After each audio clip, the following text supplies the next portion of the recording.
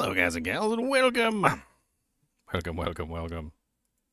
So, patch 1.4.3 today, I do believe. And I'm pretty sure it's going to be coming out at 1. I can do a quick check and see if it's already out, but I doubt it.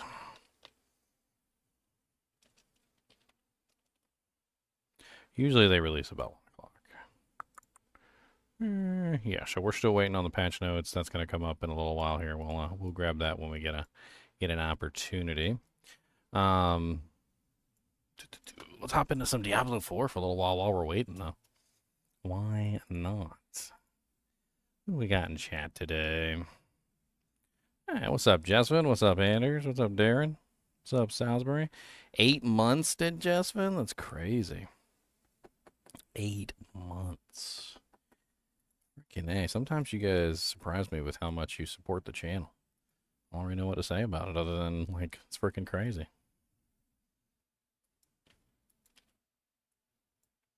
I forgot to change the category on Twitch. Boop.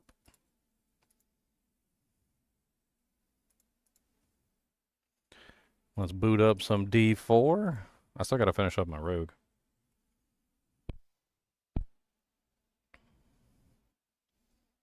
I got a new chair today. I don't know if you guys noticed. You guys can't see the name behind my head, but I have a new chair. It's a very neat chair. It was sent to me for my birthday by a company that seems to be pretty awesome. And you know, I'm still testing the chair, obviously. So like we're gonna play around with it and see if it's really nice or not. It's got like this freaking lumbar support on it. I don't know what to do with this thing. Like, what do I do with this? It's got little clicky knobs everywhere. Like, they make such nice clicky noises, too. Like, listen to these clicks. They're so satisfying.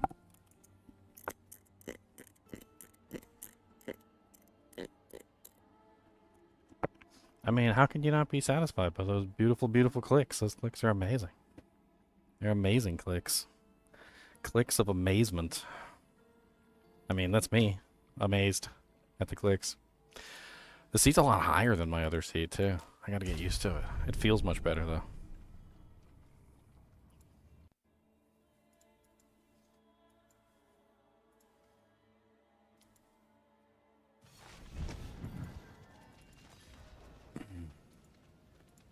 What do I want to work on? Do I want to work on my rogue? Or do I want to work on...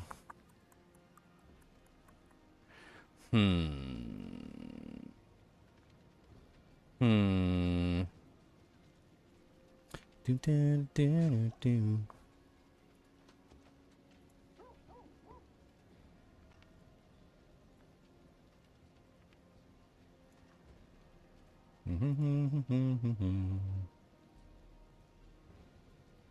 Trying to make sure I fulfill all my obligations here.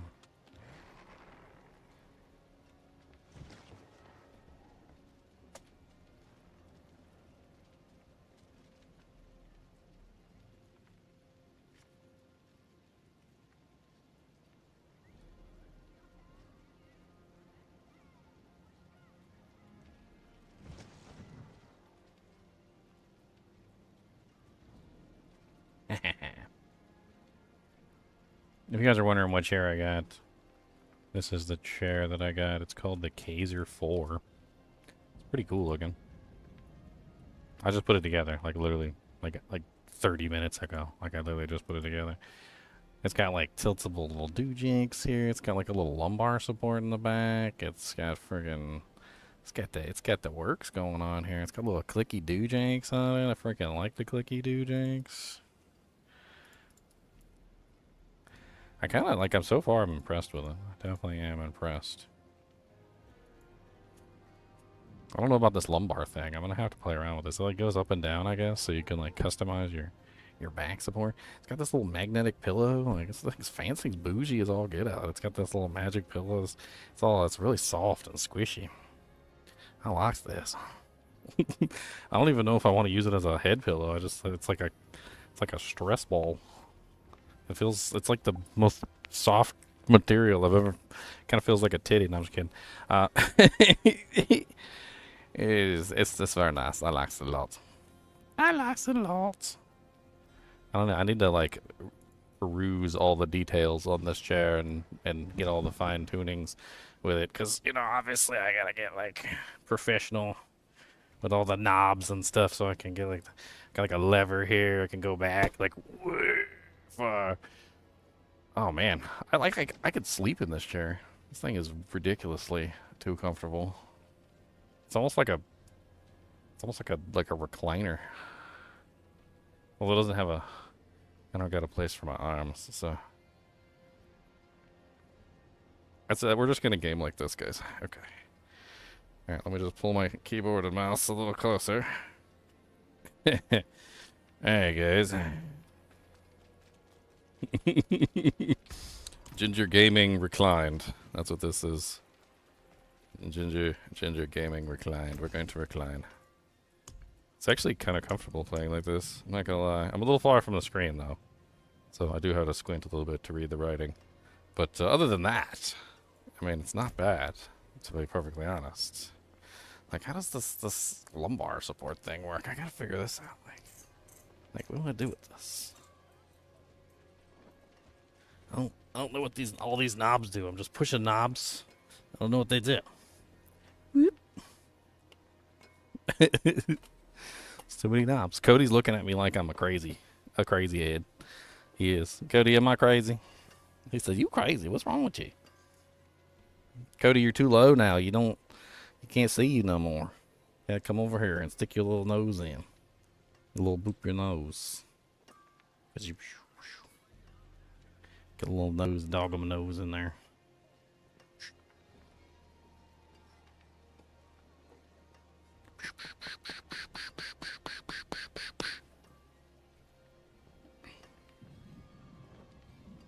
Cody said, "I don't know about this." He said, "You're higher than before, and I can't reach you for snacks." He said, "Where's my snacks?" He said, "My head barely even fits up here." He said, "This is too high. I can't steal snacks off your table as easily. I need snacks. So you give me some of them snacks, please?" Cody, would you like a candom? How about a cherry Jolly Ranch'em? You want cherry Jolly Ranch'em? There you go. No, because I get to you, just gonna swallow it. Get some flavums. Can taste it. Can taste the flavums. Come on. Taste the flavums of the Jolly Ranch'em before you swallow it whole.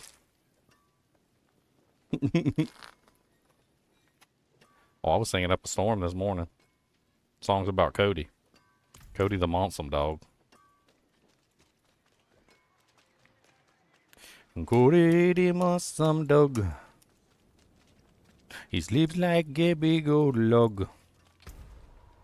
He's got the evil fleas. And he's got the go peas. Cubis the Monsum Dog. He's not really a Monsum. He's just a really big. And he wants a fig. That was a meme from the game that I played the other day named Feldelvic. That was a pretty good game. I was playing the game and the Lord of the Manor, he's like, "Here, have a fig." And it just says, "You have obtained a fig." And and later on in the game, I was trying to find the resident Jew. This is not how I said it. This is how the game said it. The resident Jew, and literally, I finally found the resident Jew and got the resident Jew to come to my side. And it literally said, "You have obtained a Jew," and I'm just like, okay, this is just silly. Obtained a Jew. I also obtained an Ottoman, so. Not a Ottoman as in like the thing that you put your feet on, but an Ottoman as in like, you know, a member of the Ottoman Empire. You know, like I think it's the Turks. So the Turks considered Ottomans? I don't even remember. It's been a while.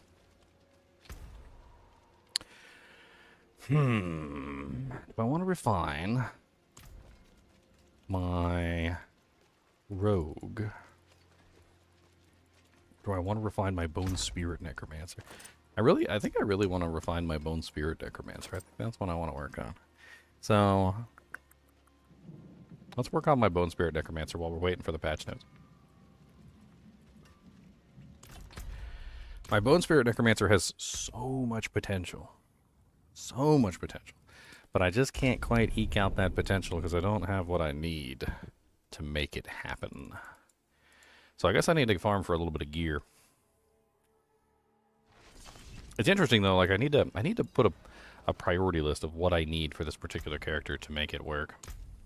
So my my main stats for scaling damage on this particular character are because I'm doing an overpower build.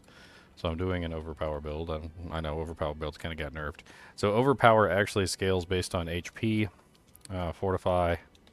So I need to work on getting my HP as high as possible.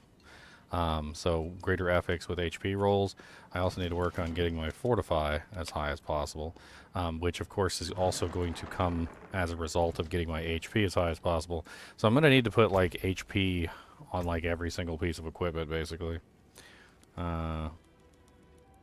Yeah. HP needs to be basically on every single piece of equipment. The reason why is because you get like a really nice multiplier from overpower for stacking HP and stacking fortify. And then on top of that, one of my other main multipliers is maximum essence. So I need as much maximum essence as I can get. Then on top of this, there's also another multiplier which is basically having my maximum essence full. So and that comes down to essence regeneration basically in all forms. So I need like as much essence regeneration as I can get. Cooldown reduction is very important, but at the same time I don't necessarily need I need to get my Bone Spirit down to 7 seconds. That's the goal. The goal is 7-second Bone Spirit. And the reason why 7-second Bone Spirit is important is because Bone Spirit has a cooldown of a reduction. If you see here, it says here, Bone Spirit critically strikes, its cooldown is reduced by 7 seconds. This effect can only happen once per cast. So basically what it allows me to do, if I get it correct, is it allows me to bypass essentially the fact that Bone Spirit has a cooldown and to fire it indefinitely. This doesn't help me, however, because Bone Spirit consumes all of the essence on your character when you fire the ability every single time. So it's basically like a guaranteed method of wasting all of your essence. So when I fire the attack, you'll notice, boom, all my essence is gone, right? So only the first Bone Spirit hits at full damage. I'm also utilizing the Banished Lord's Talisman so I can get a free overpower every 275 primary resource, which is why you see that one in particular overpowered at 7.8 million, which, you know, is due to the fact that I get a massive amount of damage. So that was a 9.3 million. And of course that's with like no multipliers or anything. Once you start getting in like to the nitty-gritty of how the build works, you literally hold down the button. And holding down the button allows you to spam Bone Spirits at an incredibly fast rate, which means that you can get them off really quickly. However, I don't even have all my cooldown reduction because I'm missing my hat. So once I put the Harlequin Crest on, I go down below 7 seconds, which is 6.84. So that's what you call the 7-second threshold. And once you pass the 7-second threshold, you enter a zone where you can literally spam Bone Spirits so fast that there's no delay between them. It's literally so fast that every single Bone Spirit comes out instantaneously after the next. Now the goal of this particular build is to maximize the damage output of the Bone Spirit that we're firing, so that we're not just firing a whole bunch of little weak Bone Spirits, we're firing full-powered Bone Spirits at maximum speed, essentially. And to do this, we need HP, we need fortification, we need as much essence regeneration as we can possibly get, we need to maintain the 7-second threshold, and on top of this, there's another aspect, which is where we need to make sure that we don't have cooldown reduction on specific pieces of equipment. So, specific pieces of equipment cannot have a cooldown reduction. And this is because there are specific pieces of equipment that have a massive bonus that are going to give us a huge amount of damage. And if we use cooldown reduction on those pieces of equipment, we're going to miss out on the huge amount of damage that we can potentially get through the tempering system. And I'm going to show you exactly what I mean, because this is a build I've been working on for a while, and I know a lot of you probably have no clue what the hell I'm talking about, so I'm trying to go, like, you know, from the beginning and explain how this build works. You know, that way maybe if you guys have any neat ideas, you know, which I'm certainly open to, we can maybe even try and work in some of those. So one of the best aspects that you can possibly get for this particular build is an affix on the resource tree. It's in the Necromancy Invigoration tree. And it's casting a Macabre skill, which Bone Spirit is a Macabre skill, will immediately give you 18 to 25 primary resource, which of course can be masterworked. Now, the goal of this is that every single time I fire off the Bone Spirit, I'm of course consuming all of my resource, right? And that means that the next Bone Spirit that fires is not going to fire at full power, which is unfortunate. So by utilizing these two, instead of Bone Spirit cooldown reduction on the rings, we can get a massive amount of restoration, which means that each Bone Spirit will have a higher damage output when we fire it. However, right now I'm currently relying on a 23.3 Bone Spirit cooldown reduction, which isn't helpful. I need to remove this from the ring, and I need to add another one of these. Casting a Macabre skill restores 20 primary resource. So we've got to figure out a way to scale as much as humanly possible. I'm sure more intelligence would probably help too. Intelligence is also a scaler for this build. So we need intelligence, HP, fortify, and essence regeneration to really kind of like work out how the build is going to function. I suppose what we really need to do is we really just need to farm equipment. Now this character's perfectly functional the way he is, so he is capable of handling most content with ease. He's just not like min-maxed enough for my expectations. Like I would expect a much more better character than this. So we're going to be looking for 925 equipment. I think that's what we're going to do. We only got like 36 minutes until the patch notes hit. So as soon as those hit, we're going to drop this, obviously, and we're going to do the patch notes. They should be popping up at 1. That's generally the time that they pop up. If they don't pop up at 1, they're probably going to pop up at 2. But we'll keep the window open so that we know when the patch notes hit. That way we can go over them as soon as they pop. So this is the patch notes window right here. There's been 1.42 and then 1.42a. That was the one that was most recent. 1.43 is what we're looking for, which is going to be the newest patch number. This is the mid-season patch. Apparently there's a lot of stuff going to change, so hopefully for the better. I'm also kind of considering maybe moving away from the sacrifice play. I'm using the sacrifice play right now, so I'm going to the sacrifice side.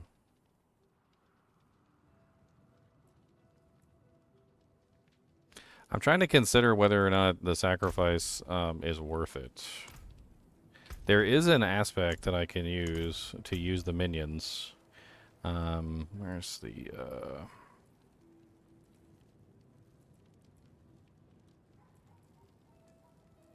I'm trying to see if I can fit it in here.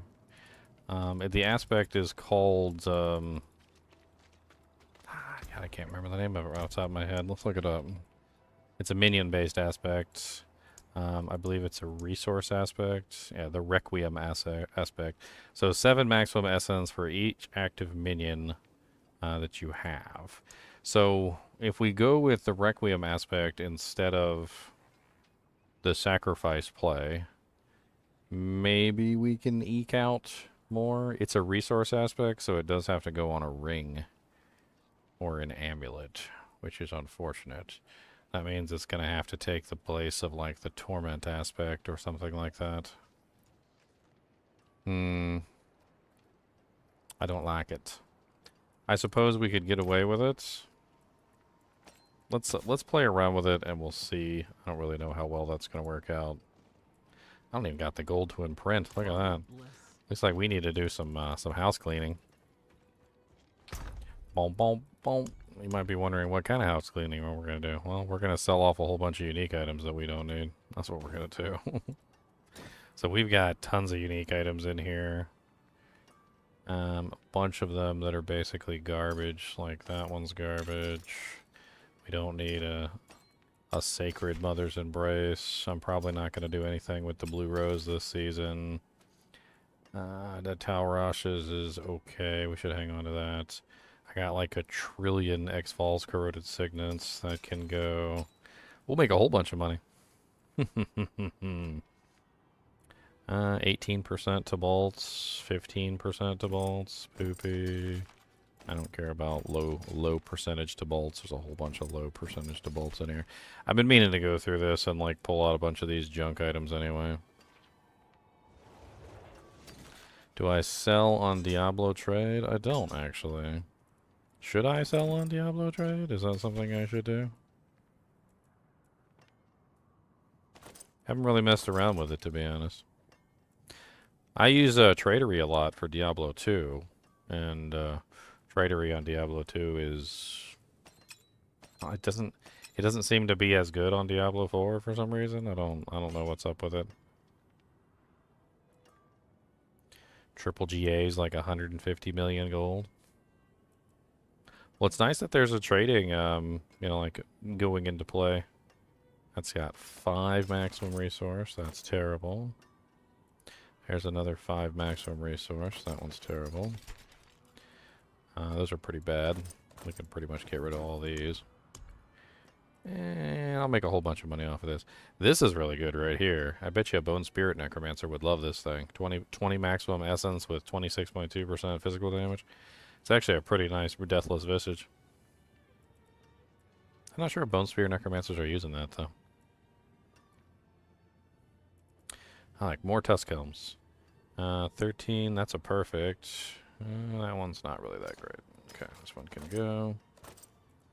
Yeah, you can't sell the Ubers because they're bound to your account. Let's get rid of that Godslayer. I've got so many items in here though, I just need to like clear out some of them. I probably won't be using a Ring of Mendeln this season.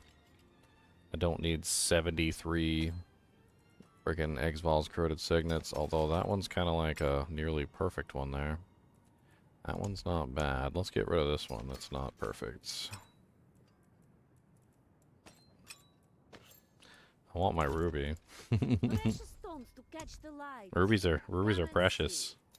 Yeah, taking my ruby.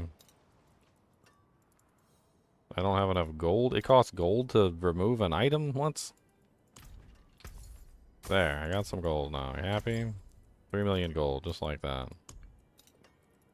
I probably want to destroy this one anyway, because it's got some materials in it. It'll give me back some Obdusite, so. Patch notes are coming today, yes, Atticus. They should be up in roughly about 30 minutes, unless I'm off my clock.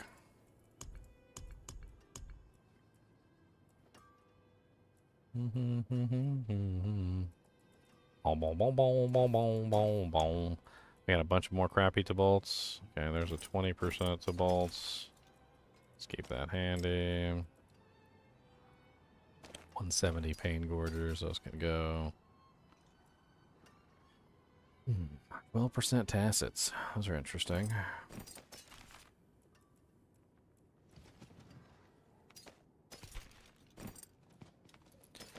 I don't know why I hung on to all these. I think I was just handing them out to anybody who needed them. That's a nice 80% temerity. There's a 20% to bolts. There's a 20% to bolts. That one's got way better damage reduction. Better maximum resource. So that one is definitely the better of the two. And a bunch of 4 flicker steps. God, so many 4 flicker. Let's unlock in all of these. Let's put them on for a second so we can compare them all. just so that we can do some comparison with them. So these are kind of terrible. These got way better damage reduction. These got 7% better damage reduction. That's actually even better. These are 10s, these are 14s. I think the DR ones are going to win no matter what, so there we go.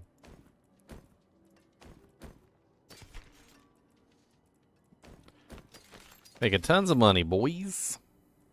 Got all the doll hairs. I don't need another Mother's Embrace either. Hey, that ring is, I don't know.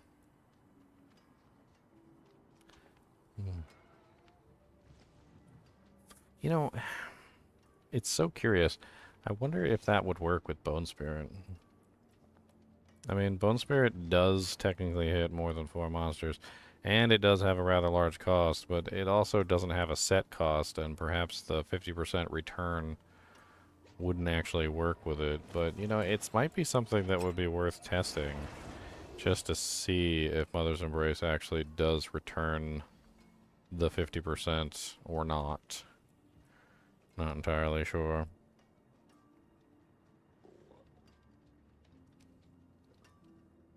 Hey, them 19-year-old Koreans deserve to play too, guys, okay? You guys are so mean to those poor 19-year-old Koreans, and they deserve an opportunity to play. Just I can't even go along with the joke, guys. I'm sorry. I'm sorry. I can't even do it. I can't even go along with the joke. I'm a terrible human being.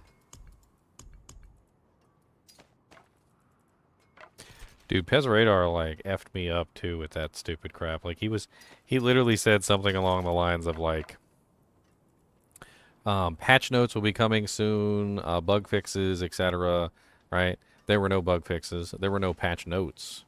It was literally a single patch note. It was one note. That's it. Just one note. Not patch notes plural. Like, that homie should have said, we have a patch note coming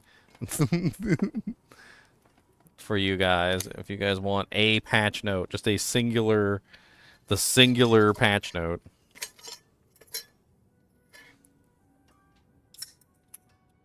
I feel like it was deliberately done, too. Like, why would they even announce that? They should have just announced it in Korea. It was only applicable to, like, one nation in the entire world, which is literally Korea, and only half the nation, South Korea.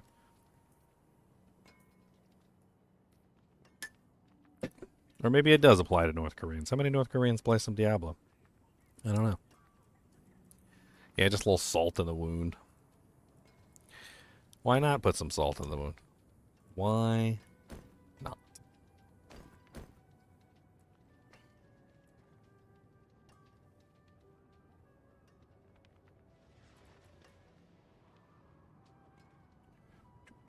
I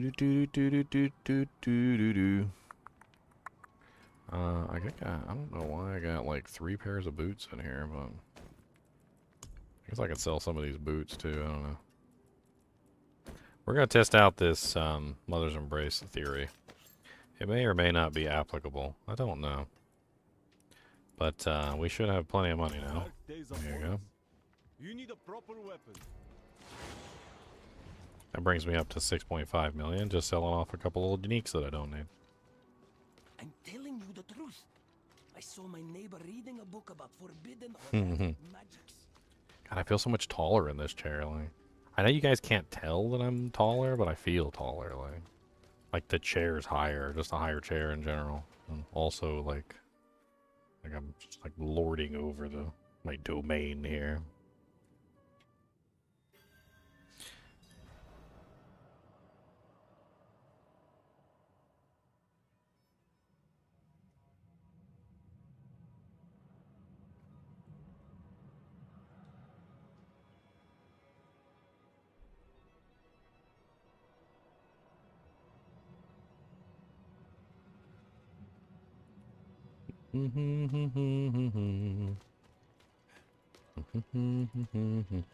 Alright, so the first thing I want to check, let's just check this real quick. Let's see if it actually does return the essence when I hit more than multiple targets with Bone Spirit. I don't think it does. I don't think Mother's Embrace is going to work with this, but I mean, it's worth a shot. I'm not ready yet.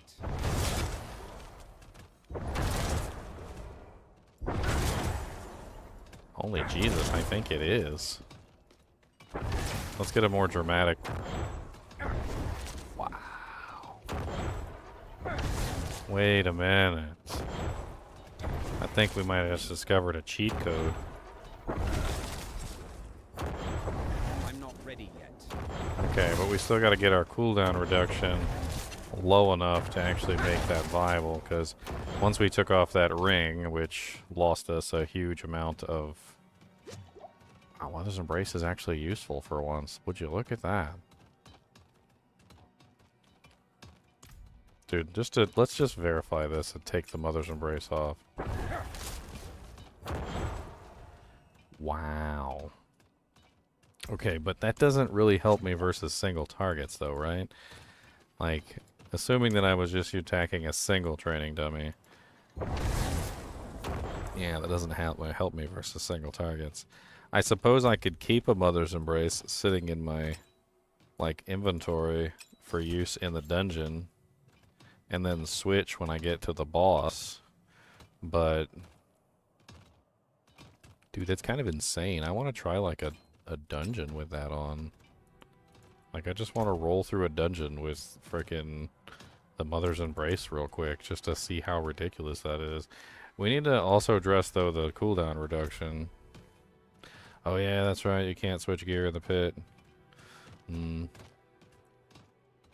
So if you use it for the dungeon, you're stuck with the bale.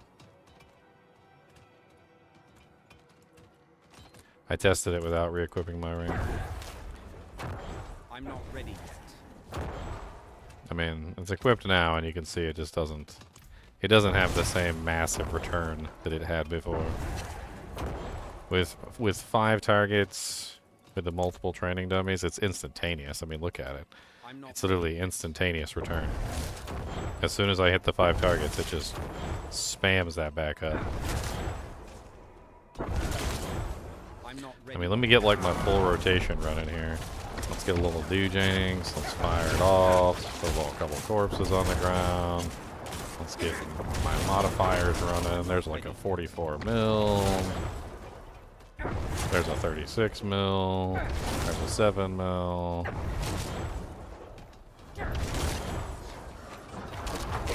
35. I mean, we could definitely work with this, but I just don't think it's going to work against bosses, which is the problem.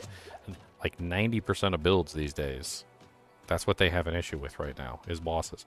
Sorceresses, like every single build on the Sorceress is really good for taking on multiple monsters. Sucks against bosses. Like, I can't think of, like, any character, like, class that doesn't have some issues with bossing right now, depending on what build they choose. Like, you can do a Flay Barbarian. Flay Barbarians have no trouble with bosses. And there are specific builds that definitely have an easy time bossing, but there's also a large number of builds that just have a horrible time bossing. And I think that's what it comes down to, is we need to, like, as good as that is, which is amazing, by the way, it's still not giving me any bonus to my damage output, and it's also not giving me any bonus to bosses. So when I fight bosses, it's just going to be a net loss over something else in the same spot. Yeah, I think bosses either need to be tuned down or they need to give more boss-related modifiers. So they need to give more modifiers that will help with bosses, like things that scale up. Like there's a lot of them in the tree, but they're not a lot for like every single character. They don't have as much damage on them. But if you look at things like dealing enemy damage to a vulnerable enemy increases your damage by 1% for 6 seconds up to 10%, right? So it gives you an increasing damage multiplier for like over a certain period of time. Like if they added more of these things that give you like a large multiplier over, like, you know, stacking an effect over a long period of time, I think bosses would be a lot easier, because you would reward the player for, you know, having as many successful hits as you possibly could. And It would definitely be powerful. I'm kind of curious, like, which way I want to go with this. I'm willing to try the minions again. I just don't know if it's worth it over what I'm currently running. So my current max essence is 152 with sacrifice bonuses. Let's Do that here. really quickly, let's see what it would be like if I swapped. I would probably go with cold mages, because I get that really nice essence per second from the cold mages attacking, which is not terrible. That also helps out my damage output, obviously. If I did bring the golem back, I mean, that's another 7 essence, and I would lose some of my crit potential. But I could grab the iron golem pull-in. And let's say I did that, so I would probably pull corpse tendrils for the iron golem. Take that out entirely, and then the skeletons, of course, would come in to play. And I think we can just get all our skeletons summoned by going to the training room real quick. Time to do that. I think it auto summons your skeletons as soon as you go into the training room. How high of a pit have I cleared? I haven't really pushed it. I did like 74, 76 without an issue. I really kind of was focusing on trying to get my equipment right, and the pit just didn't really seem like a good place to farm equipment. I mean, you get like that moderately okay equipment from the, you know, from the end boss, but it's very tiny. It seems much more, much better to farm equipment elsewhere, I guess, is what I'm saying.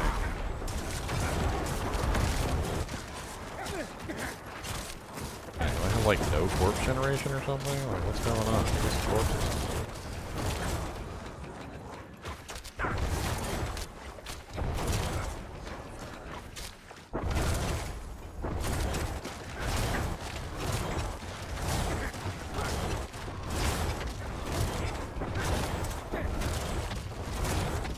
Alright, so now we have a full army without the aspect. So we're currently getting 163. I think that is actually more than we had previously. Although we did lose some multipliers and things like that. But that just means we have to switch things out so that we're actually using the minions.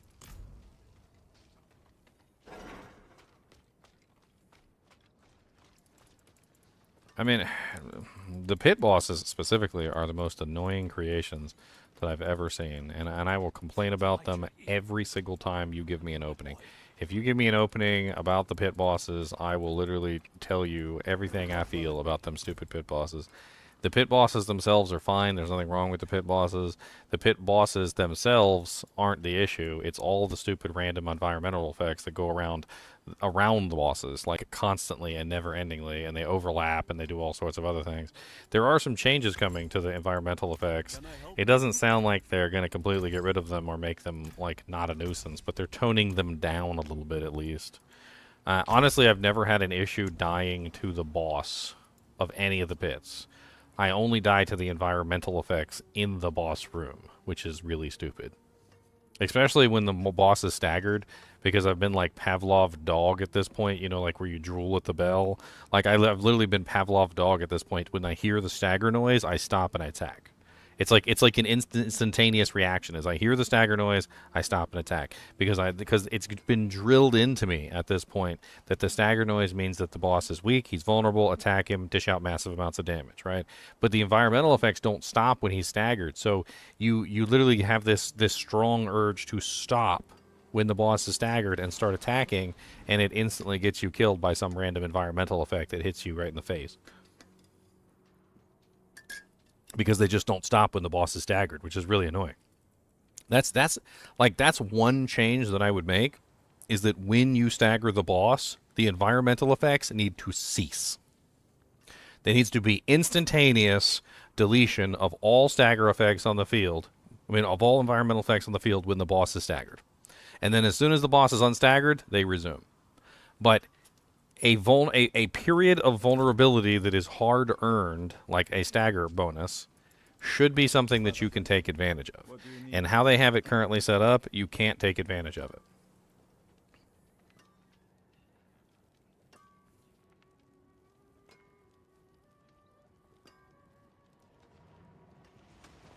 I want to, I'm trying to get this thing set up.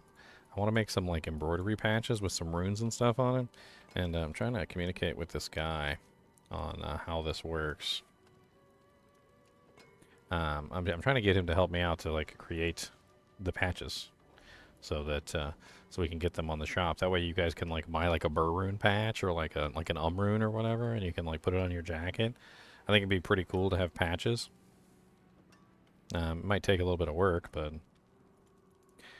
apparently I need to show this guy exactly what happens when you create the horrible burr rune patch with the current the current doojank.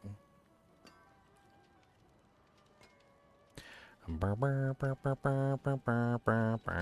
they are, patches.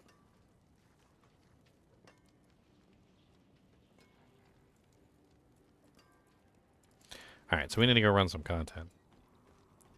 Let me send him this screenshot real quick. Won't take me but a second.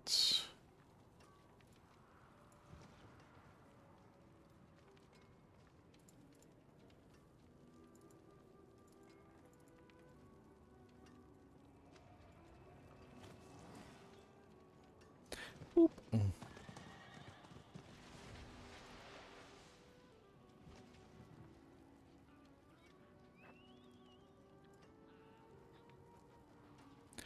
Is it really not going to work with that?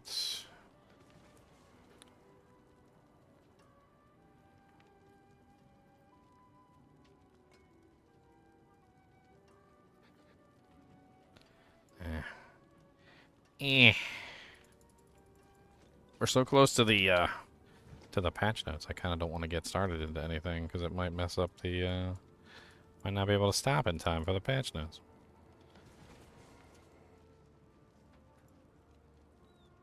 I really want to get this guy set up though. I feel like this build could be absolutely broken if I can just figure everything out and get all my gear associated properly.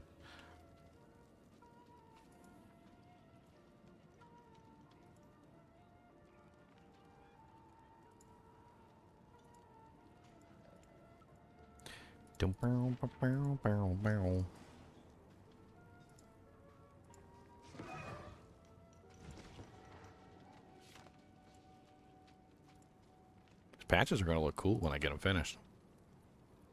I'm probably going to get some myself. Who doesn't like a good burr rune? Actually, you know what? I'm going to get a Zod rune. Just put it right on my chest. Socket a Zod rune on my chest. Sounds like fun.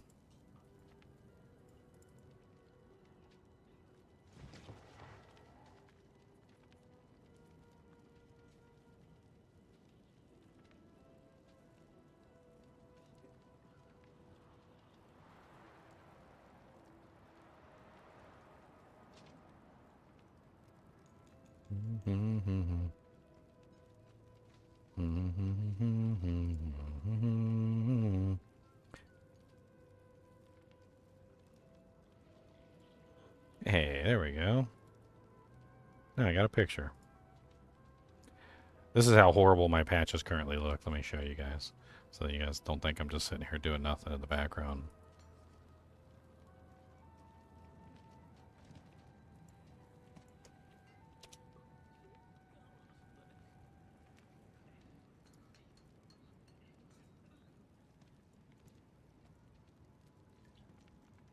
Doesn't quite come out the right way, but I think in the future, once I get everything figured out, it's gonna look really sweet. I just need to get the logistics of it worked out. Man, this image is huge. What the hell?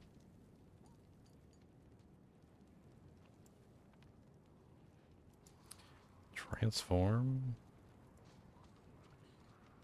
Transform. Fit to screen. There we go. See, it looks ugly right now. It's ugly. It's not the right color. It's got like a stupid border on the edges. I just need somebody to clean it up for me, make it actually work properly within the way that the embroidery patch works. But it's basically just going to be like runes. So I'll have like the runes on the patches. Should look really nice. I'm going to try and get them all done Obviously, it's going to take me a little while to get all of them finished, but first I got to work out the logistics with this guy. He's going to help me try and get these set up.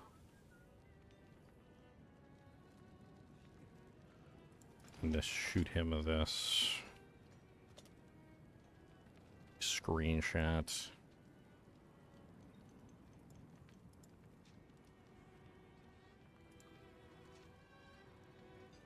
Boom, boom, boom, boom, boom, boom, boom, boom, boom.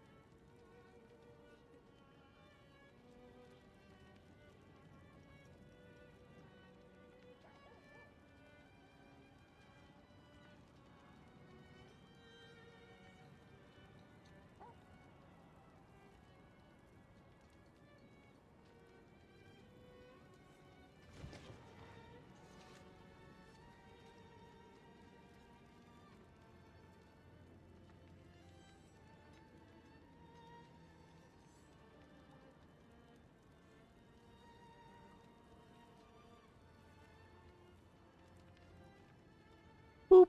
Okay, done. When is the patch notes going out? They should be going out in about 6 minutes. We got about six whole minutes, and they should be going up.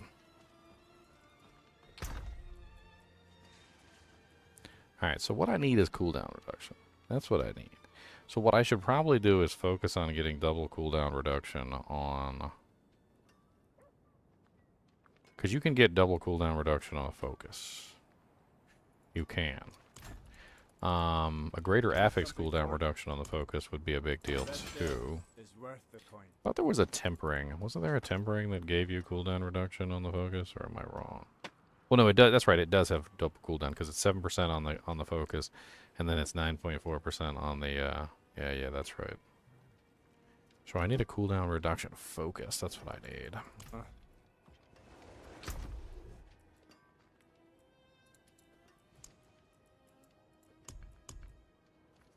Lucky hit chance. 12% critical strike chance. I mean, basically what I'm looking for is a focus that has intelligence, cooldown reduction, and critical strike chance, or something else that's going to help out the build.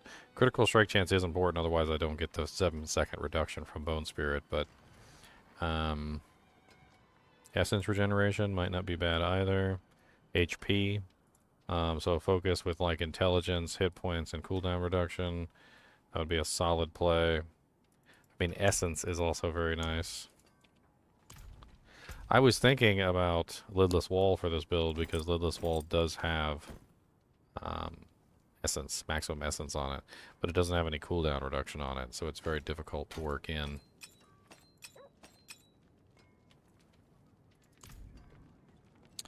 What's up, Anders? What's up, Colin? Your favorite rune is low? Well, hopefully, eventually, I'll have all of them. That's the goal.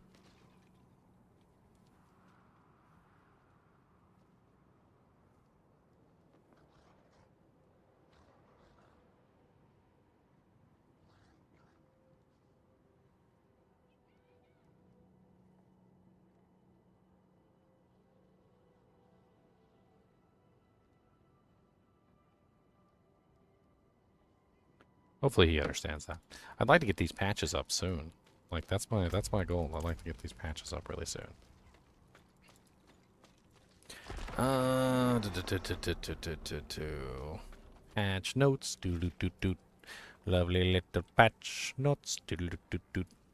I love you. Patch notes.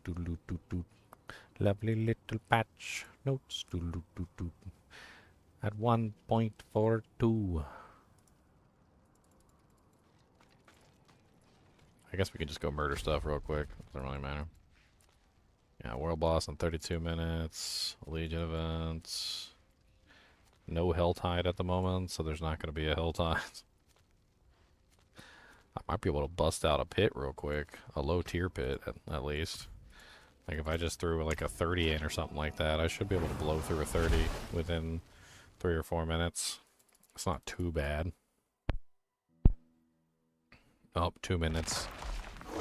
Don't know if I got enough time. I mean, with the amount of time that I've got basically no time. So let's just do like a 20. Could be a walk in the park, literally me just holding down the button as I like walk through the dungeon. And hopefully by the time the dungeon's over, the patch notes will be up. Probably lose most of my time in the loading screen.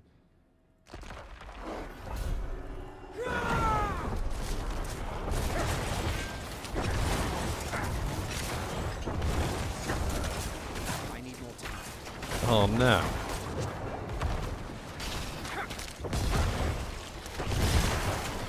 Oh, you know what I forgot? Did I forget to put the aspect on? I did forget to put the aspect on. So I don't even have the aspect that I need. It's terrible.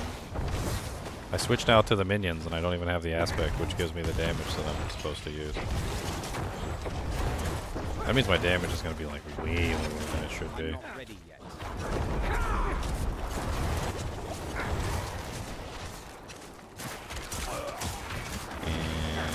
Boobies.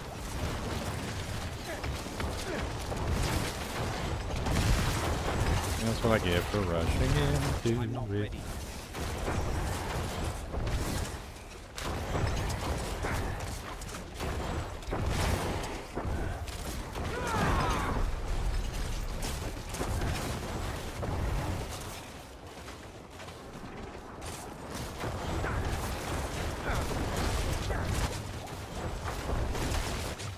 It's so clunky right now with the way it's currently set up. I keep running into situations where the cooldown doesn't reset because I don't have enough crit chance. I mean, I'm still pretty much just one-shotting everything, so, you know, whatever.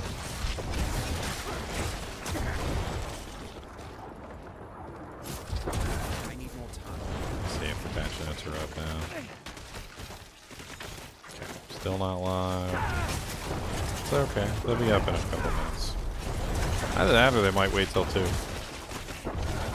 There's a possibility they might not show up till 2 o'clock, but usually they show up around 1 Eastern Standard.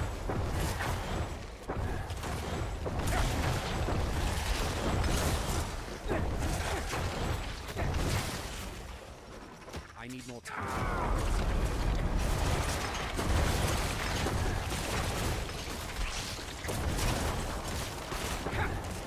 Boy, I ain't ever been slowed down so much in my life. What's up, GGM Reggie? Oh, we got a kinship member in chat. Sometimes they pop up on the launcher before they pop up on the page. We can also check Pez radar and stuff and see if he's got the, see if he posted the patch notes on his Twitter page. Let's go take a look at his Twitter page real quick.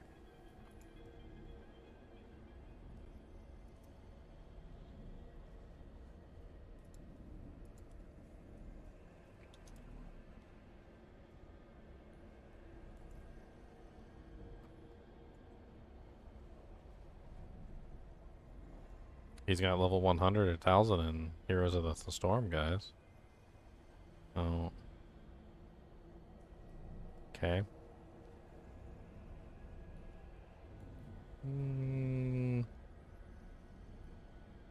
So, no information. I mean, we could check the Diablo page as well. See if there's anything posted on the Diablo page. It should be up soon. We just need to be mildly patient. I say mildly patient, but I'm going to refresh the page about like 16 more times.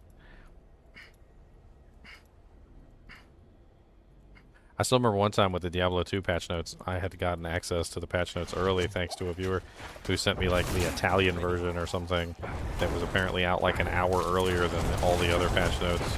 And I was literally like auto-translating the Italian version or something. That whole stream was hilarious too, because the auto-translations for the Sunder Charms were were not the best. There were definitely some funny moments there where the auto-translator was kind of like having a hard time figuring out what crack of the heavens meant and the black cleft. It's up on the ENUS site. Okay. Here, I'm almost done with this. Let me just wait just a second. Now I got like a couple more monsters to kill and this will be done.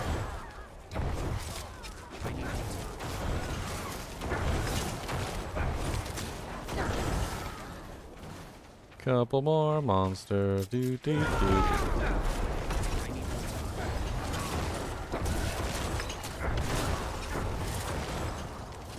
Do, do, do, do, do, do. This build like absolutely blows through most of this content. The lower stuff, like anything big swaths of monsters, you just fire one bone spirit, everything dies. It's beautiful. I'm hoping that once I get it set up, it should be a very powerful pit pusher. And being able to fire massive bone spirits is definitely a very nice thing. There we go, it's up. Okay, let me destroy this boss real quick and we'll get started with the patch notes. Watch me get destroyed instead. I'm gonna look like a pleb, guys. I'm not ready.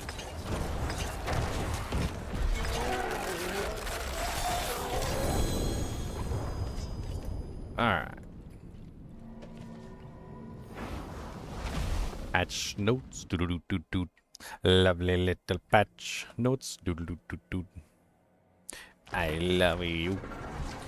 Alright, so we greatly appreciate everyone's excitement since the launch of Season 4, and we are happy with the state of the game. The changes of this patch are aimed at buffing classes and builds that are not performing as well as their counterparts. We are also slightly reducing the difficulty of the pit to ensure that most builds are able to get to tier 60 to get their final master working materials. So pit difficulty decrease. Minor healing potion, initial healing increased by 50%, light and moderate increased by 100, strong, greater, and major super healings increased by 200%. It's probably because the HP levels of all the characters are going up such a high amount that they're not really doing anything anymore. I mean, was there like a 500k barb? Like, wasn't there reports of like a 500,000 HP barb? So like, what is the potion gonna do for a 500,000 HP barb? It's probably not gonna do a whole lot. Aspect of the protector, barrier cooldown reduced from 30 to 20 seconds. Okay, it's a 1/3 increase in barriers that you can use with the aspect of the protector. That's the one that just gives you like the random barrier when you encounter elite, right? So more free barriers if you're using that. Most players don't use that though because it doesn't have 100% uptime and it's not like viable. Endariel's Visage, Poison Nova now spawns on the enemy instead of the player. Very nice change. That is a very nice change. Poison Nova damage increased by 50%. Wow, that sounds really nice. Doombringer, Shadow Explosion damage has been increased by 100%. Ring of the Starless Skies, maximum stacks of resource cost reduction and bonus damage increased from 4 to 5.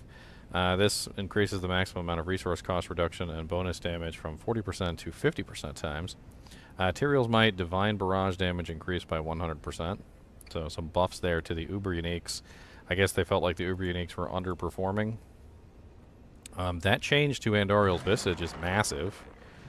That means that range classes can now take advantage of Andariel's Visage with relative ease because it's going to come out from the actual monster instead of from you. So it's going to be a pretty massive change in the way that poison works.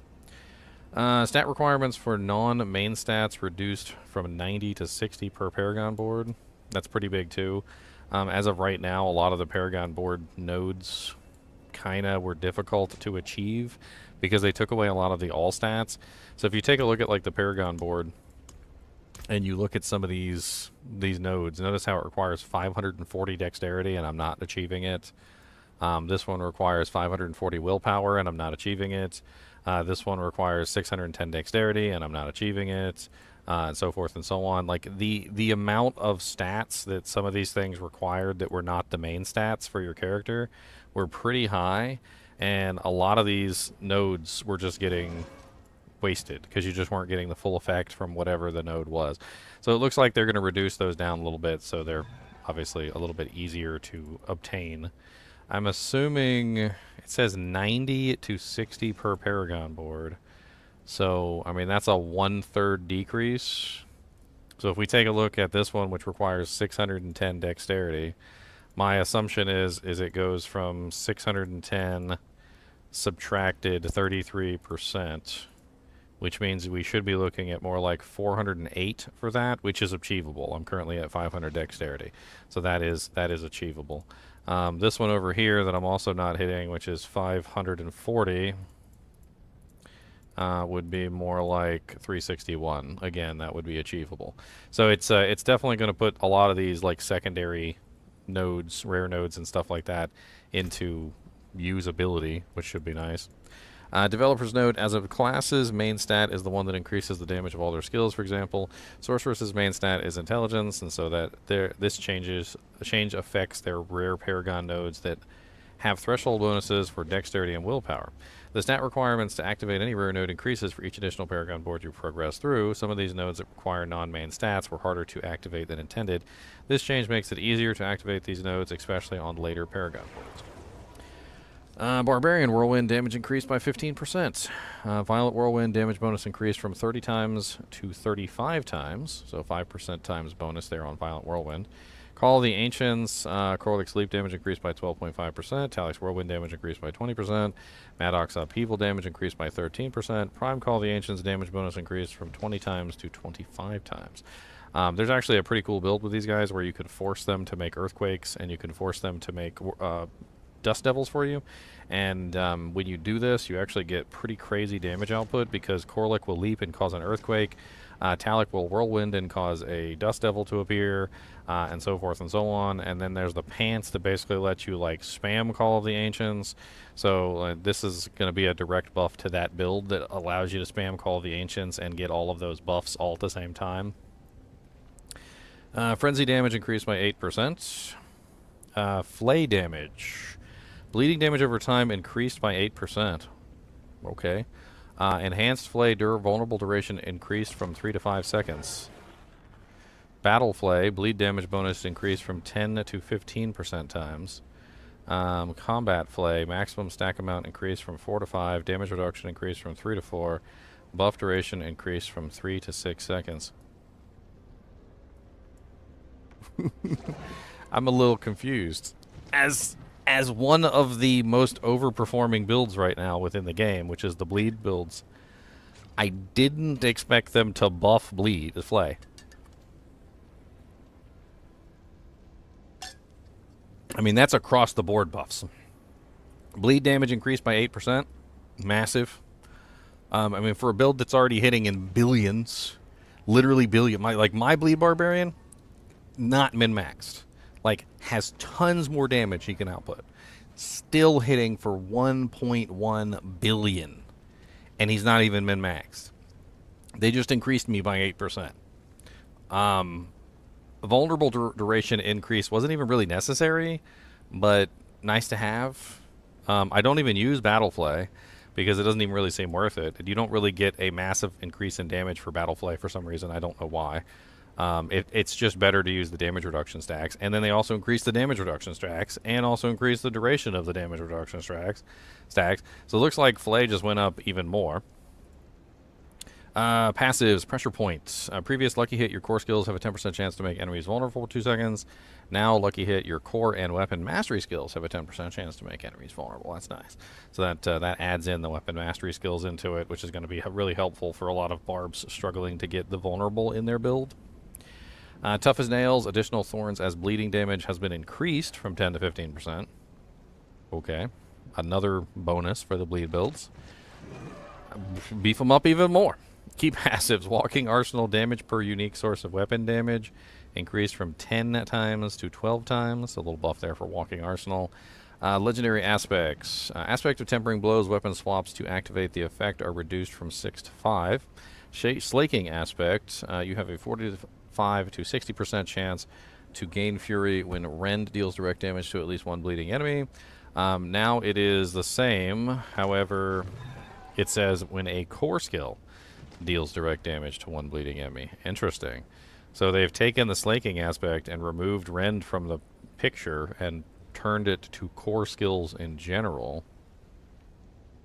That means that whirlwind barbs, double swing barbs, all sorts of characters can utilize this really crazy aspect now. It also increases your maximum fury by 20. Wow. So for those of you who are unaware, one of the two main ways that you can scale your flay damage or scale damage in general is the Romuladni's Magnum Opus, which is a multiplier based on your maximum fury. This basically gives you a free 20 maximum fury, which allows you to scale your Romuladni's Magnum Opus even further. And on top of that, refunds you for a large amount of your core skill damage. This is going to be really useful for a lot of builds. This is going to be huge for barbarians. Huge. It's going to be huge. An additional 20 maximum fury, and also the chance to restore 20 fury whenever you deal direct damage to a monster that's bleeding. And you can basically make everything bleed for free with the Thorns damage. Dust Devil aspect, Whirlwind Dust Devil damage increased by 100%. So a little buff there for the Whirlwind builds. They have kind of been underperforming on bosses. They're not really that great on bosses. I've heard a lot of people tell me that they did really well, like clearing the dungeon, but suck when it comes to dishing out damage to the bosses. Aspect of the Relentless Arms Master. Before, gain 35 to 65% increased fury generation while all bonuses while walking personal passive are active. They added in a 15% reduced fury cost to all skills while the bonuses are active as well. So not only are you going to get a 65% increased regeneration, but also a 15% reduction in the cost of all your abilities when you're using it. That actually sounds pretty nice. Gore's Devastating Grips. Whirlwind Explosion damage has been increased from 25 to 35% of base damage to 40 to 50%, so another buff to Gore's Devastating Grips. They got nerfed hard back in the day. They never really recovered. Never. It's kind of unfortunate. But maybe now, I don't know. I don't know if they're ever really going to make a comeback, but hopefully one day.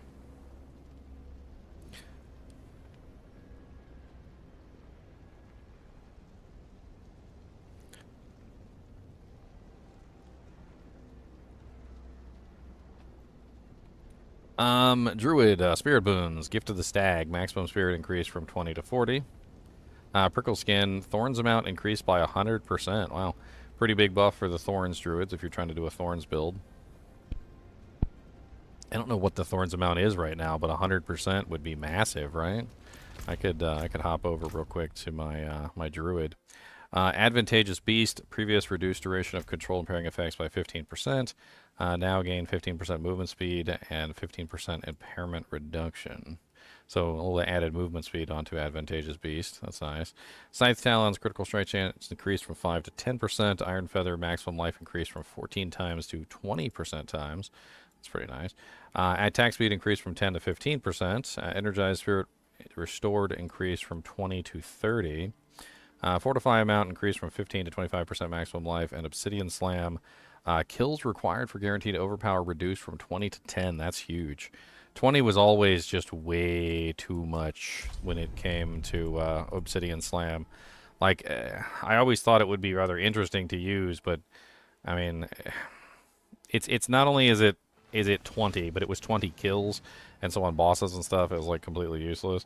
But at 10, you know, like sometimes they do spawn ads, so you might actually get like a free overpower at some point. So my little Druid is only level 98, so he's not quite finished yet. But he's got 4,415 thorns from Prickle Skin. So you just multiply that by 2, basically, because it's a 100% increase. So it should be something like 8,800 thorns now, which is a pretty big boof to the Prickle Skin aspect. Obsidian Slam, which is the one down here, that's the one that's every 20th kill will cause an overpower. So that's a pretty big buff to Obsidian Slam too. Looks like they did a lot of rework on the druids. I mean, the bolster got a huge buff in the fortify amount. The Iron Feather got a pretty huge buff in HP, an extra 6% HP. Critical strike chance went up by 5%. Attack speed went up by 5%. I mean, that's a huge buff across the board for the druid, because everybody uses the spirit boons. Doesn't matter what character you are, and that's like every single one of these spirit boons is a very nice change. And I think a lot of people are gonna at least get 1 or 2 of these spirit boons. That's gonna help them out. Rabies poisoning damage has been increased by 25%. I don't think anything's gonna help rabies at this point. I've already played around with it, and it doesn't feel strong enough. I don't even know if 25% bonus is gonna help it. Pulverize damage increased by 76%. Raging Pulverize. Pulverize now deals 30% times increased overpower damage. Enemies overpowered by Pulverized are stunned for 3 seconds. So a nice 30% times a multiplier there for Pulverize. Passives, Nature's Fury, chance to trigger free skill of the opposite category increased from 30 to 35%. That's a pretty big buff. I actually have a build working, kind of like playing around with the idea of a build right now that uses Nature's Fury, and that's actually pretty huge for that build. It involves this stupid thing, the flesh render, and when monsters are poisoned. And I've been playing around with the idea of scaling it and seeing how much damage I could potentially pull out of it by using Nature's Fury, for instance, which is where you get your free skills. And that allows you to get free casts of other skills, which are also obviously within the opposite category, and so forth and so on.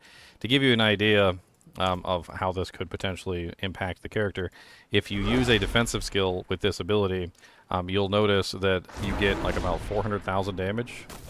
It's like per defensive skill, and every single time you use a defensive skill, you can obviously have another defensive skill proc. So it's basically about like 1,000,000 damage right now per Nature's Fury, because you get 2 procs. And I don't even have it scaled. It's not scaled at all. Like, we're talking 400,000 to like 900,000 on an overpower right now, and it's not even scaled even in the lightest. You saw like a 1.1 million right there. And this is literally just the damage coming from the flesh render every single time a defensive skill is used, and then the nature's Fury is then just triggering the opposite skill.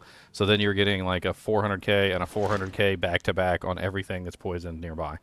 And so like that's a pretty big buff for that build. I'm pretty sure that build's going to be crazy if I get it set up right. Perfect Storm damage bonus increased from 20% to 30% times. Nature's Reach damage to distance enemies increased from 9% to 15% times. It's pretty massive. Especially damage to distant has become interesting from a certain perspective. So when you go to the tempering manual and you look at the modifiers that you can add onto an item, damage to distant actually goes really high. Really, really, really high. And you can also use it to scale your Thunderstruck passive. So on this particular build, you've got your Thunderstruck passive, which is, where are you at? You get a multiplier for any damage to close and damage versus distant, right? So if you set up a character for distant and you utilize the tempering manual in here to get your damage to distant as high as you possibly can, you notice you can get 115% to distant per effect. You can also temper that, so you get 5% per level times 12, and then you get like 25% if you hit the tier 4 on it. And so by the time you're done, you can get like massive amounts of distant damage. So that's a pretty big buff if you're running like the distant version of Thunderstruck, which you can do with like Wind Shear and a couple other things. Toxic Claw's poisoning amount has been increased from 23% to 36% of base skills damage. That's a pretty big buff for the poison druids, Wind Shear druid, things like that this season. Quick Shift maximum damage bonus increased from 18% to 24% times. That's a big buff too. Isn't that the like the main passive that everybody uses? It's this one, right? Yeah. Wow. Okay. That's a massive multiplier increase for the druids. Defensive posture increases the amount of fortify you gain from all sources by 5, 10, 15%. Increases the amount of fortify you gain from all sources. And you gain 369 damage reduction. Wow. That is this one right here, right? Sounds like I'm going to be putting 3 points into that come the next patch. I want an extra 9% damage reduction and 15% fortify gain. They turned that skill into a, like, maybe if I have extra points, into a, like, hell yeah, let's grab this to make our character tanky. I mean, an extra 9% damage reduction and also gaining 15% extra fortify, that's solid. Previous mending, while in werebear form, you gain 18% healing from all sources. Now you gain 18% healing from all sources. And you gain 12% maximum life. Wow. Another big buff. So this is not only a buff in defensive, because obviously it makes your character tankier for having more HP, but it's also a buff in offensive, because a lot of the werebear skills have to do with overpower, and overpower scales with HP, as I was talking about earlier with my overpower bone spirit build. The more HP you have, and the more fortify you have, because you have higher HP, so your fortify is a direct mirror of your HP, so you scale based on hit points. So any werebear now who's utilizing the overpower setup, trying to get overpower damage, you're going to want to take 3 points in mending. Provocation, time in werebear form required for overpower reduced from 16 seconds to 12 seconds. So there you go right there. See, a direct increase to overpower damage, and then another direct increase to overpower attempts. So they're giving you more overpowers, and they're giving you more overpower damage. So if you take provocation and mending together, that's going to be a big damage bonus for overpower builds. Legendary aspects, aspect of the trampled earth, landslide, damage increased from 80% times to 100% times of normal damage. Subterranean aspect, damage bonus increased from 25 to 30% times. I think that's the one that does the landslide. Aspect of the alpha, werewolf companion, damage increased from 115 to 130% times. Unsatiated aspect, shred damage when cast above 50 spirit increased from 10 to 25 to 20 to 35%. Okay. Paragon Poured, Constricting Tendrils legendary node increased from 120 to 150%. Dominate Glyph, damage bonus after an overpower increased from 12 to 15%. There you go, there's the third overpower bonus increase. Necromancer, Book of the Dead. Sacrifice upgrades. Okay. Critical strike chance increased from 5 to 10. Resist all elements increased from 20 to 25. I don't think they understand that the Necromancer has, like, no issues with resistances, and this is probably one of the stupidest things ever. They stack intelligence to the moon, and when you stack intelligence, you get lots of resistances, and you don't really need all res. So I don't really know a lot of people who are actually going to take that pretty much ever. Reaper's Sacrifice upgrade, shadow damage increased from 15 to 20% times additional shadow damage. A little bit of bump there for Shadow Mages. Shadow Mage's Sacrifice upgrade increased from maximum essence from 15 to 20. Now also increases essence regeneration by 20%. Interesting.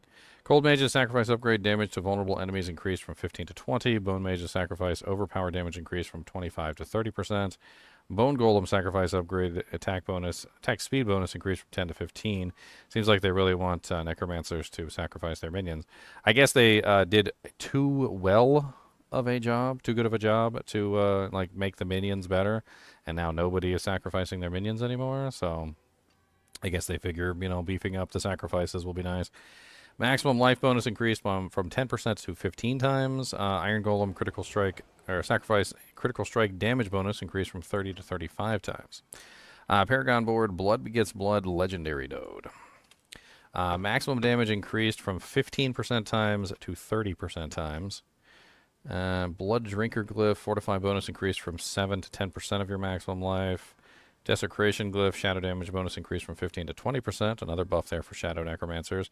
Gravekeeper Glyph, damage bonus increased from 2% to 3%, up to a maximum of 12 to 18 for every closed corpse. So a bonus for the corpse generation. So that's, what is that, a total bonus of 6% times multiplier increase on the Gravekeeper Glyph. Sacrificial aspect has been increased from 10 to 25% to 35 to 50%. Okay.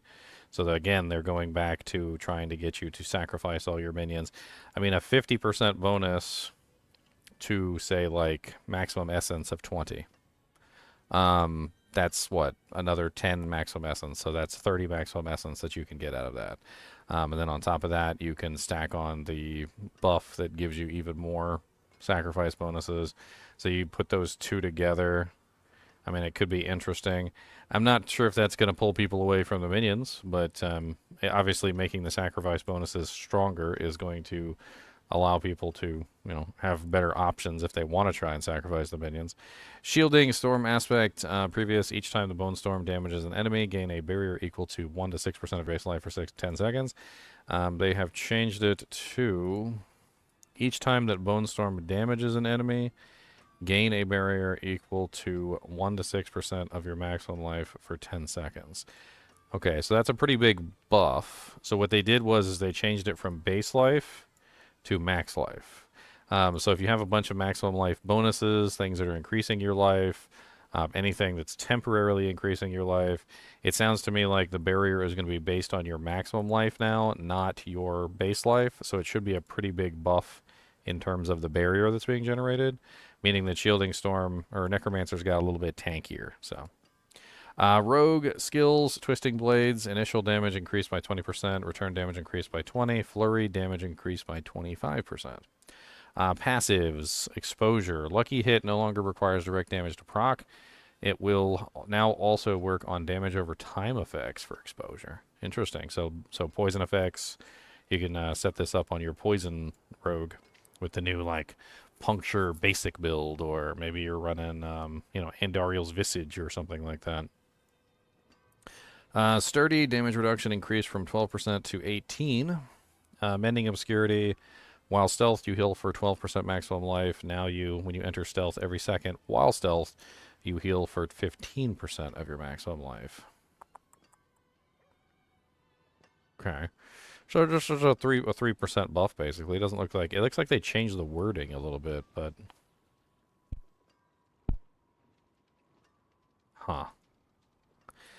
it seems the same. Paragon Versatility Glyph, non-basic and non-core skills damage increased 15% to 25%. Fluidity Glyph, when you cast an agility skill, you gain 9% increased energy regeneration for 6 seconds. Now, when you cast an agility skill, you gain 10% increased damage and gain 15% times increased energy regeneration for 6 seconds. So they're making the Fluidity Glyph a little bit more interesting.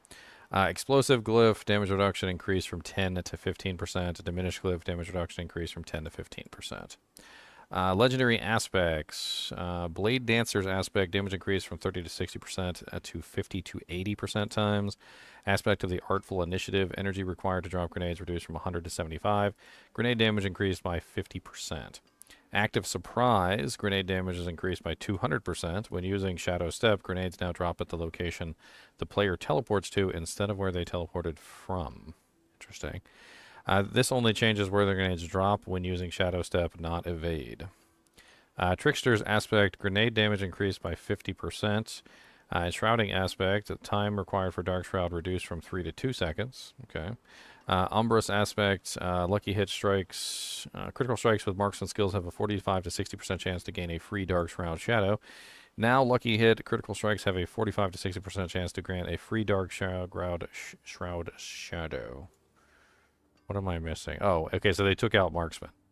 So it's no longer required to shoot with marksman skills. Now you can get the free Dark Shroud Shadow with pretty much anything, so any ability. Aspect of Storms, damage increased by 30%. Bonus damage by all arrow storms increased by 40% times, so an extra 5% there. Arrow storm damage increased by 30%. Eyes in the Dark, previous. Death Trap damage deals 50 to 70% increased damage unless it hits a boss or player. I think they meant or. Death Trap will continue to rearm itself until it kills an enemy. Now Death Trap deals 50 to 90% increased damage and will rearm itself a second time.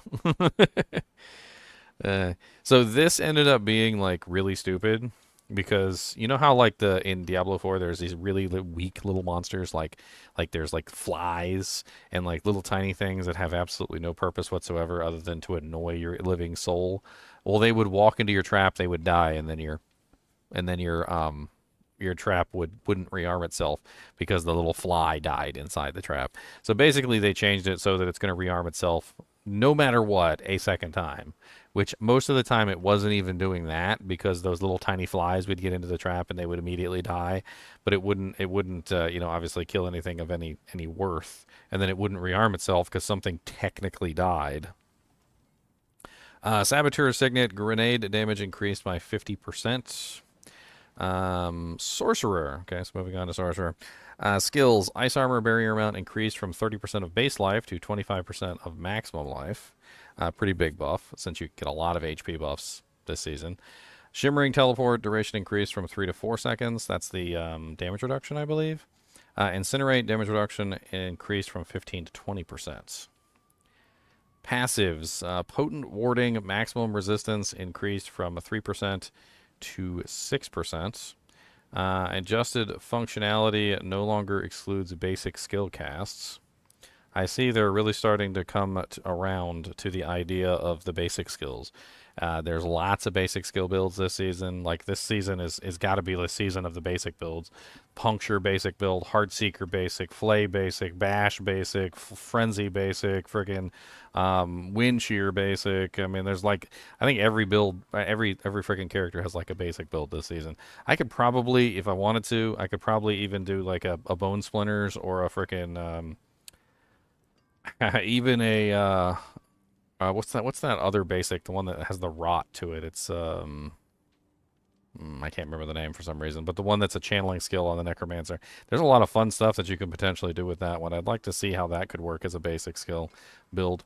Glass Cannon, additional damage taken reduced from 9% to 6%. Okay, so they kind of did a little buff there to Glass Cannon. Align the elements, persistence, duration increased from 2 to 3 seconds. Conduction, movement speed increased from 9 to 12, and duration increased from 3 to 4 seconds. It's good that they're increasing these durations because a lot of the times these durations are just way too slow. Decompose, yes, thank you, Salisbury. Decompose could probably even be a basic skill build this season. Electrocution, reduced enemy damage dealt increased by 15% to 18% times. Warmth, healing per nearby player increased from 0.9 to 1.5. Healing per nearby boss, burning boss increased from 1.8 to 6%. Inner Flames, bonus damage while healthy increased from 9 to 12%. Overflowing energy cooldown reduction for hitting elite enemies increased from 0.25 to 0.35 seconds. Avalanche, bonus damage increased from 45 times to 60 times. Combustion, bonus damage per unique burning source has been increased from 2% times to 4%. That's a pretty big bonus for the Firebolt Flameweaver sorceresses this season. Critical strike chance increased on Asus Ferocity from 5% to 10. That's pretty much in result of the tempering aspects being so good. A lot of these are just kind of like falling to the wayside. Shatter, bonus damage increased from 25 to 30%. Veer's Mastery, bonus damage increased from 15 to 20 times. And bonus damage after critical strike increased from 20 to 25 times. So a lot of buffs there pretty much across the board. I didn't see any nerfs. Legendary aspect of concentration, damage reduction increased from 10 to 20 to 15 to 25. Aspect of unbroken tether, additional chain lightnings increased from 4 to 5. Aspect of overwhelming currents, chance to cast an additional shock skill increased from 30% to 40%. Mage Lord's aspect, this is the really good one that's damage reduction. 6 to 9 damage reduction for each close enemy, up to 27%. Now grants 6 to 9% damage reduction tripled while fighting an enemy who is close.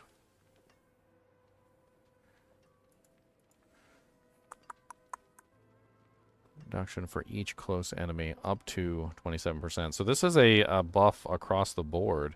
Basically, before you had to fight, what is that, 3 monsters? So what, 9 is 18, and then 18 plus 9, that'd be like, what, 27? So that's about... You would have to be fighting at least 3 or more monsters to gain the 27% damage reduction. So basically what they're saying here is that you're going to get a 9% flat no matter what.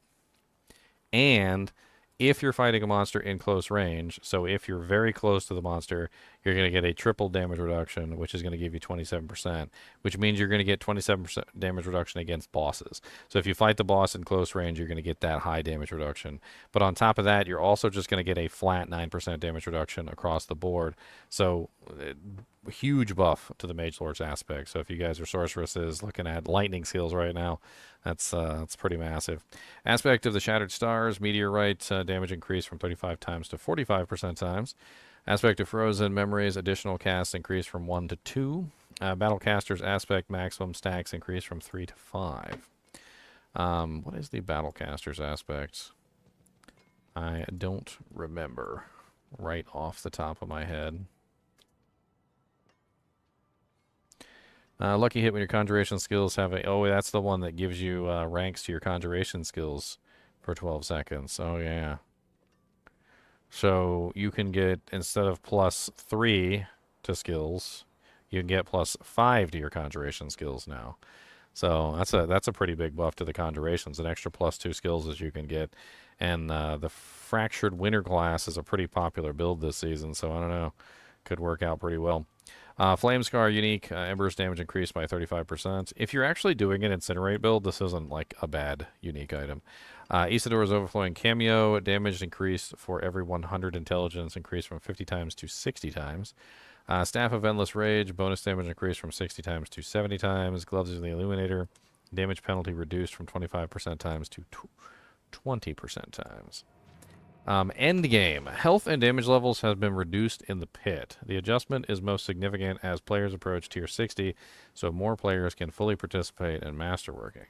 We're adjusting the pit so more players can enjoy a smoother endgame progression experience. All tormented bosses have had their health reduced by 30%. This includes blood boils from Tormented Echo of Lilith. Oh, I might actually be able to kill a Tormented Echo of Lilith now. Look at me. My Flay Barbarian, who does billions of damage, by the way, literally couldn't kill the blood boils because I couldn't, like put up enough bleed damage on the blood boils quickly enough. So she'd spawn like 6 blood boils, and I'd kill like 3 or 4 of them and still end up with like 2 stacks. Might have to give Lilith another try. Bug fixes. Fixed an issue where Holy Bolt's elixir damage was scaling unintentionally high when it was triggered from pets such as Necromancer minions. So they finally fixed the Holy Bolt issue with the necro minions. Holy Bolt's elixir now deals a percentage of your weapon damage rather than a percentage of the enemy's health. This change is intended to reduce its effectiveness against the toughest enemies in higher tiers of the pit, but will still be really valuable for players throughout the whole game. We made this change alongside a reduction to health of the enemies in the pit, so players who are delving deep into the pit aren't heavily affected. Fixed an issue where casting boulders with the Dolmen Stone would cause it to not cast at all. Boulders now have a limit of 10, but their damage has been increased by 10% for each boulder. Fixed an issue where rapid fire with Scoundrel's Kiss equipped couldn't properly hit close targets, and sometimes would fire projectiles behind the player. This also increases the radius of the explosion by 25%. What? Fixed an issue where pets were being counted as minions in various cases. Oh, okay. You talking about my little pet counts as a minion on my Necromancer? What? Wait, what? I gotta test this. Does he really count as a minion? I can check this. Let's check this.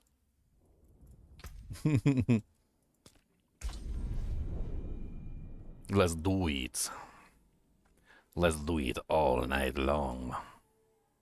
We're going to go back over these notes, and I'm going to talk about some of the more important changes. But I kind of want to see this. I think it's funny. Okay, so let's put the aspect of... it's the resource aspect. It's the one that gives you more resource for every minion that you currently have active. It's the what is that called, the Requiem aspect. So let's put that on there. Alright, so I currently have 137 essence. Let's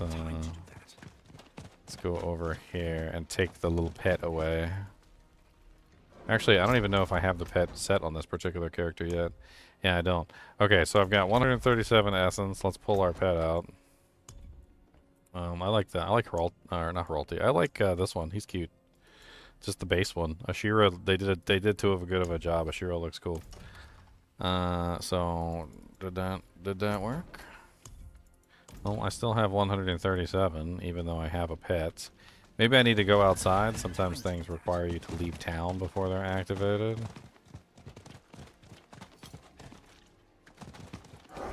No, guess not. Maybe there's some other things that it's affecting besides just like things like maximum essence and whatnot. I mean, I do have 7 maximum essence per minion. The standalone passive, so there's a bunch of little things that it could potentially be affecting. Alright, so let's go over these patch notes and let's talk about some of these crazier changes, because there definitely are some kind of nutso changes in here, and I'd like to talk about some of these. So they said at the beginning that they weren't trying to nerf anything, that these changes were really just to kind of like help the underperforming classes, which kind of made me laugh when I saw them buff Flay. I mean, they literally said are aimed at buffing classes and builds that are not performing as well as their counterparts. All right. Is Flay really is an underperforming build this season? Is it really? Like, are they even playing the same game that we are, guys? Like, are they playing the same game? I don't know if they're playing the same game. I mean, there's some good buffs in here. Call of the Ancients, like Whirlwind. People are relying on obviously the Dust Devils. They beefed up the Dust Devils, which is good. Frenzy got a buff as well, which I'm sure Frenzy is not as good as Flay right now, so that's probably a good buff. Looks like they put a lot of focus on Walking Arsenal. And I'm not exactly sure why the Thorns builds are getting buffs. Not really entirely sure about that. It's kind of a little odd.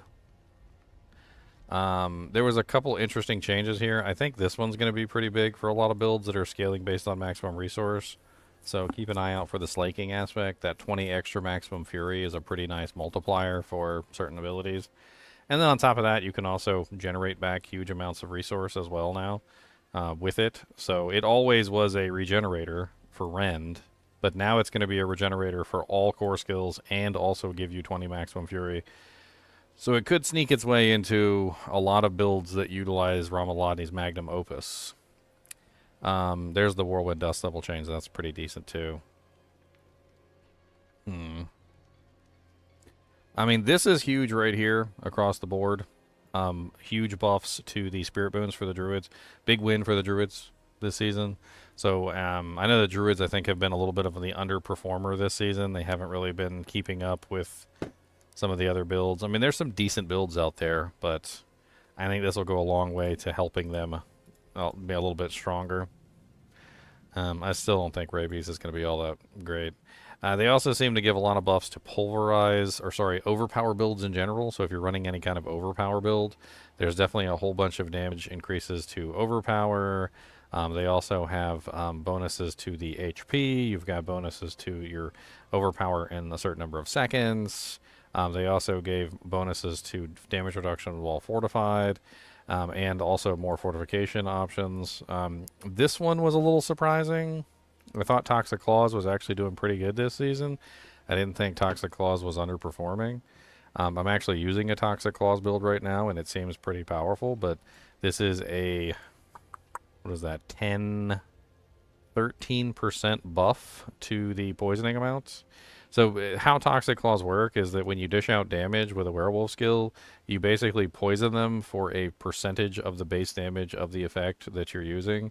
And the Wind Shear builds basically utilize Toxic Claw if you're utilizing Tempest Roar, because it turns Wind Shear into a werewolf skill, which then means that the base damage of Wind Shear then becomes a extra poison effect, so you get another poison effect on there.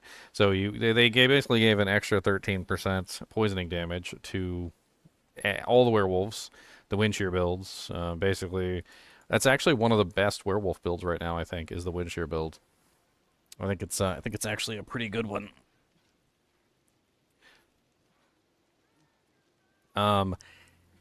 This one was also surprising too. I think most of the Druids are utilizing the quick shift passive, and it's a pretty huge buff for the quick shift passive to 24%.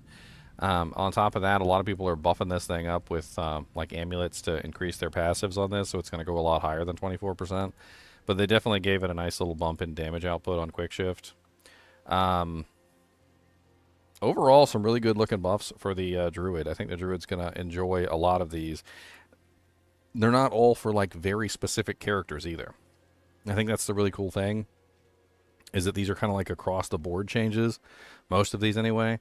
They're going to help just about all the Druid builds. I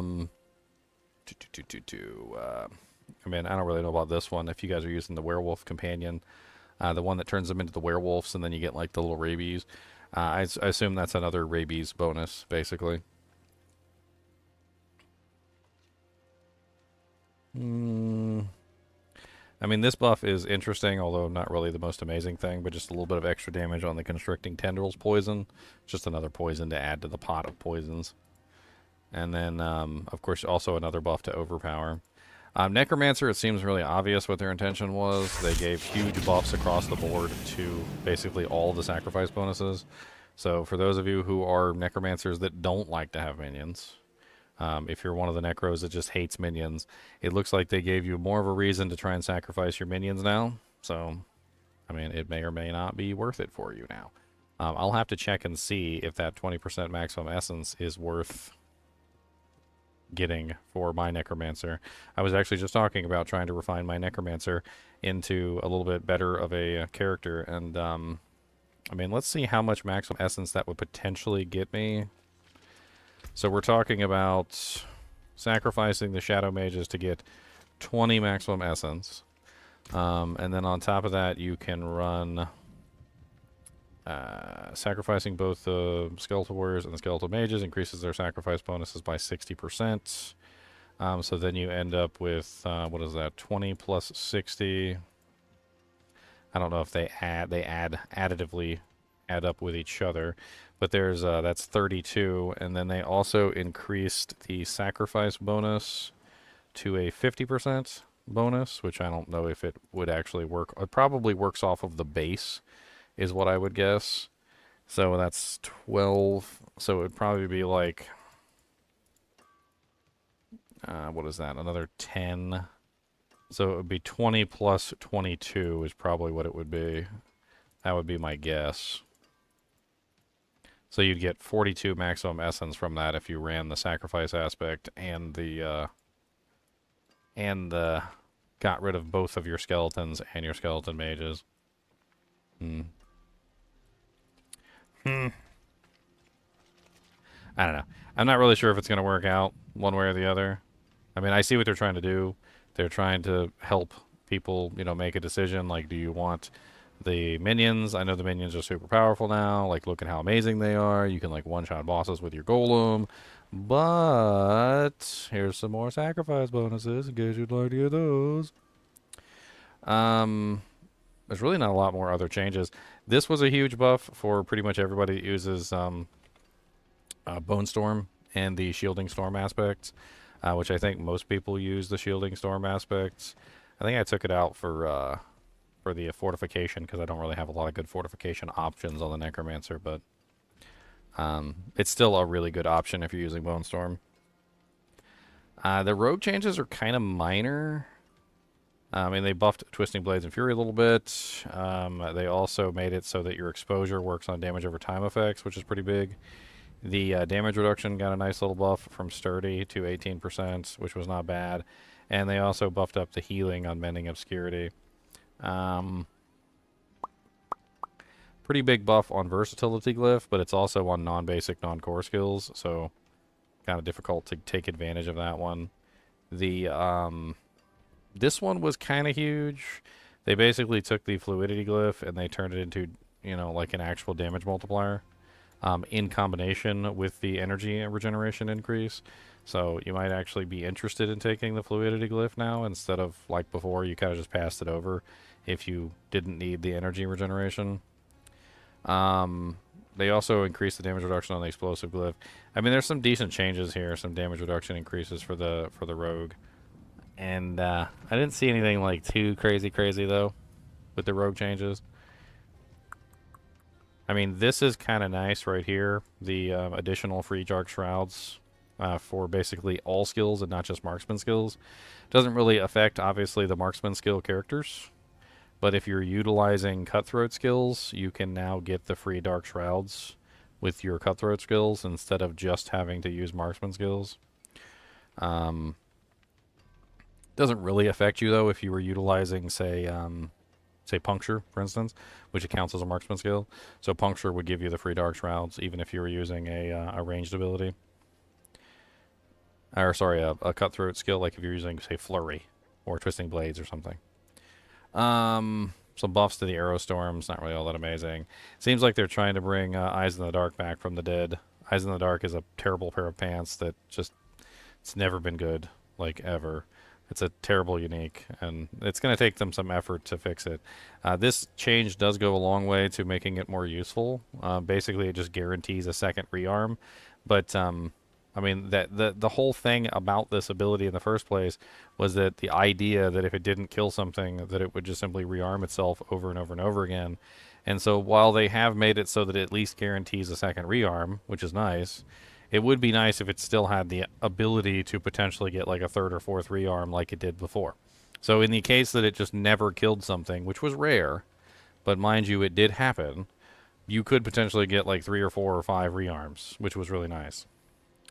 Saboteur Signet, grenade damage increased by 50%. They did a lot of grenade increases, like, across the board. I did notice that. Sorcerer, they didn't touch Flame Shield, which was kind of crazy. I didn't really expect them to not touch Flame Shield. I mean, it's permanent invulnerability. I'm not really sure what they're thinking, to be honest. I mean, in PvP, it's just straight up cheating, but in PvM, I guess it really doesn't matter. I mean, you got yourself an invincibility cheat, and you can just use it to your advantage to kill everything.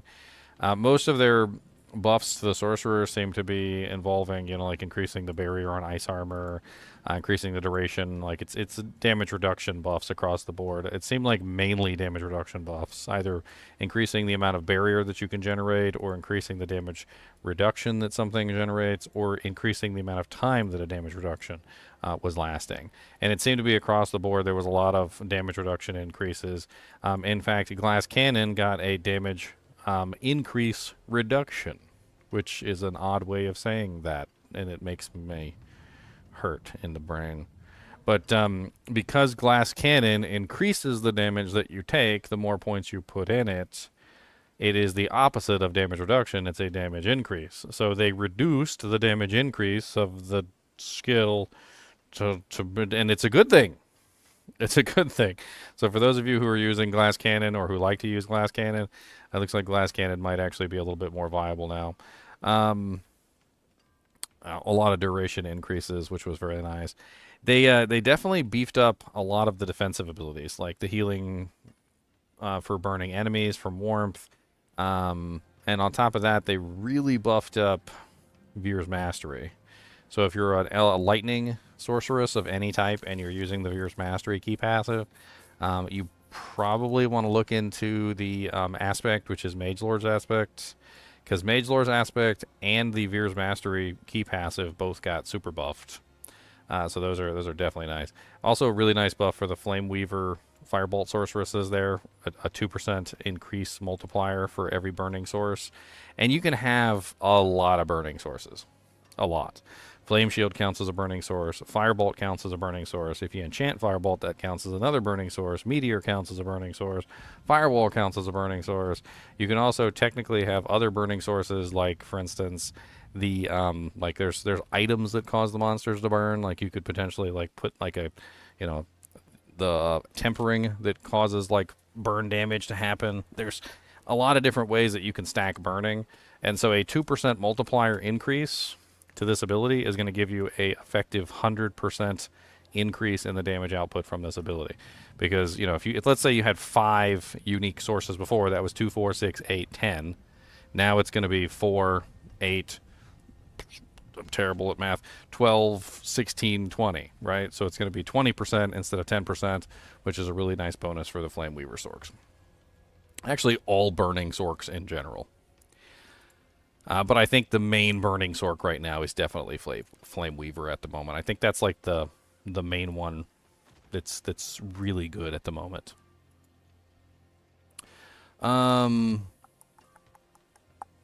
Shatter had a nice bonus too. If you're Ice Sorceress, the 25% times to the 30% times multiplier. Personally, I don't use Shatter on my Sorks.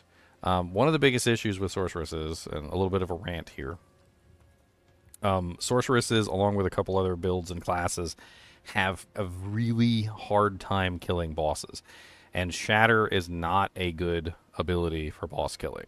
It's great when you're fighting trash mobs. It's great when you're fighting, like big giant packs of monsters, or when maybe even a boss has like a whole bunch of ads that constantly appear on the screen. There's very few of those.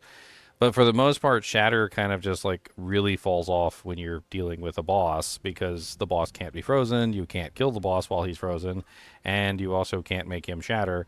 And even if you could, it would only be one time, because of course he only has one life to live. Haha, Bond joke. So honestly, Shatter I just don't really think is a very good passive to use on Sorceress. It's a much better one to use when you're like in the dungeon doing like trash mobs and stuff. And unfortunately, since the pits lock your skills and you can't change anything, you really can't do this. But if you're doing nightmare dungeons, you probably take Shatter out when you get to the boss, and you put in the other one, which I can't remember the other one right off the top of my head. But that one is much better, in my opinion, for boss killing, because it gives you a nice multiplier for your effects, so that you can actually dish out more damage instead of this. Although, don't get me wrong, I love this skill, though. When you're fighting big, large packs, it's really nice. It's just not effective versus bosses, which sucks. They really need to figure this out in this game, is that you can't just have a character who's like really, really good at killing trash mobs, but then, for clear speed, essentially, a clear character, or a density character, and then give them no way to deal with bosses. Hopefully the HP that they remove from the bosses, they brought the monsters down, the HP down, and then, I don't know, I guess we'll see.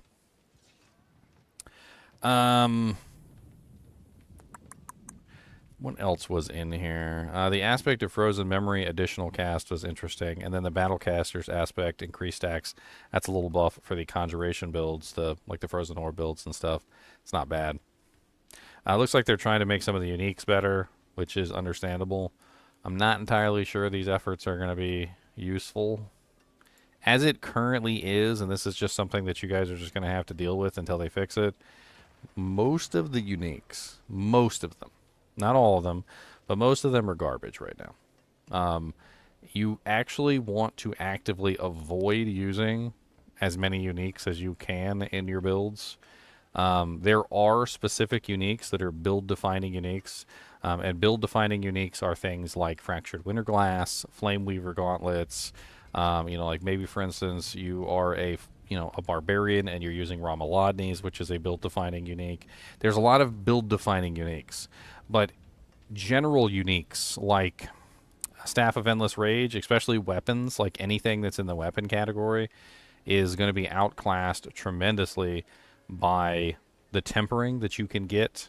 The tempering is just too good. It's too good.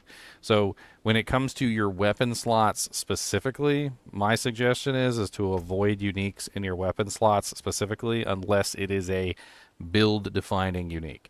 It has to be so valuable and so amazing for your specific build that you literally can't do without it, and then maybe you put it in your weapon slot. But other than that, you don't touch uniques in your weapon slots at this particular moment, and it's just simply because the tempering is just too good. When you can have a temper that literally gives you double damage, how is a unique item ever going to approach that level of output increase? I mean, just look at some of these options that you have on a weapon. You have things like chance for double bone splinters, chance for double bone spear, right? Chance for sever to attack twice. You got things like, like chance for your skeletal mages to attack twice.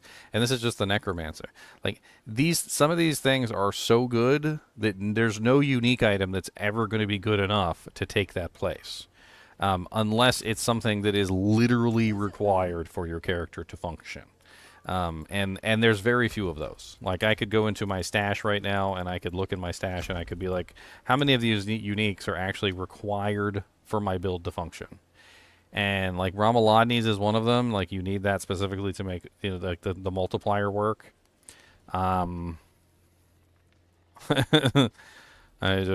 Maybe Ebon Piercer. That's actually a pretty nice one for Shadow Mages. Battle Trance kind of sucks now. Ring of Mendelin's not really required. Eridaz Inexorable's Will's not really required. This one could be definitely nice. Earthquaker, if you're doing a landslide build, that one would be something that you would sacrifice a slot for. Yen's Blessing is really good in very specific situations. So if you're using something where you want to get like a free cast of an ability that's on a cooldown to keep 100% uptime, that one is worth it. I don't think Tibolt's is worth it anymore, to be honest. I don't think it is. It's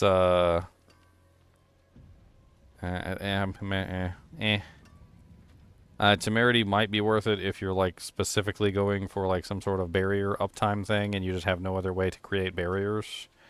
But I don't really think it's worth it now either.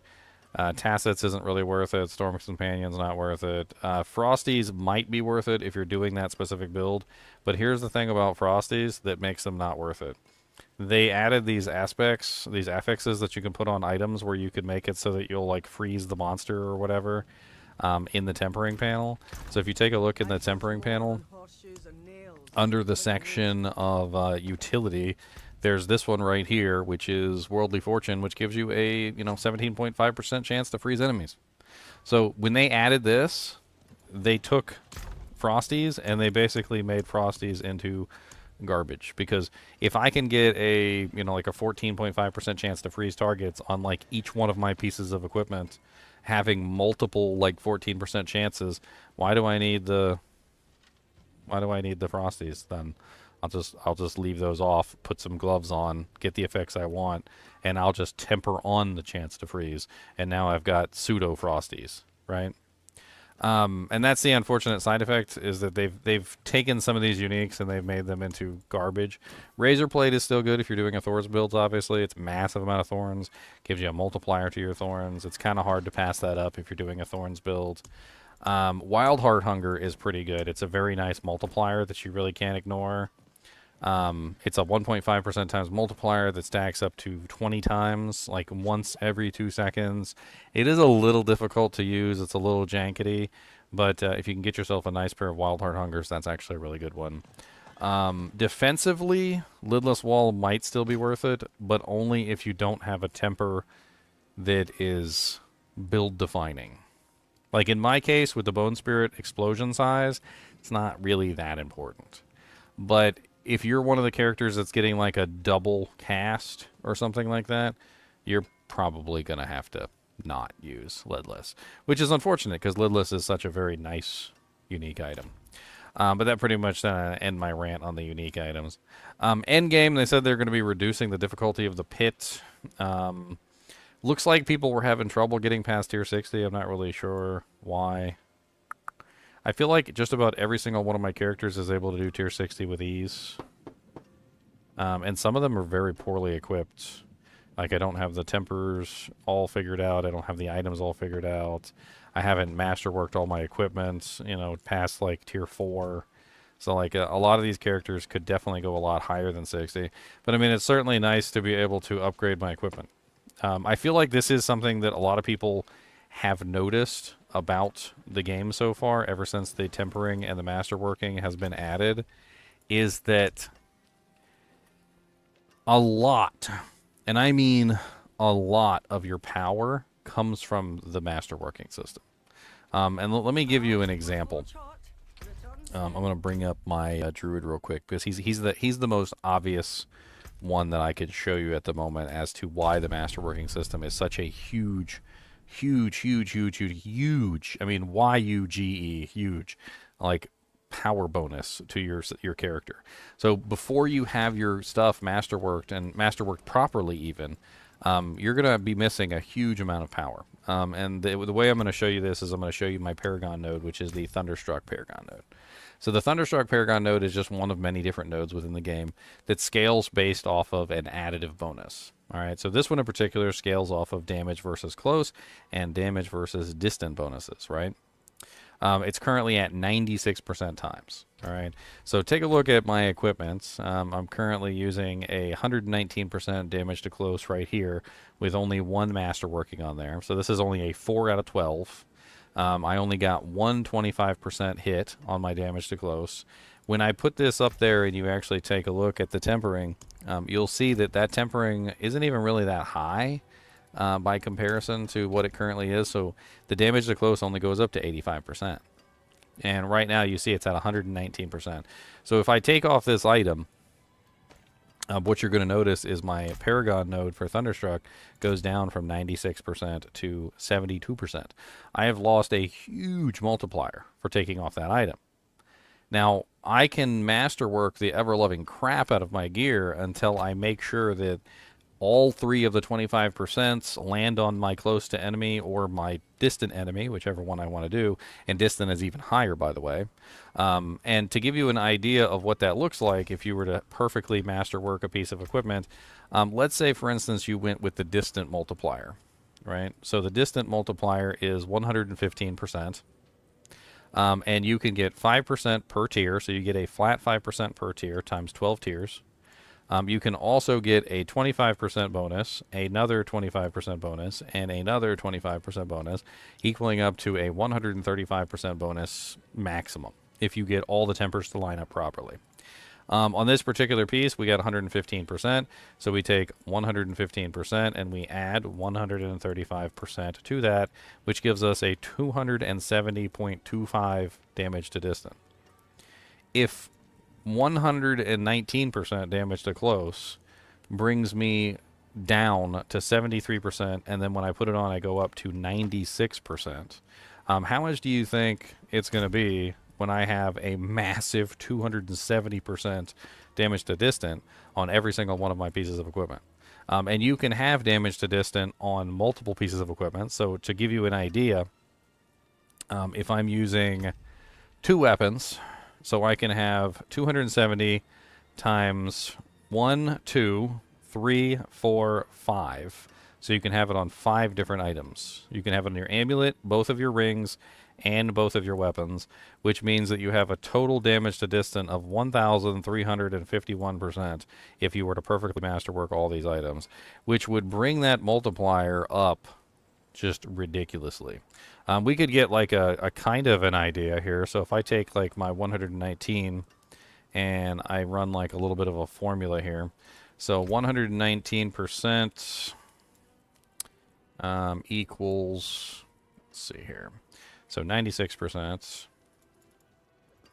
minus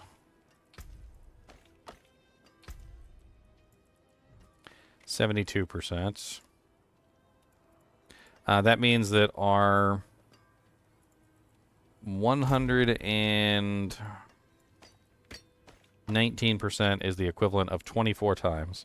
So what we do is we take our 119%, divide that by 24, and we get a 4.9583 per multiplier. So that's how much it basically takes to increase it, is 4.953. We can even just round that up to 5. So let's just round it up to 5. And that's about how much you need, is 5% damage to close for 1% on your multiplier, right? So we just got our number here, which was 1,351. So let's take our 1,351 and multiply that times 5. So we've got about 6,570. Well, not times 5. Sorry, I did the wrong thing here. Hold on, 1,351 divided by 5. So we're talking about a 270% multiplier there, just from masterworking. So we're gonna go from this measly little 96% multiplier that I'm currently at to basically more than double. What is that? We can just divide it. So divide it by 96. So 2.81. So almost 3 times the amount of damage that I'm currently dealing now if I just masterwork my equipment. And so that's why I think it's really important that what they did here is actually significant. It's because if the characters are having trouble getting to the master working system and they're having trouble getting their gear masterworked, then they're going to be missing out on massive amounts of power, which is going to further propel them down the line. And I don't know if people were actually having trouble getting to 60, but it doesn't matter. All that matters is that if you don't have full access to the master working system, you're going to be missing out on massive amounts of power that you need to get yourself further down the system. So it's definitely important. It's hard to understate exactly how ridiculous the master working system as is at this particular point for enhancing your character. Like getting to level 100, finding equipment, getting the proper stats that you need on your pieces of equipment. Like that's just the basis for your character, and that's going to get you to a certain point. Like you might be able to do tier 100 dungeons with that. You might be able to clear like up to like 40, like level 40 pits or 50 pits or something with that.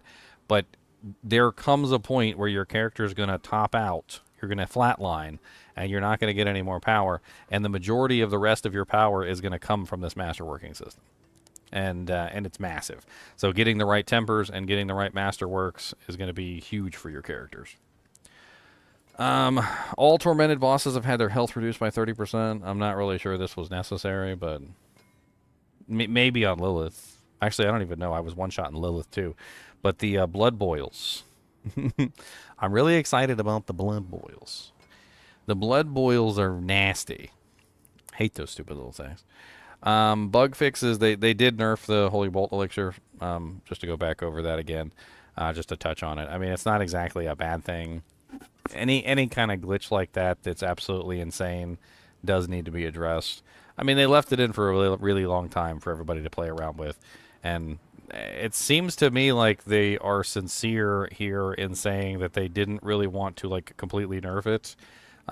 So hopefully, like with the decrease of the monster's health in combination with its scaling off of your weapon damage, that hopefully it won't be really heavily affected, so you can still use it. It's just not going to be broken like it was before. Yeah, that's pretty much it. I mean, it looks like good patch notes. But like hardly any nerfs at all. Mostly buffs.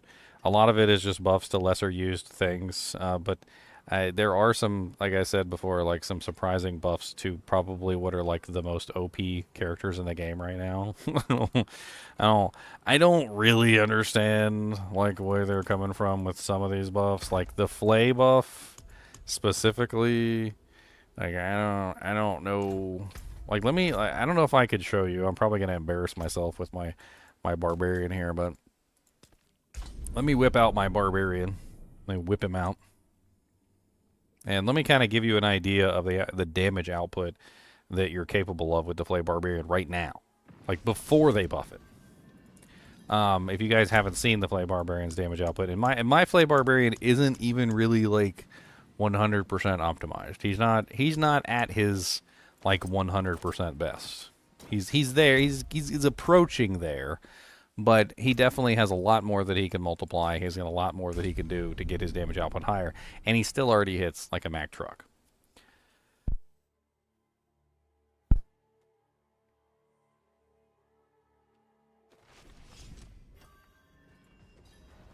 Let's go take a look at this real quick. So let me pull out my little shakalaka ding dong and materials.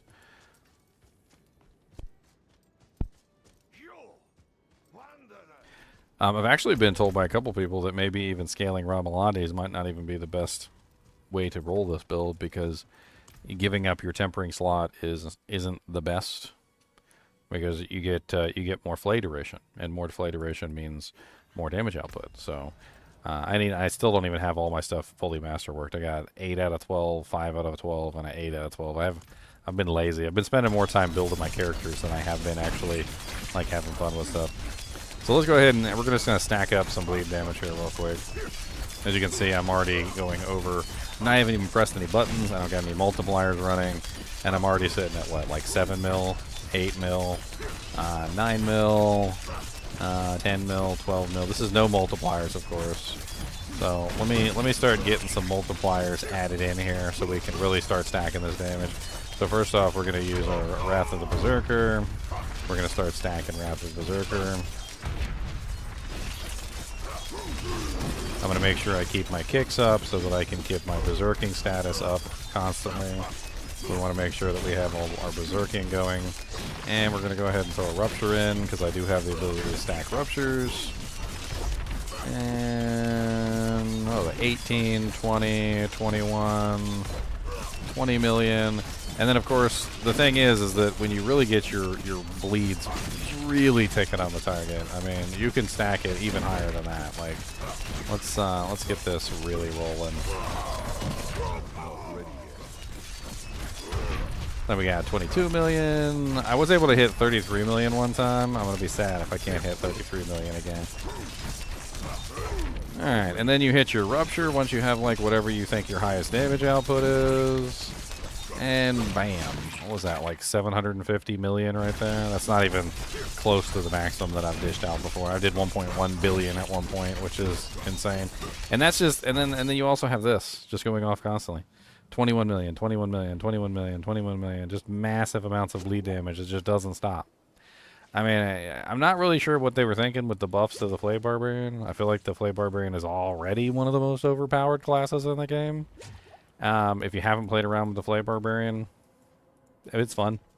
It's one of the builds that I theorized way back in season like 3 or season 2 or something like that. I was playing around with the Bleed Barbarian when they first introduced Moonrise, and it's just got insane. The Flay duration has made it insane. Getting your bleed, duration up to an insanely high value. But then on top of that, the Gushing Wounds it's just massive amounts of damage now. The multiplier that Gushing Wounds gives you if you scale it properly is insane. And I mean, you scale with critical strike damage, you scale with vulnerable damage on the Paragon board, you scale with critical strike to have the Gushing Wounds effect happen more often. You also scale with overpower, so you get like free overpowers, which cause the explosion, which does a massive amount of bleeding damage there too. And like by the time you're done with the entire thing, like the character's just pushing out more DPS than most people can dream of. Meanwhile, they gave us an 8% increase in bleeding. More vulnerable time. Battle Flay got a bonus as well, which I used Battle Flay for a little while. I just didn't really feel like Battle Flay was giving me the damage output that it said that it was giving me. I don't know why. It just doesn't seem like it actually gives the damage output increase. And of course you can sit here and you can test it. I mean, like I sat here before and I think I noticed it gave me like maybe 1 million extra damage on the bleed tick, which isn't like too super amazing. Let's roll it again and let's see how high we can get with the Battle Flay.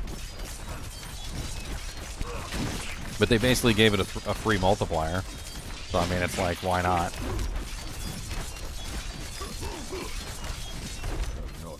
26 million. I mean, I'm not getting enough Gushing Wounds procs here. I probably need to bring my critical strike chance up.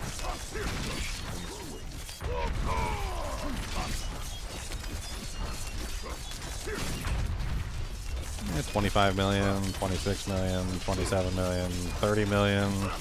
There we go. We got a 30 million, 31 million. And there's an 869 million Rupture there. But then they also increased the damage reduction and the buff duration on Combat Flay, which is kind of crazy too. Like I'm not really like this. Okay, this is not in line with this. They said the changes in this patch are aimed at buffing classes and builds that are not performing as well as their counterparts. Okay. I mean, is this really not performing well? Is Flay really considered to be an underperformer? I mean, I know that Bash Barbarians are a thing, and I haven't really played around with the Bash Barbarian side of things, because I know that there's like a Bash Bleed version. But I was told recently that the Bash Bleed version kind of got hit in the nutsack, but it still worked decently. But the Flay version is the one that I've been playing with, and I mean, I definitely haven't felt underpowered at any point. If anything, I feel like I'm dishing out more damage than like 90% of the other characters in the game, and I haven't even like fully worked my equipment. I don't even have everything like min-max the way that I need to. Like let that sink in for a second. None of my gear is fully masterworked. I don't have everything fully min-maxed, and I'm already hitting like, 33 million bleed ticks and like a billion damage output from those attacks. It's kind of a lot at the moment. It's massive. I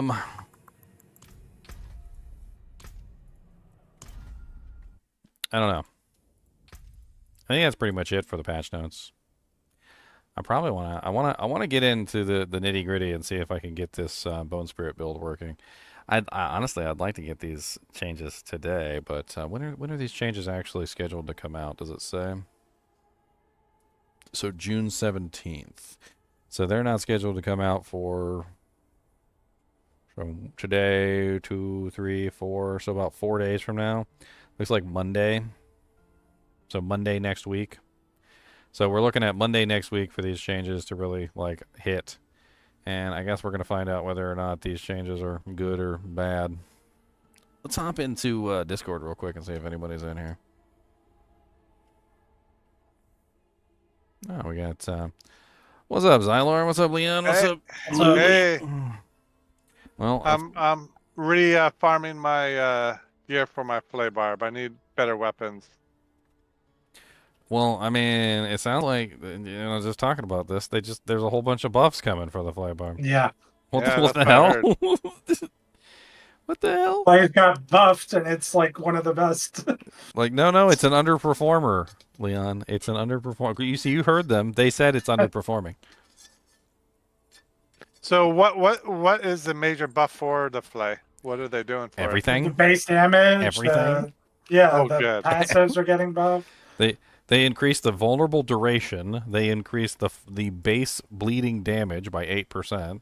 They also that's increased awesome. the battle flay by 5% times if you use that. I don't use the battle flay because the damage reduction from the combat flay is just too good. And you really don't need it. Like, you don't need the extra damage from the battle flay anyway, and it's not really like a super ton.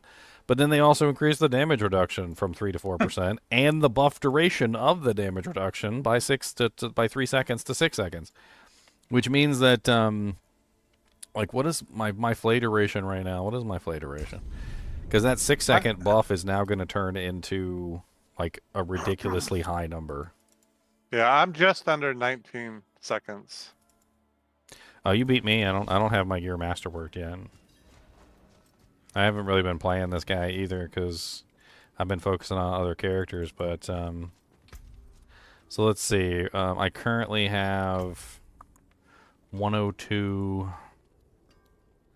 Let's see here. 102 plus 36. I really need to get like that honestly for this build, this would be one of those characters that I would want to just spend time getting the 75% on all the flay. Like that's how important flay is to how this build works. You would want the flay duration as high as you could possibly get it. Yeah. I think Woodijo even talked about it on his stream the other day. He was talking about how like the multiplier essentially that flay duration is giving you is just ridiculous.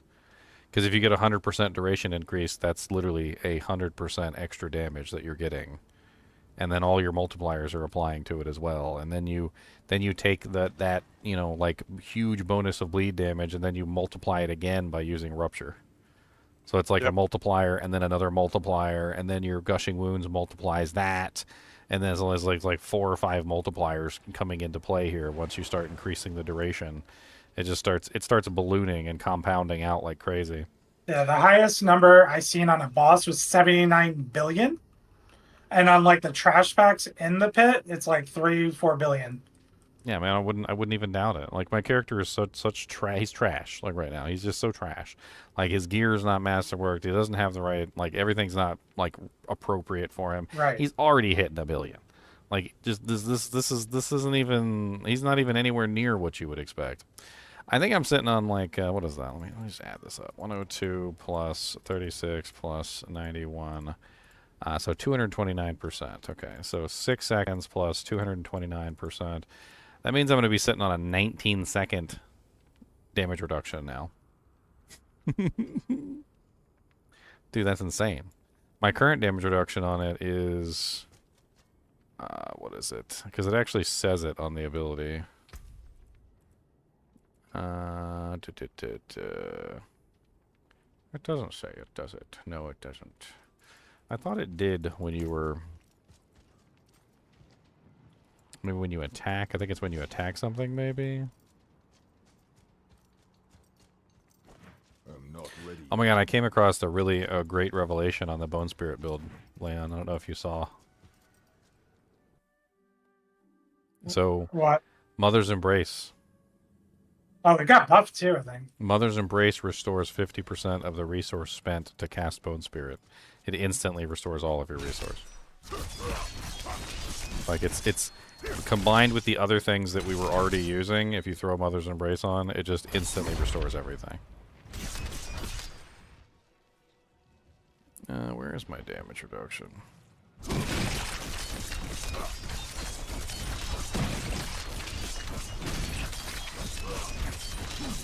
Is it not? I thought it was usually down there. Combat play. Here's my combat play damage reduction. I mean, I've got the stacks down there. I was pretty sure there was somewhere it actually showed the duration of the damage reduction, but maybe I'm wrong. Because right now it's only 3 seconds, which isn't the most amazing thing in the world. And then 3 plus my 200 and whatever brings it up to like, I think it's like 9. So it's pretty much just going to double in duration, and then I'm doubling it again. So it's going to go from 9 to 18, basically. 18-second damage reduction is way better than well, what it originally was, which was 3 seconds. So if you did the Flay Barbarian in the old days, you had a whole 3 seconds of damage reduction. So if you stopped attacking or you got frozen or stunned or something, it was gone. Now if you get stunned or frozen or something, it's going to stay up for a really long period of time. Yeah, it was like there when you didn't need it, and when you needed it, it wasn't up. Yeah, because it was just really common to get stunned, and then your damage reductions would all fall off, and then you'd get one shot. Maybe I could go. Maybe I could go, like, arrive between 5 and 6. I'll just go in the evening. I'll just see if I can. Oh yeah, I forgot. You could just like 2, 3, 4, 5, 6. We just have to. 7, 8, Oh, sorry. 9, 10, 11, 12. It's like 12 seconds right now. So it's like 12 seconds right now.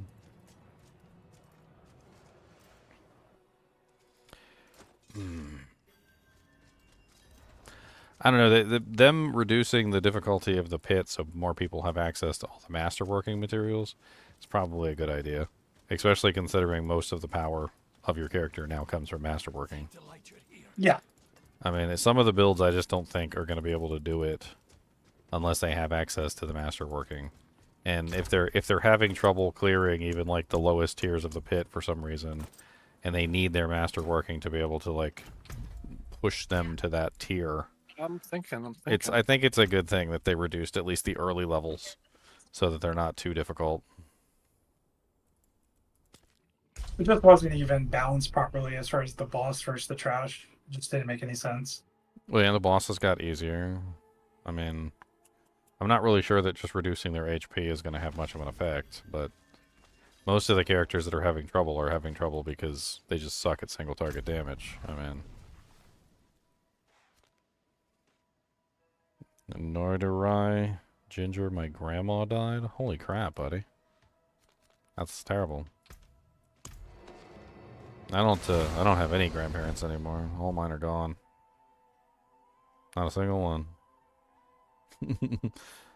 My grandpa died when I was just a little baby. My grandma died. She was like 96 years old when she died. And then my other grandpa, he died. They think it was from some kind of like what's that, like mesothelioma? I think it was like, it's like a lung cancer linked to asbestos.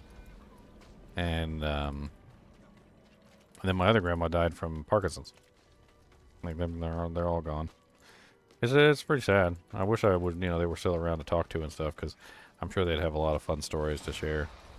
I didn't really get to know my grandpa on one side though, because I think he literally held me in his arms as a baby, and then like a couple months later he was gone. Yeah. A touch of death. Apparently I'm a curse.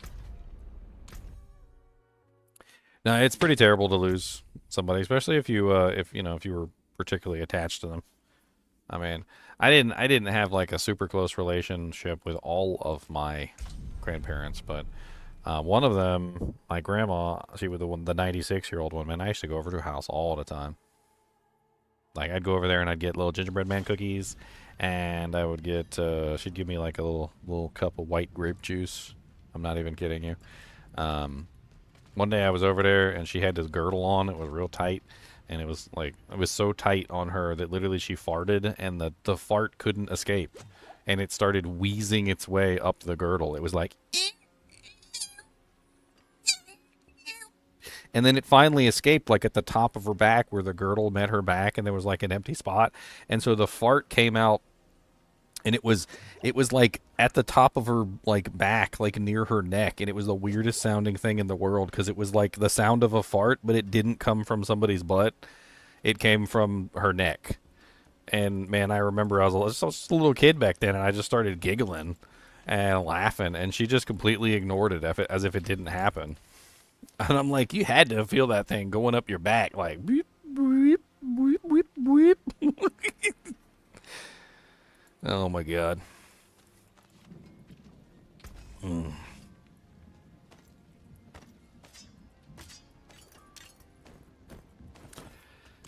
Oh man.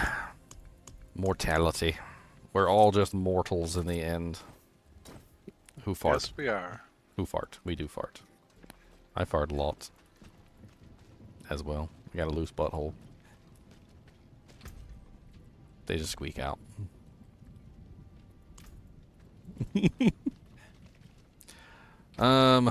Yeah, but check this out, Leon. Let me go to the training dummy and show you this real quick. The unfortunate thing is it doesn't really work very good against bosses, but it's astounding how well it works on like multiple monsters. I mean, for everyday use, like if you're running just like through a nightmare dungeon or something, if you're grinding out some just like some nightmare dungeons, like Nightmare Dungeon 100s or something, it seems like it gives way more damage output than any other option, because it gives you back 50% of whatever you spent. And since Bone Spirit, of course, is spending all of your resource, it literally gives you back 50% instantaneously. And then, of course, you also have the Bone Spirit, which gives you back 30% of your maximum essence over 4 seconds. And then you've got the Macabre thing on the ring, if you craft on the where it gives you back like 20 primary resource or 25.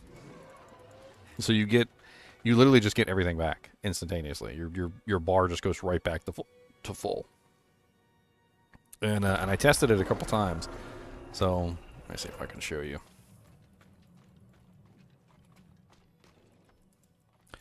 All right, so without the ring, so I got 200 maximum essence. We shoot this. You see, I'm not really all that full. It takes a while for everything to come back. I got 226 now because of the nice aspect, so I can just keep doing that, getting my maximum essence as high as I can.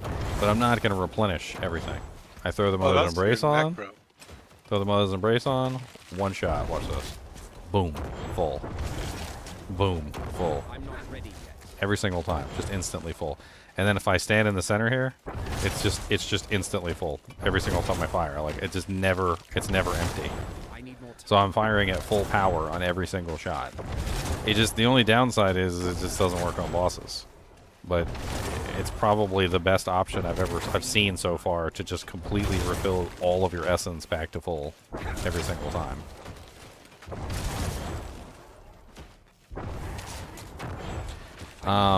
They also gave some bonuses to the sacrifice thing, and I'm not sure which one's going to be the best now. They upped the sacrifice bonus for the skeletal mages from 15 to 20, and then they upped the sacrifice bonus to 50%. So technically, I think you can get something like 42 maximum essence now through sacrificing. I don't know what you can get from the minions. I mean, I guess technically if you had the aspect which gives you 2 more minions, you get what, 3, 4, 5, 6, 7, 8, 9, 10, 11. So you get 11 minions total times 7. Oh, that's 77. Hmm.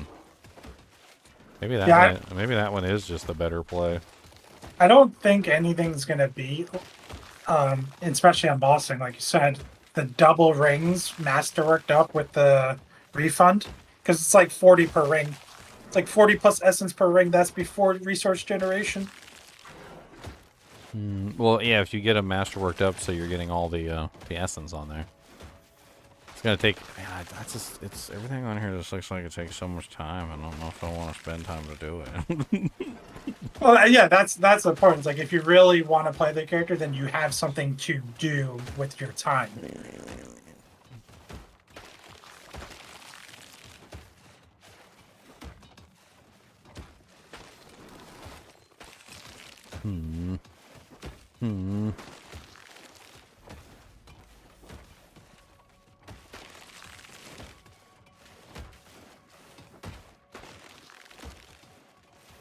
I guess that's what I need to focus on trying to do, is I need to focus on trying to get... I don't know, that Mother's Embrace is kind of crazy, though, for how it restores your resource. Your resource. Definitely very nice for plowing through the dungeon. It's probably the best you can do before you have everything masterworked up, and then once you have the crazy masterworking on like 2 rings, then you can swap it out.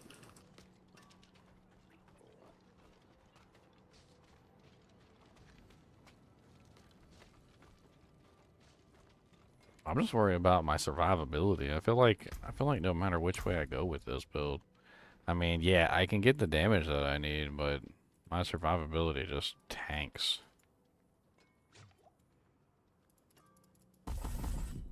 Survivability is rough. Heart and Bones helps. Shaco kind of helps. Fortify is hard to build unless you do Blood Orbs. I mean, what you can do, what I'm doing, is the Blood Mist. And it takes a while to build it, but once you have it built, it's kind of okay. What I was using was the simulation aspect. The 8% chance or the 10% fortify every single time you dodge. Yeah, if you do that with Blood Mist, it should be enough. Like the Blood Mist generating corpses. I mean, I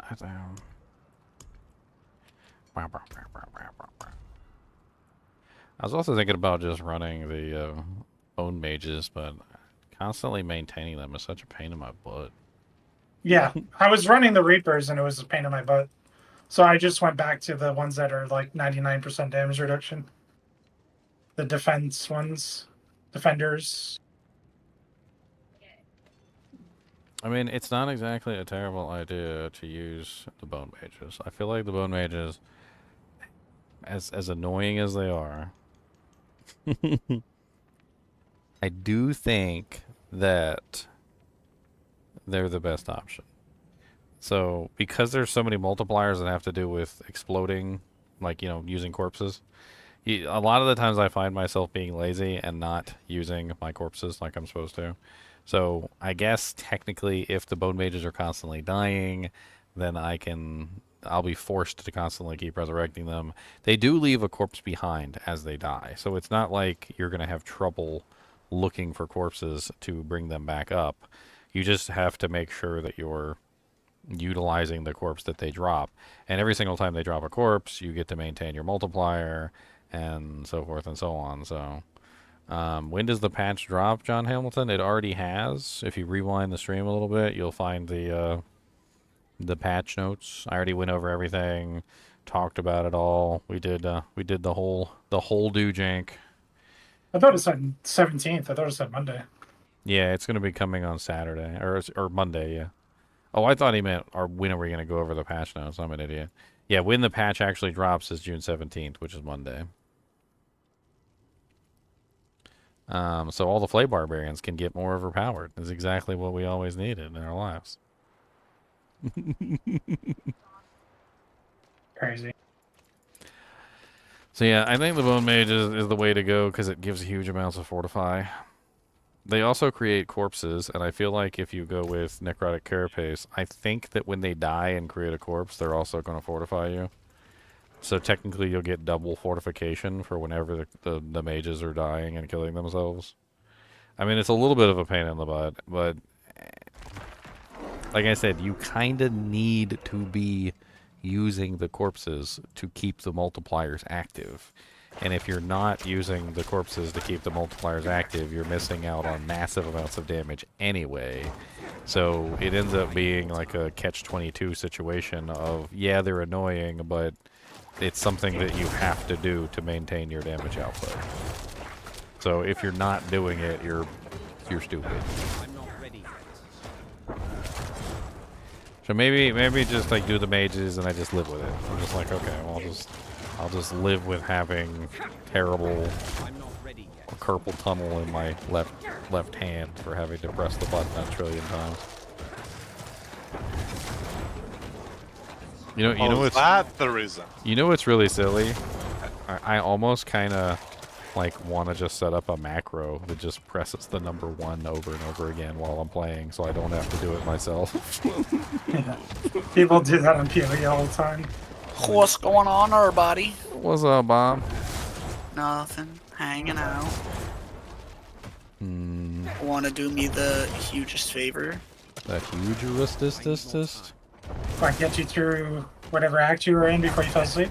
No. I just need to get down to Mephisto to take the portal. And I'm still in the same game, so you should have the map, Ginger.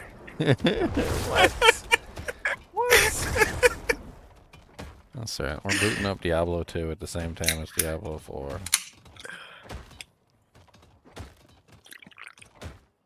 Now we got 2 games running at the same time. Watch my computer crash. No, it won't. You're fine. You got this. Elon Musk did a pit clear at 113.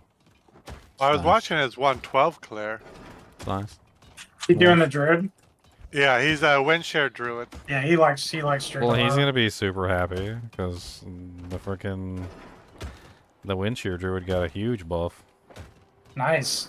That build's strong. Yeah, I enjoy it. No, they good. buffed up Toxic Claws. So Toxic Claws now has like extra base damage for poisoning. So it's like it went from like 26% to like 38% or something. A pretty massive increase across the board in terms of like damage output. They buffed the Andes too, which is finally. Dariel's Oh, what Hound. did they do with Andes? A couple changes. They It's made the a- Nova spawn. It's a huge buff to the way that the Novas actually spawn. So then instead of spawning on you, they spawn on the target.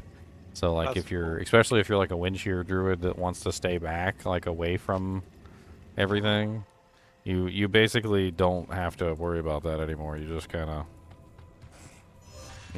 it's going to spawn on them instead of on you. So you're going to be able to stay back and get your benefit. I've seen a couple people using Andes for the Windshear build.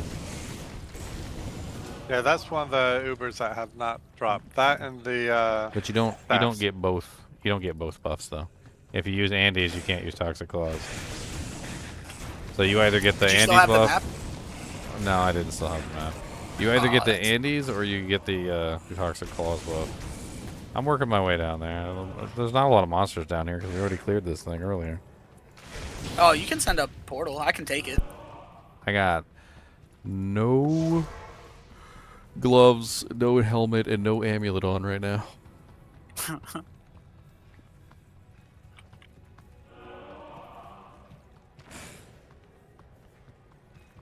Let's see. I'll just follow the path of dead bodies. If everything's dead, then we probably already went this way, so...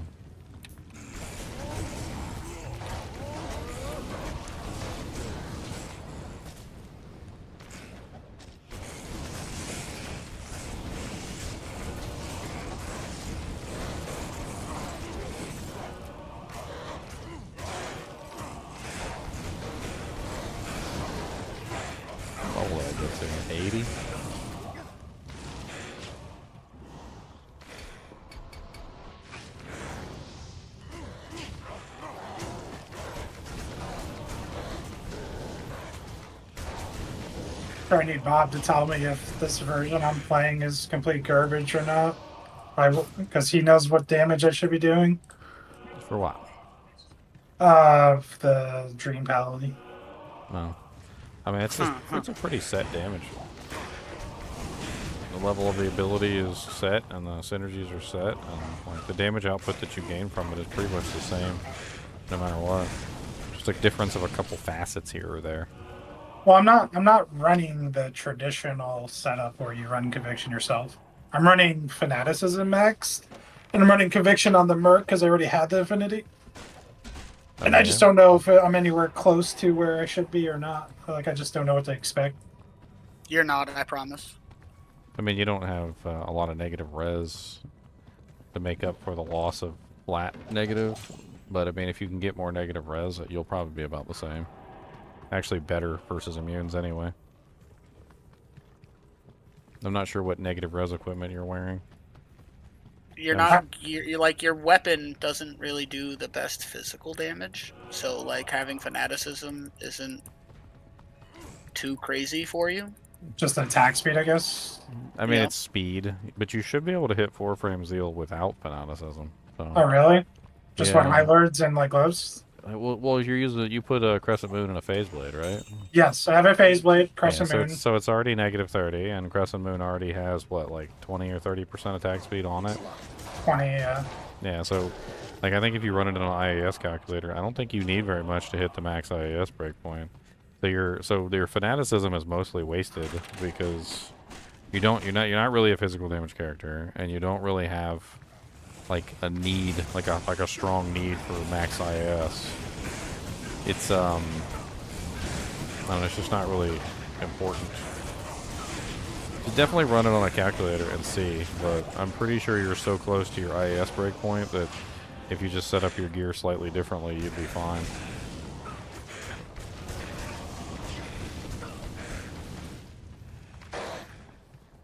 Oh, I'm getting frozen, that's why. Yeah, there seems to be a wasn't even Holy paying Freeze attention. character over here. Where the hell is this? I don't even know. I wonder, like, with my setup, if a different aura would have been better, like a Holy Fire or Holy Freeze addition. That is another way that people do it, because the two do have shared synergies. So Right, like, you just need, like, the other resist. so if you use Dream on your helmet and your shield, you could maybe go with, like, fully synergized Holy Freeze, for instance. And you can run Holy Freeze and Dream together. And then if you have the Infinity on your Merc, I mean, you're not really losing out on the Conviction, and then you get two different elements. It's a little bit more If you're difficult to run gonna- negative res that way, though. If you're gonna do that, you're better off wearing dragon stuff, holy fire stuff, because you get a higher level of it.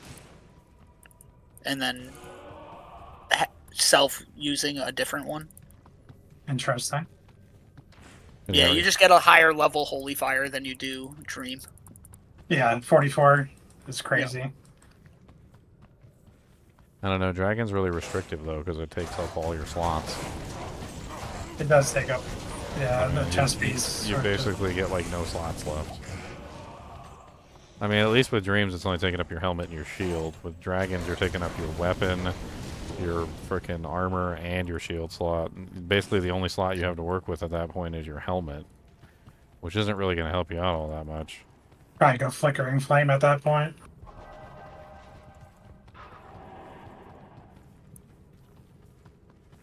You could do the Tribrid. You could do a Hand of Justice, a Dragon, Dual Dreams.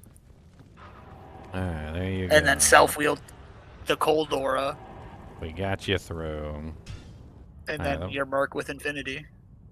Let me get back to making this character work. Appreciate it. Thank you very much. Rob. I figured you must have fallen asleep at the keyboard or something. Oh, yeah. I was like, all right. I didn't fall asleep at my keyboard, but I was like, I just need to go to bed, but I'm going to stay in this game because I could just complete the quest in this game. And then when I get back on, somebody has to come bring me to the portal, and I'm good.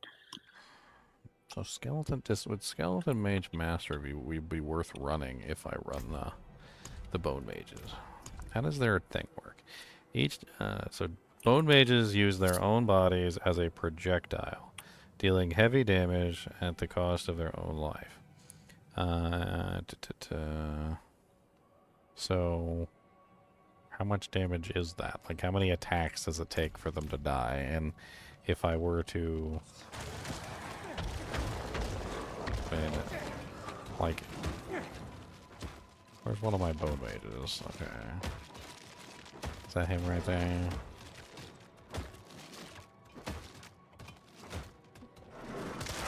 Takes them about 4 attacks to die. So if I put 3 points into Skeleton Mage Mastery, do they live a little while longer? That's the question. Or is it a percentage-based thing and they just die just as quickly? Oh. How much? Oh, I only got 8 minutes left. That's terrible. Okay, Man. so 1, 2, 3, 4, 5, 6. It's about 6 or 7 attacks. Okay, so pulling that back out. 1, 2, 3, 4, 5, 6. Yeah, that's about 6. Okay, so Skeleton Mage Mastery does not elongate their life, so that's useless. I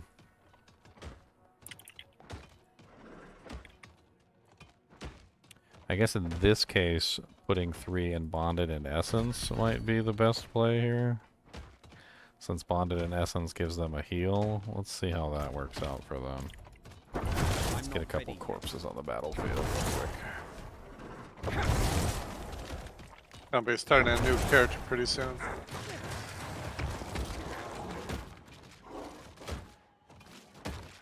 So, yes. So the heal strongly affects how quickly they die. It fights against the damage that they output. It looks like they still eventually win, but it definitely seems like that is helpful to keep them alive longer while they're slowly killing themselves.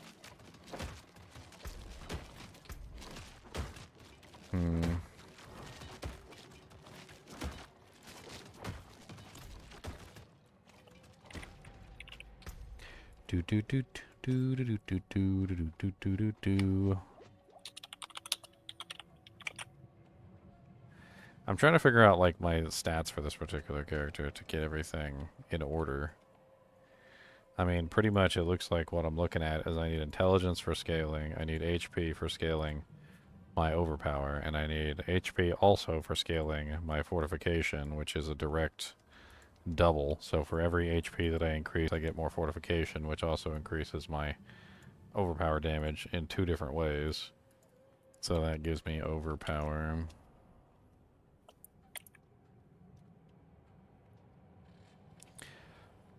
Essence regeneration, which we seem to have some pretty good essence regeneration at the moment. It looks like running the double macabre skills is really the way to go. I need more cooldown reduction, which I'm currently screwed on because I'm not getting my cooldown reduction low enough. I guess I need to just re-roll this Edgemaster's Dreamcatcher until I get like the master, the 25% roll on the master or the cooldown reduction, because that's so important to making sure that I'm firing as quickly as I possibly can.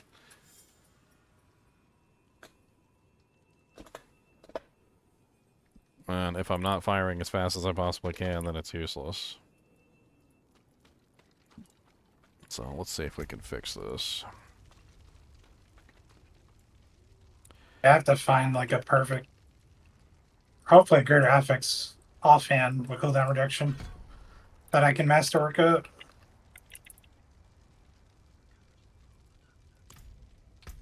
I mean, I feel like I'm kind of going to want to try, even though I really do like the unkillable skeletal defenders. I feel like I really want to try the Reapers again. They will fortify you, but they will die all the time. That was my experience. So I'm thinking about the fact that I'm just gonna I need to be popping the corpses all the time anyway. So I'm just hoping that, and I think what I'm gonna have to do is I'm gonna have to get like the damage reductions ones for them, so they don't die all the time on their own. I'm gonna have to sack a couple points here or there. I gotta redo this tree. I mean, I think I got a bunch of points that I can pull out anyway, so I'm not using corpse tendrils anymore, so I can pull that. So that'll give me 3 points to put in Death's Defense, which will be massive in keeping them alive. And then I don't really care about the Skeletal Mage Mastery because they're going to die all the time anyway, and I don't care about their damage output, so it's really just a matter of...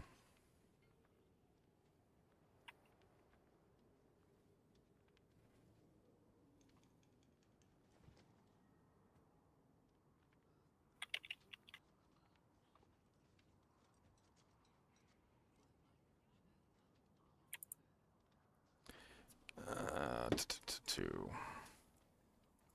just keep trying to get this guy on fourth wall. I mean, on Ivor to do the job. If I can get him to understand what the hell he's doing, then I can send him a couple more jobs and we can make this work. You can't masterwork legacy items. No, not. What else did I pull out? I pulled something else out. I'm still using curses, right? I'm still my curse. Yeah, I still got my curse in there, which is important for this build anyway. What is the other thing that I pulled out? I can't remember.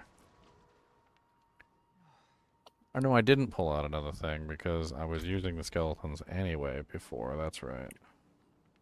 So I just pulled out corpse tendrils, replaced it with the golem. So that's going to have to be my pull-in.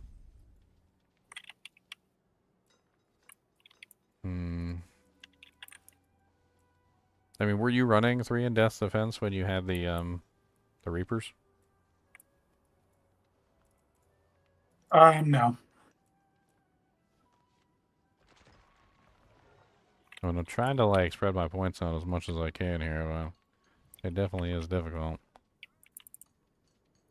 I'm trying to keep 3 in Death's Embrace for the damage reduction. I'm using Fueled by Death to grab the 9% multiplier there. I've got the Hued Flesh passive. Honestly, the Hued Flesh passive kind of sucks. The more I use it, the more I swear it's garbage, because it doesn't work on like half the stuff that you have in your arsenal. Put 1 in Spiked Armor too, so I get the thorns. You know, I'm thinking I just drop Hued Flesh entirely, and I just put the points into the Skeletal Warrior Mastery to keep the Reapers alive. Gives them 45% extra life, combined with Death's Defense. It should work out nicely. That way they stay alive and generate me corpses. All you need to do is to stay alive. Because if you do the diving thing, then you're no good to me. I don't want you, I'll kick you in the knee. Right in the knee. Come back if you need Let's remaster work this with the essence.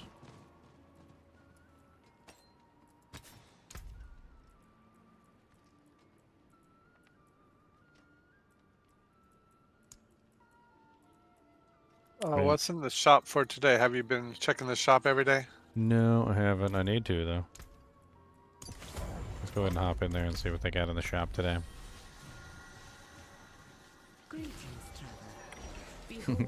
Everybody shows up. Everybody shows up for my patch notes video, and then they leave when I'm finished. I'm glad you guys like my patch notes video. Okay, giving away Mother's Kiss. Oh no, I'm in the wrong section. Wait a minute. Where's the free section? Yeah, you're looking for anniversary gifts. Portal bundles, Mother's Protection. Oh, there it is. Okay, so the Nightmare's Omen. Interesting. Yeah, so that's the rest of them. There's neat. no more new ones. Kinda neat. I like it. It comes to you. Add-ons. Cosmetics. I think I got everything. Okay, and then Staff of the Fallen. A powerful calling. It's kind of neat looking. It comes to you.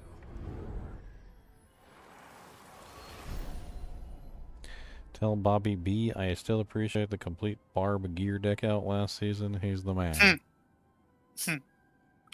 You're welcome. No positive feedback on Bob. We're only allowing negative feedback on Bob. I know, right? When did this change?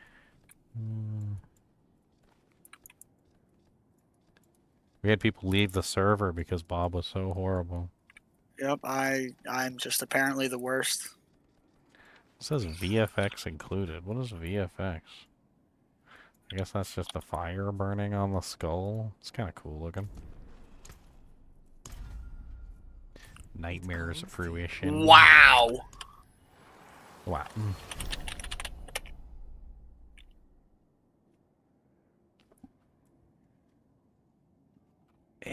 My shirt.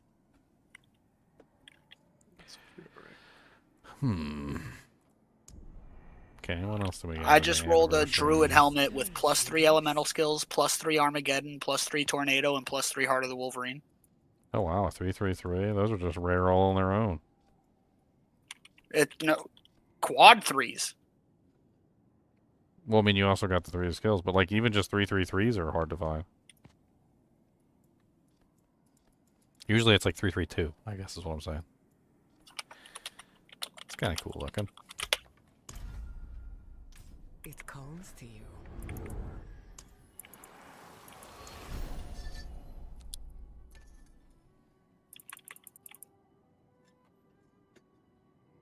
And what else do we got?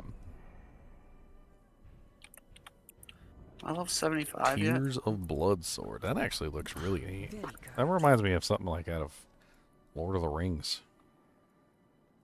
I actually really like that. It calls to I feel like I want to just like go put that on my sword right now.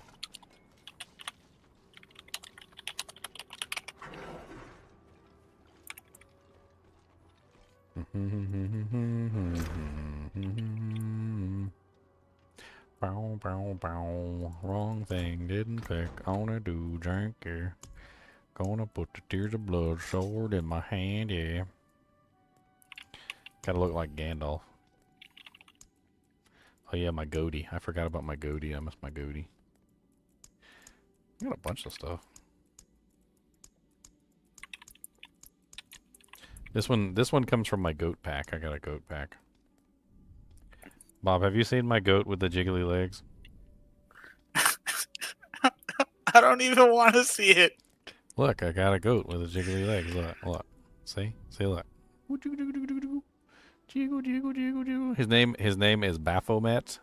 Kid Baphomet. I gotta bring up the stream. And he has a little bell on his neck, and he's got a little blanket, and he sits on the back of my thing. I got him on a little hook, and he comes with me everywhere. His name is Kid Baphomet, and he's got a jiggly head and he's got jiggly legs. Jiggle, jiggle, jiggle, jiggle, jiggle, jiggle, jiggle. He's my portable sacrifice kit. I know I'm gonna have to turn this down though. That's for sure. Oh no, I don't. Okay, it's not that bad. Oh, I see him. Why is his head flopping all over the place? He's jiggly. I'm telling you, he's really jiggly. His legs are jiggly. His head's jiggly. Oh, am I dead? He's very jiggly jigglers. He's jiggly jigs. Jig, jig, jig, jig, jig, jig, jig. Oh yeah, my jig, Diablo jig, just jig, jig, jig. froze up for sure. Jig, jig. I don't know. He's really cool. He came with a He came with this like goat totem thing. It looks really neat. It was like one of the few things I've actually purchased off the shop. I really, I want my little. He's my little goat. You know me. When I make a character, it's just they're naked. They're just in their birthday suit. No, you need a goat with yours. No, see, I am so the anti. I am so anti-cosmetic you can sacrifice that the I goat. just take all of the stuff off and just wear the rags. Goat that you start with. sacrificial. They got hot pants. You want some hot pants? They got these. They got these like knee-high hot pants. Like, hold on, let me show you. They got these things. These things are hilarious. They just like they show off your knees.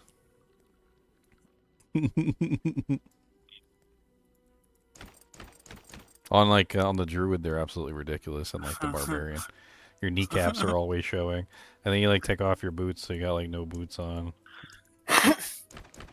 Where's the sandals? God, they love sandals in this game. Like, every single character has, like, a collection of sandals.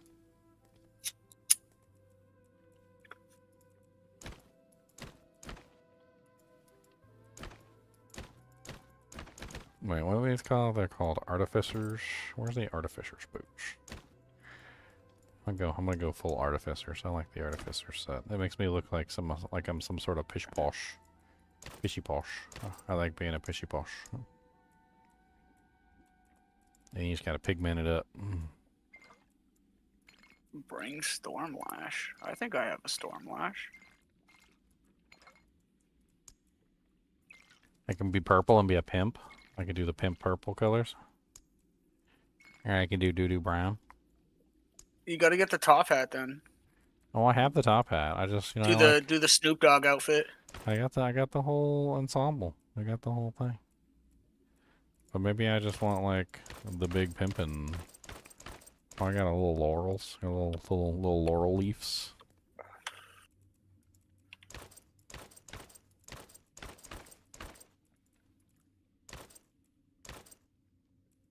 Wow, wow, wow, wow, wow.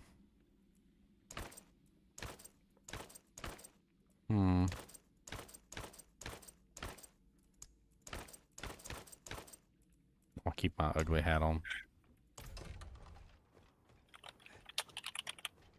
Another big L patch for Sorcs? Why do you say that? The Sorceress has got like massive buffs for their damage reduction. I mean, not that they needed it since you could be like infinite fire shield at this particular point, but I don't know. I guess technically they got lots of buffs in terms of like damage reduction so that they can output more damage.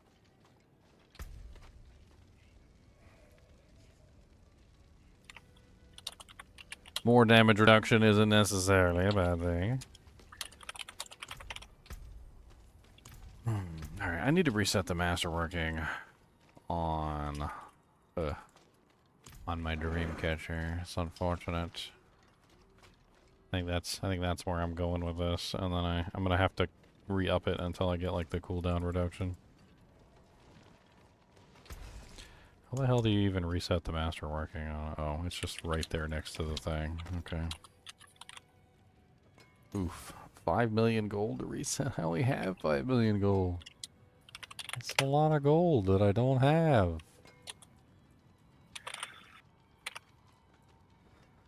Okay. They give you 50% more gold. Just have to put in the time. I done got no gold. I need the gold. Corbin, if I knew I did the gold, I would do the gold. I need the gold. I need the gold, Corbin. Yes, Cody. What's the matter? You don't like my chair? I got a brand new chair from Andaseat. I got some brand new Kaiser 4 seat from Andaseat, and they gave it to me for free because they're the first for my birthday. How about that? Come here, dog. Get this. Look at this right here. See that? You got a boogum up there. You got a boogum in your nostril. I said, there's no boogums in there. He said, what boogums? He said, the lies. These are lies and slander from the boogum master.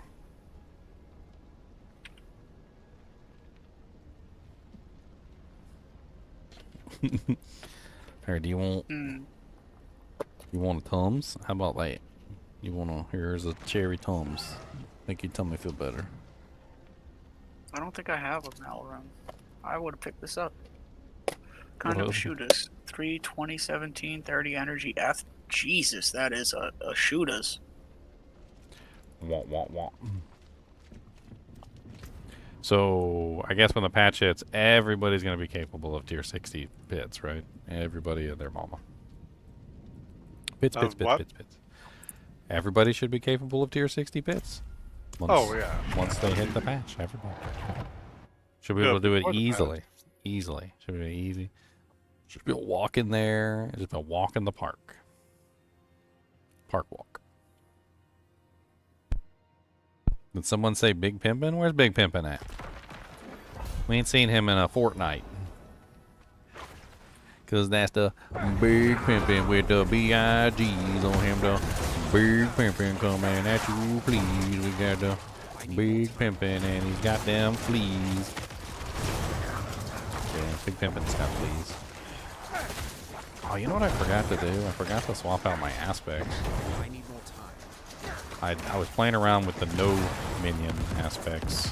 And so I've got a bunch of no minion aspects on. You know, it doesn't cost nothing to redo this. Let's just redo it. Get out of its face. Because you can't change anything when you're in the pit, so.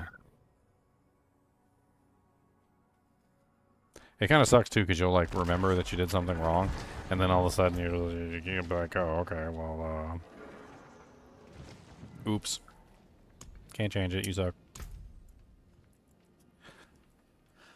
Alright, so 10% increased damage when you have no active minions. That one needs to go.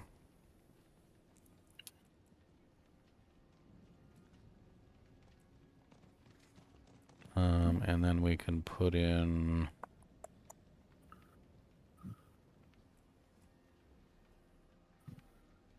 you and your minions deal 10% times increased physical damage, and you gain 1% movement speed. Yeah, that can go in its place. That's a nice one. I like that a lot. Just one of my favorite ones. I like that. I like that a lot.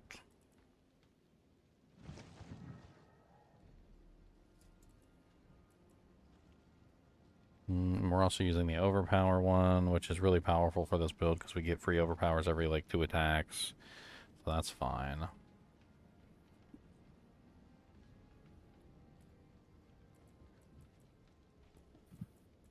Can we get access to that glyph? Is that like could we pull off one more glyph socket? Because that would be amazing if we could.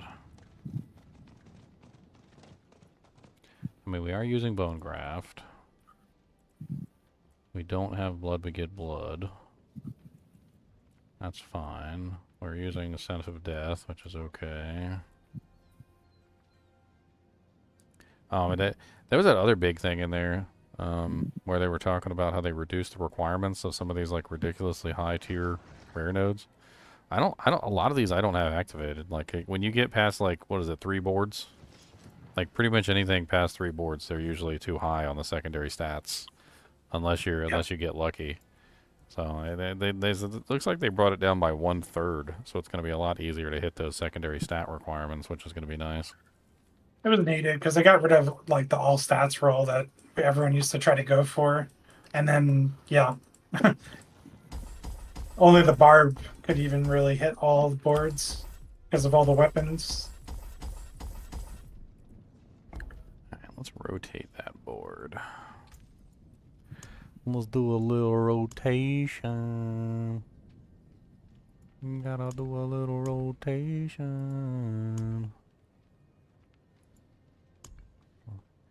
Yeah. Not sure why I didn't have that activated, because I do want Flesh Eater. Flesh Eater's just too good to pass up.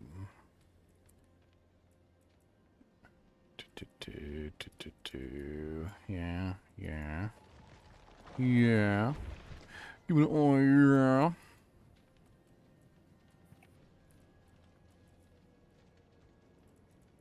Alright, let's try that. Maybe min-max a little bit so we can get access to both. That's the goal. I mean, we're close. We only need like a couple points, so it's doable. We just gotta make it work. Don't need you. You can go. One more. One more. Or another. I wanna get you. I'm gonna get you. One day. I need that overpower damage. That's important.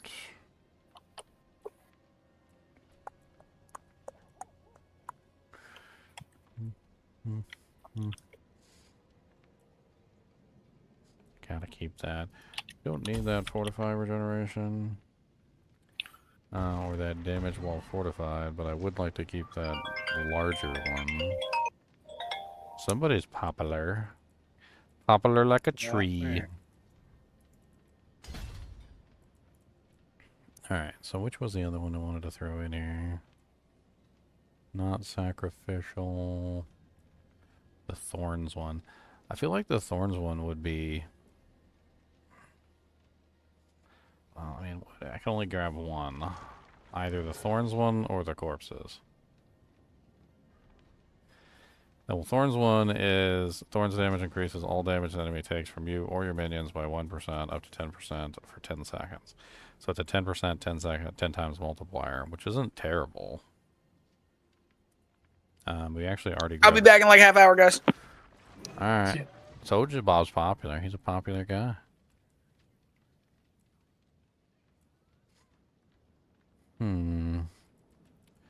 This one's Dex and this one's Willpower. The Thorns, the Revenge one, doesn't that work for your minions too? When your minions take Thorns damage or dish out the Thorns damage? So wouldn't that one just be the best one? Like that would just be the best one.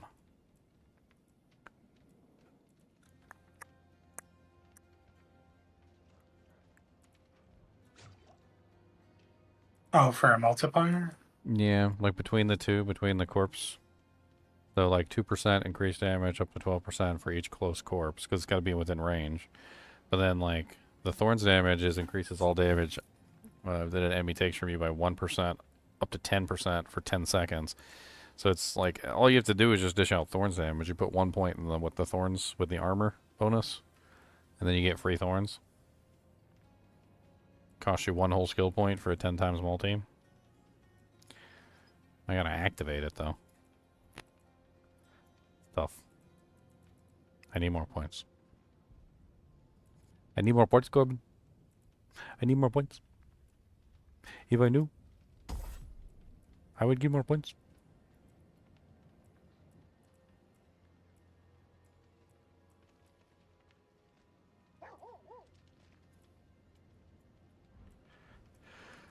Ooh.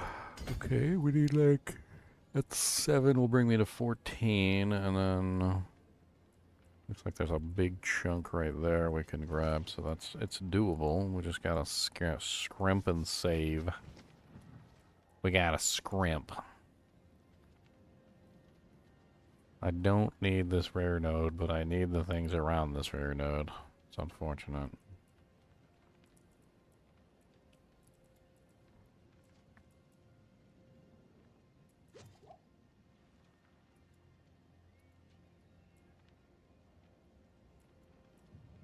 I need that overpower damage. That's huge.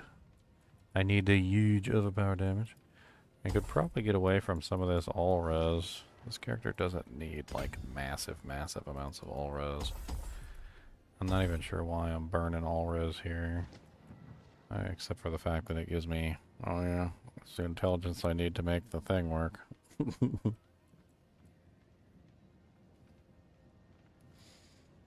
Okay, well, I mean, I don't need, like... Is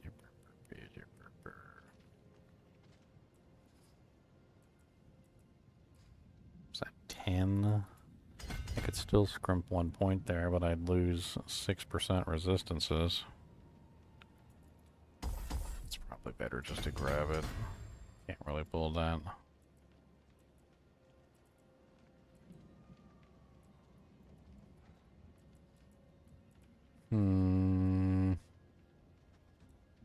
Why do I got a strength node there? I don't need a strength node. Alright, so that's another one that I can pull.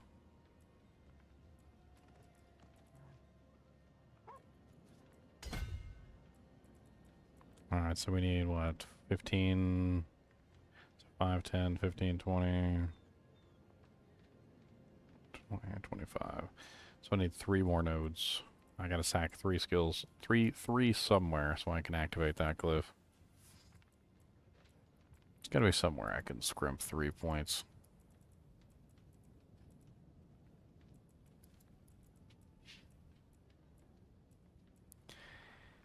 I guess I really don't need Fortify Generation.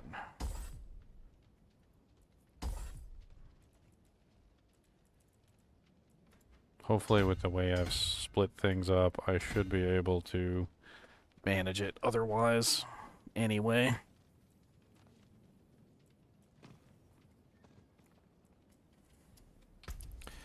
Alright. Now we're set up properly. Let's go back in.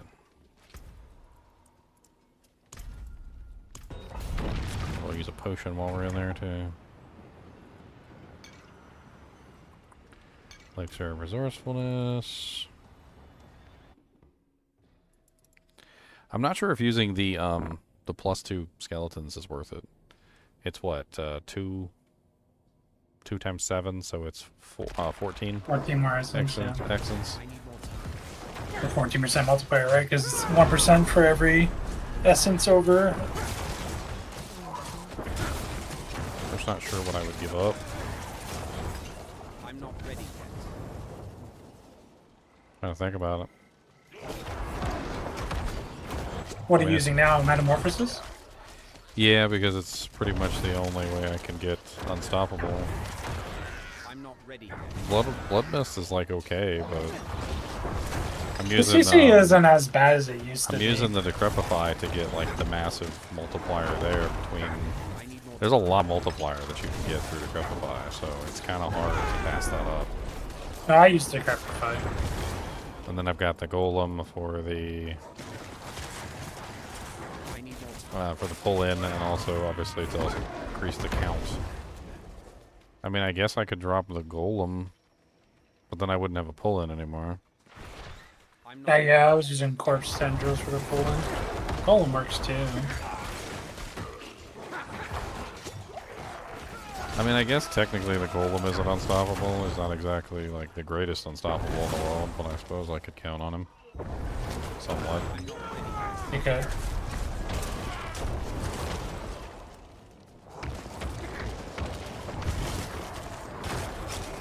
It's kind of crazy. What's that? Was it counting? But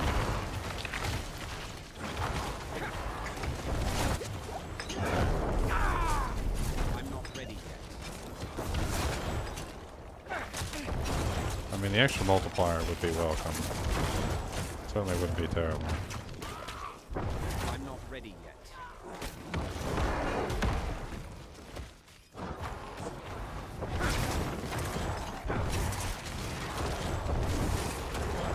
I need more time.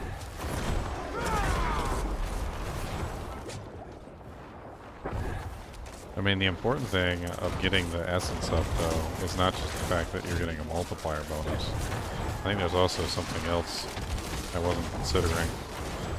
Is that the higher your essence is, and the more you can restore that essence, the more overpowers you get.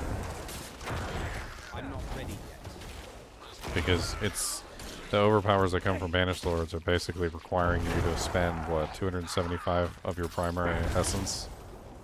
Right. So if you can reach that level where you're spending 270 in every single time you hit it, you're going to hit an overpower on every single shot.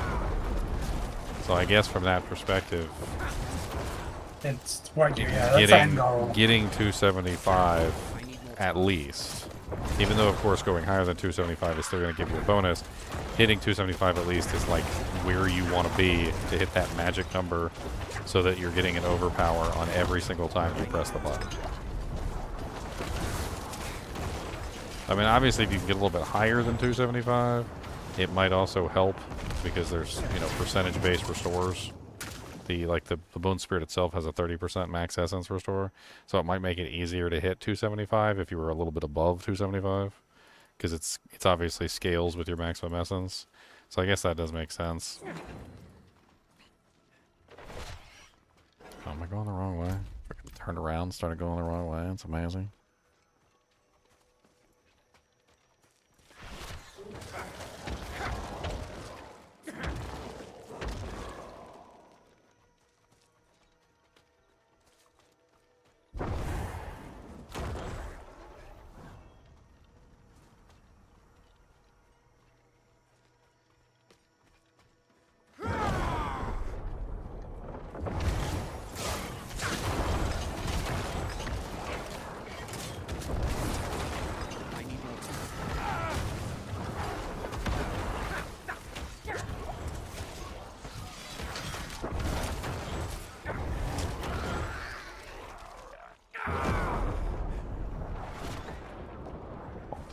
way too easy. I'll bump these rookie numbers up. I need more time. I guess another thing is I could drop Tyraels, but I don't know if I want to drop Tyraels. The damage reduction I get from Tyraels is massive. I gotta go with Hardened Bones instead, I'm not ready yet. which would potentially help keep my mercenary or my mercs alive.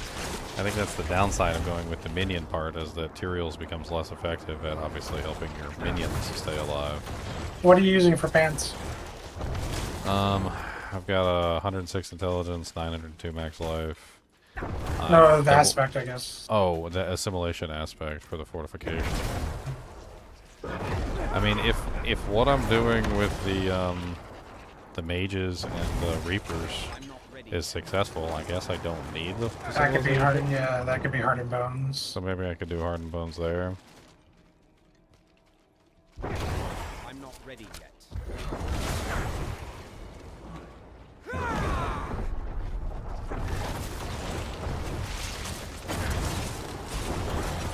Have I finished my rogue? I have not. I keep getting called back to the Necromancer because I really want to finish this build and make it work.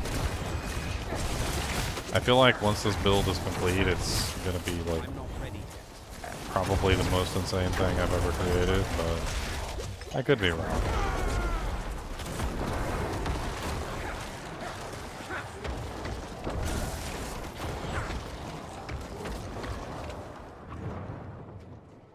I don't even have any like Grey Reflex or like Master gear, and I've already seen like a 293 billion crit or million crit. Nice. Overpowered. It's kind of crazy. I mean, once you get all your stuff running, you get all your multis, like, you know, activated, it's a lot. I'm not ready yet. I also like just firing a Bone Spirit off as I'm running down the hallway. And usually it ends up finding the target. Yeah. It's pretty hilarious. You just, like, you're walking down the hallway, you're just like, boop, you just fire one off and you just start running with it. And then eventually it finds the target and it just murders them. I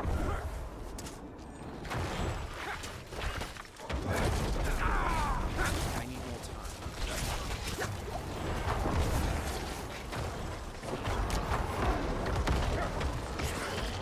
I mean, if I swap to a chess piece and use Hardened Bones, and then I used the +2 minions, I would get extra 14 essence.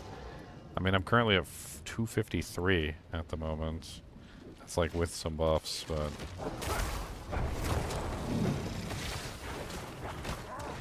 I'm not ready yet.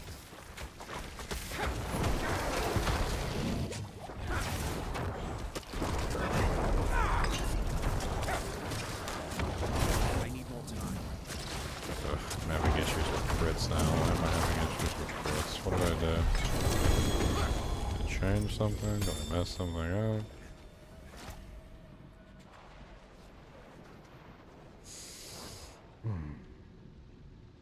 Those aren't bad.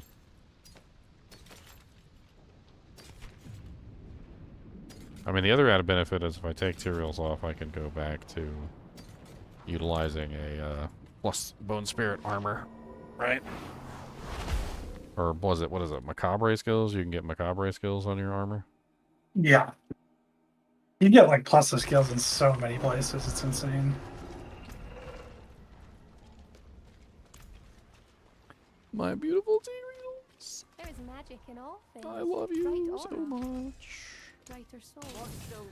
Oh, my beautiful Tyraels. Go inside the stash, I guess.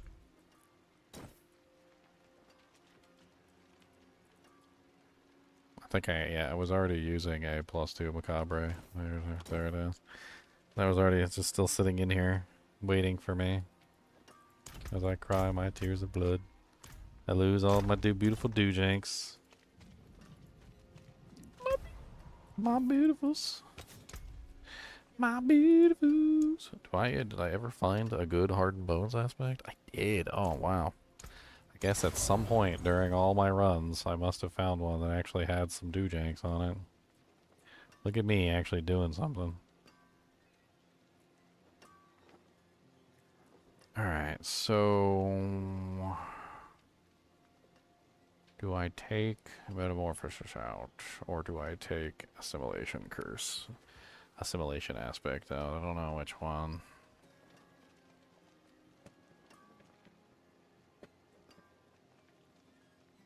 I'll be honest with you, it's like in Diablo 2, I'm not sure if you noticed, but in Diablo 2, when you have a decent amount of defense, the decent amount of defense makes a huge difference in your survivability because defense just kind of like reduces the frequency of hits. And up until this point in Diablo 4, I never really had anything that was, you know, like causing the frequency of hits to diminish as much. Well, that's what's weird to me is because defense in D2 is pretty much dodge. Yeah. It's either you get hit or you don't, which I always like in every other game. Defense has always been like armor. It's been damage reduction. Then dodge was dodge. See if this will work.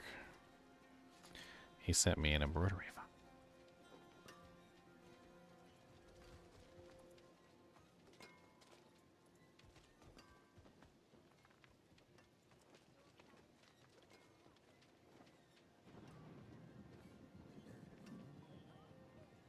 I don't know. It's nice having dodge, is what I'm saying. Like, I know it's not the most important thing in the world. I know it doesn't prevent me from getting one shot. But when you're fighting a bunch of monsters and you have tons of monsters around you and they're all trying to hit you at the same time, like being able to dodge some of the attacks is huge. It's huge. It's very huge. Like it just lowers the frequency of hits and it makes it a little bit easier to maintain, you know, your life essentially.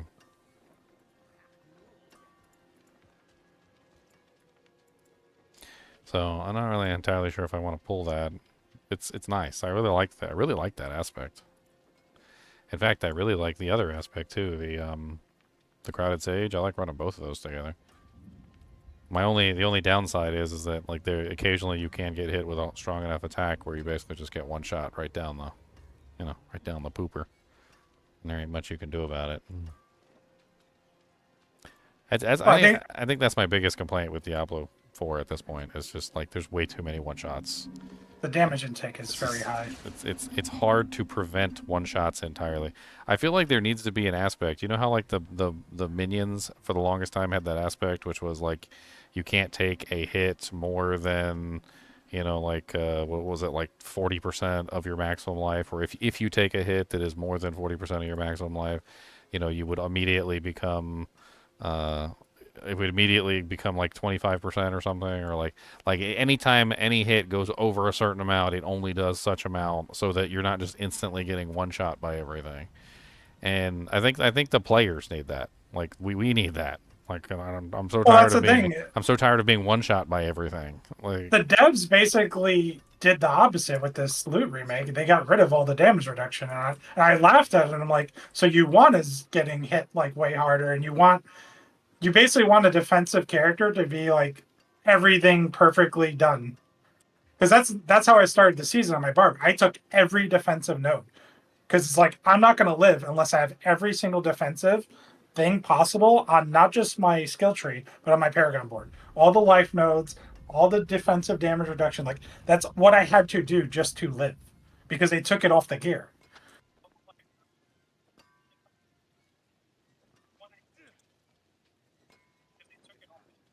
And if you don't have that, you just get one shot.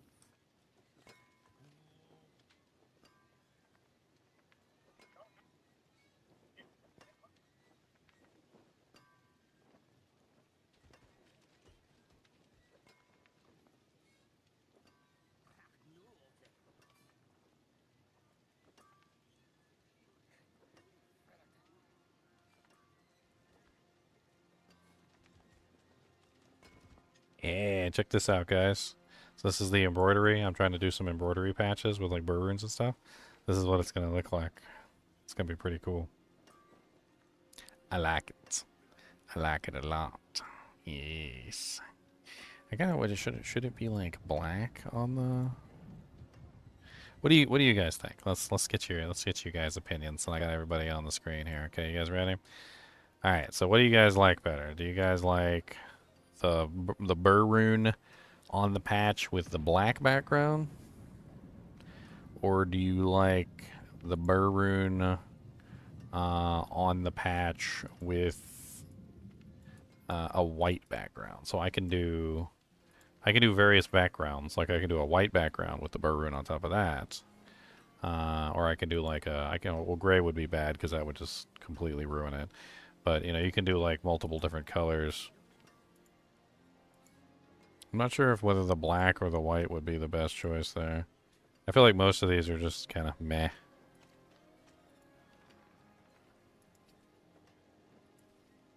I think it's definitely between either the black or the white. Huh. Can I do a Twitch poll? Yeah, let's do a Twitch poll. I already got a poll on YouTube, so let's do the poll over on Twitch. Why is it not working? I wanna know. That is a pretty cool patch right there. The bar room. Classic. I got like the first one he had up. Can you switch to the first one? White black background? Yeah.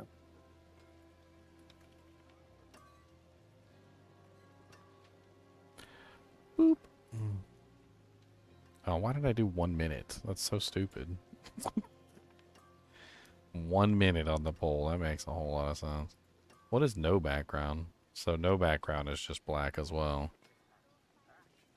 Why do we want doo-doo brown? Doo-doo brown background?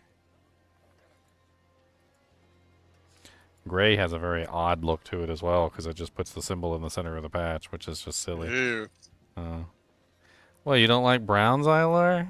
You don't want the brown color? No, I saw the an orangish one. The doo-doo brown? I mean, some of these just don't really look very good, that's for sure. It's not pink. The all black background? I'm kind of torn. Like, I do like the white background, and I like the black background as well. I like both. I like both of them. I like both. I like both of them.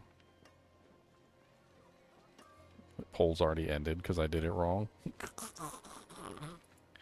Congratulations, Ginger. You suck. I mean, I could possibly put both of them up there. Like, it doesn't really matter. Like, I think I could put the black one and I could put the white one up there. They both have a really nice look to them. I feel like the white makes the rune pop more, and the black, like, I don't know, it looks more like a socket. Like when you have the rune in the socket, it looks more like a socket because the socket's like kind of grayed out and it looks dark. So it kind of has like an interesting look. The other thing I was thinking was, I don't know if I can do this, but I think I can change the outer edge of the patch. And like when you look at a socket in D2R, like you notice that there's kind of like a it's like a little bit of a white outline around the socket. So like let me open up the thing here real quick. See how the socket has like this white outline around it? It's like ethereal, but it shows underneath like what's underneath of it, but then there's this kind of like a shiny outline of the socket. I was thinking, I'm not sure if I can change it where the yeah, I can change the outline color.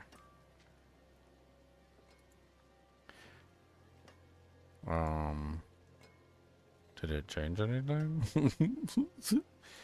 Did it change anything? I don't know if it changed anything. I don't know. I like it though. I like it a lot. Should I make this a little bit bigger? I feel like it's got to be. I want to make sure it's centered.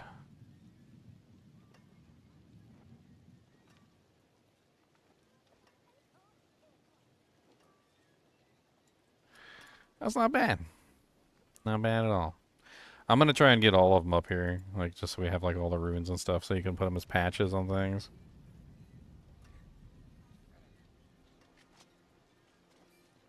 I I don't even know how much they cost. Haven't even really looked into that yet.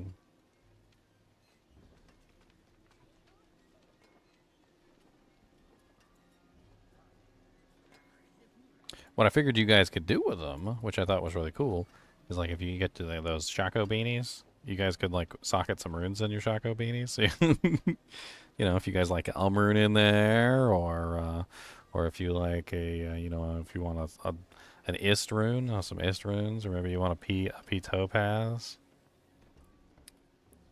Oh yeah, that looks really nice.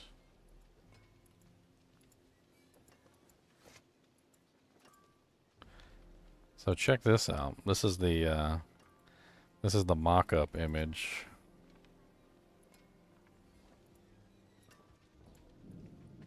Of what it'll look like when you actually get it. I like that. I like that a lot. I like that a lot.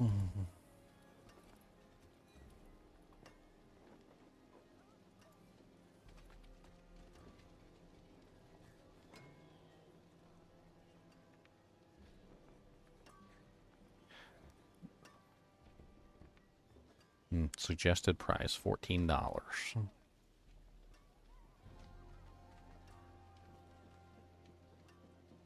And look at that. It's up for sale. Just like that. We've got it up for sale, boys.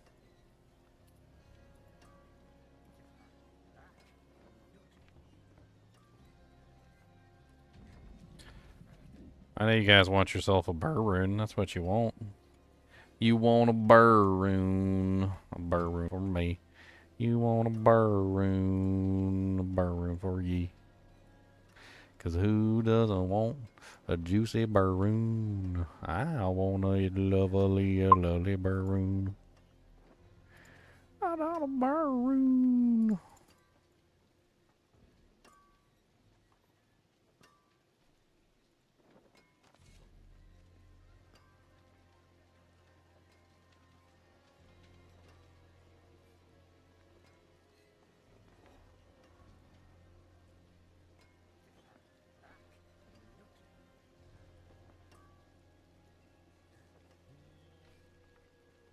Did the patch drop yet? It drops, the patch doesn't come out until the 17th. So we got some time. It's like Monday next week. Monday. Which is kind of interesting because normally their patches are on Tuesday, so I'm wondering if it's a typo. At the Hampton Coliseum. But then it's also a federal holiday next week, so maybe they want it on Monday.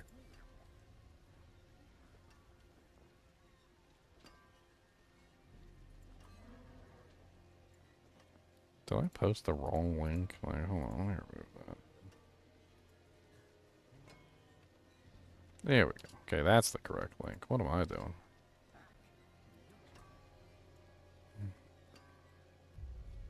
There you go. If you guys want to get a burr rune, the first rune is up. The bear rune. It's a bear rune. My plan is I'll have all the runes as patches so that you guys can just get whatever rune word you want. I'm hoping to do all 33 runes. So that way you can just go on there and be like, okay, well, I want to make a stealth armor, and you get like a, you know, like a freaking Talon of Eth, and you just make yourself a stealth armor or whatever. And that way you can put on whatever patches you want.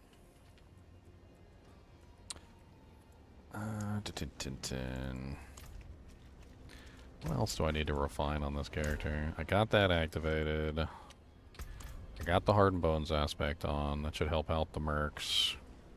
I mean the minions. Oh, you know what I probably want? It might actually be worth taking off the assimilation aspect for.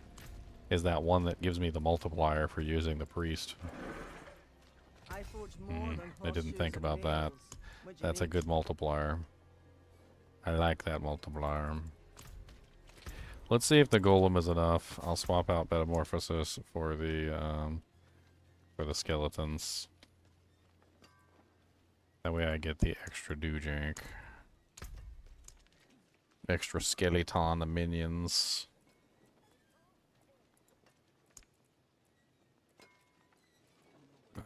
Where is that one?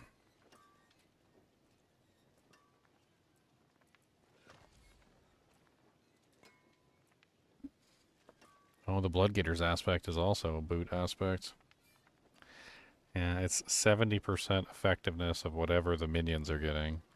So I get the multiplier for that. If I'm going to run the minions, I might as well get the Bloodgetters aspect as well. There you go. The Occult Dominion. That gives me the 2 extra minions. And then I throw the Bloodgetters aspects. It's too bad the Bloodgetters aspect doesn't heal you as well. That would be really useful.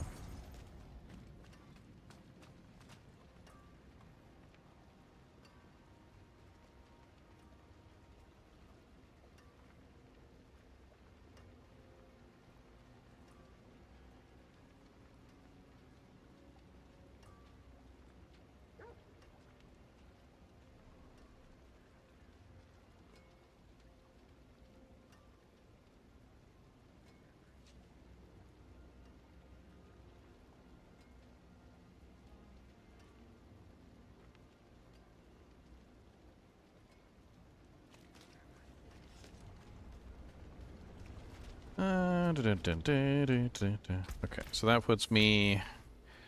I lose some of my fortification. I lost my unlimited unstoppable, so I'm going to have to rely on the golem now, which is unfortunate. But it is what it is. The 25% damage reduction for the minions, though, should be massive. So that should be worth it. I'm sitting at... I need to get more minions.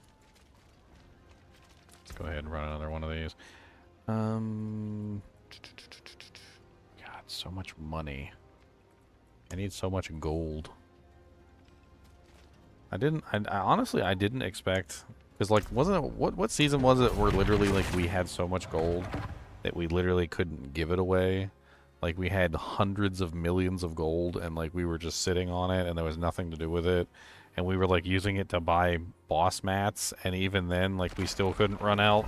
Like, we dropped, like, 300 million on boss mats, and then still, like, have just a massive amount more left over. Season 1 or 2. Probably season 2. But, like, we went from that to now we're just, like, struggling for money. Which I prefer. Gotta start cooking them whispers. I thought, Xylor, you were supposed to be our money man. I thought you were supposed to get all your kids to farm for us. Oh, yeah. Well... What happened to the farming, Xylor? I got a couple $100 million almost. Well, I've been spending it, though. I seen you post several times that you were, like, completely dry over there. Yeah. You're like, I feel so poor. Yeah, I got down to like 7K once, so I'm like... I need your time.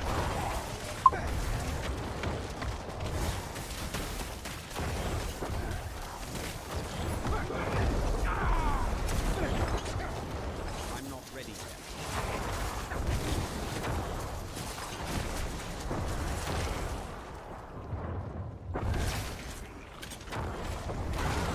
This is glorious. I like this.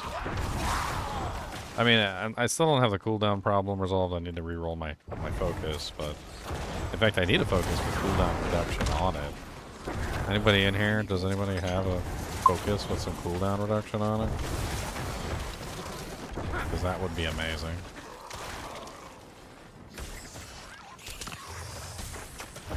I'm not ready yet.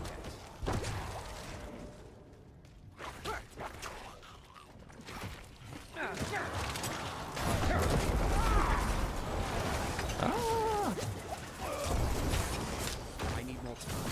I'm trying to get all the runes hatched up so we can actually start messing around with them. He wants me to send him all of the designs. Amulet. I got me an amulet.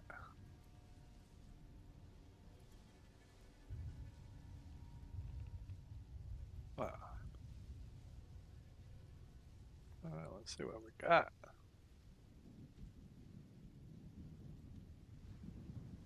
Where'd it go?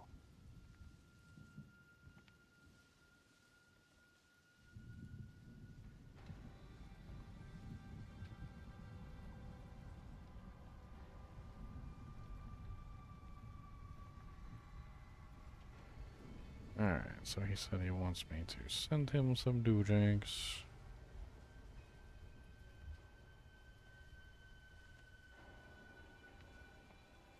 How do you contact somebody on here? I don't even remember. How do I send a message? I forget to send a message.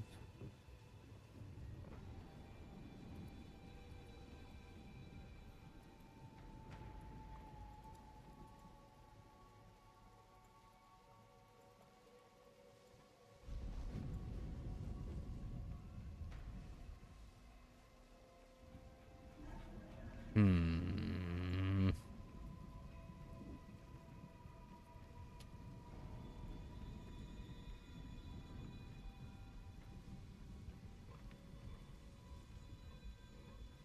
Here we go. Start a chat. That's what I'm looking for.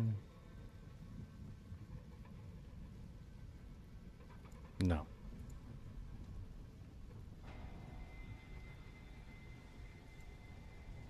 He wants me to send him all the designs so he can start working on the project.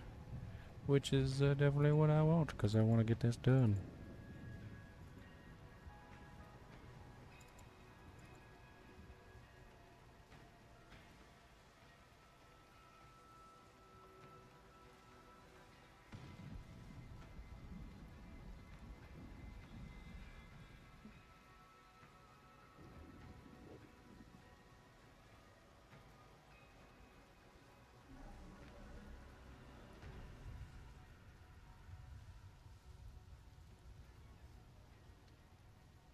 Dang it. Maximum files 20. Rude. Rude. Rude. Maximum files 20. Rude.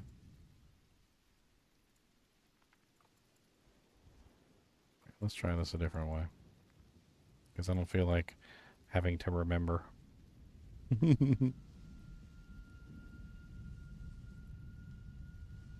Ooh, there's some good drops right there. What's a drop?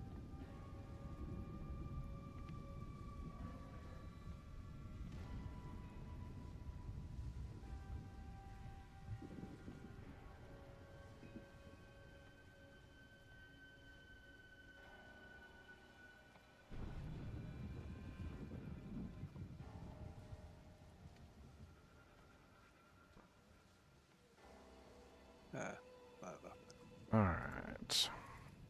I'm running out of time. Oh no.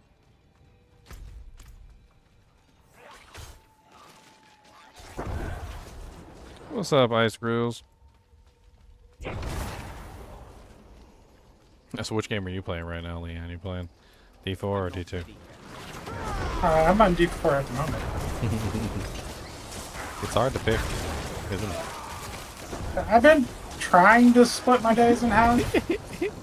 I'm not ready. Yes, I obviously had a big D2 day, but in general, I've been trying to do like half and half. It's just, you know, D2 is fun. Especially when you get all the people together and do like a new character day. It's addictive. Honestly, the character, the D2 is still extremely fun. Honestly, they're both really fun. Like, I can't really say that, you know, especially when you get diving into a character, like on either one, like you get pulled into them, like, because you're trying to focus on trying to, you know, finish your character. It's just what happens. I want to focus on finishing off my characters. Alright, I mean, there's people that always say they don't like one or the other. I'm one of the people that just likes both. I like both. I need more time. I'm like that little girl, that little taco girl. She's like, okay, no stuff. Like soft or hard? Why not both?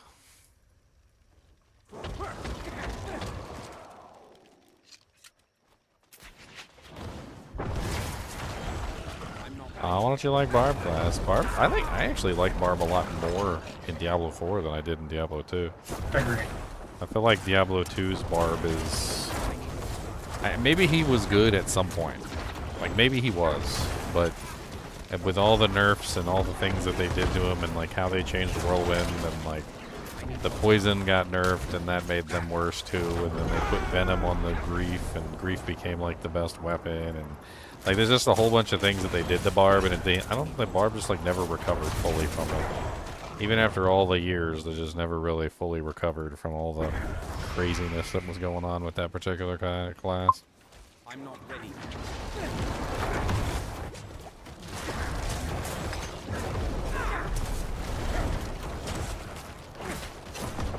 I'm not ready.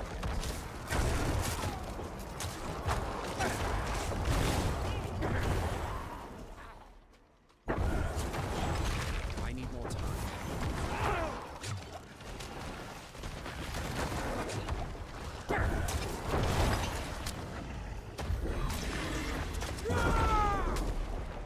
Never really liked the Barb thematically. I mean, why? Just because he has a big weapon and he dishes out damage? I mean, however you hurt a monster, you know? Like, what is that? What is that term from that one show? Like, what? He's a god, and he's like, and the other guy goes, like, well, if he can bleed, he can die, or something like that. I mean, technically, as long as they can bleed, they can die, my friend.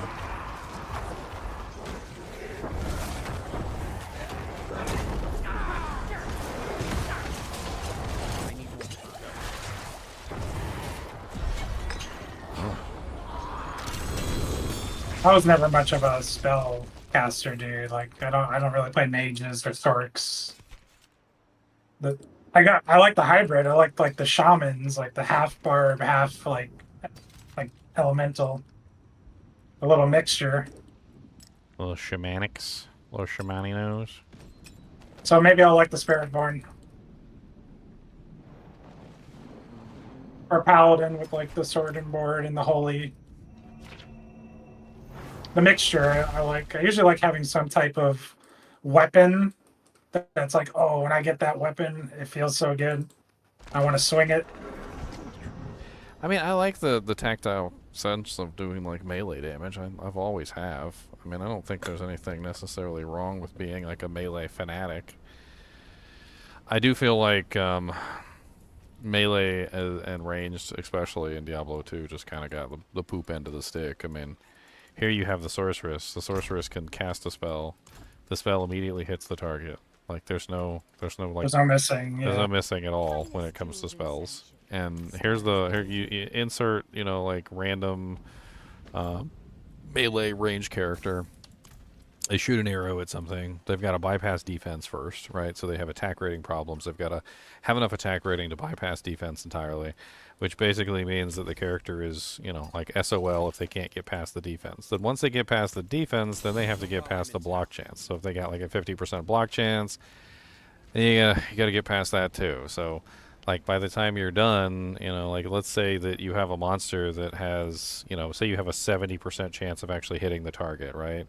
Well, then if you have a 70% chance of hitting the target and you actually roll to hit it, you have a 50% chance to hit the target like through the block, which means that even with like a, you know, nearly 100% chance to hit, you still got to get past that 30% miss chance on the actually to hit, and then another 50% of that to get past the block, and then by the time you're done, you've got like a 35% hit chance. It's stupid. And then there's all sorts of like Diablo complicates things too because there's all sorts of range issues. So there's also a whole other thing where like sometimes the monsters just move slightly out of range, and so your weapon misses just simply because they walked out of range. And Right. it's not necessarily because you missed or that your defense wasn't good enough or your attack, you know, your attack rating wasn't good enough or that their defense was too high or that they blocked it. No, you swung the sword too late and they walked out of range, and so you just missed simply because they walked out of range. And there's so many little things that make the melee and range characters just like inferior to a sorceress that can just press one button and hit every single time. And that's the funny thing about terror zones is you're constantly chasing a higher level mob, so you're always getting the level penalty because they're always higher than you until like you're 96. Yes, I don't particularly like the level penalty. I think the level penalty's stupid. Yeah, that should have been removed.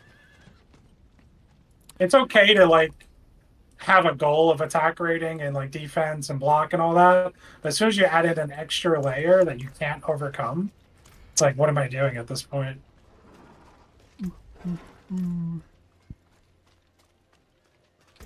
God, freaking masterworking is so expensive.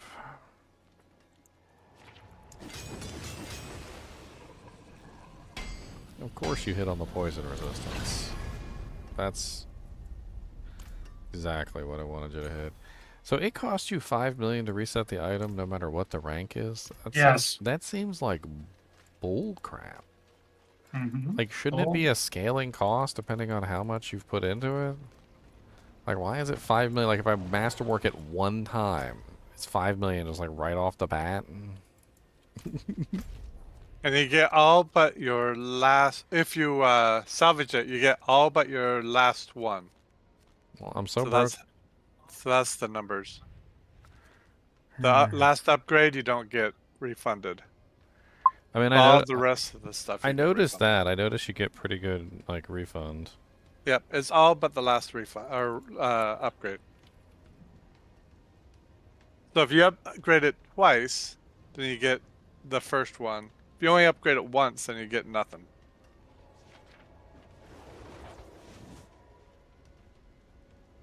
Alright,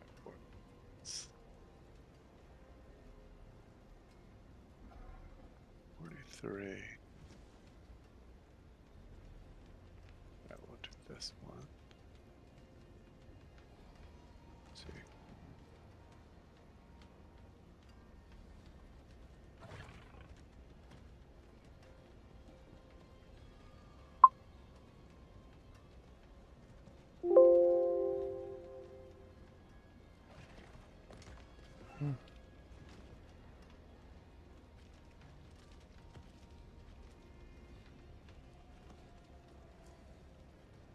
Season 5 is gonna be so short.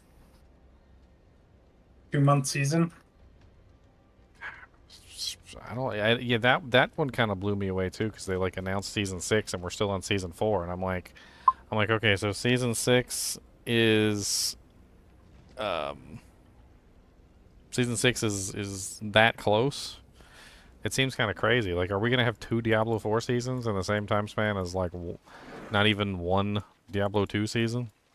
Yeah, because basically when the expansion launches, they're gonna just launch a new season with it. So they're basically just cutting off the tail of season 5 because the expansion has a date and then the season starts with that date.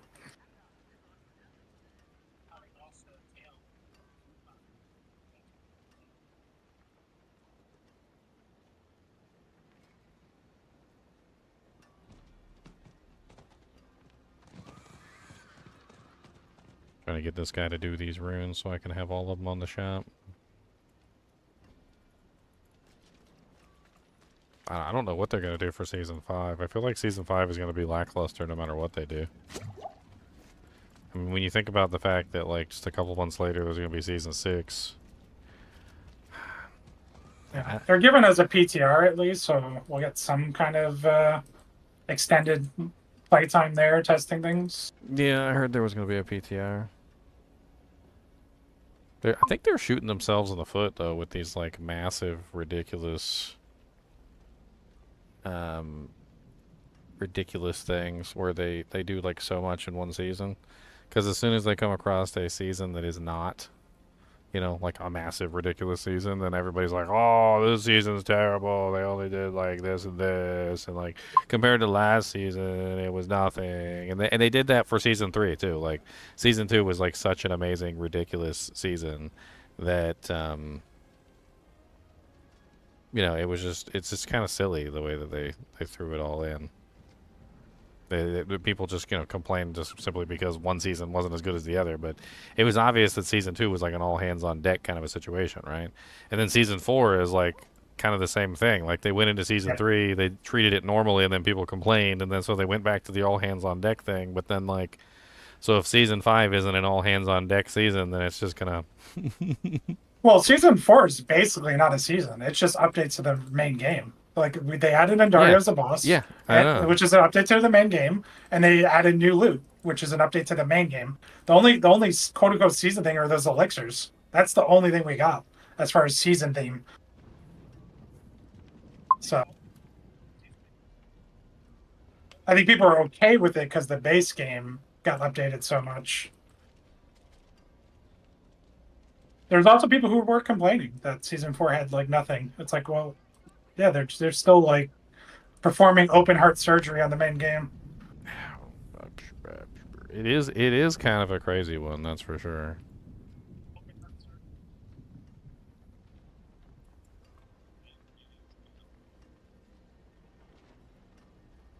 Is this Sorry, I'm trying to like juggle a whole bunch of things today. I feel like getting these patches up is going to be fun. I mean, I might not sell a whole bunch of them, but I tell you, having them up there, some people will be super tickled to be able to get their hands on like a Burr rune or a Zod rune or something, right?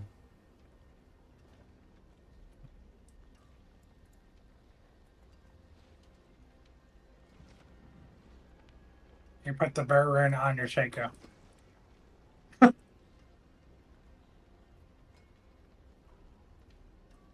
Oof, that's not good.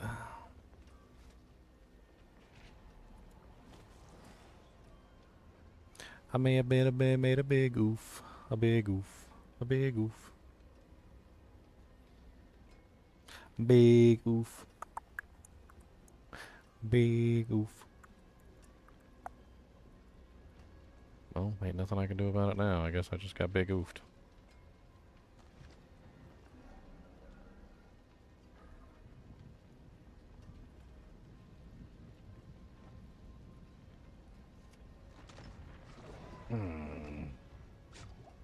What day is today? Today's Friday. Yep. I meant to pay for the patches with my credit card. I didn't mean to pay for the patches with my my bank account. Oops.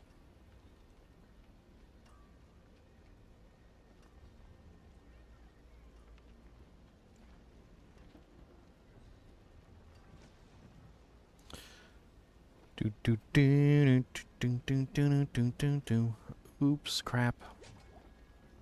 How am I so broke? The answer is I'm the only one working. That's the answer. So, all my income goes to paying the bills. Bills, my friend, bills. So many bills.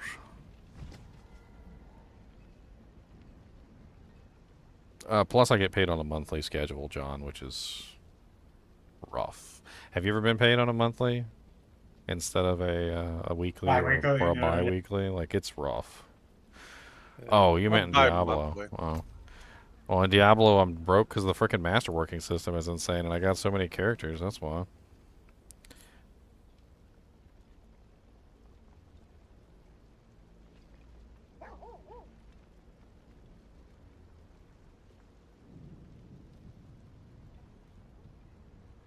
Nah, but it's rough when you get paid on a monthly pay scale. I don't know, a lot of people I don't think know how rough it is until the first time they end up on a monthly, and like at the beginning they're all like, "Oh, I got lots of money, I can do whatever I want to do," nah, nah, nah. And then by the time they're like close to the end of their month, they're like top ramen and like trying to like find a crouton they dropped underneath the refrigerator because they're idiots and spent all their money at the beginning of the month. Which that's me. It's me. But I think this is worth it. Hopefully. It's only like 6 days till I get my monthly paycheck, so I guess I'll just have to hold on for 6 days. 6 days. Half an hour.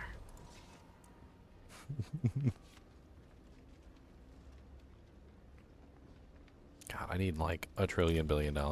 So is it still pretty much confirmed that Whispers is the best way to push the money? Yeah, you get 6 million per bag. Okay, well, I guess that's what I'm gonna have to do.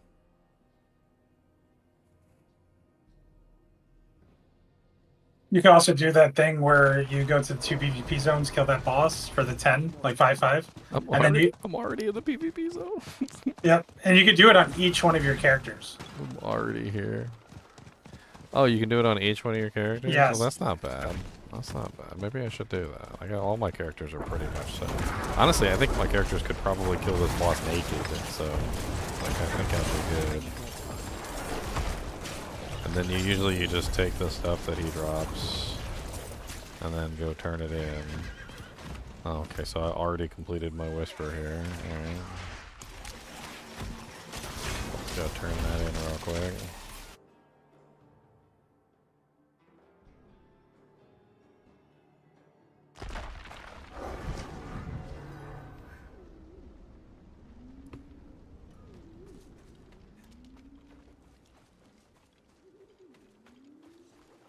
You got me with a couple $100 mil? I didn't know you were rich, Ice Grills. Send that over by PayPal, my friend.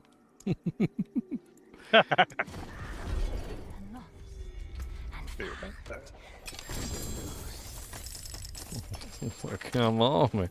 I ain't know you was that rich. We gonna be good friends, my friend. We gonna be good friends.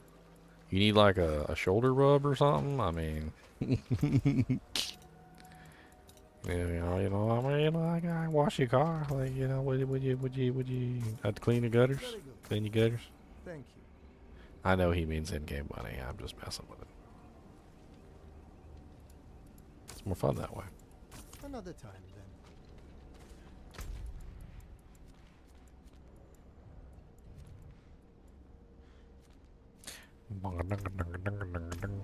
Oh, let me just go back down here.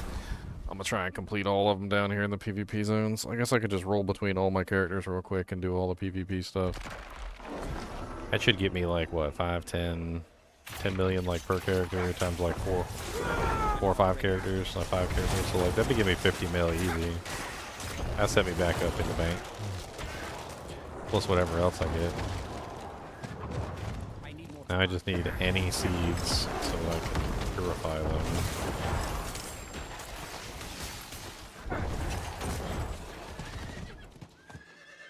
Somebody's gonna probably come try and kill me.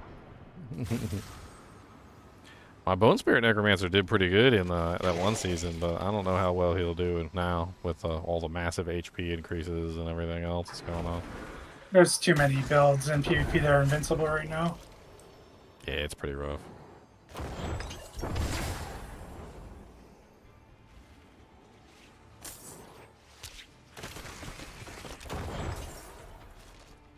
There's like 3 or 4 classes that can do it. I think Woodija made a Just video. permanent invincibility.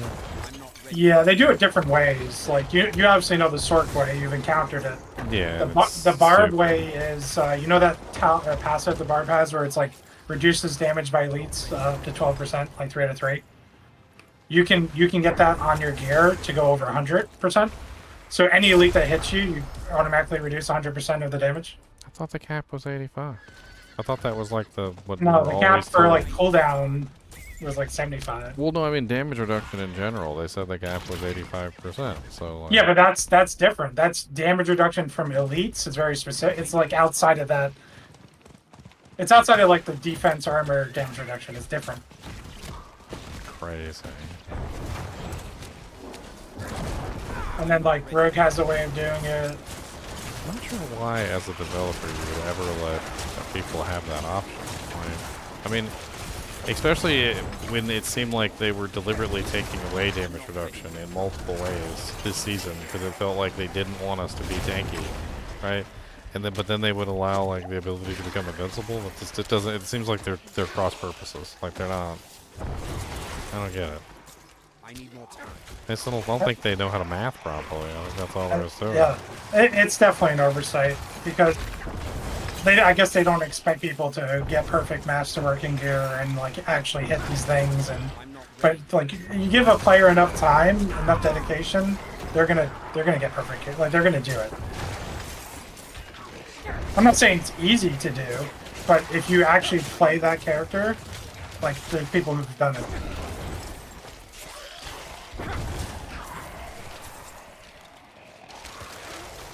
Yeah, I was never a monthly pay scale, John, until YouTube. YouTube is the one that pays you by monthly. It's weird because the higher you go up in the corporate structure, the bigger your paychecks get. So like you end up with like 1 week if you're like a peon basically. So you have like 1 week pay scale. 2 weeks is usually like mid-rank, and then like by the time you hit the management, you're sitting on like monthly. And I think when you get really high up, sometimes they just pay you in yearly. Like, so you get like all the money for like your entire year in advance. If you spend it all, well, I guess you're just screwed.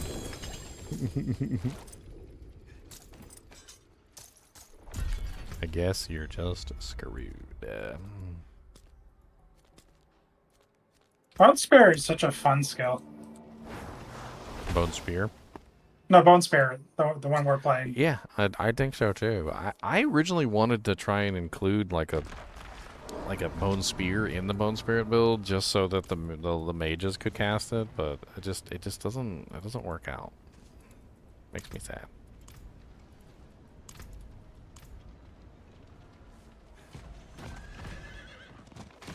Alright, well now I'm up to 10 mil. I mean, honestly, the millions of gold that I'm getting doesn't really matter since I need to spend like 5 million to reset half my stuff multiple times, so...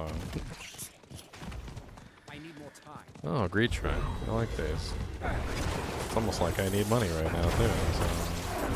I should probably use this greed shrine for greediness. Where's the goblins at? Come on. Isn't there supposed to be a goblin that spawns whenever you get the greed shrines, or is that event done?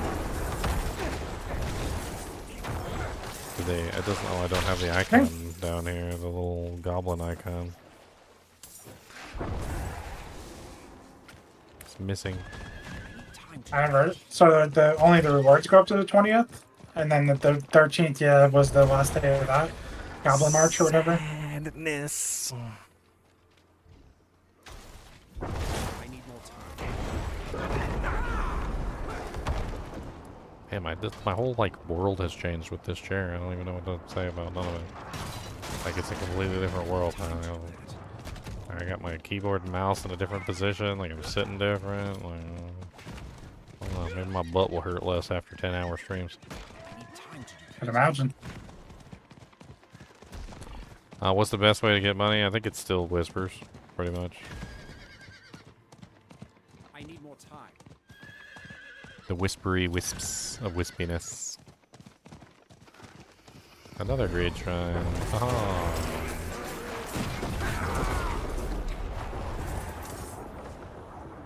The only thing I don't like about this build is that my cooldown reduction is based on whether I hit a target. I have to hit the target to cause the cooldown reduction to happen for the skill, so... Yeah. There are times where it definitely can go badly, but you kind of just, well, I kind of just like blood mist away and just wait for it to come if I mess it up. And I have corpse tendrils to grip the monsters. Like I have good control of the environment, where if I do encounter like a long cooldown on Bone Spirit, I kind of just play around it.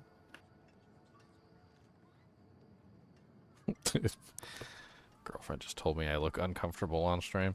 I'm actually, like, I kind of like this better. Like, it's just not what I'm used to. So, you know how it is. Like, you get used to something, and it's just like, that's what you're used to. You don't care about nothing else. Like, if I zoomed out the camera a little bit, One more level till I can wear my maybe Ubers. adjusted this a little bit, it might look better. Let's try this.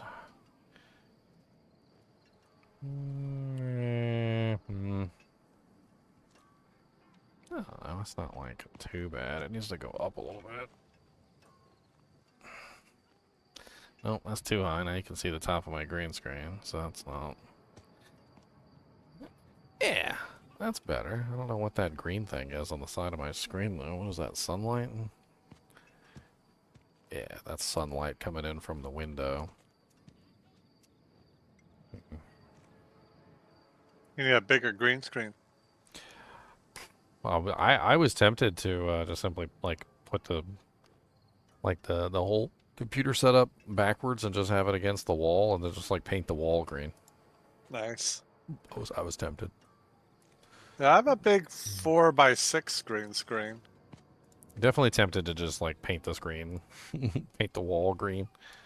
It's an interesting way to do it. It's a little bit more confining though because you can't lean your chair back as far, but I'm sure I'll figure out like an optimal setup with this. It's got some pretty neat stuff that you can do with it. Like I can raise the armrests here, which is kind of a neat, like, I wonder if maybe raising the armrests here would be like the pro play. This thing's so highly customizable. Like I can't even explain. It's got so many Like you can move these outward, you can move them inward. I can have like a almost like a TV tray here. Just hit 35. I don't Now I know. can wear my Ubers. They're going to convert me to these expensive chairs, and then I'm never going to be able to live without an expensive chair. And then this one's going to break, and I'm going to have to spend like $800 to go get another one. If you guys don't know what I'm talking about, you came into the stream late. Andaseat sent me a chair. They sent me the Kaiser 4. That's what I'm using right now. It's the Andaseat Kaiser 4. It's a very sexy chair. I like it. It's comfy on my butt. It does take a little bit to get used to. It's taller than my chair, my old chair, and it's also got like a lot more customizability where I can like lean the chair back really far and all sorts of other things. And so I'm trying to get used to how I want the chair to be. Like, do I want to kind of like sit back a little bit like this? I think maybe sitting back a little bit might be the play. Maybe I just like move these in a little bit. Just relax back. Relaxing on shooting some b-ball after school and a couple of guys who were up to no good started making trouble in my neighborhood. That's not bad. Oh yeah, that's even better. I like it. I need more time.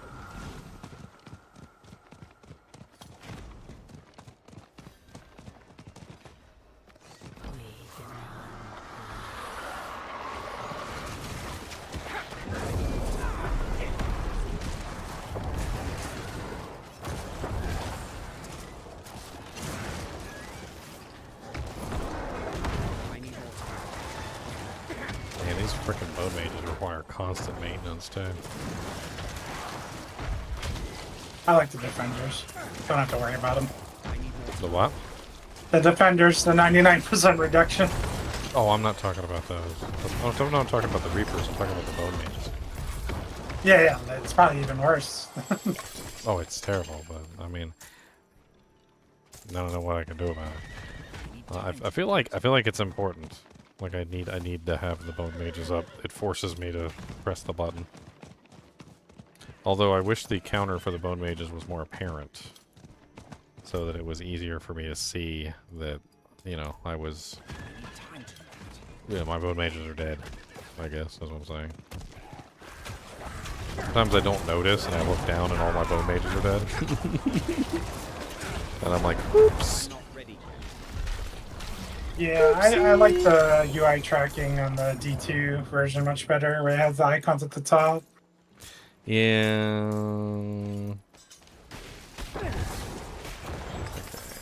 I need more time. That's pretty much it. I don't need to do the turn in because I already cleared that. So let's just go ahead and teleport over. I'm just gonna go half naked. I'm not even gonna swap over my equipment. I'm just gonna go over to all my characters. I'll just run two whispers each in the zones. Because you can get basically like 2 really easy whisper turn-ins on all your characters just by doing the PvP stuff. It is done.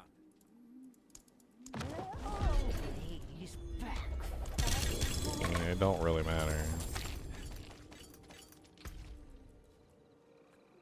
Wow, that's beautiful. Too bad I can't use that, but that's such a beautiful amulet.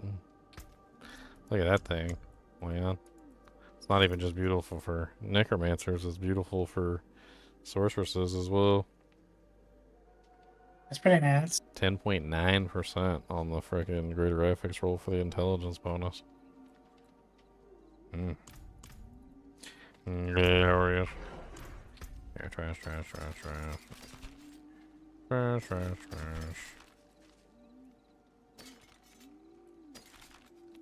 There's just something so satisfying about Bone Spirit, though, isn't there? Like you were talking about earlier. Like it just has it's a very satisfying, like, it's like a pop. You get the, like, it does a lot of damage. Like, I don't know. It just feels more satisfying than a lot of the other abilities.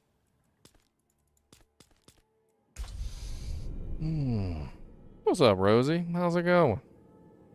What is your little icon? I can never tell what your icon is. Open image in new tab. What is that, a Pokemon? It's really blurry, so it's hard for me to see. That is so blurry. I can't make it any bigger either. I can't make it. I can't do it, Captain. I can't do it.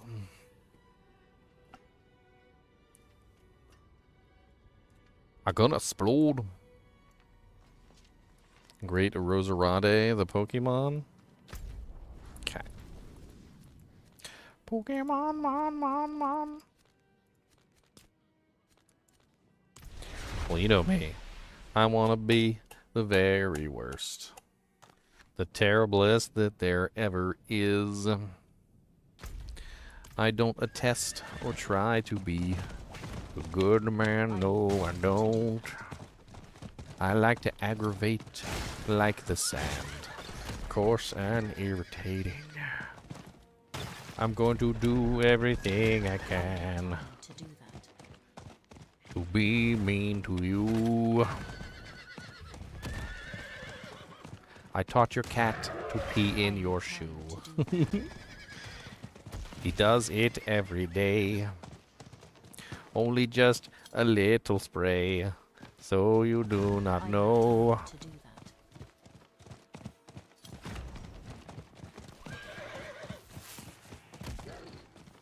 I need time to do that.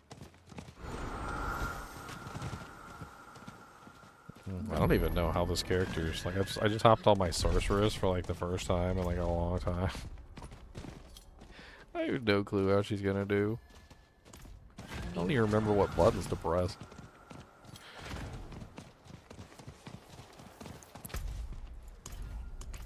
What buttons do thy press? I need more time.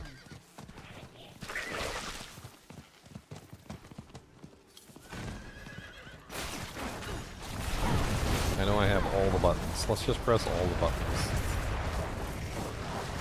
That's how it works, right? You just press all the buttons.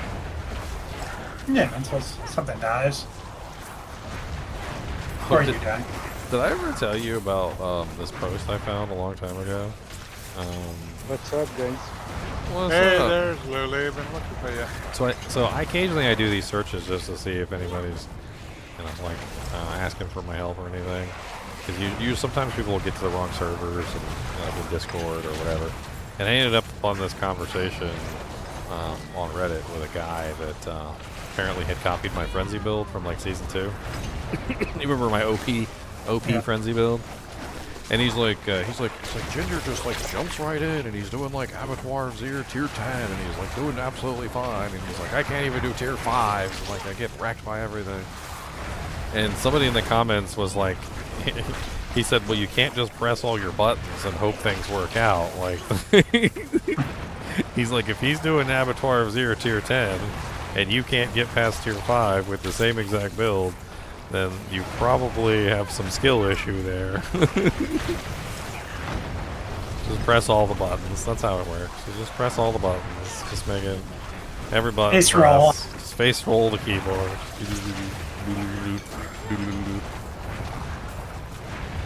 I listed something in this channel chat. I got an offer on an item I listed. I want to see what you guys think. Should I take this offer? What are you selling? A focus. Oh, what'd you got? Something super special? Something fancy? You Got see it something in the channel? No, but I was fighting, so I wasn't looking. It's 3 greater affixes, intelligence, max life, and cooldown. Where did we post this? In this channel chat. I need time. The channel chat, not the kinship ladder chat? No, not this channel chat. That's very weird. Okay. Okay, I do not because I was in the channel chat. That's why. Okay, the kinship channel chat. Where is it? Or kinship ladder? Yeah. I want it. 7 billion gold. I mean, I don't No. know what things go for. No, it's not 7 billion. I Dude, think I he want put that 2 so point- bad. 2.7 or 2.7, I think. Somebody offered 3 billion. Dude, that thing is so good. That is like exactly what I need for my Bone Spirit Necromancer. That's exactly what everyone needs. I It's think. like Yeah, that's I think that's literally the best focus I've ever seen. Honestly, I would hold out for more. Like you could easily probably get like 10 billion, maybe even I don't even know, maybe even 20 billion. What's the cap on gold? I do not know. I mean, do you really need the gold though? Oh my god, of course I do. I'm running out of gold every second. I'm just running around just for selling items, yellow stuff. I mean, Gold. I hate to be the person to say this because I usually am against RMT, but with an item that valuable, like you could probably sell it for real money. I would wager a guess that something like that might actually be worth $100, maybe $200. $100? $200, like real money. Oh my goodness. I don't know. Like I haven't really researched the prices of items, but something that valuable. I would throw it in the. I would throw it in the hundreds range. I mean, you just think about it like this. You already got what, a 5 billion and like a 7 billion offer. 3 billion. I mean, let's do a little check here real quick. I'll pull it up on screen for you guys to see. By the way, hold on. I know you guys are probably interested in what I'm talking about.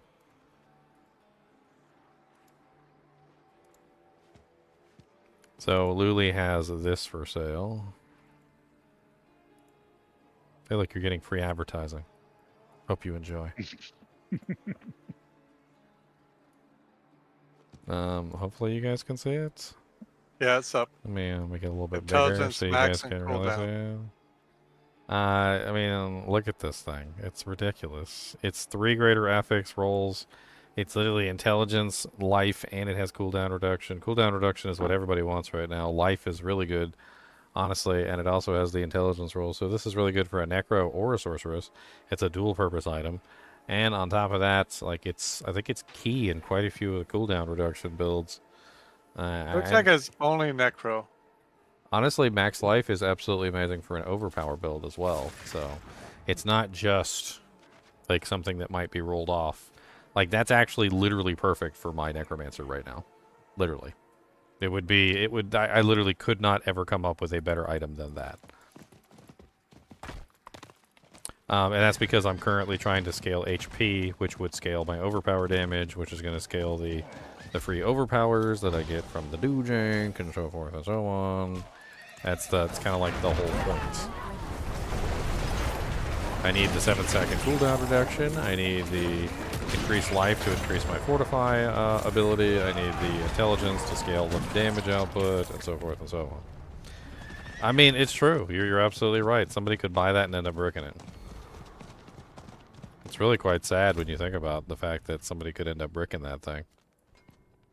That would be so bad.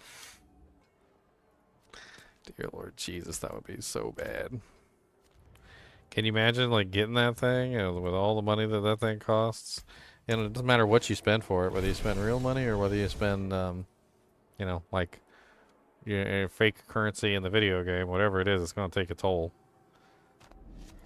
I mean, I hate to say it, but like even if somebody spends gold on it, there's a good chance they're probably going to buy it from somewhere. Like, let me type in just Diablo 4 gold on YouTube. Let me see what websites there are selling gold, and we'll see. We'll get an idea of how much money that thing is worth. I'll look it up. So here, I'm gonna go to this one. Let's try this one. Doesn't really matter. So let's do gold. Diablo 4 softcore season gold. So according to this, 1 billion or 1,000 million, it's $4.77. So at the current point, you said your highest offer is what, 7 billion? 3 billion. 3 billion? 3 billion, sorry. 3 billion's your like highest offer? 12, $15. So 477 times 3. So you're already looking at an offer of like 14 real dollars for your item there, and then if it goes up higher, like say you got 10 billion, I think you could easily get 10 billion. I just listed it like a few seconds ago, and I already got 3. You just listed a perfect item, Luli. Like Yeah. a literal perfect item. I don't know what to tell you. Legit perfect. It's sad that I really like. It's yes, it's not perfect for every build, but it is perfect for some specific builds. Like Bone Spirit Necromancer, probably Bone Spear Necromancer. There's definitely some sorceress builds that would benefit from overpower. Depends on which ones, though. I mean, they would have to use Banished Lord's Talisman. I'm not really sure. Honestly, max life is not terrible. Max life is kind of required on a lot of pieces of equipment.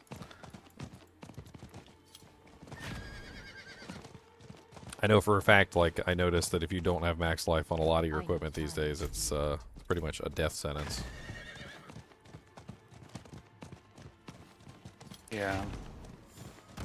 So, after you get your 7 billion gold, can I bum...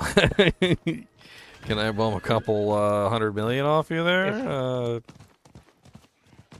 Or Here's the money man.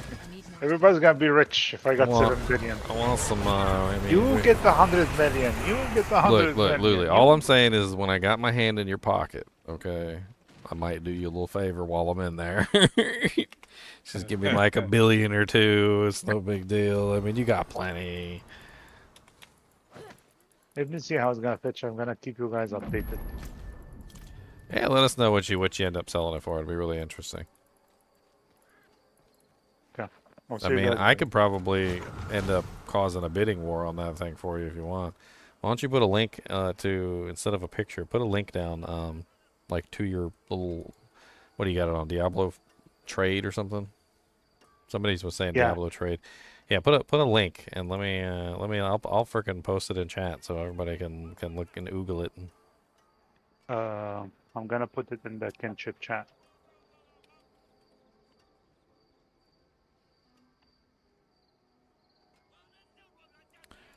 Diablo.trade. Alright, here you go, guys. Boom. Boom. Where'd my paste go? Like, what the frickin' duty pooty? How about that? Duty pooty. Pooty duty.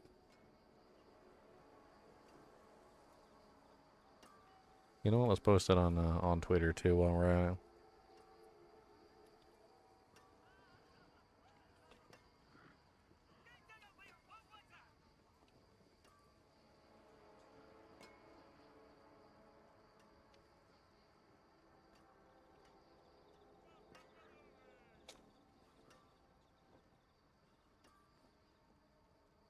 I'll see you guys in a little bit. Yep. Oh, it doesn't put the preview up there. Hold on, let's delete this then. If it's not going to put the preview up there, we're going to put a preview. We want a preview. We want the preview. Would you like to see a preview?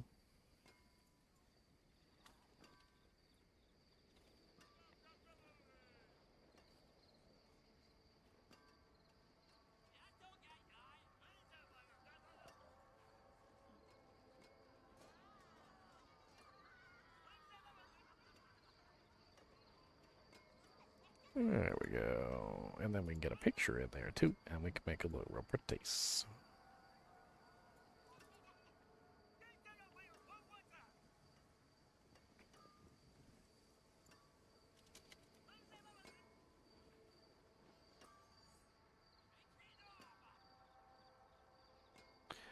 Boop. And I wish I could get my my follower count up on Twitter. Frickin' I can't get monetized on Twitter because I don't have enough followers. How many do you need? 50? 500, I think. I'm currently at 468, which isn't bad. Like, I'm close, but I never seem to get enough followers on Twitter. I mean, I got 35,000 people following me on YouTube, but I can't get like another 50 of them to hop over on Twitter. It's not possible. I don't do it. Okay, back to what I was doing. Let's go get the abomination. I need time to do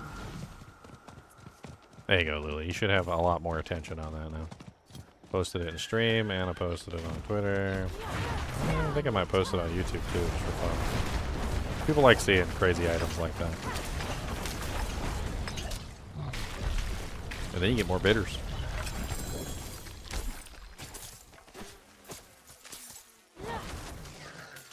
Or maybe I just steal it from you while you're not looking and use it on my Bone Spirit Necromancer. I think me and Leon both may have salivated a little bit when we saw that for our Bone Spirit Necromancer. I need more time.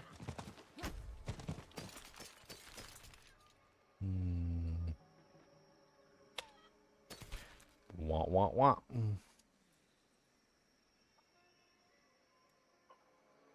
Wah wah wah. Alright, we got 7 out of 10 Grim Favors. We can get 2 more.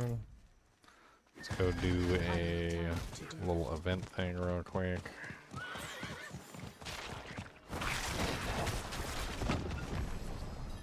What you gotta do to make money in this game?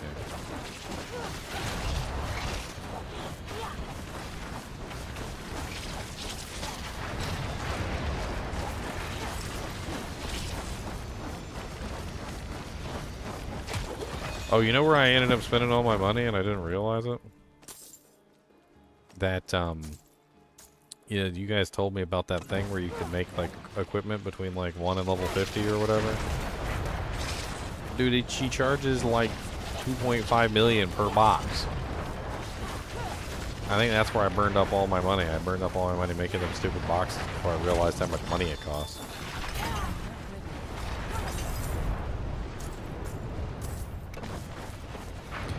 On Twitter, on X. Not Twitter. Well, it used to be Twitter. X. On X. Hey, I could monetize on X. I stream on X. I'm streaming on X right now. Hello. Hello, Twitter.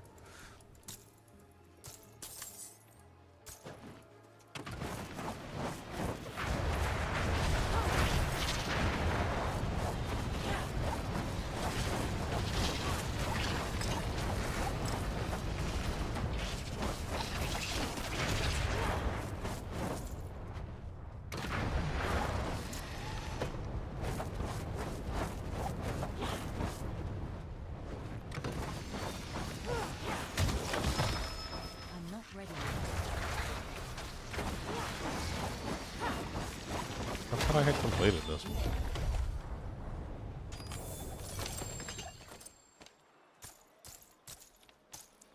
Alright, let's go turn in and then go over to the other one.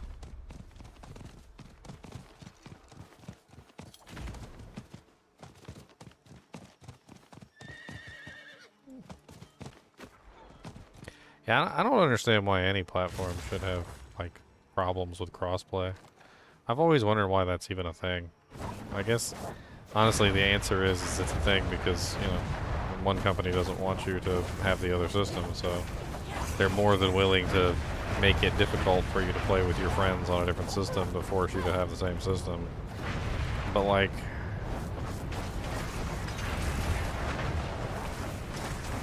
I just don't think they realize that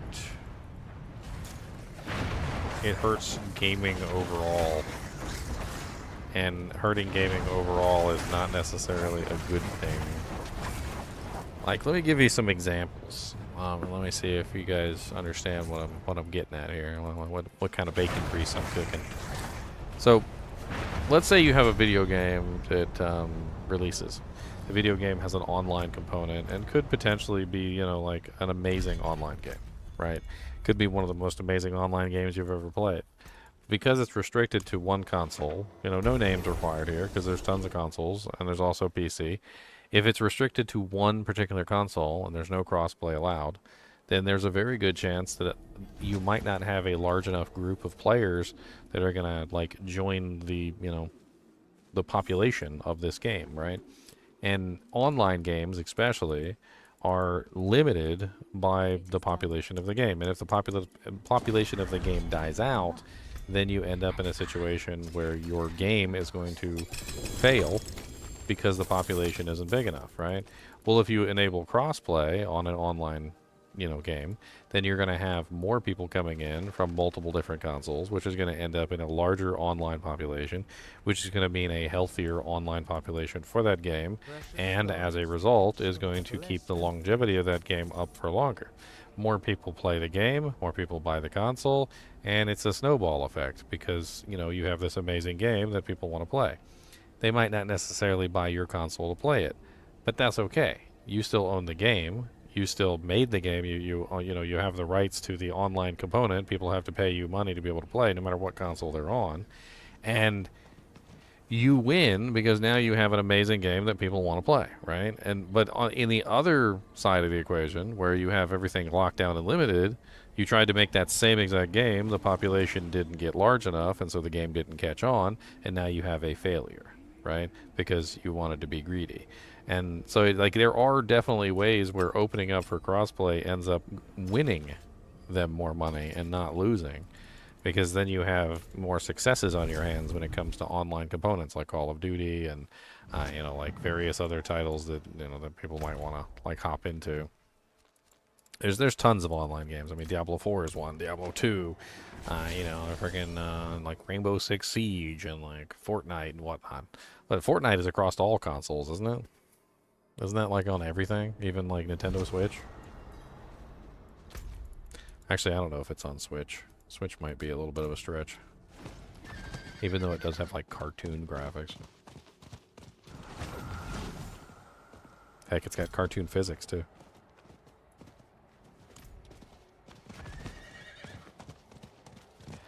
Alright, so what do we need still here? We need the PC thing, Abomination. I need time to do that. Might be a little bit harder than it looks. People like to come out here and get these seething abominations, so there's basically none up half the time whenever I come out here. I mean, I guess I could turn in seeds real quick. I need time to do that.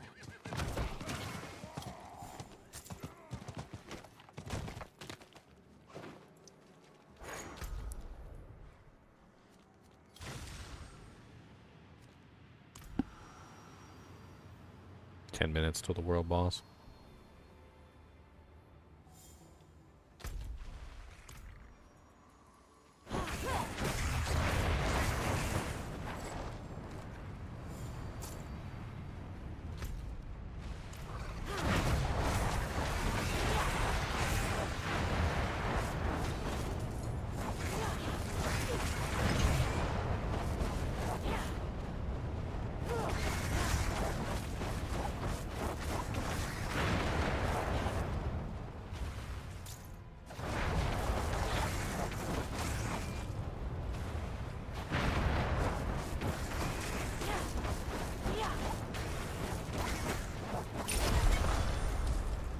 Yes. Alright, so that just leaves Big Boy Butt in the middle, which for some reason doesn't want to spawn for me. I don't know why sometimes it'd be down here and he just doesn't spawn, unless maybe he's spawning and like I'm not seeing him spawn, and so he's just, hey, level 94. Maybe he's just spawning and he's getting killed like super fast. It's probably the more likely scenario is that he dies and then respawns and then he like instantly gets KO'd.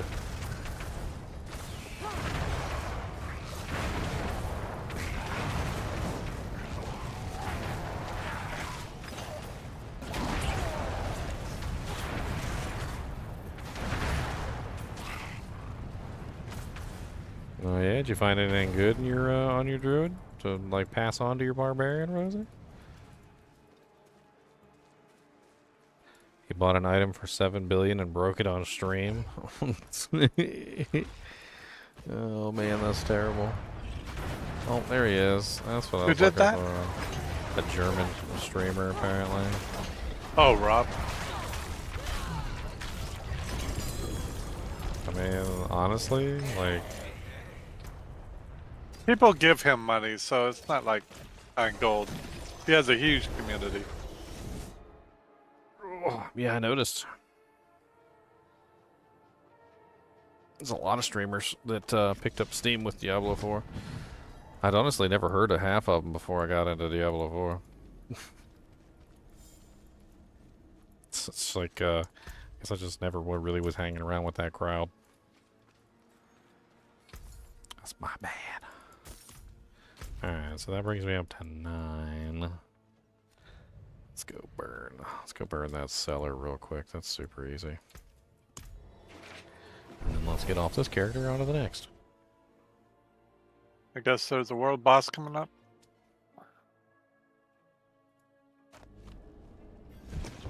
DiabloTrade.net seems to love to...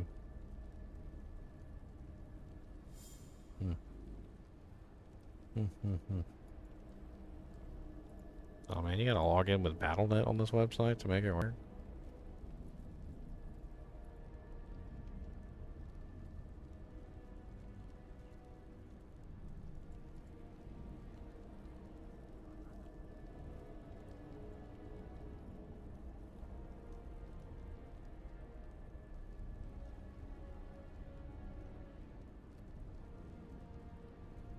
I kind of want to follow the progress to see what it ends up rolling.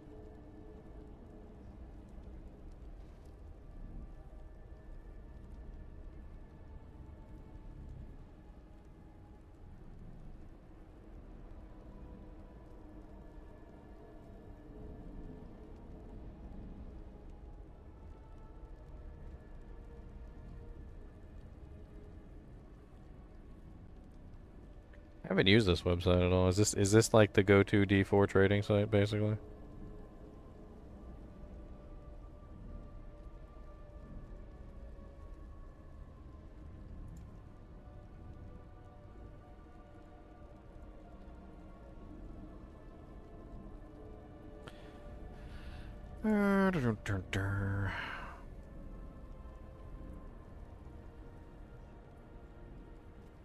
What do you got? Like, is there like a... I'd like to buy the Focus 925 for 0 gold. Why does it say 0 gold?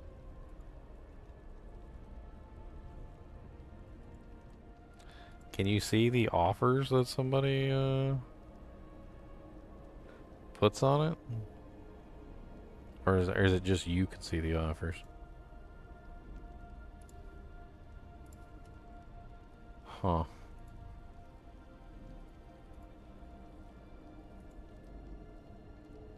Look at all these DJs. Can you look at like what's been sold so you can get an idea of how much something is worth?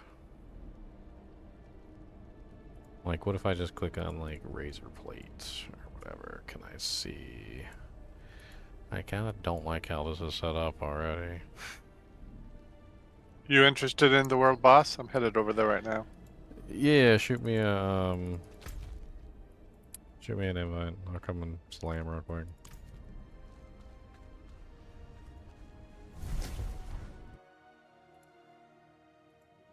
Riding out. +1 barbarian, +1 dexterity. I mean, one thing you can definitely do, Rosie, is you can take your druid that's in nightmare difficulty and you can go back to normal difficulty. Grab do like Frigid Highlands, and in Frigid Highlands, if you do the 2 super uniques there, just kill Eldritch the Rectifier and Shank the Overseer over and over again. You should be able to do it easily if you can handle nightmare difficulty. You can just go back to normal and kill those guys, and you can pick up a bunch of equipment for your barbarian. Like maybe like some Saigon's boots and Ratha's pieces and like random pieces of equipment, like maybe some rares that are useful specifically to him. I mean, there's definitely some ways that you can use your druid to beef up your barbarian because he's a higher level. I see your little He-Man battle cat. Yeah, I'm putting it on your stream. Your little He-Man battle cat. I got the He-Man battle cat too. I haven't put it on yet. Oh, you went for it. I thought you weren't. I didn't get the ultimate edition. I got Oh, the okay. because it comes with one of the lesser editions. Oh, it does. Okay, that's cool. You just don't get like the wings. I don't particularly care for the wings. And like some of the other stuff. Never was a big fan of the wings in Diablo 3. Still not a fan of the wings. Like I'm not an angel. You can keep the wings. Wait, and here's my chair. Okay, just whip out a chair. Yep. That's impressive. Wings upon wings. That's impressive. Okay. All right. Hello. Do I think they're going to give other mounts in D4? Yeah, of course they are. I think we're going to see tons of stuff in Diablo 4. I'm hoping there's more armors for the cat coming.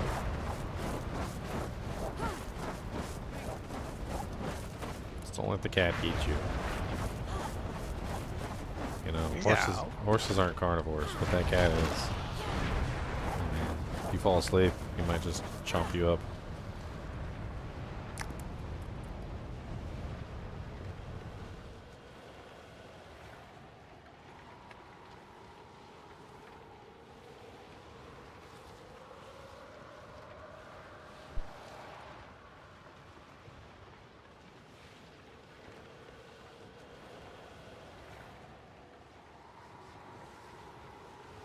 I have to zoom out.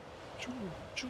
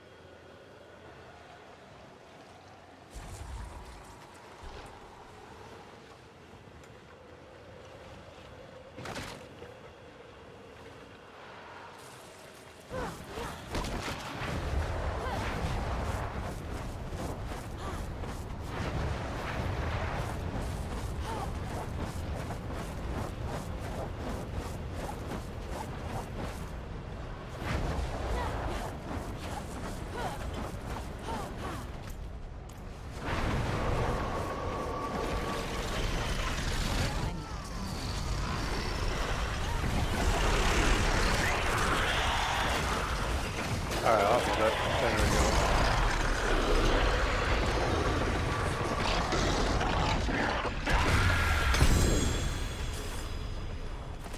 Thanks.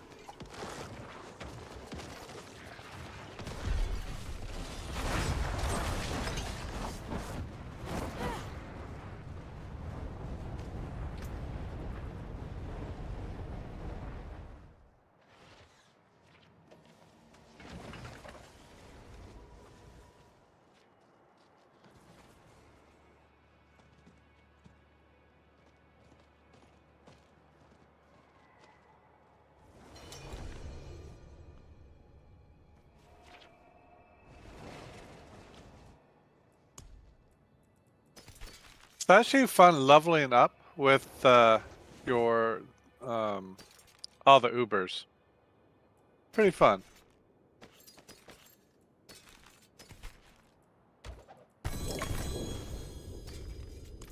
It's fun being overpowered. That's right. It definitely is fun being overpowered. I got the Shaco. I got my 12-star Pyro's Might. I got the Grandpapa. Grandpapa. Yeah.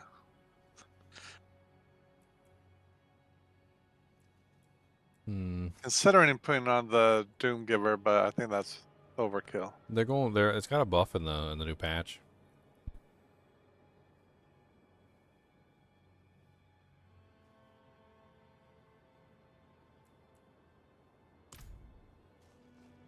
Let's see, let's do it.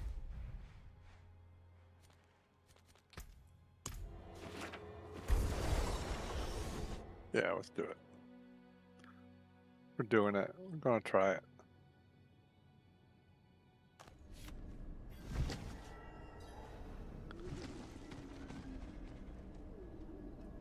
No, Butas. I haven't really followed the PoE2 stuff like on a regular basis.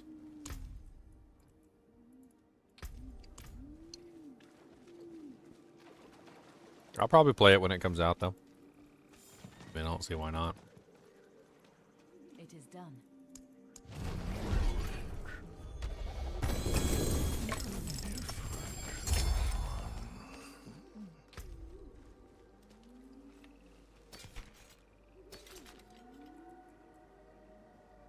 Oh, they're beefing up Veer's Mastery like crazy, too. Looks like the Lightning Sorks are going to be nutso damage reduction. Might be time to break out the old Charge Bolt Sorceress and see if I can make that thing work.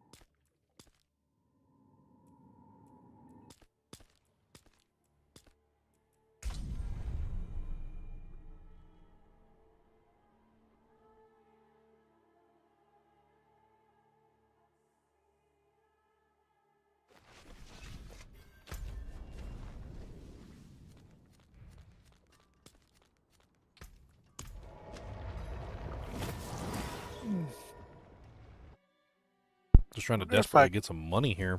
I wonder if at level 45 I can just take on the World Tier 4 capstone. Yeah, I'll see why not. Yeah, I'm gonna try it.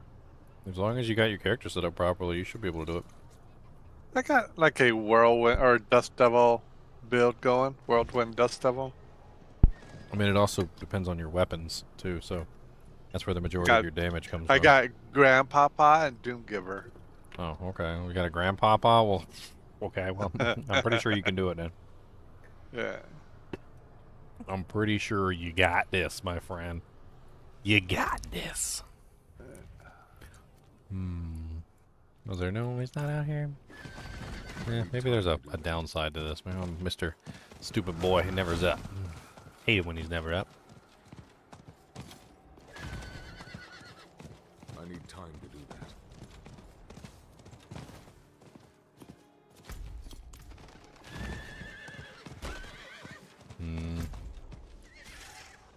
Well, I only need one to complete this guy. Let's just do one of these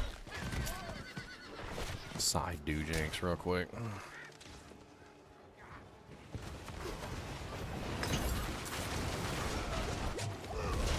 Hey, somebody was already doing it when I got here. Beautiful.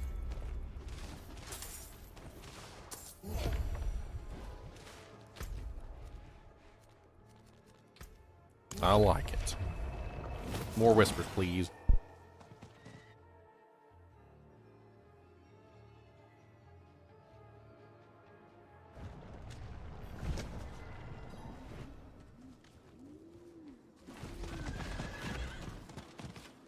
It is done.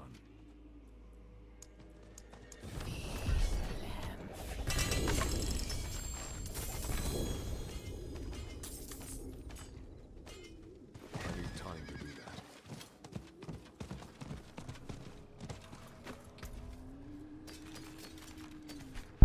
I seem to get a lot of Angel's Breath by doing HellTide's Butas.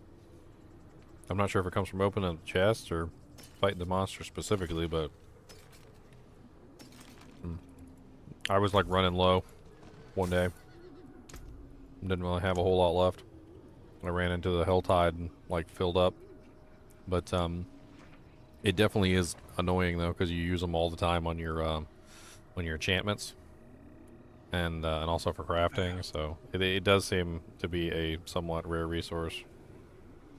But I think it's mainly the chests.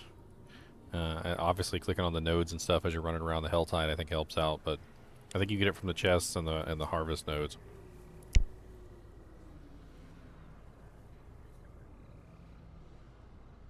Oh yeah, the capstone is simple. Things just get shredded.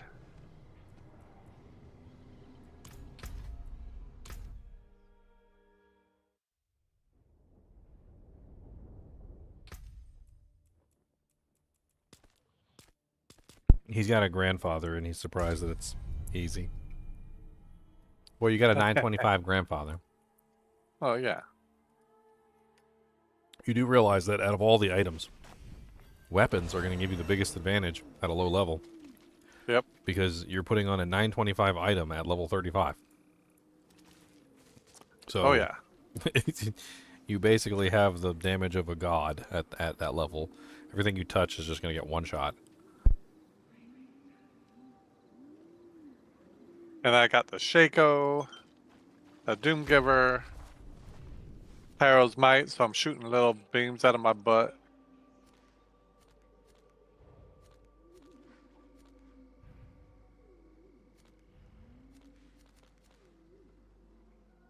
You know, what a man shoots out of his butt is his business. Well, William Wallace does it. Lightning out of his butt, right? William Wallace.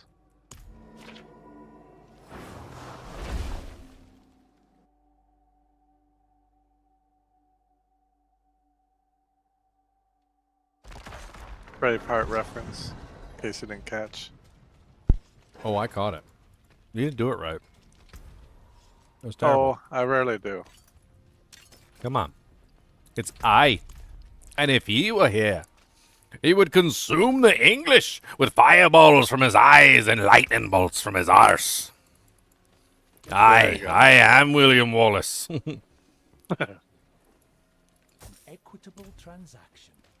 I made a whole character named William Wallace, literally one season, and all I did was have lightning bolts shooting out of everywhere. Nice. Well, you make the big bucks.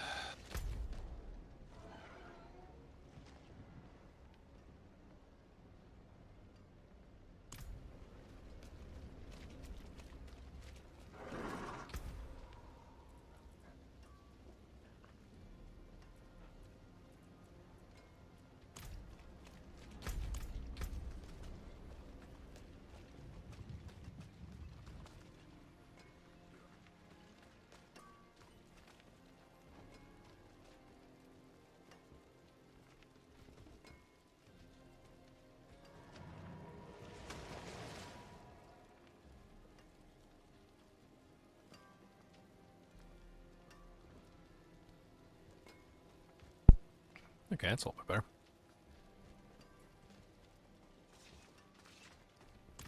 better. All that work and I only got 23 million. Terrible. Terrible. Need to sell some more of these doojangs. Honestly, I could probably get rid of a bunch of these stuff that aren't greater affixes. I've pretty much outfitted all my characters, and I've gone through all this stuff. Honestly, if it doesn't have a greater affix at this point, probably not worth keeping. Nope. I can make a little bit of money that way, too.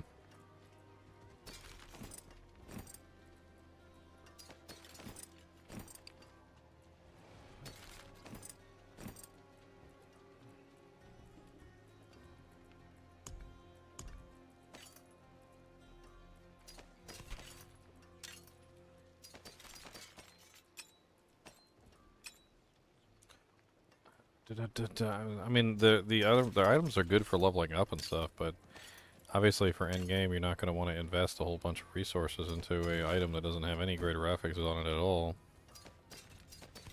It's kind of like the problem. And since I've already got all my characters established, set up, and ready to go, That means that all this stuff in here has already been sorted through. I've already looked at it. I've already tried to figure out whether I can use it or not, and obviously I can't. So, all right, let's get rid of that. Let's get rid of that. Let's get rid of that. I've been meaning to do this for a long time, by the way. I'm just lazy.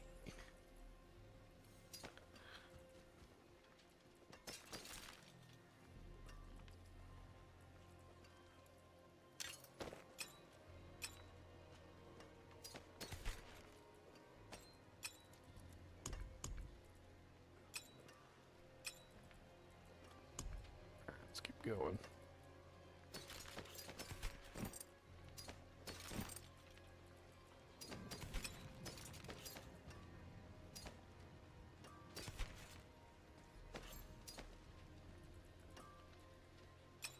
Destroy that, or take the gem out of it.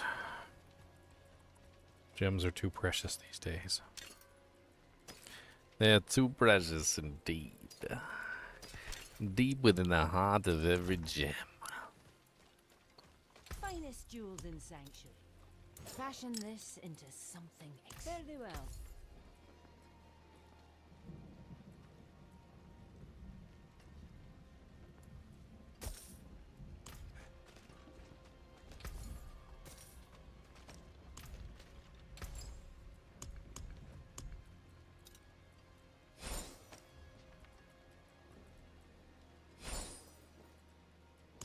All right.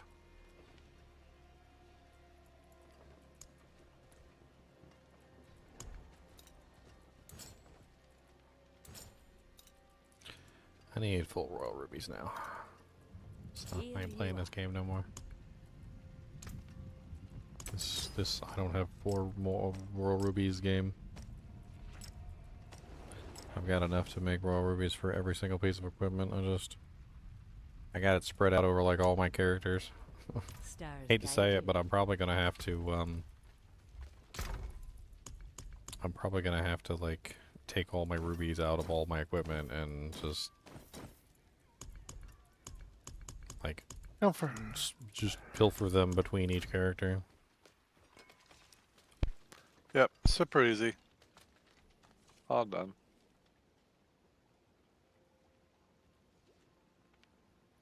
Pilfer, pilfer, pilfer.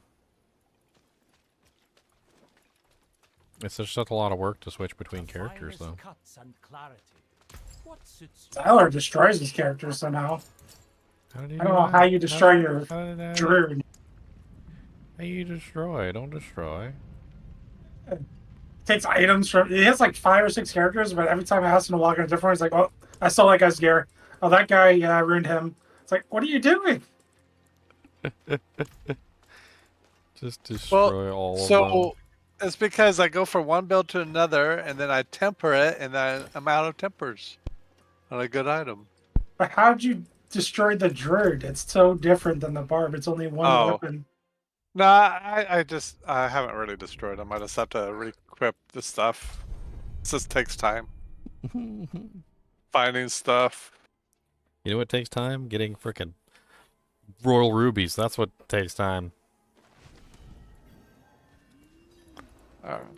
Oh, we were theory crafting a build the other day, Leon, that looks really crazy. So the flesh render like thing where it procs, it does a lot of damage.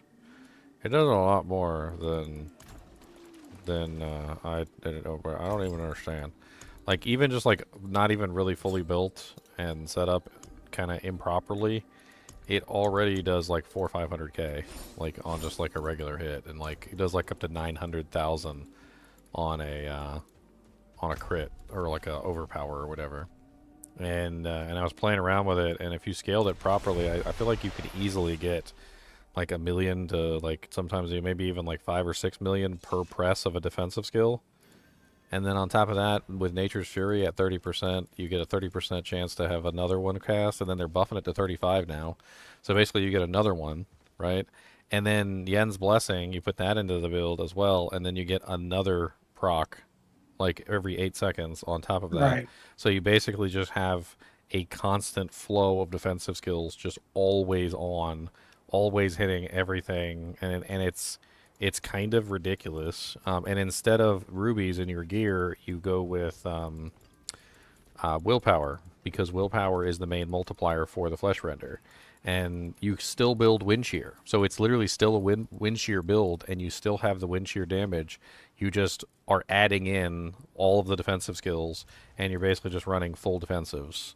And it's actually kind of sick how much damage you get out of it. I And, don't know if you can I just recall. to show it to you real quick. I can hop over to Druid. He's not like fully set up or anything, and the multiplier is like nowhere near the max that he can get, but he's already hitting, like with the way that I have it set up, he's already hitting massive numbers, massive numbers. Let me pull him up real quick. I don't even have willpower gems in his equipment. That could be something I could swap in. Because I was already set up for the wind shear build, and I was like, okay, well, let's try this. It's not much of a change from the wind shear build. It's just a couple things here. I change out the weapon. I lose a little bit of the wind shear double, but I can still get a pretty good double on the one weapon. I just need to masterwork it.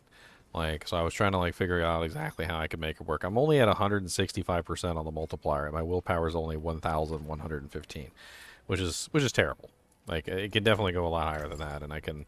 What I was thinking is for this build, since you're running 4 defensives that are constantly in motion, you probably don't need the HP gems, because you've got constant barrier, constant healing, constant like additional damage reduction coming in from all the sources, so you could probably get away without them. And in that case, what you would do instead is you would run willpower gems to get the multiplier even higher, which of course is topazes, and I don't really have. Or no, it's not topazes. What is it? Is it sapphires? Oh, I can do 6 royal sapphires right now. I only need 5. Let's do 5. Okay, so 1, 2, 3, 4, 5. And that brings me up to 1615 with a multiplier of 240%, and it can definitely go a lot higher than that.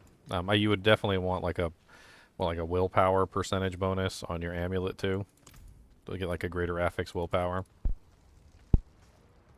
And then let's go see what the damage is now that we added those willpower gems.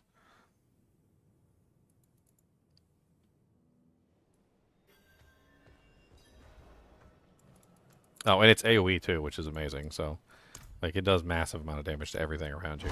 So you just use your poison creeper, and then you tap a defensive. So now we're looking at 700,000, 1,000,004 for looks like one of the bigger hits, and then you just keep attacking. So you just attack. You use the general stuff that you do to reset all your abilities. Cyclone armor and the other one come up constantly, and you basically just keep getting these like free damage pumps like all the time on everything. That was 1,000,008.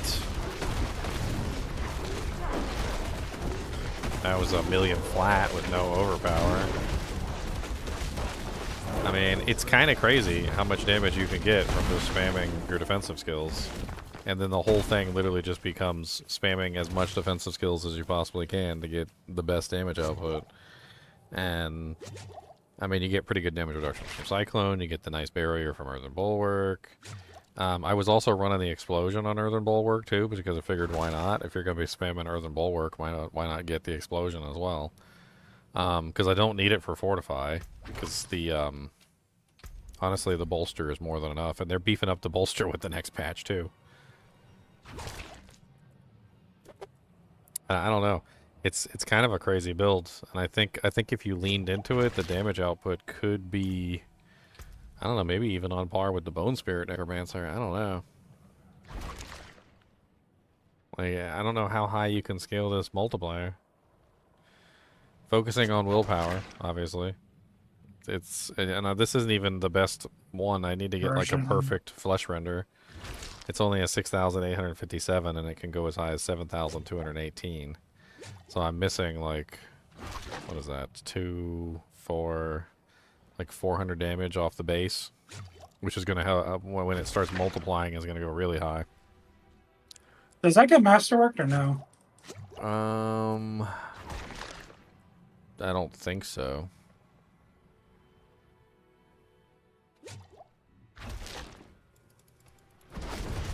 I'm not ready yet.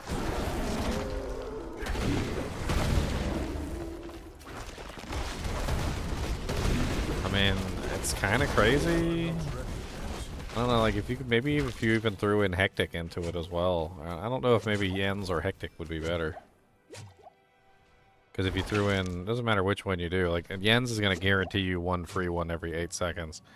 Hectic, I don't know, what is it, 2 seconds off every single time you attack. The cooldowns on these are... Problem with Jens is it can cast your Poison Creeper, not one of your defensives. I can cast my Poison Creeper. Well, the Hectic would also technically cast the Poison Creeper too, though, right? No, Hectic could take seconds off of it, yes, Yeah. but you're probably resetting it fast enough where it's not going to always do that.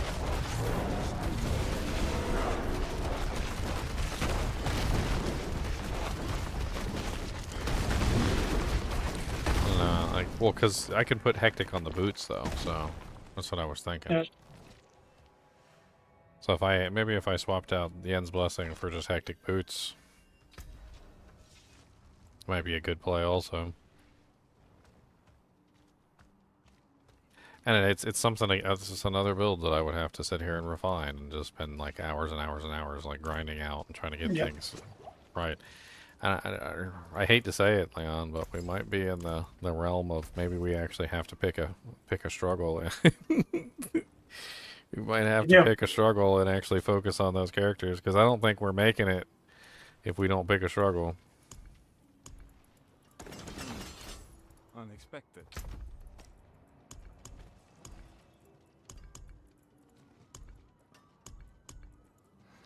We got to pick a You struggle. basically can be a jack of all trades and a master of none, or you can be a master of one. Like, those are your choices. Oh, wow. I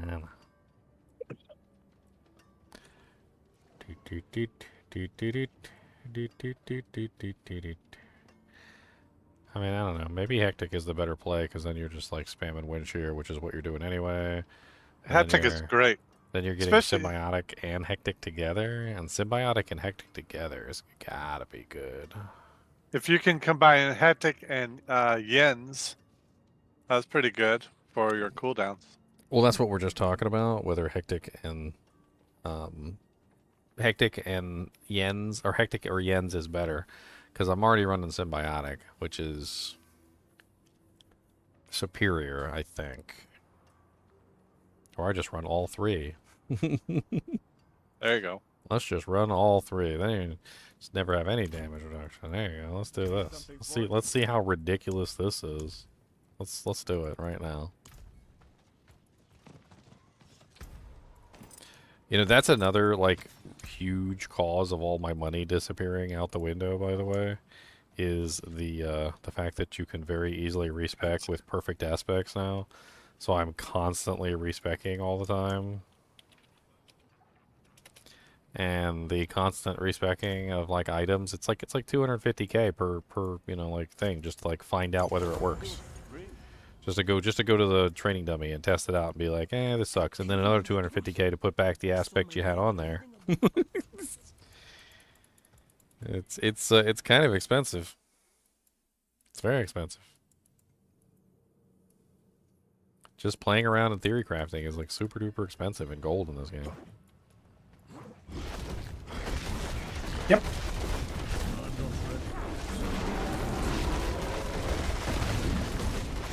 You have to have billions of gold. You just have to sell one item for billions of gold. And then you can do whatever you want.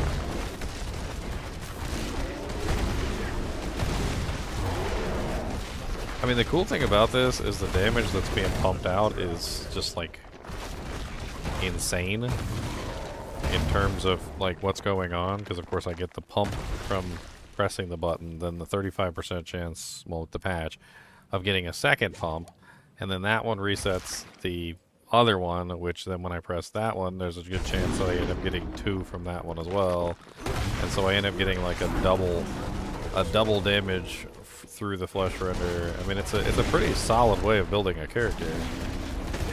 It reminds me so much of like that build though I did in season, was it like 2 with the landslide? Yeah.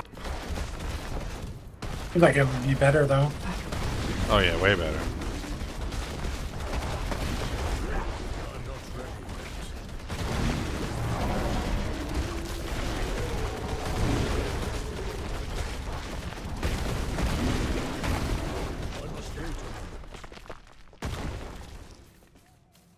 I mean, I don't know if the damage output is comparable to my Flay Barbarian or anything, but it certainly doesn't seem like a terrible damage output. I like. Alright, I'm not playing this character right now, though. I'm playing my Necromancer.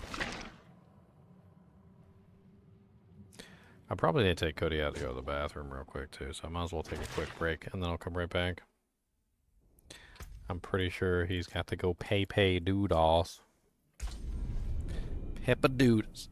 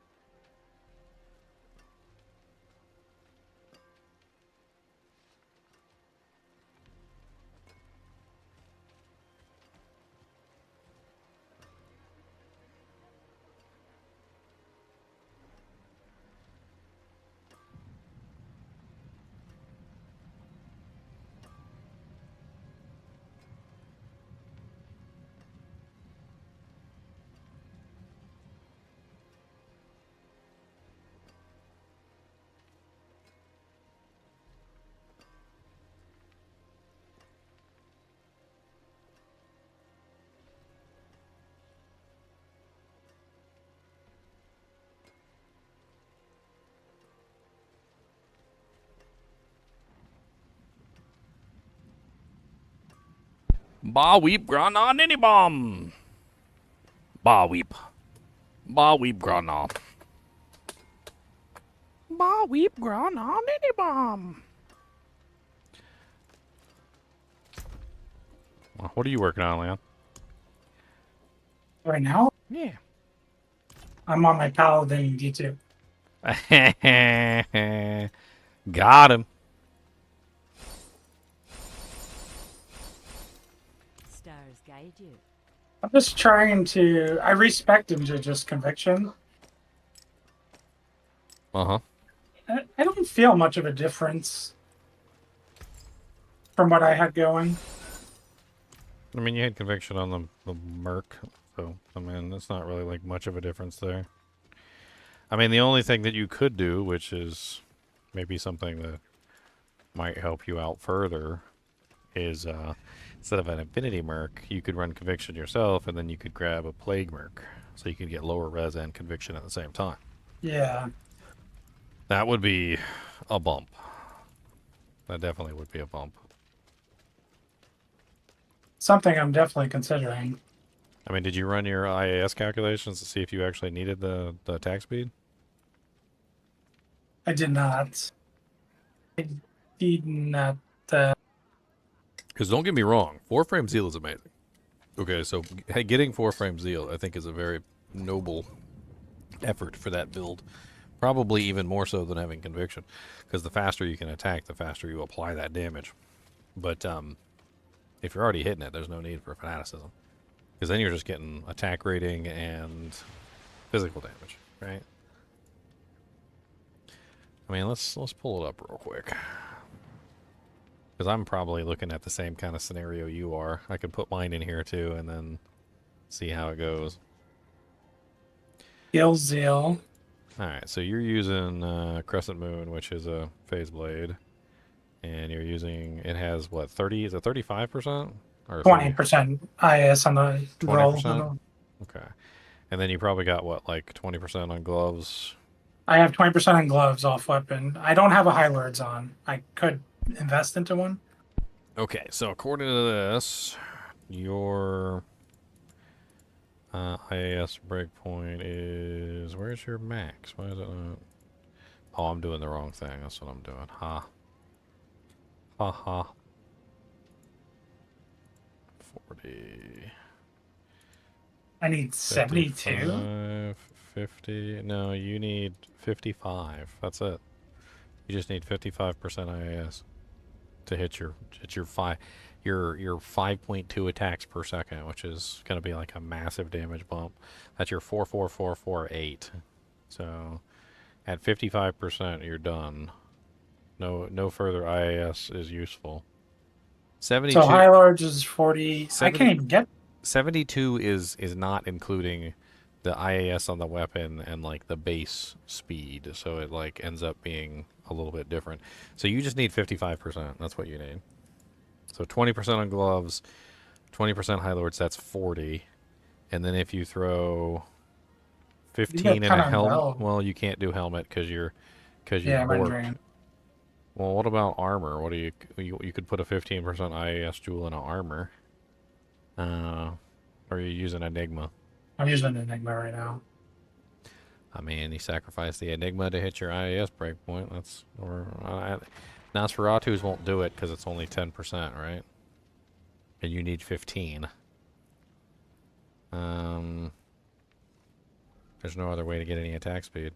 No attack speed on boots, no attack speed on rings, no attack speed on... I mean, well...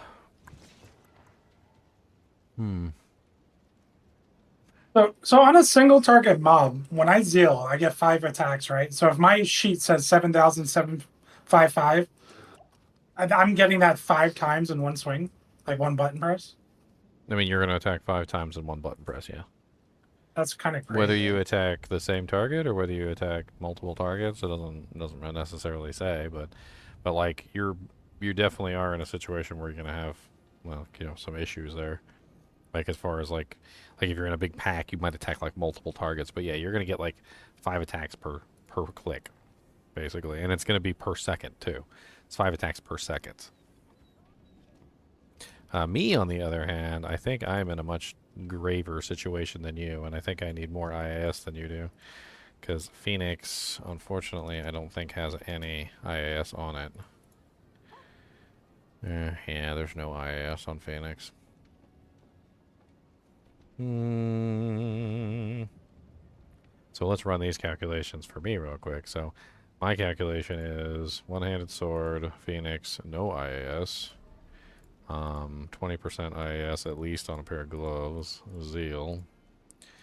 My table is basically the same as yours, so I need 72%, but because I don't have any IAS on the weapon, that's where things get complicated for me.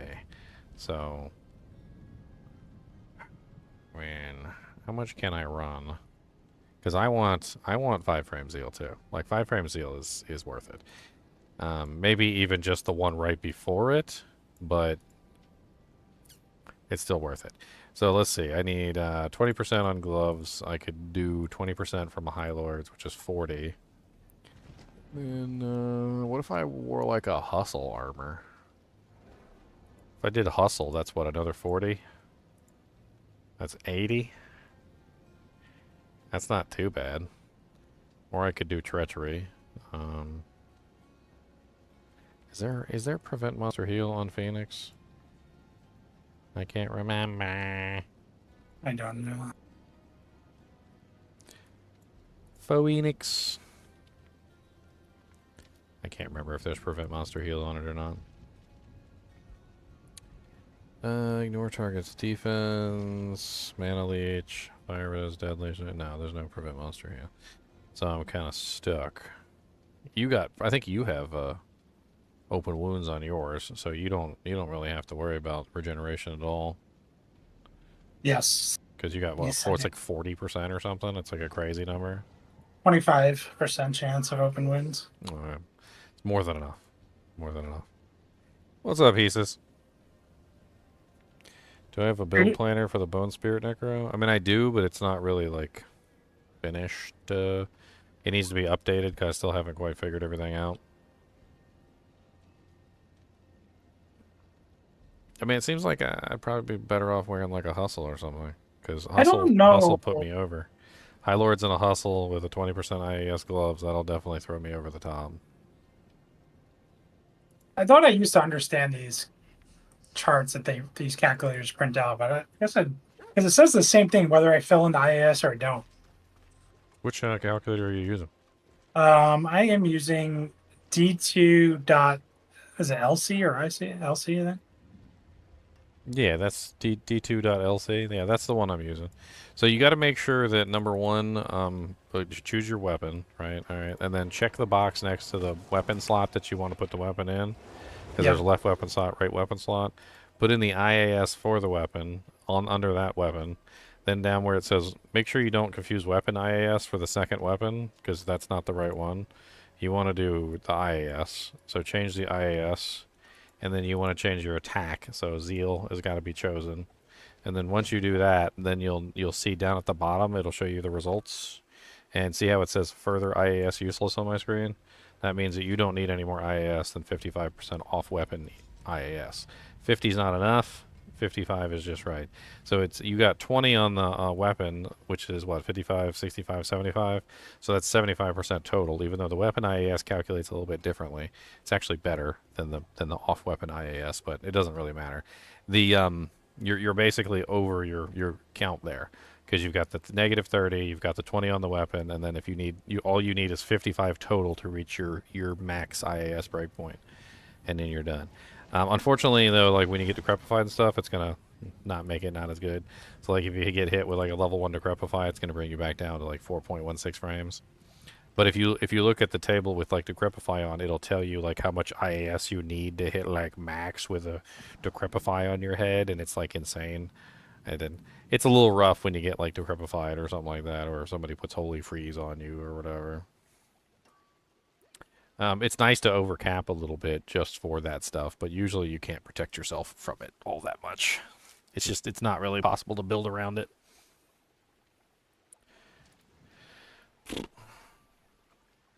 So I need hustle.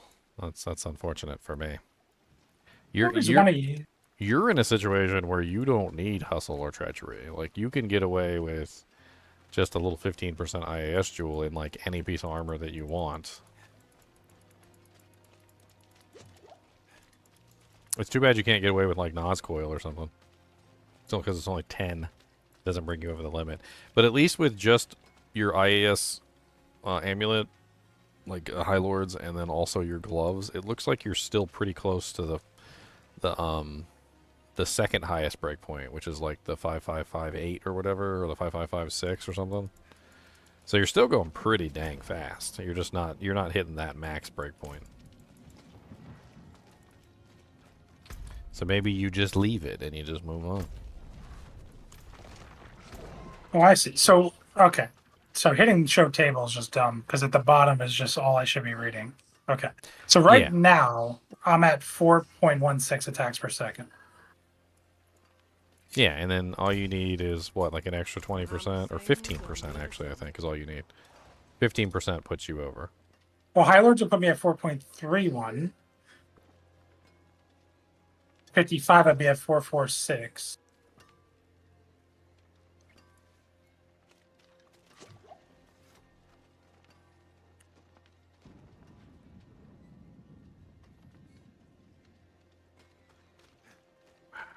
I do this and waste the money. Let's waste the money and see if we can get this to work.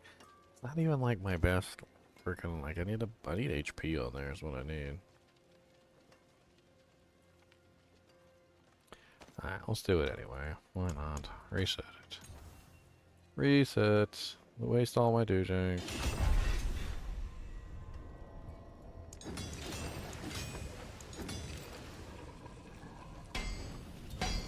Landed on Bone Spirit Explosion Size, which is not what I wanted. Man, this could get so expensive so fast. Like, I don't...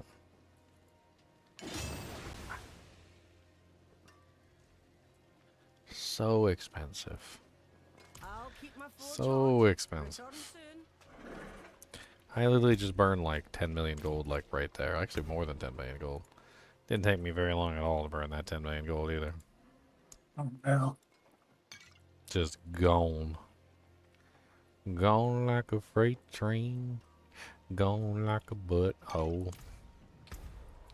Let's try a tier 40. I got the character set up better than he's been set up in a while, even though he's still not on the 9. He's still not on the 7 seconds, unfortunately.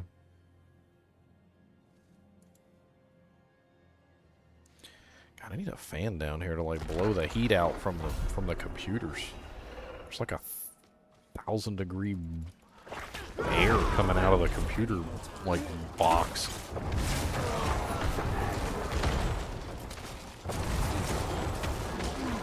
Generates so much heat. Dude, there's 2 of them down there, so it's not like I just got one. Nice during the wintertime to put my feet next to the computer exhaust, but during the summertime, I'm like, get away from me.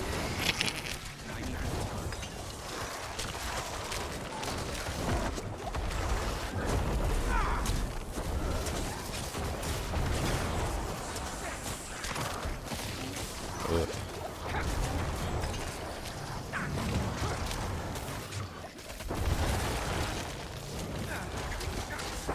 I'm not ready yet.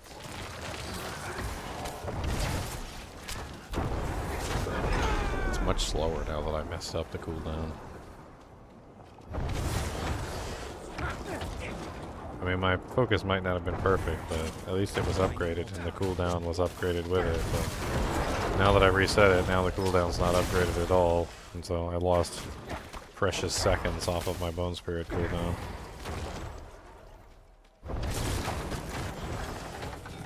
It's hard to get the max resource and the cooldown together in the focus. I need more time. Oh yeah, I don't even have that.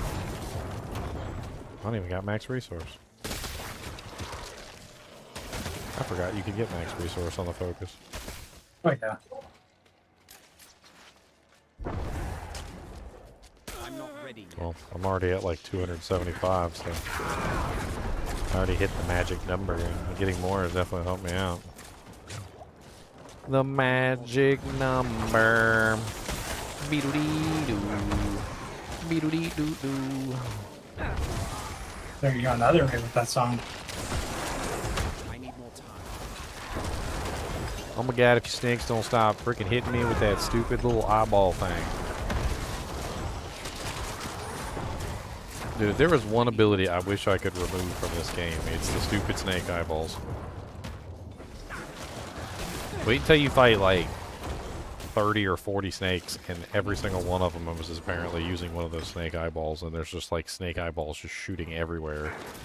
And it feels like you're doing nothing but dodge the eyeballs. And if you stop moving for even like half a second, the eyeballs get you, and then you get like locked down in a crowd control madness. I'm not even exaggerating a little bit. Like the more snakes that are on the screen, the more eyeballs there are, and it's a lot. It's a whole lot.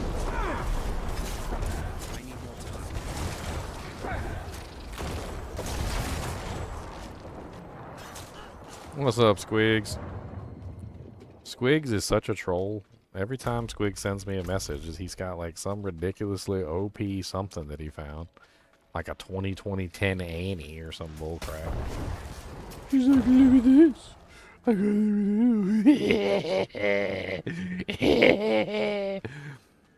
I'm like, alright, Squigs, would you yeah, blah, blah, blah, blah.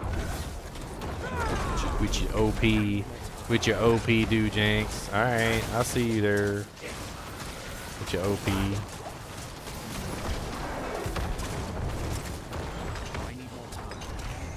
God, it's so slow when you have like a 2-second cooldown on the bone spirit. It's like ooh, like fire. Ooh, takes forever. Ooh. It feels like forever. It feels like forever and ever. And I know it's not forever, but it feels like forever. I'm not ready yet. Yeah. The Decrepify cooldown carries it sometimes. If you're off by 2 seconds. Which is what I am right now, because I don't have a good focus. Dude, the difference between like 7 seconds and 9 seconds is massive. Yeah. I can just hold down the button and laugh and giggle. No, That's I can't. the dream.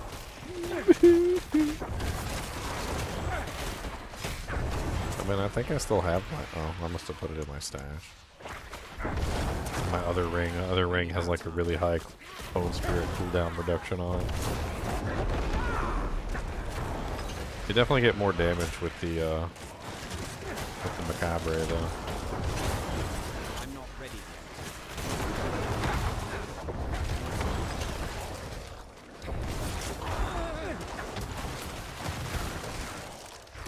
I need more time.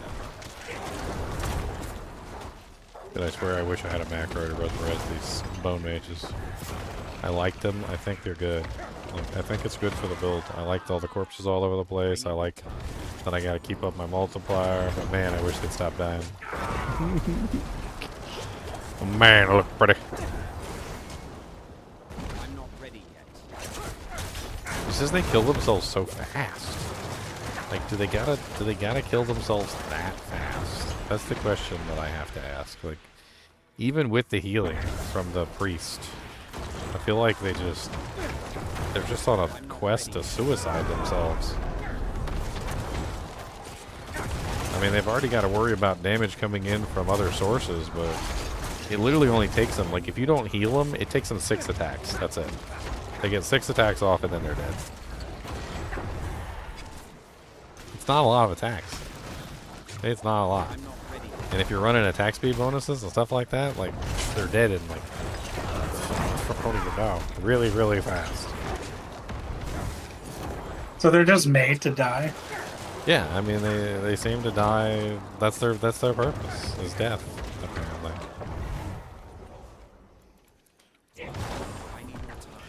I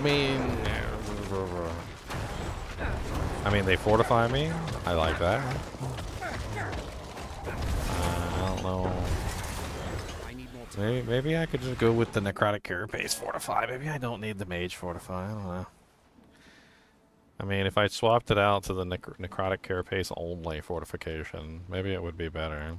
I'm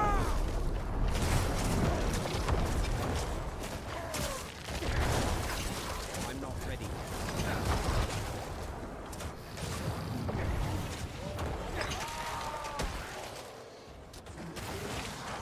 I feel like the cold mages would be better, just for the essence regeneration.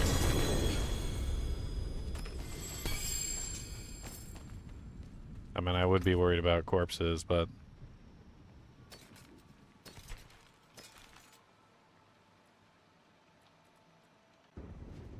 There's a 6 max resource. I guess I need to find one with like a perfect max resource.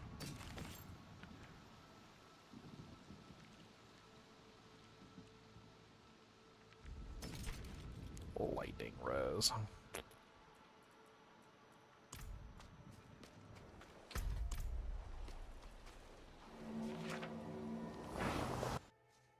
Just made an ice wizard.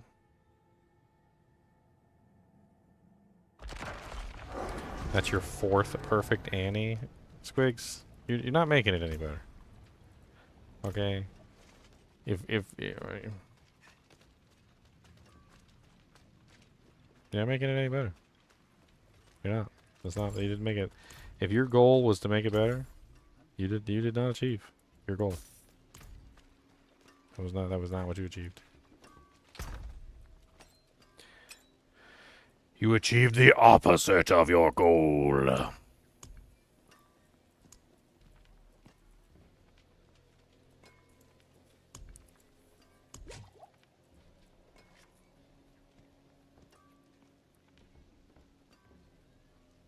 God, I remember. It's like, it takes so long to get a good pattern with a chair. You know exactly how to sit and what to do and everything. Yeah. And this chair is brand new, and I'm trying to figure out all sorts of different ways to sit. I can't sit in patterns. I like it, though. Sitting patterns. I need a sitting pattern. For too long, I'm going to be all relaxed in this thing. I'm going to get it just right. I'm going to get it just right. Mm-hmm. Mm-hmm.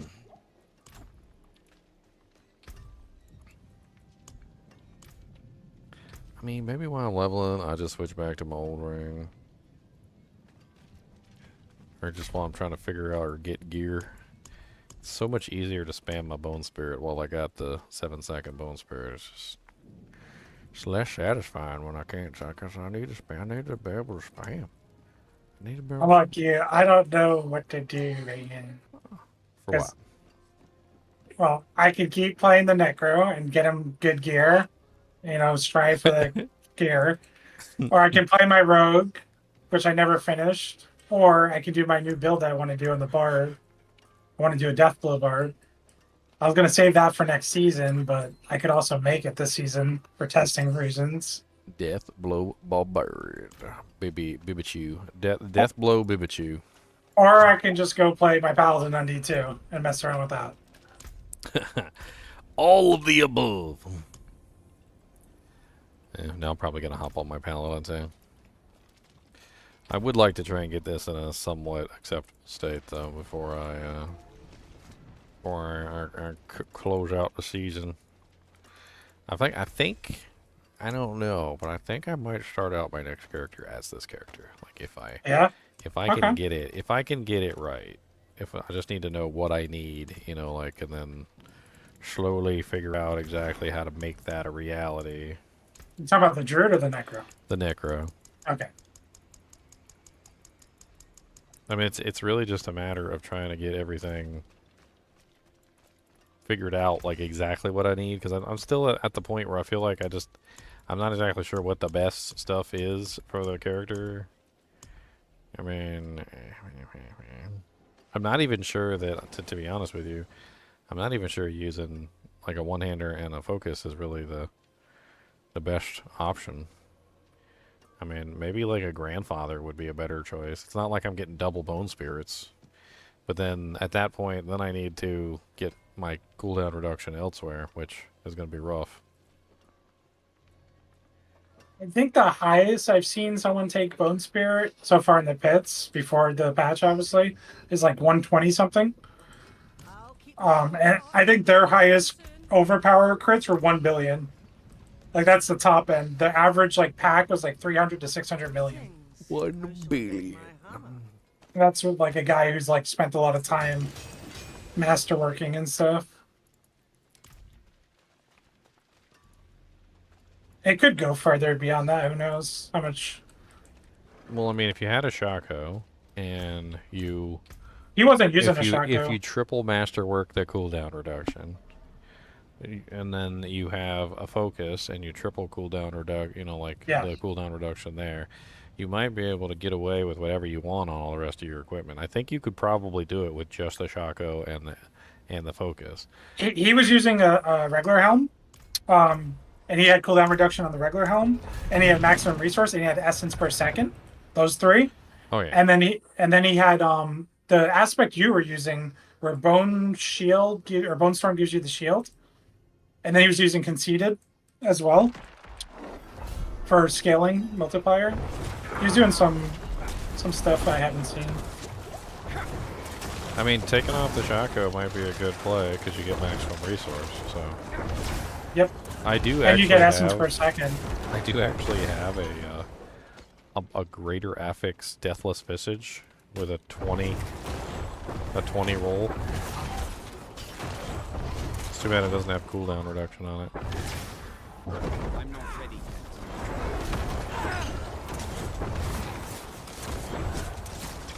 But yeah, that would be the ideal, like a really nice cooldown reduction helmet, greater affix cooldown reduction helmet. Yeah. With like a greater affix max resource.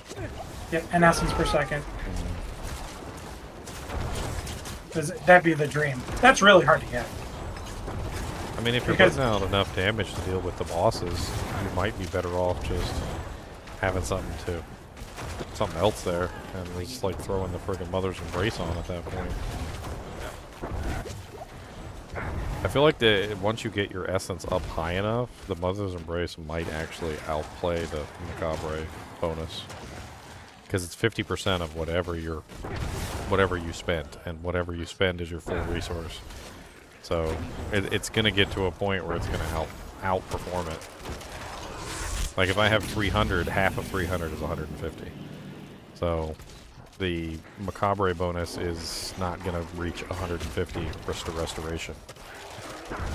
Yeah, I think you masterwork both the rings and it gets to like 42 each ring, something like that, if they were perfect. So that's like 84. And then you stack resource generation. If you get that to 100%, that you double that. So it goes 84 times 2, which would be what, 168? Oh, okay. It's close. But that's all like perfect gear. Close combat. Does it also affect the Mother's Embrace regen though? That's 150 coming back at 300, so that would be, is that also being affected by the resource gen? Because I got 14.4 on the Banished Lords already. I don't know that. And I got 20.4 on the Harlequin. I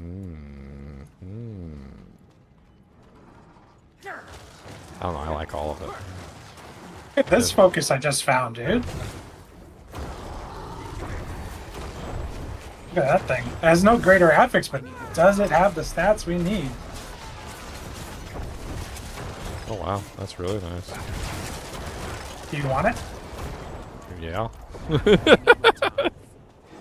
Yeah, you guys are go. It's missing 1% on the cooldown. I mean, you could always re-roll it and hope for the stars, or save your money. I mean, you get to save it, so. Yeah. What the hell, Ginger? What am I doing, FR Martin? What did I do? I mean, right now I'm using a not completely perfect cooldown reduction one too, so. Why not use Blood Artisans? So Blood Artisans requires you to collect orbs. And they are free, which is nice. But I can't do this with Blood Artisans. Which is like spam my Bone Spirits repeatedly forever. I mean, the goal of this build is literally to have it so that I don't even need Blood Artisans. Like, I make Blood Artisans obsolete, essentially. I mean, it could be fun just to have Blood Artisans on as like an addendum sort of a damage. So like you're just collecting the orbs and then you just get like free Bloodborne spirits alongside of all the ones that you're spamming yourself. But I think Blood Artisans, I was thinking about this. I think it could be good if you're building like the Blood Orbs giving you Fortify, the Blood Orbs giving you multipliers and stuff. But I think that would be a non-minion version, right? Because at that point you might as well not use the minions. well, no, you can't use the minions. You have to use because the best way to get Blood Orbs, and I tried everything one season to do it. The best way to get Blood Orbs is Corpse Tendrils. Corpse Tendrils puts out like crazy Blood Orbs when it sucks monsters in. Yes. And so you pretty much have to use Corpse Tendrils to get all your do-janks running. I did that for my Bloodlands build. You just reminded me that's what I did. I mean, it's a very nice amount of Blood Orbs, and then you run around picking them all up, but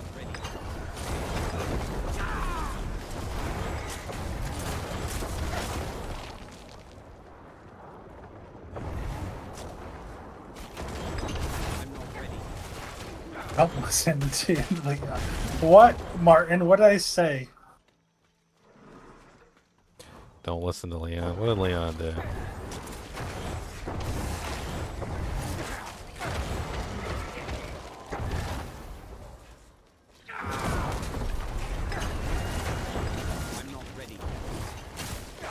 I mean, the real meat and potatoes of this is getting the max essence to the point where every single time you fire, you have a free overpower. So I feel like that's one of the biggest damage bonuses right there. It's just getting yourself to the point where you can always have the free overpower every single time.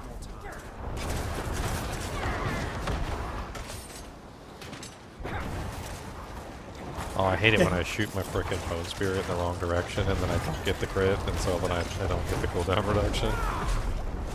It just flies off aimlessly into the distance. There should be something where, like, if your Bone Spirit doesn't hit a target or something at all, that it refunds its... like, it comes back to you and refunds itself. Please. Please. I need you to do a refund. Would you like to take a survey? I mean, so what am I really gaining from the Bone Mages? The Fortify. So every time they die, the Fortify. I also get corpses from them, which is not necessarily terrible. I mean, I feel like I'd be better off with the Gold Mages and the Essence Regeneration. That's what I feel like I'd be better off. Gold Mages with Essence Regeneration, I think, would be better. I give you nothing. Make sure you favorite that right away. Don't accidentally delete it. I give you nothing. Nothing. That's like the best damage you can get, obviously outside of Greater Ethics. That has everything you would want. Oh yeah. That brings me to 266 without any of the additional bonuses, like the what is it? The Swelling Curse gives you like a massive amount. Increased by 2 for each enemy hit for 15 seconds. So it doesn't really take much. You just like fire off one first Bone Spirit and you get a pretty decent amount of additional. Kind of upsetting that it doesn't show in town. I want to see it in town. I'm not entirely convinced Bone Spirit size is necessary, but I do like having the larger explosions to kill things. I have one of those. And then the other one I have Bone Storm Duration for uptime, but... I mean, that helps to maintain your cooldown. So, I mean, that's not exactly a bad thing. Because while Bone Storm is active, you get 20% crit. And obviously you need the crit to go off to make sure that you're getting the cooldown reduction. Get damage reduction too, which is insane. 50% damage reduction. It's not a bad play.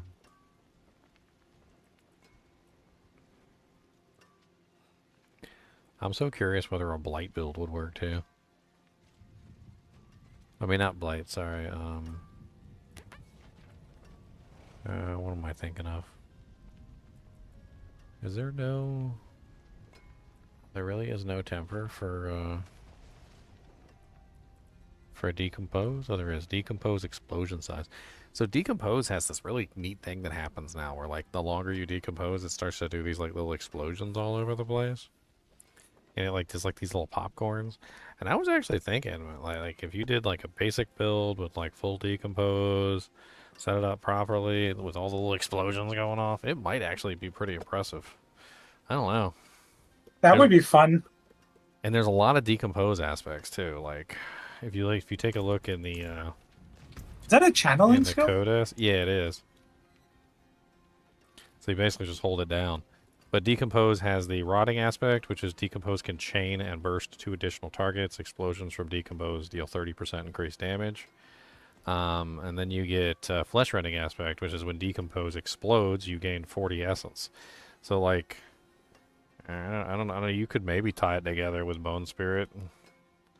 I mean, it seems like it might actually be kind of OP if you were using the flesh rending aspect.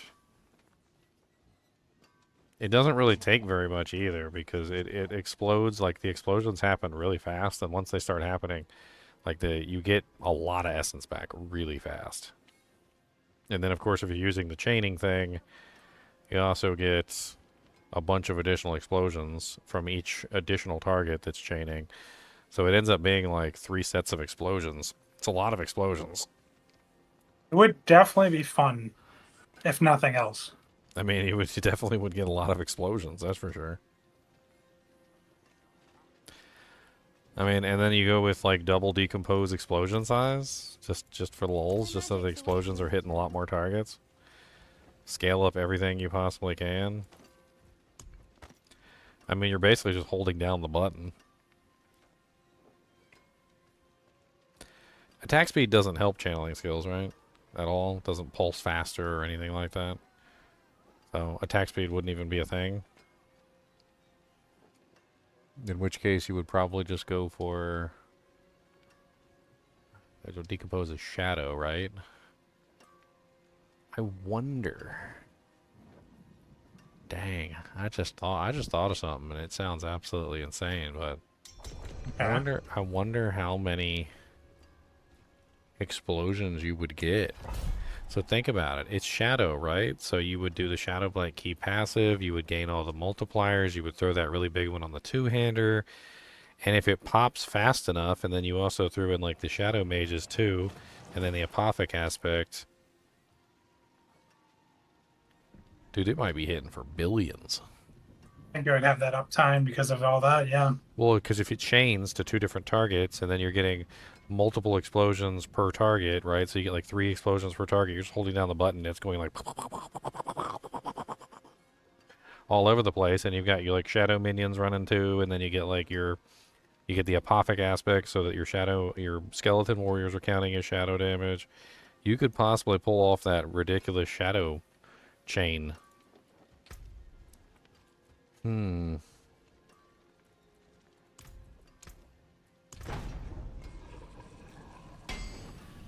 rolled Bone Spirit explosion size on the first roll.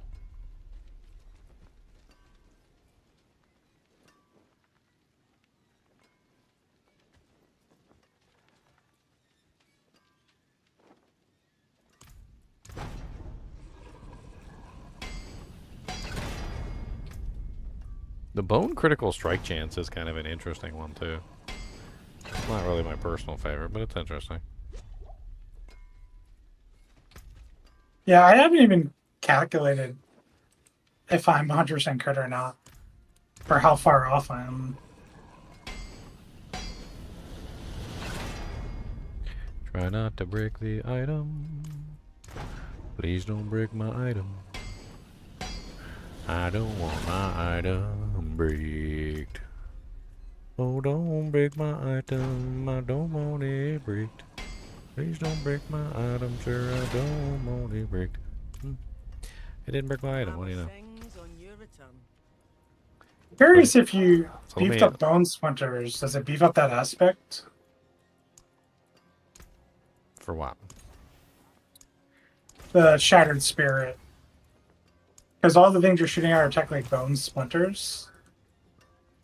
So does it like scale off putting points into bone splinters? I'm not 100% sure.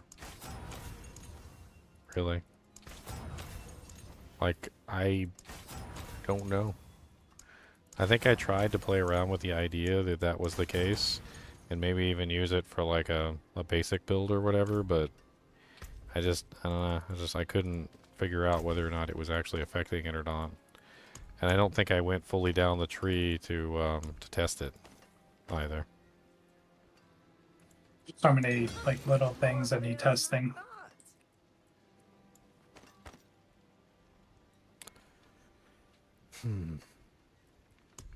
Let's salvage the old focus. I think this focus is better anyway, so it rolled at least the stuff I needed.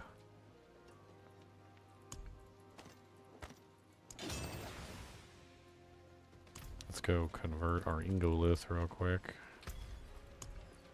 I cannot make this right now. That's why I spent so much time just like doing housework in this game. Like, I'm less time playing the game and more time trying to Yeah. just trying to housework my way through stuff.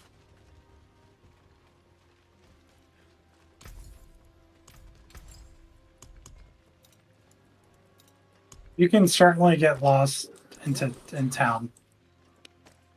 It's better than it was in previous seasons, but it's still a thing. You make me cry. You make me very sad, man. First 25% went to bone spirit damage.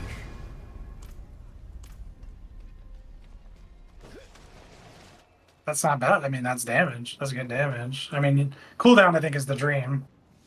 Well, I need to hit that number. That's what I need to hit. Right now, I'm just using the bone on the ring. What's up, Dev? Oh, I heard a Dev wrong. Not much. I need more time. Dev, are you in cahoots with Martin? Am I cahoots with who? Martin. No. Why? He's after me, and I figured you were in cahoots with him.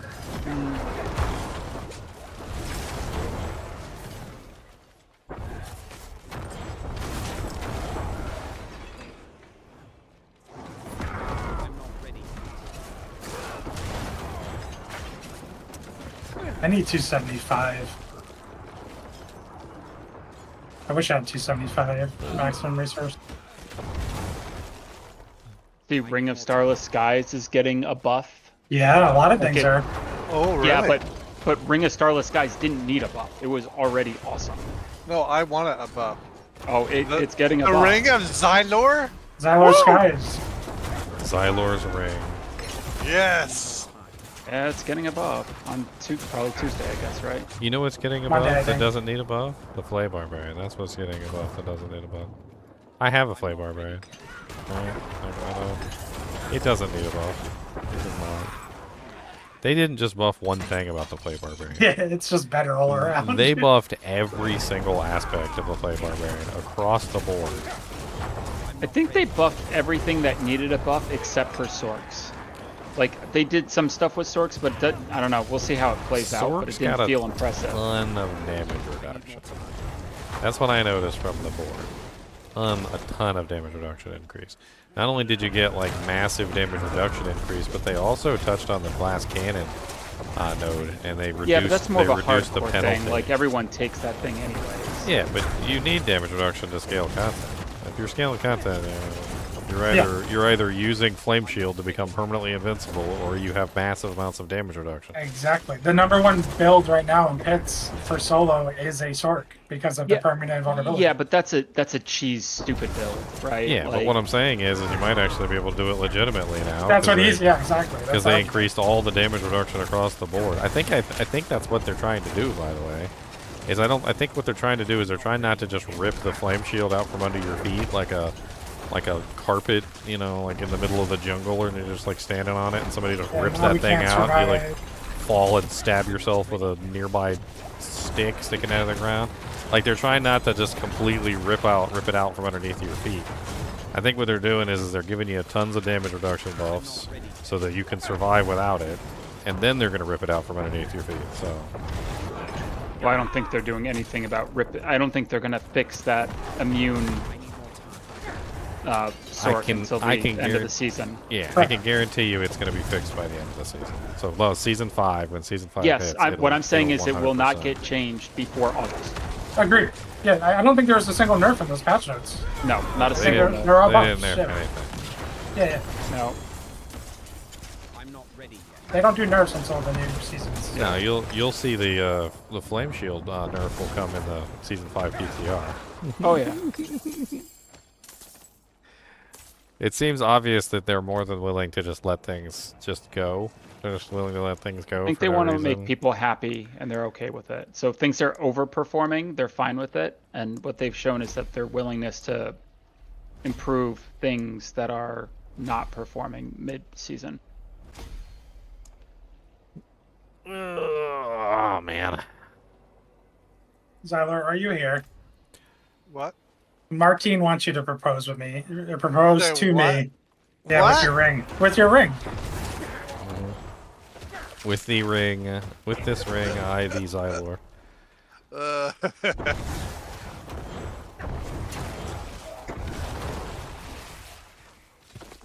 Man, I have to like try out this frickin' Necromancer now. I got it stuck in my head. What have I done? Now go rip all your gold again. Say bye Rest to your in gold. peace. Rest in peace. I don't have any gold to begin with. Okay, I don't have any gold to begin with. I'm out of potions. I'll just make another Necromancer. I can make another barb, just 3 barbs at tank. Hey, Pyro Coyote, thanks for the sub, man. The membership, I appreciate it. Welcome. Now you got access to all the fun emotes. That's what you just did for yourself. You got all like the Zod runes and all the cool new janks. I'm not ready yet. Oh, the butcher hits hard. Gosh, darn it.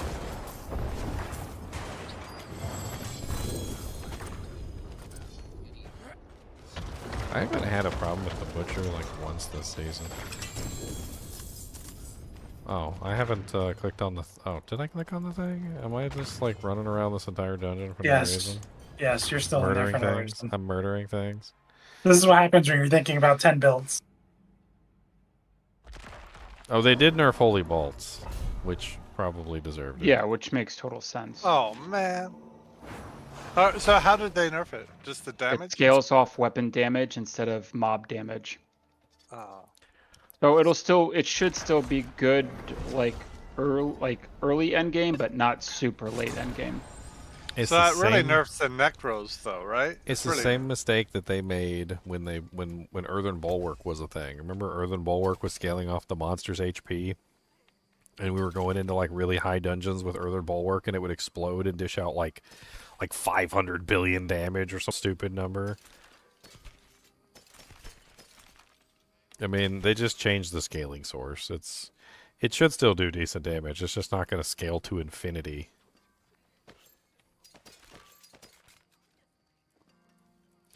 To infinity and beyond. Would you like something appraised? I don't know. This decompose sounds fun though. Are we doing a new character D2 day into a new character D4 day? Is that what's happening? Shush. Yes. Shush. Power That's level so my fun. Power level my necromancer and shush. Oh, are we power leveling? I don't know, maybe. I really just want to play around with it, and I don't want to mess with this character. I don't have enough gold to keep swapping stuff back and forth, so he needs to have his own character. That's all I got to say about that. Yeah, make a new necro. I don't even know. I don't even know if it will work. To be honest with you, it's a channeling skill, and channeling skills are notoriously hard to build because the damage reduction required is insane. Which means it's got to be like a super tanky ability. I guess it'll help that I'll be a minion necromancer, so that'll probably help a little bit.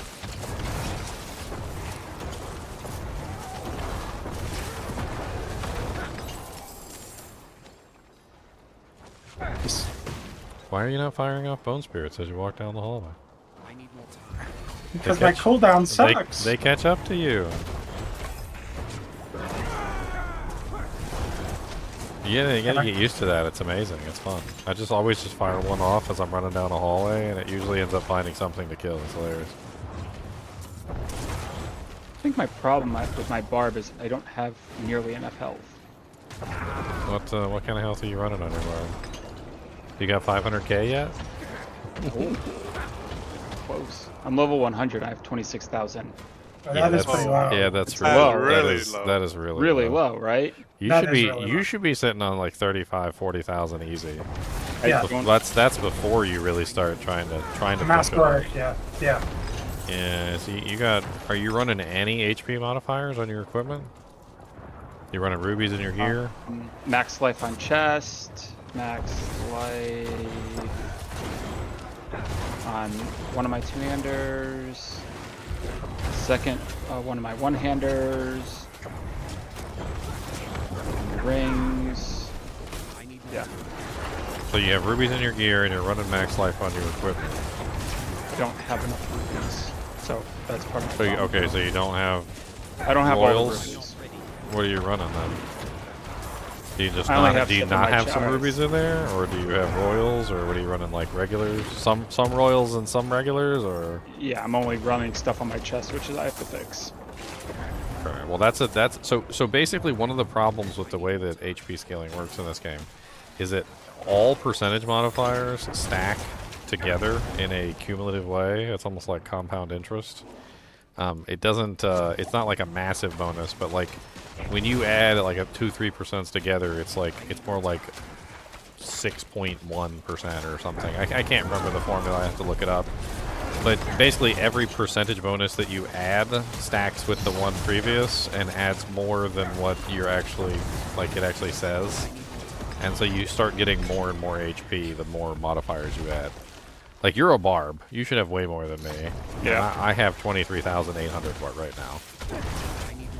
And you're basically at the same amount of HP that I'm at, and I'm a poor little necromancer. I'm just a little baby.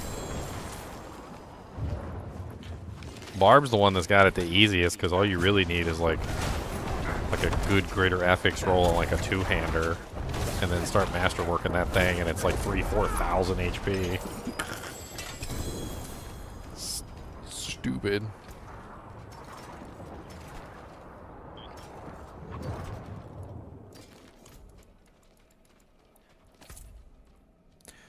I need increased overpower damage. Let's keep stacking up Dominate. I don't really have all my glyphs at 21 either, so that's a huge... That's what I wanted to do before I pushed pits. So I was like, I might as well get them all to 21. That's what I'm doing right now. Jinder has a new character to start, so he's gonna have to do this again. I just want to see it. Like, I just want to see it. Have any of you guys played around with Decompose since they changed it?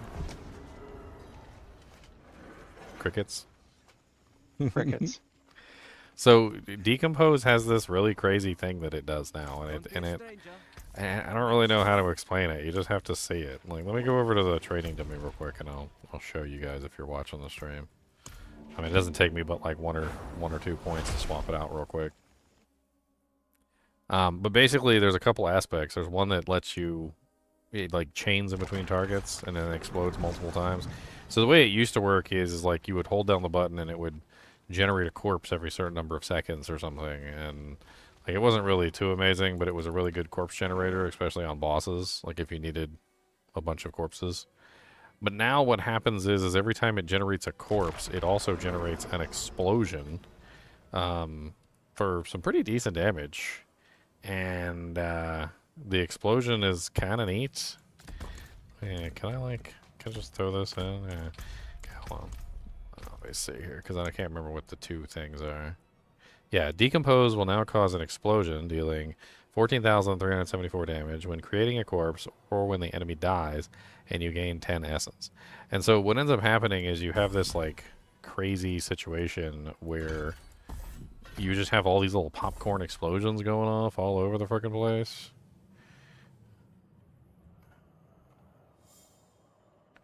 That's kind of a nice little movement speed buff there.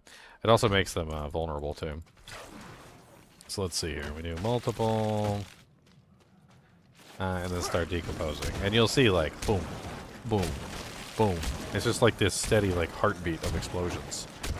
And then if you tag in the aspect makes it chain between 2 targets. So then instead of 2 explosions, it's 3 explosions.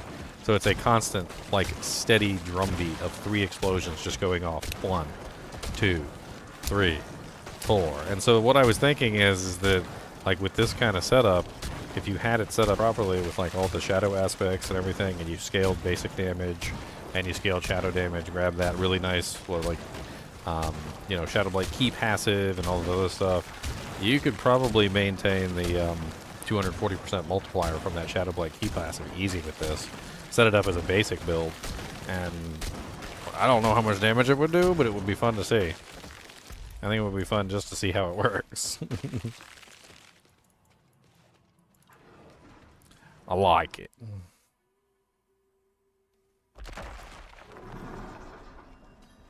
I think I'm going to use it as my basic on this build. I like the explosions. Right. It's only one channeling skill. What, incinerates? No. Drifting Shade, your favorite. What are you borking at, Cody?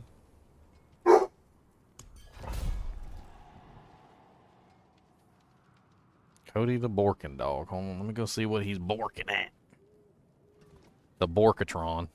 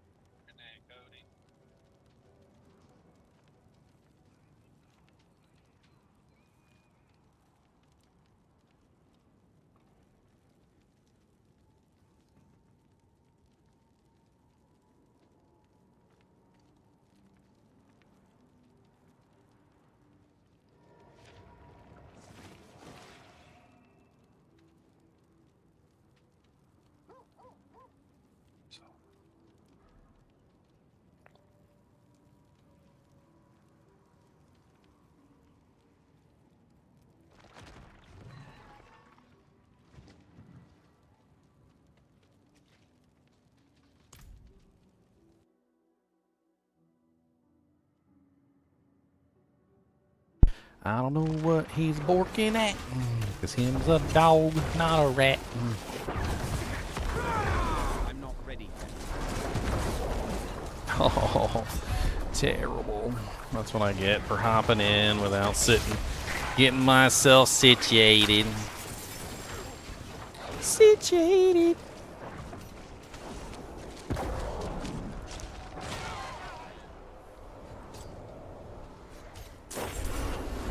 I'm alive. I'm dead. I'm dead. I'm alive. I'm alive. I'm dead.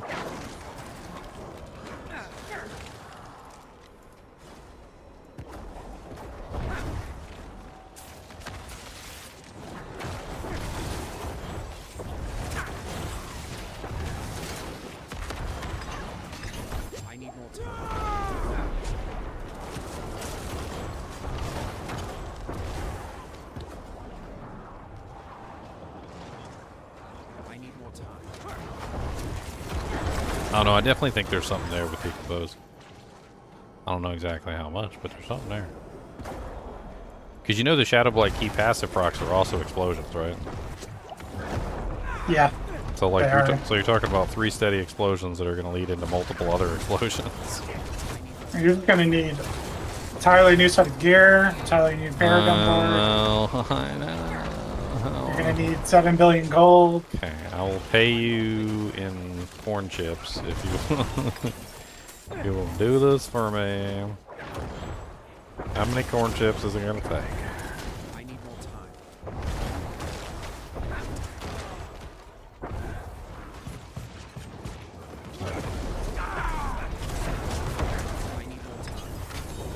Oh wow.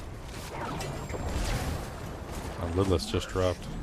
Oh hello, butcher.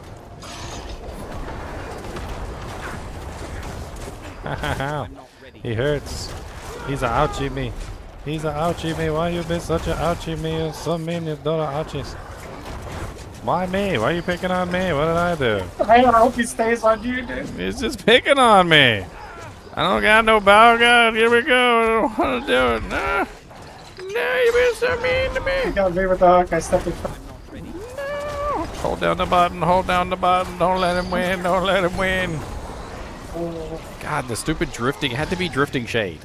I'm literally trying to fight him, and every single time he would like run on top of me, the drifting shade would land on my head, and all my skills would go off, and I'm like ah! You love drifting shade. That's why I chose it. I hate it. I hate that precious.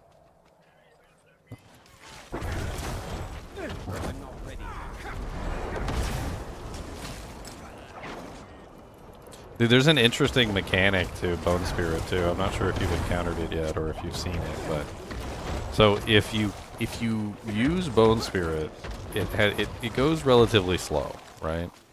As soon as it sees a monster, it speeds up like super fast, and it starts to like hunt the monster. If the monster dies after the speed up occurs, but the Bone Spirit doesn't hit the target, the Bone Spirit then it goes on like crack cocaine mode. And then if it spots another target, it gets a second increase in speed and goes into like super duper, like Superman on crack cocaine mode. And it starts flying at like Mach 72 to hit whatever the target is it's aiming at. It's actually kind of insane.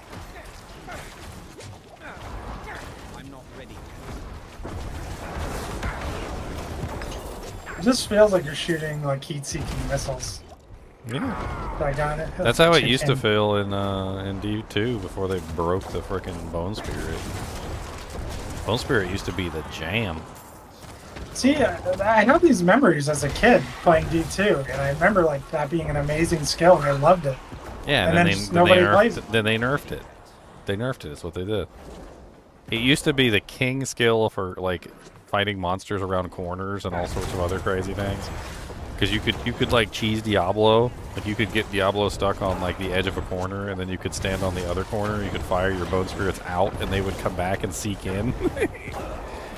It was great. Great times.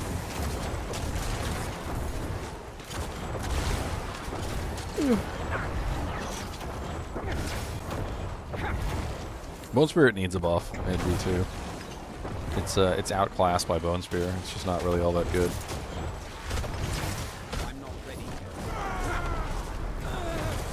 My live on TikTok has been restricted. Regulated goods content? What the hell is regulated goods content? I don't think we talked about anything that was regulated. Your mama's regulated. How about that? I need more time. 4 to Blood Mist. That's interesting. +4 Blood Mist armor with 3 essence per second, and God, I can't. God dang! Stop trying to kill me while I'm looking at stuff in my inventory.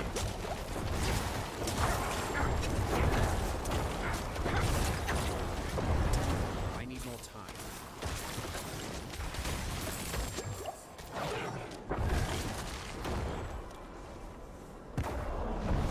Switching shade, stop.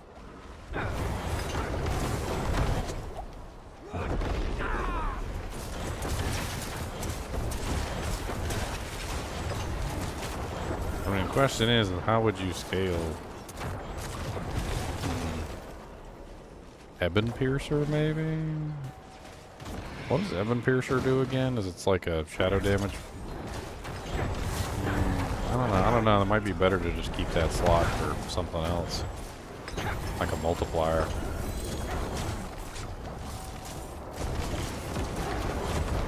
Yeah, I think it'd be interesting to see how that character plays. I feel like it would just be a whole popcorn utopia over there. How does Moonrise interact with that? I mean, I would assume it would still increase the damage. The only Is thing it like attack based? I don't know. I would assume that the basic skills would affect. If it doesn't, then I guess you can't roll that direction. You'd have to take another turn. I'm not really sure. I've never done a basic skill channeling skill before. Like, Right. that's definitely new to me.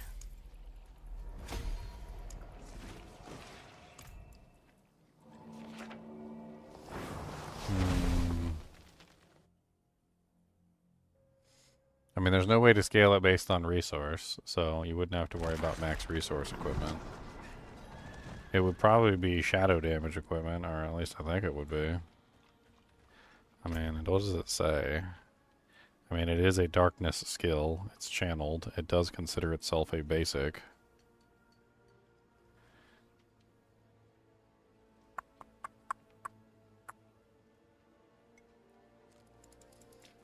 Does adaptability show up on the tooltip? Like, if I just threw adaptability on a random item and put it on, would it reflect on the tooltip? Can I help? I don't think so.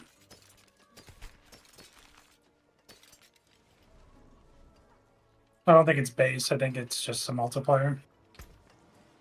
Oh yeah, I found this. I don't know. I thought it was kind of funny looking. +4 blood mist. Don't ruin all that work. That's why I almost died trying to post. Couldn't even post it. We needed that, but it needed to say Bone Spirit. Yeah, if it was Bone Spirit, that would have been or Macabre or... Macabre. Can you get Bone Spirit on the armor? I thought it was only Bone Spirit on the boots. It's Macabre. So it's Bone Spirit on the boots, Macabre on the armor. On the armor, yeah. And then the gloves is core skill. That's just 3 places. I think there's even more. Oh, you can get core skill? I didn't know that. Yeah, you get a core skill in the gloves. Oh yeah, that's right, because they did change Bone Spirit to be core skill. I totally forgot about that. Yeah, you can get so much plus the skills on Bone Spirit. It can go up to like 29 or something. I have an 18.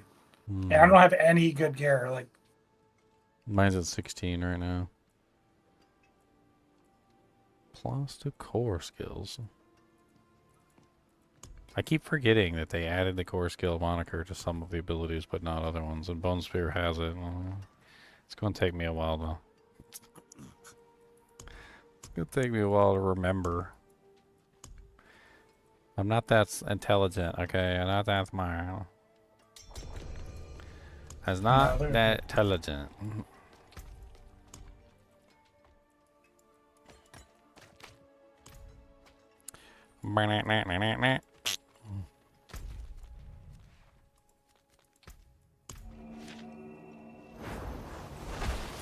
Yeah, I think like that 7 second is worth it though.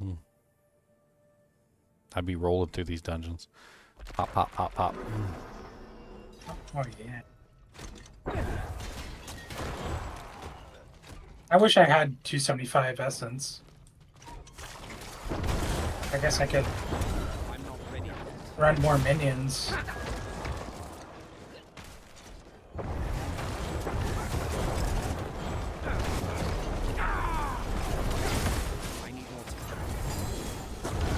How many are you running Swelling Curse?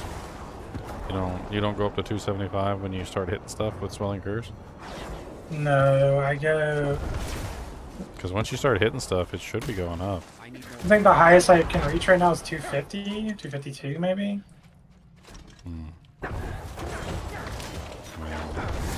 I hit 275 on occasion. It's like, I gotta hit like a big pack, usually.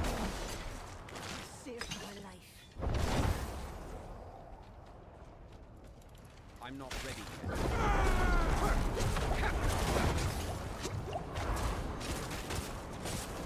I think that's probably why that guy sacrifices the Shaco, is just to get that extra essence royal.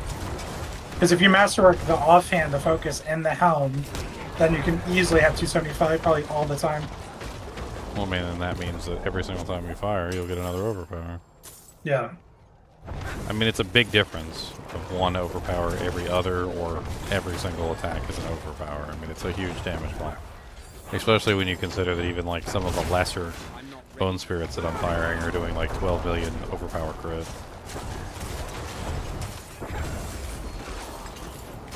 I mean, that non-overpower just did 10 million.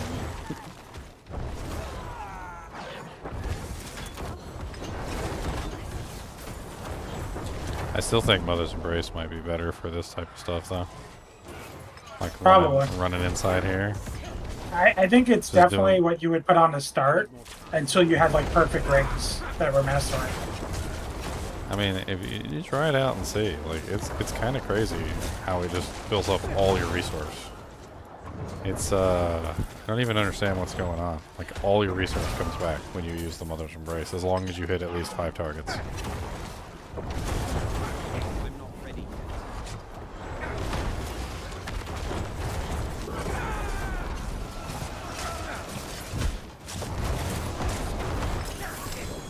I need more time.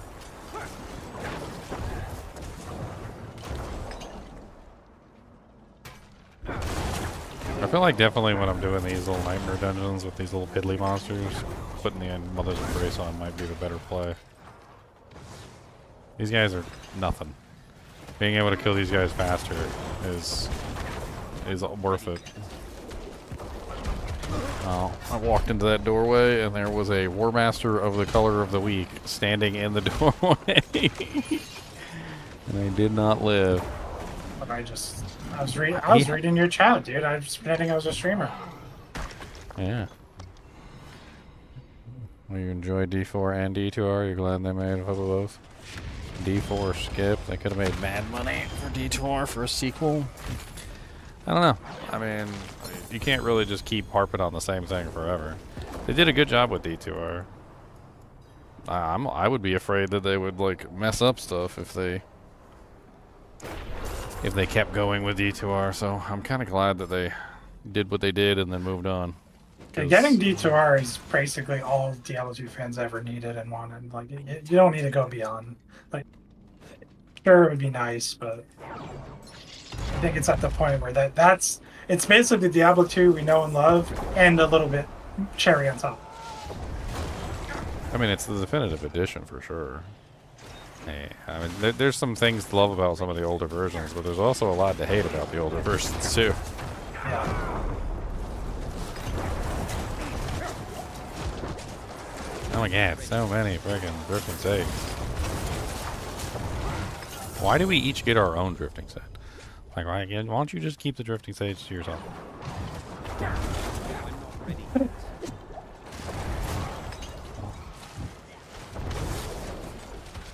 One by itself is not really even as bad. It's really when you get into a group and they just start stacking.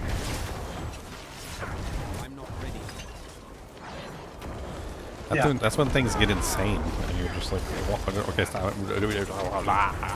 It's just like the explosions on the Maiden. When there's a lot of people there just running over each other, it gets a lot worse. So what was I complaining about the other day about Lilith? You know, like I was trying to do Lilith and I couldn't kill what? Blood blisters, and now they're nerfed by like 30%. Look, they lowered the HP on the blood blisters. What do you know? I need more time. The Xylor was trying her earlier, and he has the same issue. Well, she spawns too many. Like, it's not that I can't kill one. I can kill one. I can kill two. I can maybe even kill 3 in the 9 seconds, like that they spawn. But she spawns like sometimes 5 or 6 of the dang things. Like, what the hell am I supposed to do? 5 or 6 of them. And if I miss one, it's a stack. And you know what I really hate about it? If she spawns 5 or 6 of them and they all explode at the same time, I get a stack for every single one that explodes. So, like, if there's 5 on the screen and they all explode, it's instant 5 stacks. Yeah. I'm like, bro, I can't die 5 times, okay? Like, they all exploded at the same exact moment. I shouldn't get 5 stacks for getting hit by all 5 blisters. Xylor was panicking when he was doing it. You know, like the circle slam she does with the 3, like, triangle movement of the walls? Yeah. He was taking the slam, so he's taking a stack from the slam, and then he was dashing towards the walls in the outer circle, and he would go from, like, 1 to 5 stacks instantly. Because he was, like, panicking. What are the stacks? So basically, everybody complained that the one-shots didn't really feel like they had a place in Diablo, and they're right. I think pretty much everybody said that. But the funny thing is that they finally did something about it. And what they did was they made it so that the one-shots don't happen anymore, but in place of the one-shots, if you get hit by any of the mechanics that were previously one-shots, it applies a stack to you. The stack is basically signifying that you would have died, giving you a damage increase. So it basically hurts your overall damage reduction by causing you to take more damage from subsequent attacks.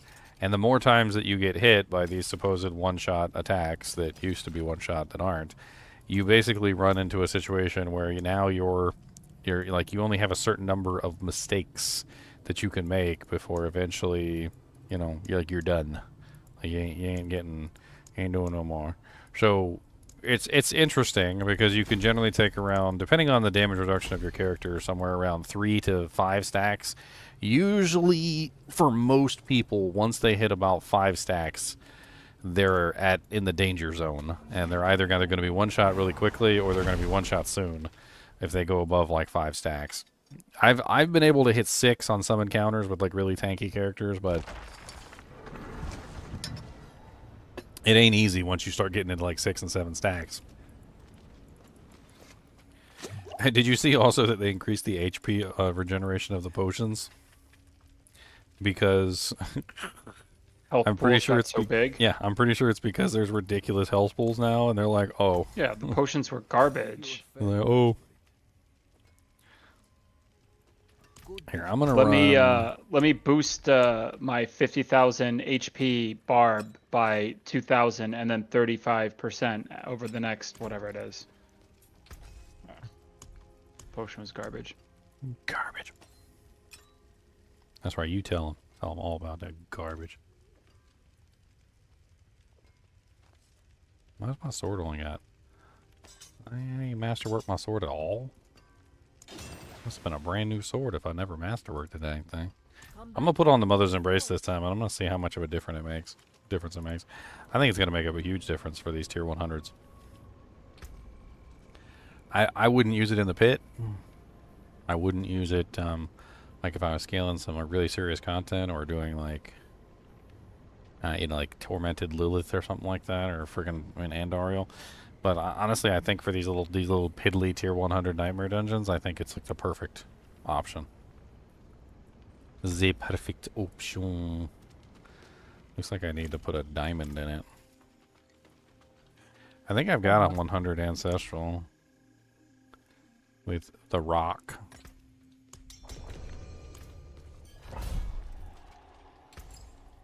I got the rock.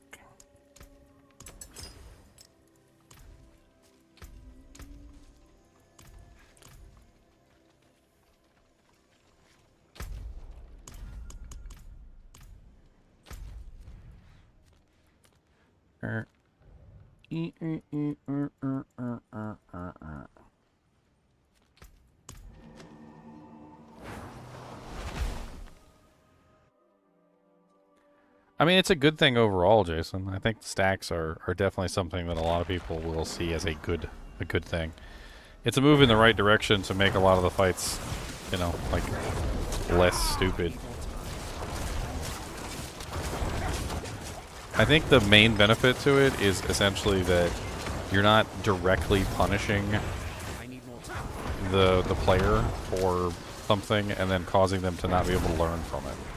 By allowing them to, like get a certain number of stacks before they die, you're allowing the player to have time to learn from their mistakes, and in the process, they're going to slowly adapt and figure things out.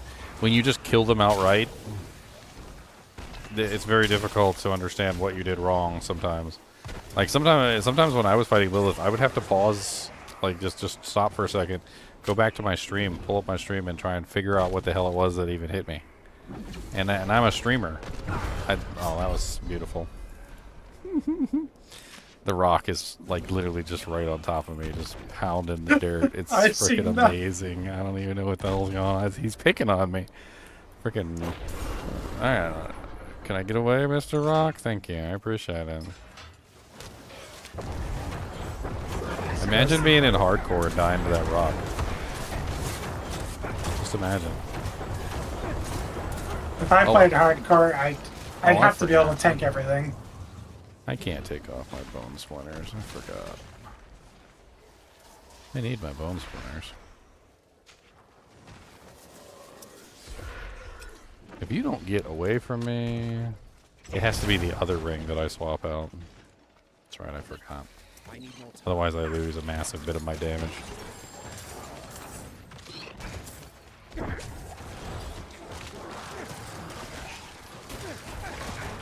Come back to me, minions. I need more time.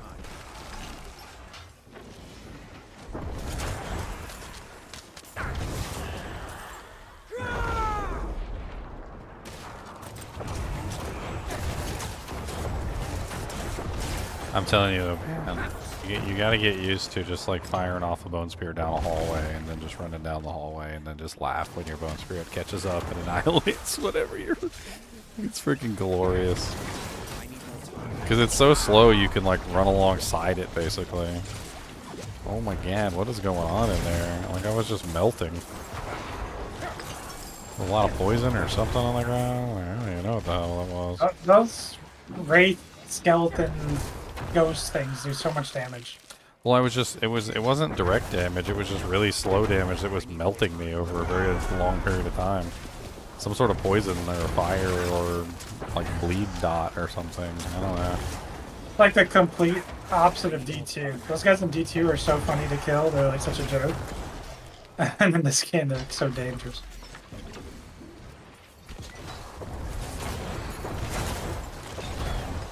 Those bees should have stayed in D3. That's all I know. Those bees never should have made it to D3 or D4. Like they should have stayed in the hell from whence they came. Those things are not fun in any way, shape, or form. They weren't fun in D3. They weren't fun in D3 at all. They're not fun in this game either. Like, nobody likes those things. Those stupid bees that shoot bees. I need more time. And why is it every game seems to create some sort of like horrific monster that nobody wants to fight? Freaking Gloams in D2, like dolls. Freaking D3 had the stupid the bees, and then I can't remember what else there was from D3 that was just really annoying. And then you know what D4 has? Freaking those abomination, stupid, ugh, them little freaking ballista things that hide in the corner that are made out of the legs and arms and freaking corpse bows. Freaking ugh. Those things can go to hell. You know, they haven't been as much of an issue now that I can actually see them, like before they attack me, because the zoom out. The zoom out has made a huge difference in my awareness of their presence, but they still catch me off guard every now and then.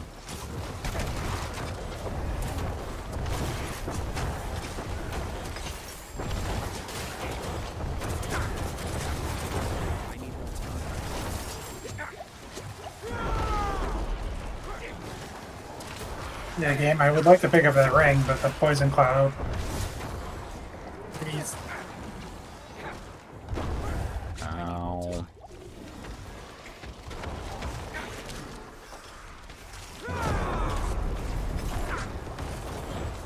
You know, as much as I like the cold mages and them not being dead all the time, Fortify was so much better with the bone mages.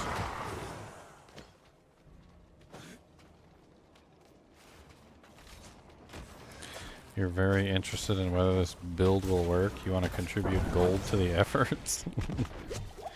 Gold contribution? I can get gold contributions? Which build? Sold. Which build are we talking about? The Bone Spirit build or the Decompose build?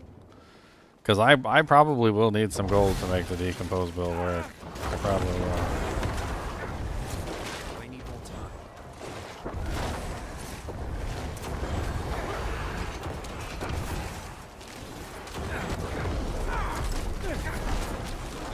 You want to know if my popcorn build will work, huh? I'm going to name him Popcorn, too. That's going to be his name. His name is just going to be Popcorn. I hope you're as excited for Popcorn as I am.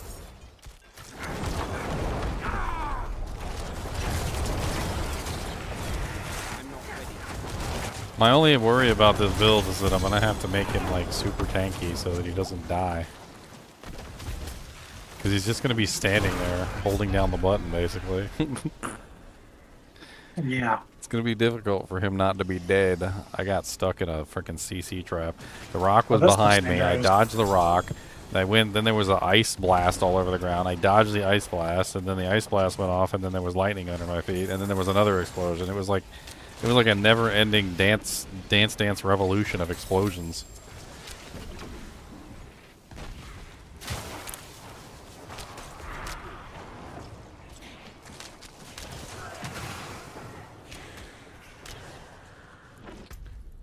Boop. Boop.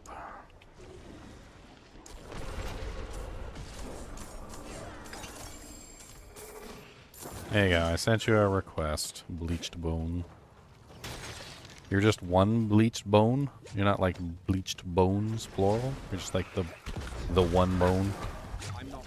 And which bone, if you're just one bone, which bone are you? Like the skull bone? Like a femur bone? Are you just like one toe? One phalanges? Oh, God bless it. That's what I get for joking. That's what I get for joking around. The Wraith got me. The freaking... I was dodging the stupid rock and the Wraith got me. I'm not paying attention to nothing right now.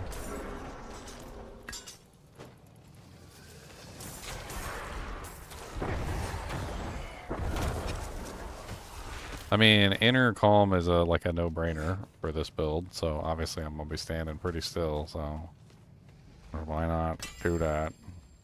Can I hit this guy off screen if I just like fire? Ah, So the rock. the rock snuck up behind me. Did you see it? I was just You don't standing mess there, around. watching my bone spirit travel away, and the rock snuck up behind me. The rock hates my guts.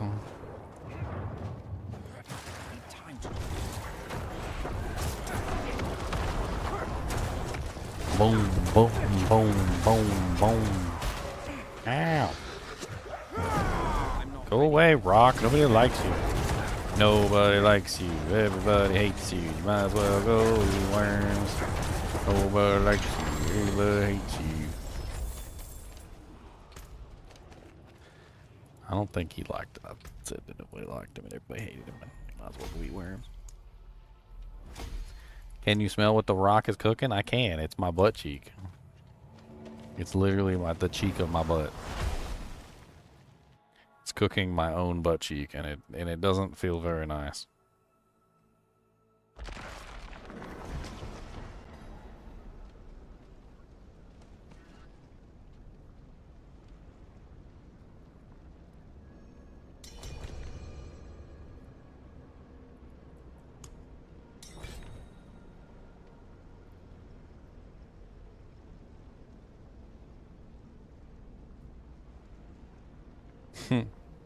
That's pretty creepy. Apparently there was some sort of story in France called La Passe Moriale, 1943. Apparently it means the passer through the walls. Is a story from France about a man who discovers that he can pass through walls. After leaving his job, the man began to abuse his power and using it to steal and seduce. Eventually he became stuck in a wall. In France, inside the Paris catacombs, they made a sculpture, and the sculpture is literally of a man stuck in the wall. I don't know if you guys can see it or not. It's literally a $200 million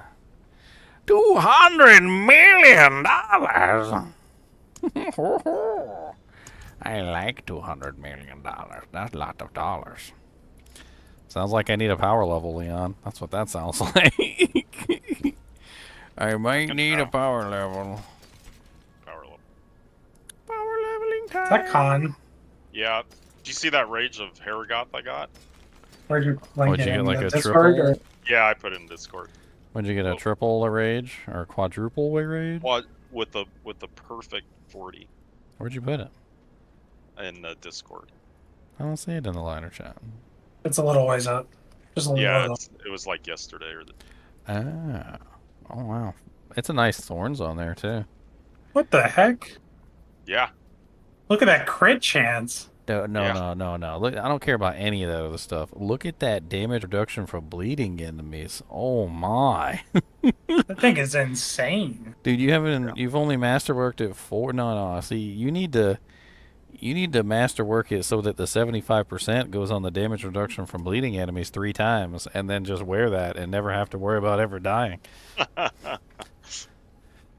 What is That's what a is what beautiful is the chest. base? What is the base on that with the original greater affix? It was 20. I thought it was 23, but No, you I have know it was 4. You got 4 on it right now, so it's got 5, 5, 5, 5. So it's got 5. Oh yeah, back it 20% out. increase. yeah. You already. get 5 for each tier. Yeah. So I don't know how to reverse calculate percentages. Well, 20%. It went up by like 4 or something. So it was probably like, I forget what the cap is. It's maybe 16 or 18. I forget. But let's just pretend that it's, I don't know. Let's just pretend it's like 19 or 6 or 18 or something, right? All right. So 18%. That's 5 times 12 plus 75, which is 135%. It's 14% base. 14% base without the greater affix. The greater affix, I think, is 25%, and then he upgraded it for another 20. So he has 45% increase already, I think. I'll see if I have one in my. Well, we can find out. Like, what is the, hold on, D4 greater affix. So what does it say the actual percentage of the greater affix is? I think it's the same as critting. I think it's 25. I think that and critting are the same thing, but I'm not 100% sure. It says additional 50% effect for the rolled affix. Okay. 50%. So then we look up Rage of Heragoth. Rage of Heragoth is base 14. So we take 14 plus 50%, and that gives us a 21. So it must have been 21 before he upgraded it.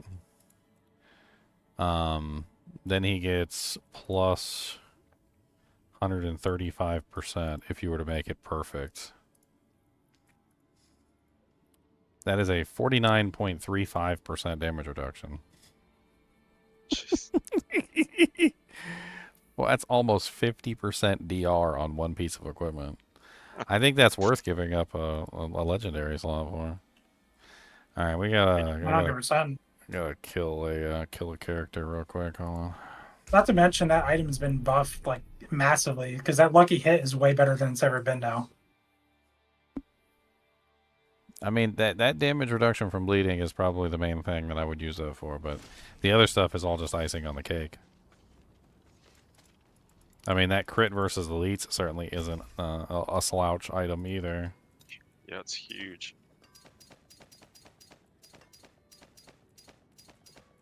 That might be the best item I've seen so far. Yeah.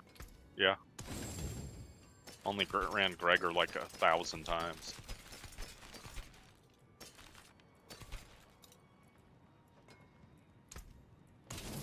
I'm literally just like destroying a character right now. Yeah, I know. I've destroyed some. I mean, I don't really feel bad about it. Like, it's whatever. These characters are, they're all legacy now. I don't really feel like going back through all the stuff and fixing everything. It's just, I mean, they're the ones that did it. I ain't do it. They're the ones that ruined all these characters. They said bye. That cannot be salvaged. I'll tell you one thing, I ain't got no problem with gem fragments on non-ladder.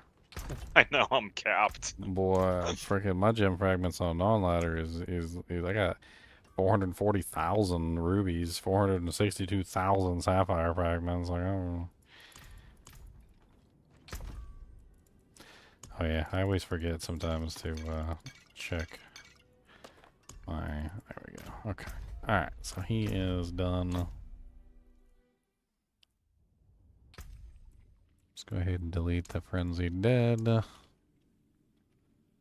and let's make popcorn. Create new character, Necromancer. Who knew Necromancer was the one I was going to make 2 of? Definitely wasn't me.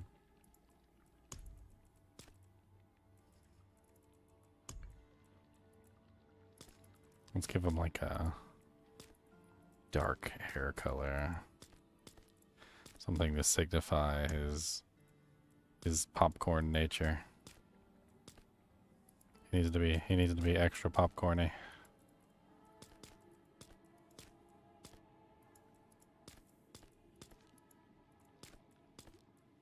Popcorn, popcorn, popcorn. Skip campaign, start game, seasonal realm, world tier 2. Let's go, popcorn. Biscuit belly. Alright, who's power level in my popcorn? I'll do it. I gotta level that. I gotta level.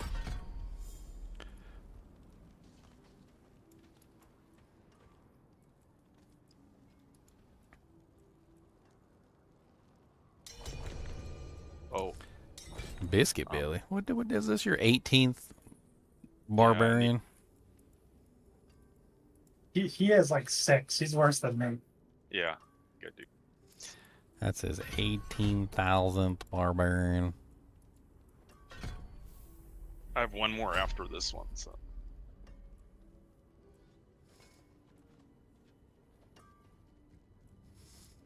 I'm not sure what to do for like all my points here. Like, what do I want to go with?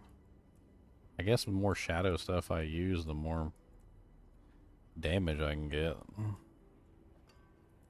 Is there like a blight duration? Because that could be No, fun. there's double. I think there's double cast. Well, what I'm looking for is, because this is something that I did before when I channeled an ability the first time, is that you basically run into a situation where you kind of like have to actually sit there and channel the ability to get your damage. So you kind of want things to go off like around you without you having to press the button. So like duration comes into play, where you want things to last longer so that you don't necessarily have to keep pressing the button. So you don't have to stop doing your channel to then do whatever it else is that you need to do. Kind of see what I'm saying? So like I need something that has like a duration increase or something like that. Reap apparently has a duration. Reap duration? How the hell does that work? And what is the duration? What duration is what is the duration increase? I don't know. I don't see any duration on it.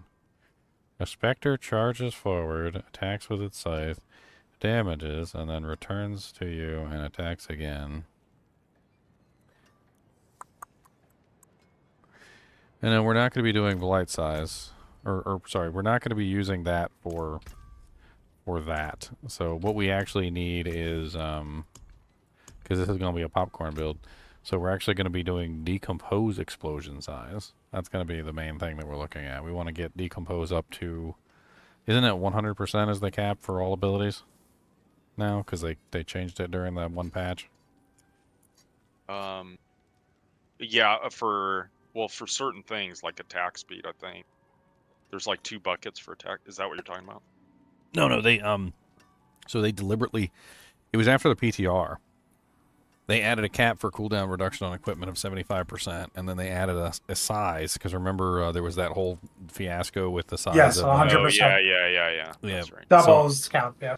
So I might be able to get away with just one decompose size, and then I could use the other weapon for something else. I don't know.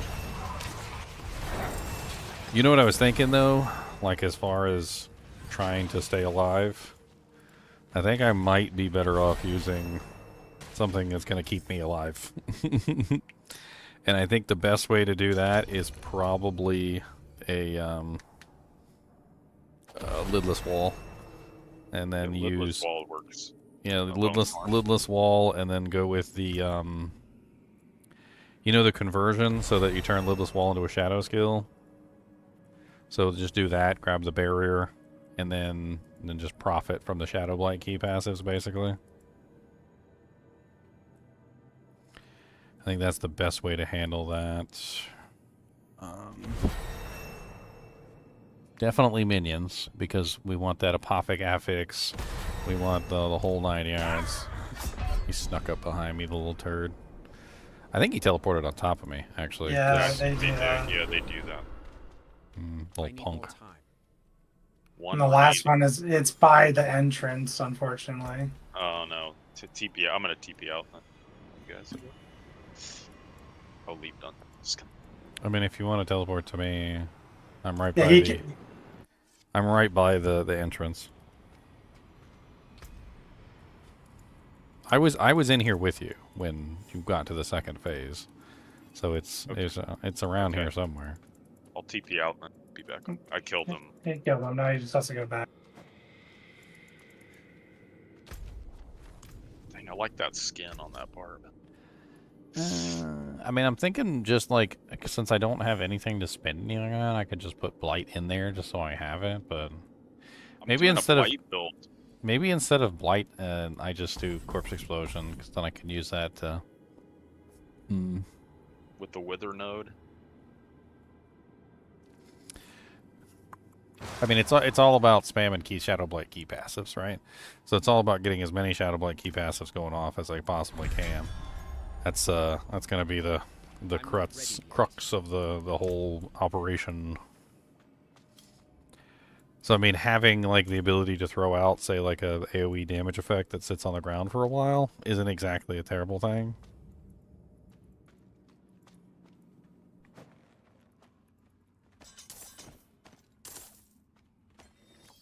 The portal makes me feel like I'm going to Act 3.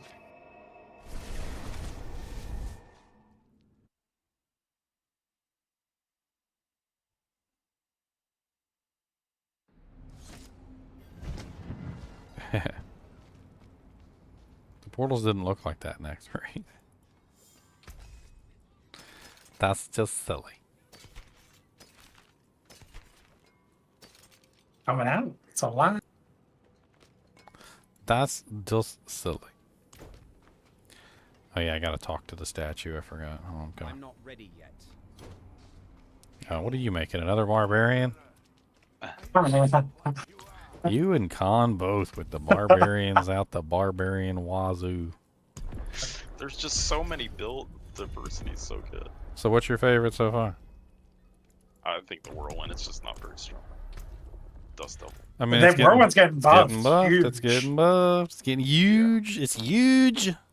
Huge buffs. The- Huge. The whirlwind base is getting Billions. buffed. The Billions. increased multiplier. The dust devil's getting doubled.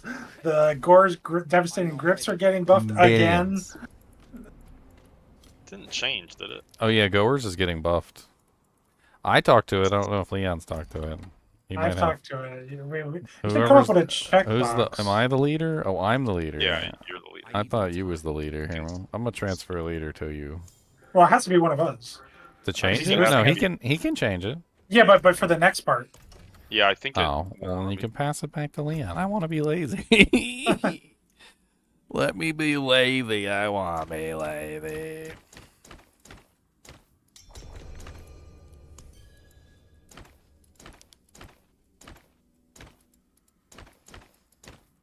What you're working on? Popcorn. Character. I was gonna say something mean, but then I didn't. I'm making popcorn. Nice. Solstice leggings. What the hell is the solstice? I want to look like I come from a solstice. Look at me. I'm a solstice. Oh, I got open-toed sandals. Always with the open-toed sandals. Can't ever just be closed-toed sandals. Nobody wants to see your fugly feet. Nobody wants to see it. I need my Baphomet goat on my back. Where's my goat? Come on, goaty. Come on, goaty goat. Let's go. What shields they got in here? Where's my... Yeah, there's my D2 shield. I need my D2 shield. That's one thing that I'm surprised they haven't done. And honestly, like, whoever is in charge of the art design needs to just get slapped right in the eye. And needs to get turned around and told to just take some of the D2 assets and turn them into stuff. If they came up with a pack today and charged $100 for it and just had like every single D2 graphic in there, Yeah. like I would buy it immediately. It would just be immediately in my pocket, and I would. A D2 collection. Like, yeah, just sell me like the D2 collection or something. I will. That's hilarious. All of it. I want all of it. Everything. I'm in whenever. Oh, I know you're Anna. I feel you. It's okay. Don't worry about it.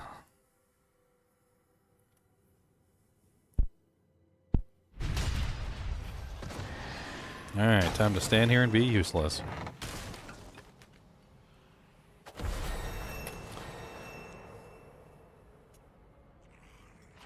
Welcome to the Jaw Rune. Is that a living monster, or is that... Oh, This is God. a living monster. There's a living monster underneath of the non-living monster. Oh. Headed back.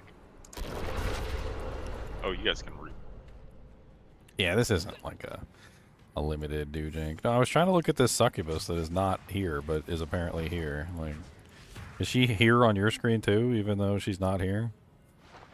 Oh, I didn't see her. No. I saw the one that was living. I haven't had a chance to really like look at the art style. It's kind of cool. She's got like arms growing out of the back of her head. That's really creepy looking. Like she's got regular legs with like talons for feet.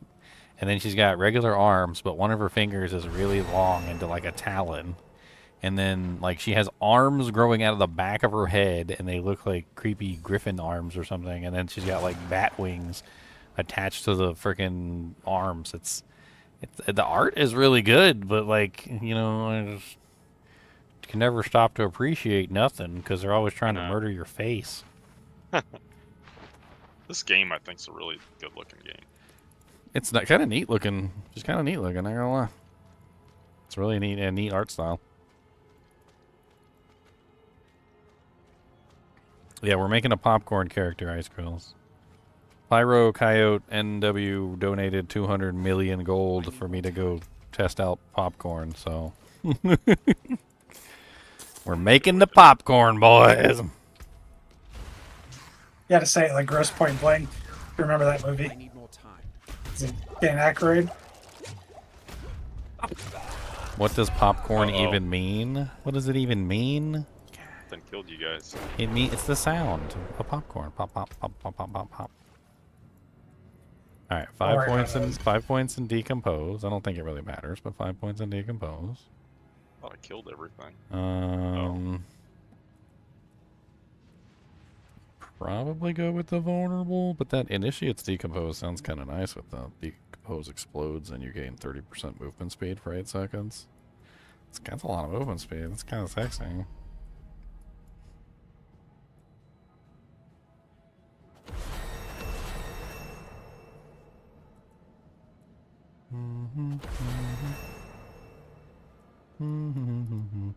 How long does this last? 6 seconds? Blight lasts 6 seconds. So they're both the same duration. Not sure which one would be better.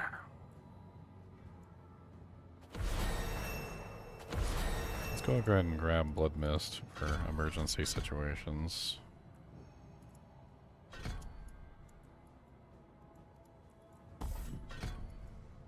It still doesn't bring me up. I'm probably going to use Fueled by Death, so let's go ahead and snag that.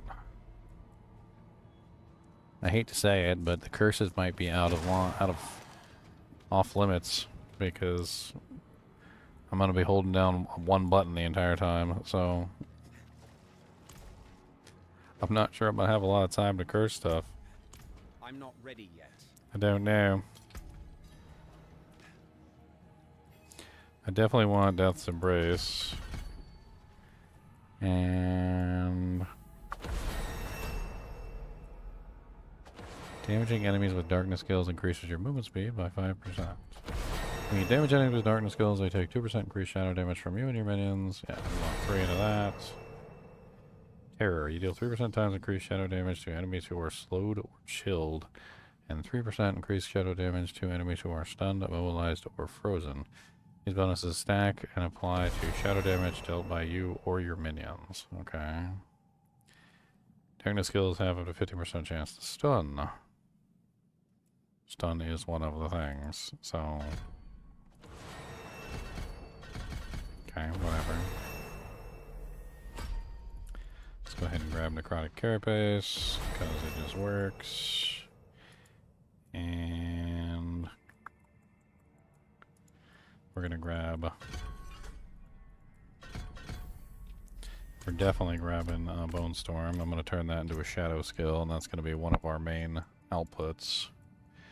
And then Shadow Blight key passive. Since we're going minions, we definitely want to do Bonded in Essence and 2 in Death's Defense. I'm not ready yet.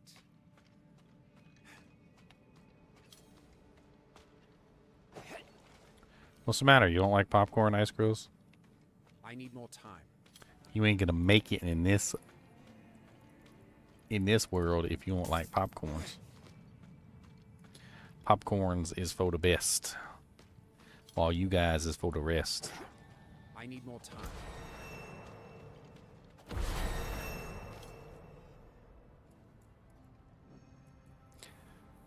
Shadow Blight's damage is increased by 100% times of your shadow damage over time bonus. That seems new. I don't remember that last time I played a Shadow Necromancer. No, and you can roll it on all your gear, like a... well, that's going to be a lot of extra damage then. Not roll it, but temper it. Temper it on like what, like your rings, amulet, both your weapons. Yeah. Okay. Yeah, well that's gonna be a lot of damage for my decomposed build. Like 90%. Because that's what I thought I did with like Shadow.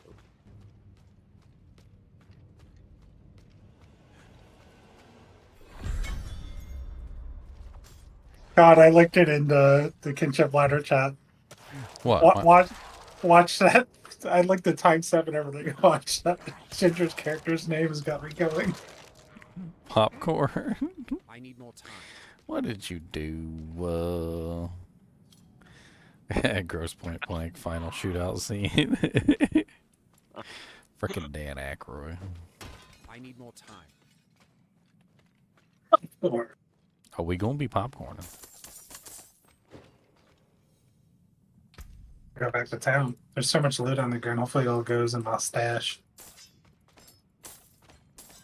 I mean, I was broke until a few minutes ago. I ain't going back into Poor Town. All right, I'm picking up loot. I don't care. I got money now. I'm picking up stuff and selling it. You gotta put your finger in the dam.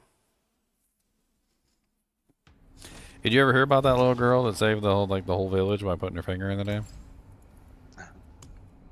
There was some dam, I can't remember what it was, and it was like a because the way that dams work is like a small trickle eventually leads to a bigger trickle, and the bigger trickle eventually leads to a pour, and the pour eventually leads to like a hose, and the hose eventually leads to like a freaking like torrent, and the torrent eventually leads to like a waterfall, and it just builds on itself until eventually there's like everything is freaking gone, and the whole freaking like dam falls down.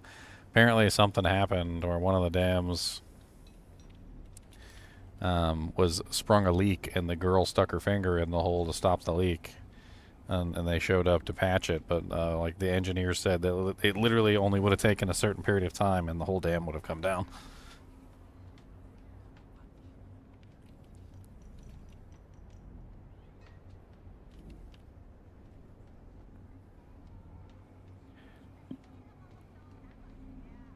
It's insane. I seen a representation of it. You gotta come to the statue, by the way. Oh, I do actually. I can't always mess up because I teleport back to town instead. You can TP on me. Okay, TPing on you. TP on my corner. Apparently, there's a statue of him. That's pretty funny. I didn't know there was a statue. Check this out. It's a statue of the boy, and he's like on like the side of the dam, and there's like a hole, and he's got his finger in it, and they even have like a little fountain pushing water out of the dam. And apparently there's a comic too. Hey, who died? You gave you the right to my water rights? What? And he's got his finger in the dam. I don't know. It's there's this really cool like YouTube video though where a guy demonstrates like what happens and why a small amount of water leads to the destruction of like a dam or something like that, and it's really crazy to watch because like Just a small amount of water starts pulling the sediment and stuff out really quickly because it's like high pressure, but it's a small amount of water, and the more it pushes out, the faster the water gets, and the more water starts to go through, and it just kind of domino effects until eventually the whole dam falls down. What else do I put points into here? You got what do you guys want to probably HellTides? Switch back. Honestly, I got plenty of aspects for this character. I've already played the Necromancer, so I don't think I need aspects. I just need EXP. Okay, so try it. Maybe I can do 100. Yeah, I think this is easy because we stand at the beginning and do nothing. Yeah, you just have, we mooch. We're moochers. Yeah. We mooch it. We got to mooch it. I have to transfer over my shackle and my melted heart at some point. Yeah, eventually. I'll get there. I'm just gonna have fun absorbing EXP. Oh, I forgot to go make a potion. Zalor. Can you drop me a crappy potion? Yeah, absolutely.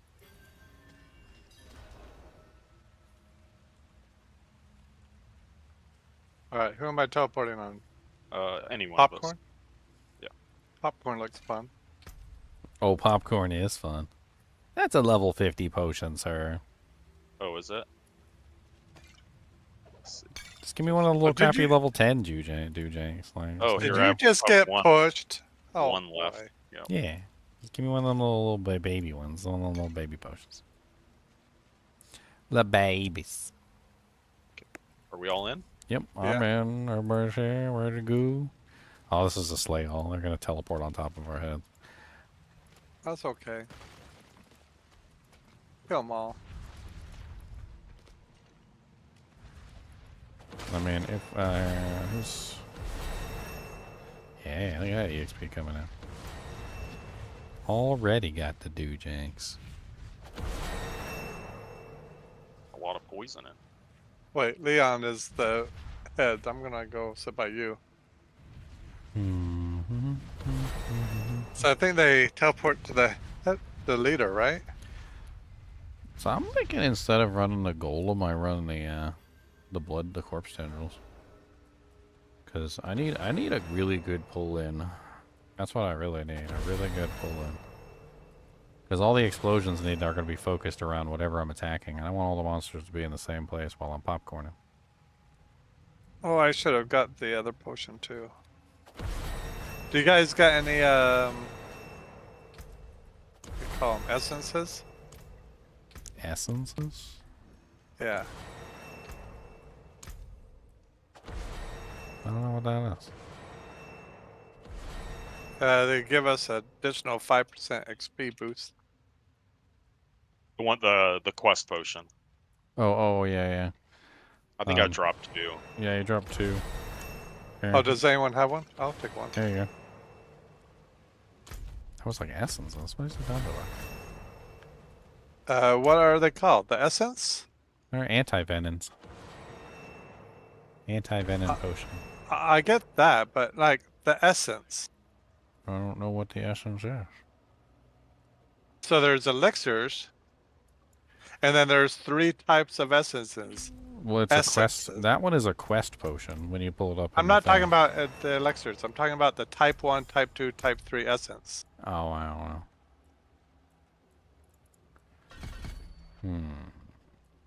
And like they do all party members, so only one person has to run it. Actually, someone did. So armor increased by 5%. So you probably have it, right? So you see you have armor increased by 5%? Yep, I do. See, that's an essence that's distributed. So anyone can drink it, then all the party members will get that bonus. Nice. Skills. Okay. I feel like And I should use something.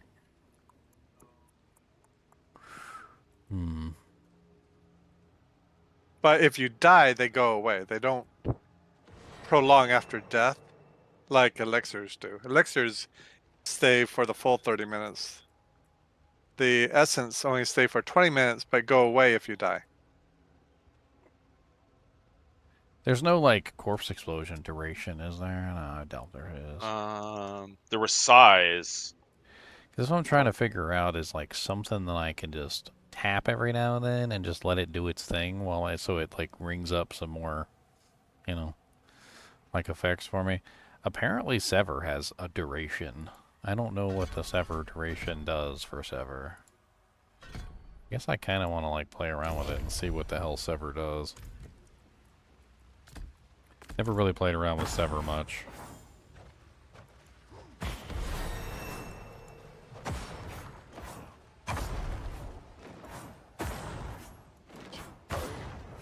I mean, it doesn't really last very long. Burns essence really quickly, too.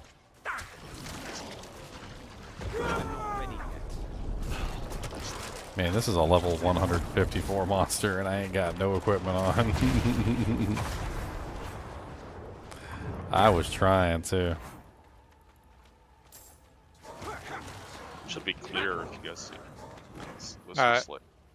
slay all. At least that inside. I'm not level 50 yet, so there's no glyphs on the ground for me, but I can pick up some monies. Lots of money. Ooh, 2 glyphs right next to each other. Nice. Ooh, a triple boot. Triple star boot. Oh, and that's gonna be a 925. That's fine. Nice. Yeah, it is. Strength. Warcry. Ooh. Oh, ho, ho. Those are really nice. Wait a minute. Do we have chunk sound effects and Xyler sound effects? That'd be the best soundboard. What's... Ooh. Ooh. That's a Luli. I got it from Luli. Totally got that from Luli. Ooh. Look at my ring.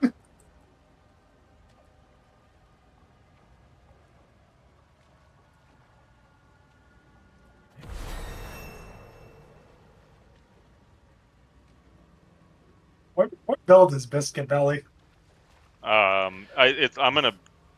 want to build a charge, like a charge barb, elite barb. But this is, right now it's just a whirlwind, so I'm not very strong. Is Xylor all there? No. Who said that? Who said that? Nope. I don't know what you're talking about. I refuse to answer on grounds it may Xylor me.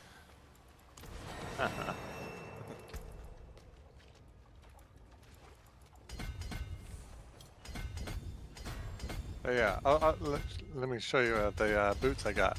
Pretty nice. Ding-a-ling. Rang-a-lang-a-dang-a-lang-a-bang-o.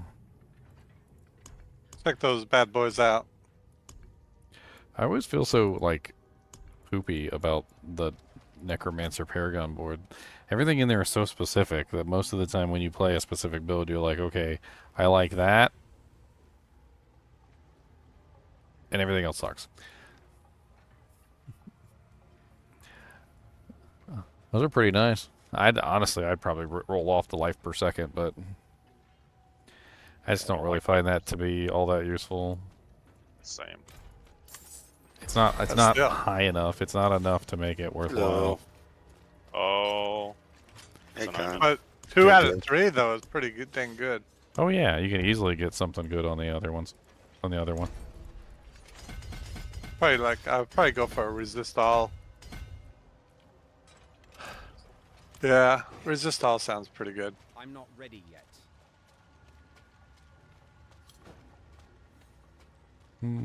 Popcorn, popcorn, come on, popcorn. We got some of that yummy, yummy popcorn. Delicious popcorn. Look at this popcorn. I know you're jealous of my delicious popcorn. Oh, we got all the 50. Hopefully you guys found some glyphs. No, I don't have any Next glyphs round. laying around. Maybe next round, if anything. Yeah, so I'd hate to give up this EXP though. Oh, here's an amplify glyph. Let me run around real quick and see if there's a glyph sitting on the ground that I I actually guess want there's to a level up. chance. Yeah. I found like 3 glyphs in this area. Oh! Yeah, this is a little bit tough. There's a dominate. Oh, there's monsters here. I can't overpower with shadow or a channel skill, so that's like. Bring him to the bubbles, then I can kill him. Nope, can't kill him. Oh god! I accidentally grazed the side of a poison thing. That was scary. Master Leon, no! Ah! He's Oh, there's here. so many monsters here. Like, what's... Master Skywalker. I thought this was like we were clear. I thought we were clear. Goblin. If I knew there was monsters, Goblin, I wouldn't have come, Goblin. I need more time. Run so away. I have to ask, why Biscuit Belly? I just like the name. There's a restaurant. Oh, close to. That's For a second there, I thought you said a wrestler, and then I got really interested. I was like, wait a minute, there's a wrestler named Biscuit Belly? Like, this is getting more and more interesting every day. There's a good Nest.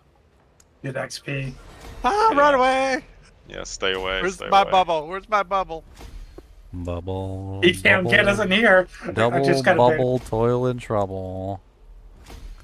No, There's silence. so much poison. So fun. Ah, I did some damage. To my brain. Hey, I got an actual weapon now on my hands. I don't know.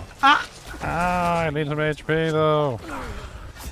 Ow, they bit me and it was, poison was killacious. That bite attack is I'm not ready yet. come on, come over here, come over here, come on. Come on, I'm gonna suck your soul out of your body.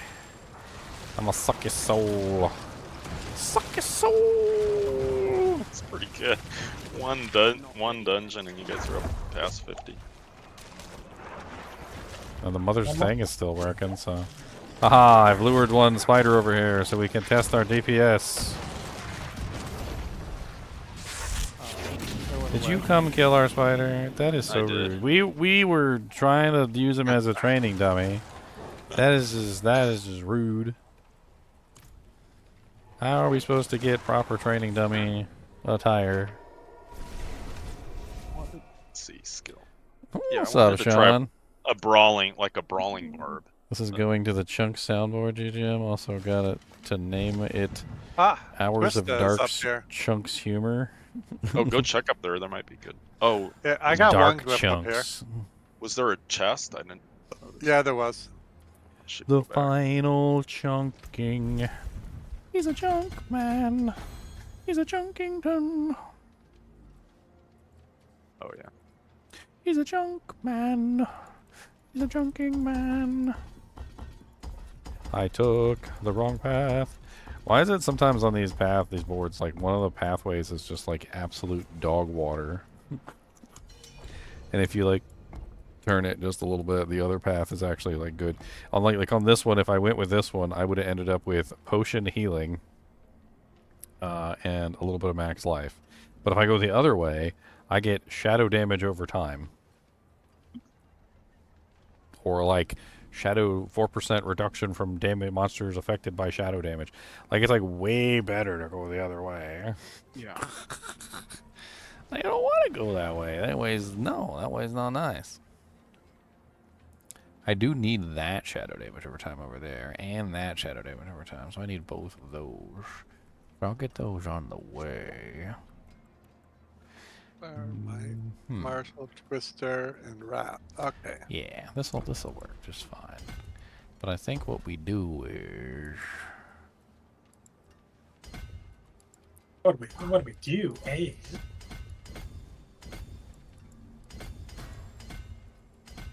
Just transfer over all my overpowered items. Maybe I'll. the gear of overpoweredness. A gear so overpowered that men and elves know not. Know ye not.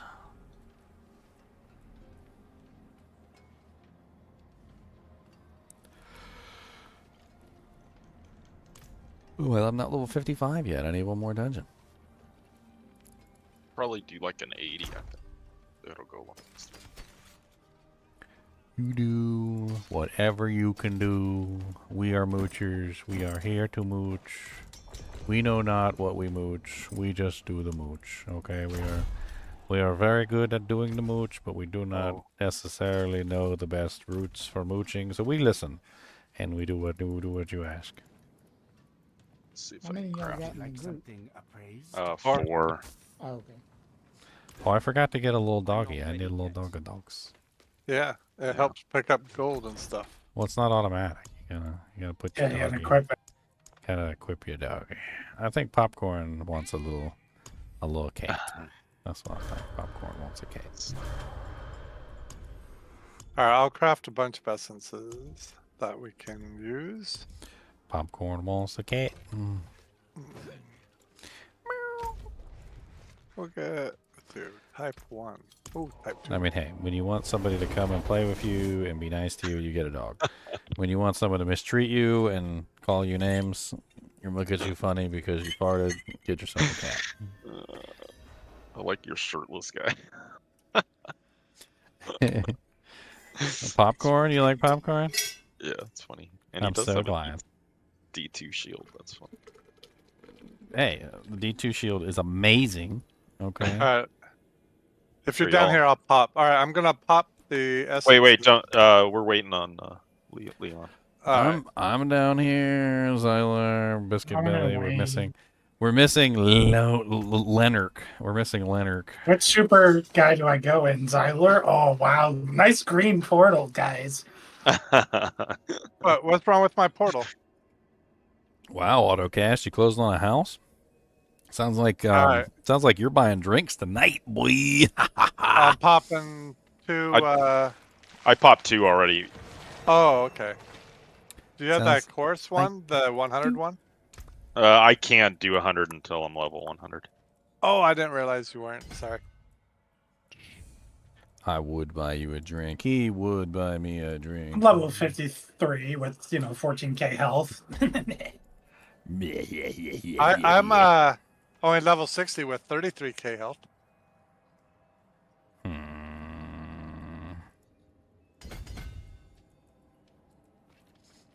Beedoo-dee-doo.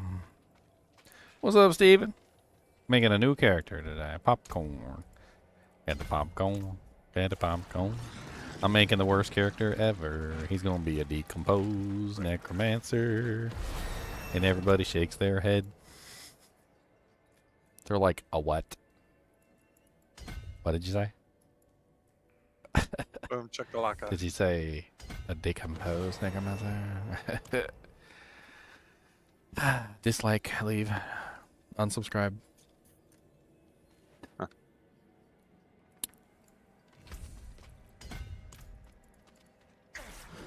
Unsubscribe.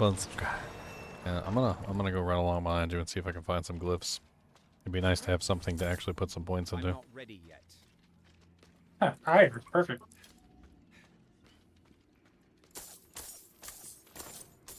I need the minion glyphs. I need some of the shadow damage ones and stuff.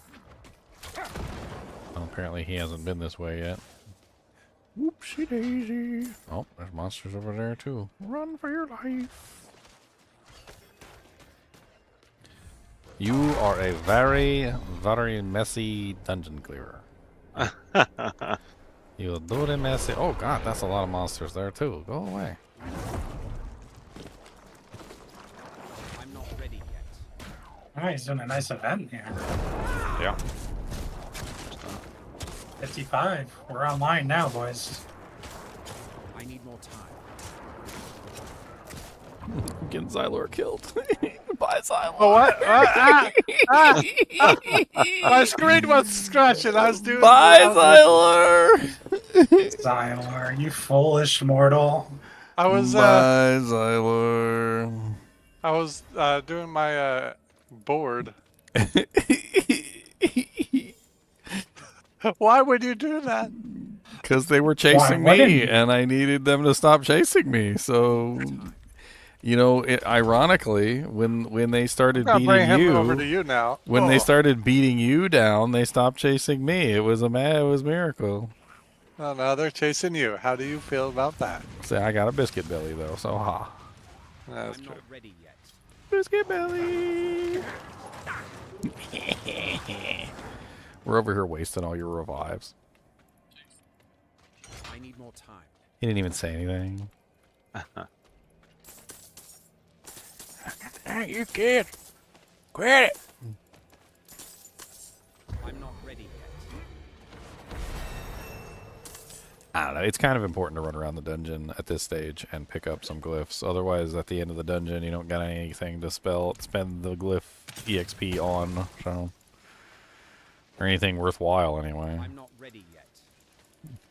I don't think anyone has ever used those blue frickin' glyphs in the entirety of the game. I think I did at the very beginning. As soon as you have something better, as soon as you have something better, you're like, take that off and put something better on.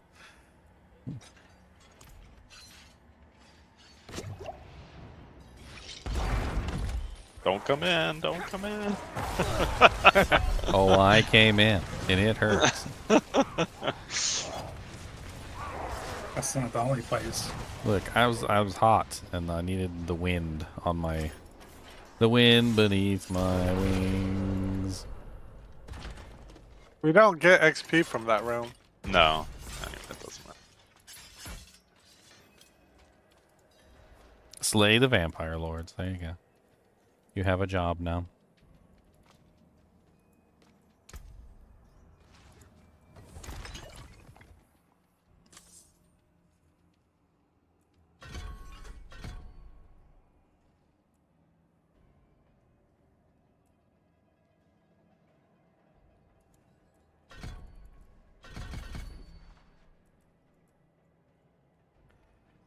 Don't know if what I did isn't right, but it's what I did. I don't know if what I did was correct.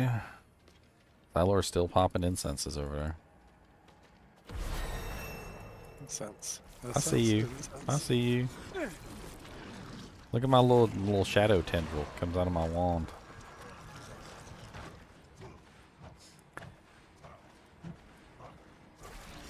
Well, since I can't build crit and since I can't build overpower, what do I build? Lucky hit? Oh yeah, probably.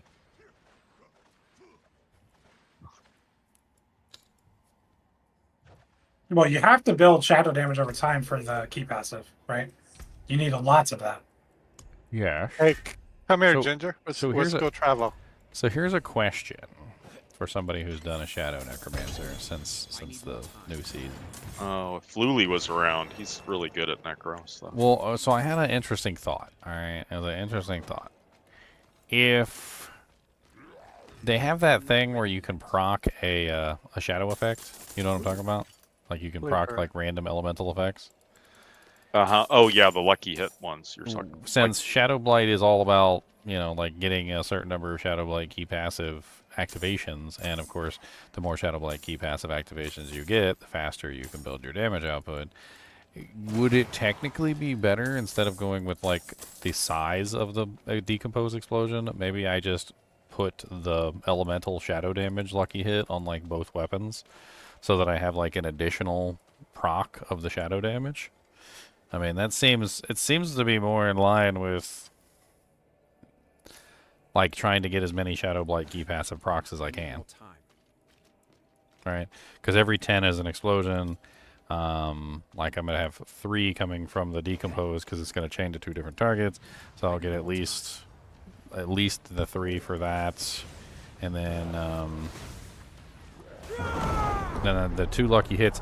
I don't know if has anybody like figured out whether the lucky hits are separate activations or do they just combine together? No, they're separate. I think each one's like a separate activation.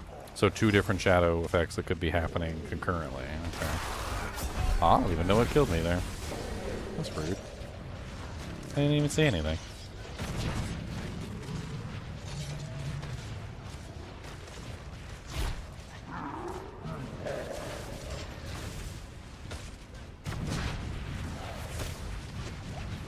Did you know that you're my hero? I'm dead. I don't. He must have hit me with some sort of like random little projectile that was flying by because I didn't see anything.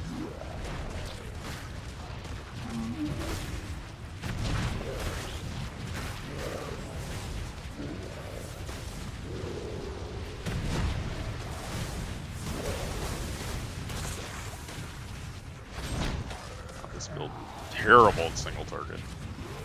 No, you see my touch. Especially after Monday with the patch, I'll get you squared away. Don't worry. Yeah, It seems like I you might want actually. to. Seems like you might want to give them Goer's Devastating Grips a try.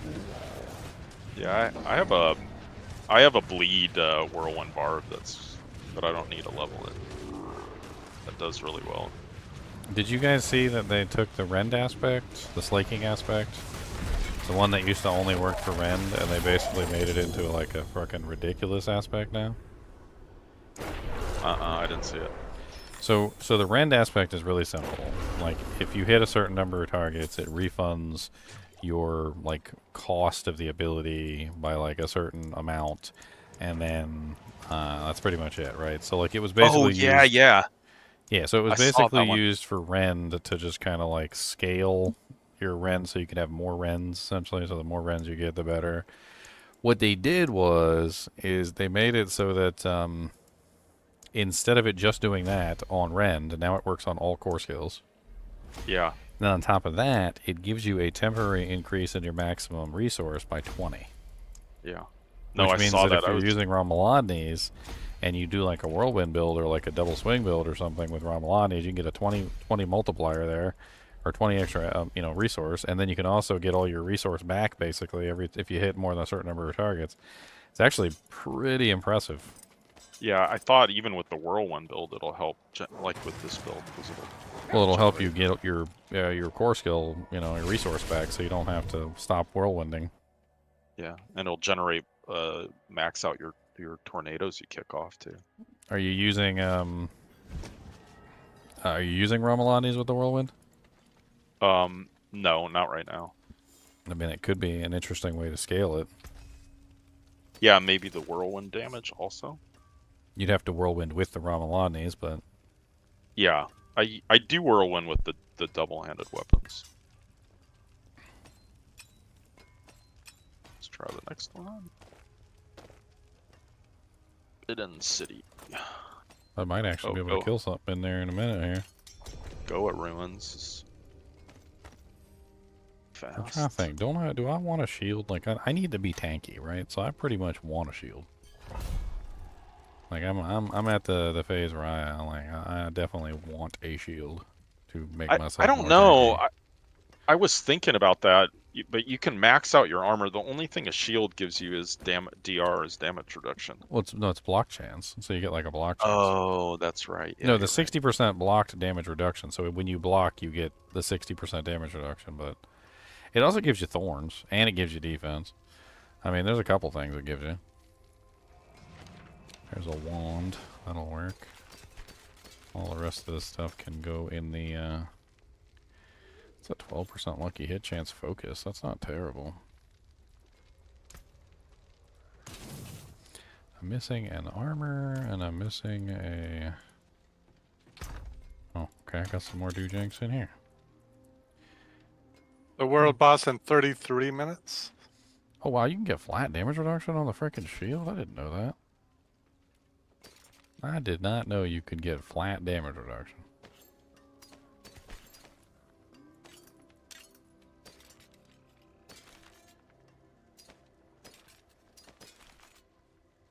Wow, because it was 7.5% too. Yeah, that's what's nice about the shields, the DR. Shit, look at this freaking thing. Look, it's got what, 5.8% damage reduction. It goes up to 7.3 and 10% all resist all. Although I think I need the flat damage reduction better. There's another one that's 7 here, which isn't terrible. How can I help? Alright, I need a pair of pants. Let me see if I can gamble up a pair of pants and an armor, and then I can actually like get this character online, so I'm not completely and utterly useless. It seems your prayers have been Hey, answered. +2 to all basic skills. I like it. Perfect. Alright, now I need an armor for my naked bones, so Khan stops laughing at me. Huh. He's over here just giggling. He's like, see your nipples. I thought it was intentional. There's no armor in the the gamble shop. Oh, tunic. It's called tunic. Okay.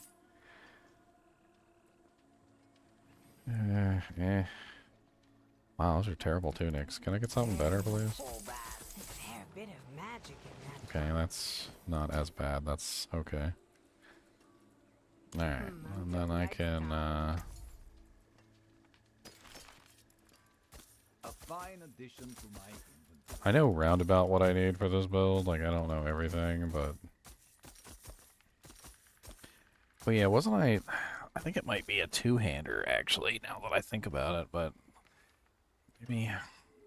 Because getting that multiplier on the two-hander is massive. That ridiculous one that's like 240% or some crazy number. And what about the Ebon Piercer? Do I want to wear the Ebon Piercer? I got one in here somewhere. Okay, it's got shadow damage over time, which would help scale. It's got damage reduction from shadow over time. Blight also shoots 4 smaller projectiles that pierce enemies. Yeah, that's what I'm using. So it's Blight. I'm not using Blight, so that's not really going to help me. No. I need more time.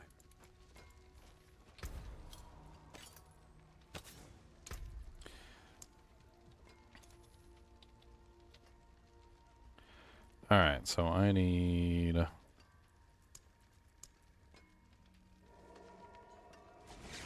Yeah, this is it, the Blighted aspect. You deal 120% times increased damage for 6 seconds after the Shadow Blight key passive damages enemies 10 times. That's what we're looking for.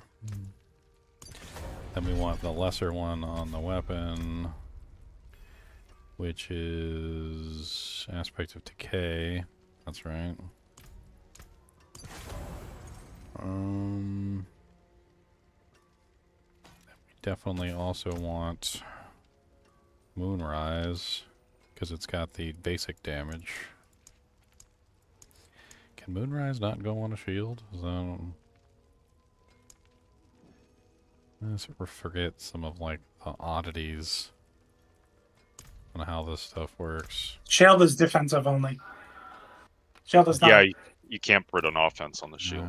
Sad. Okay, well I guess I'm gonna use a focus for right now. I mean, I could put Moonrise on the gloves. It's not, like, impossible, but... Maybe it still remains an option. We'll see. Then we also want adaptability on one of the rings.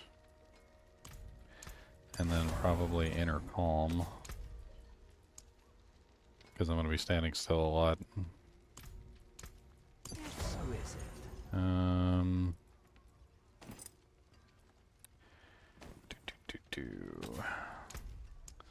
Let's grab the Cult Dominion for the boots.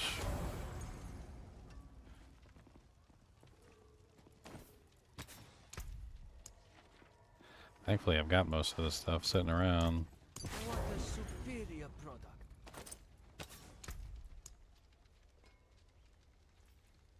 Oh no, things are after me.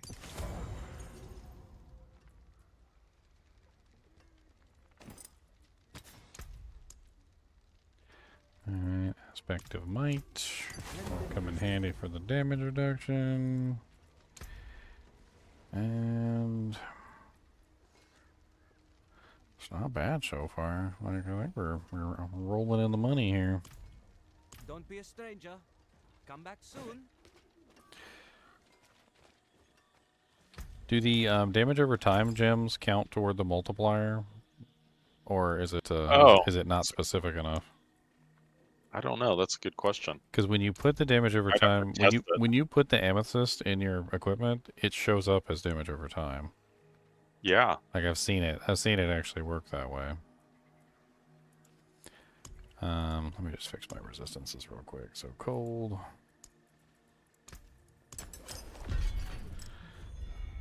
Poison.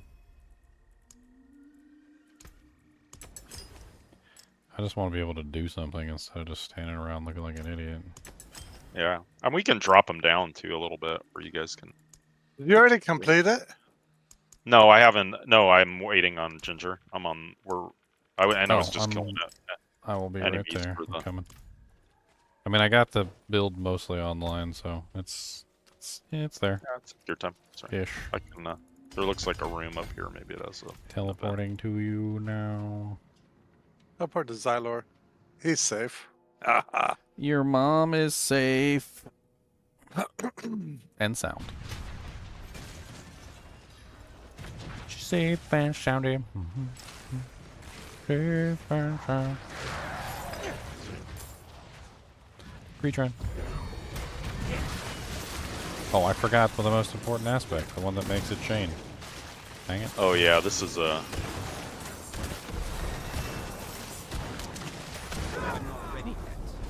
Spicy in here. These do Lord's ears. Aww. I died and like a gold fountain popped out of my corpse. That was great. Because I had the great shrine. It was like freaking gold fountain. GGM train. What are we training?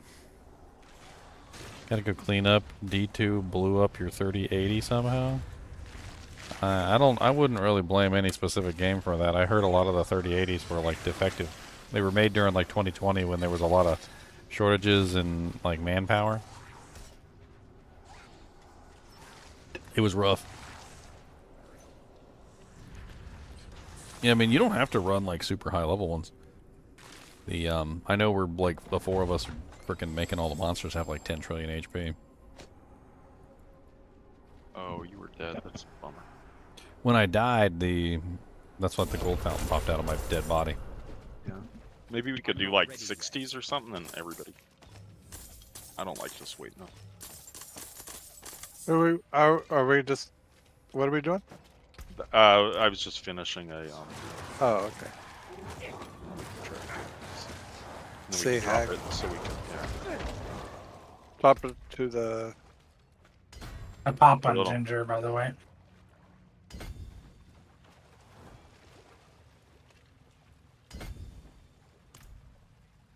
It popped on me? What? It's gonna pop on you as soon as he kills the boss. But I'm a popcorn. Pop, pop, pop. Oh, where are you at? Oh, he's way down there. I'm on my way. If I can make it.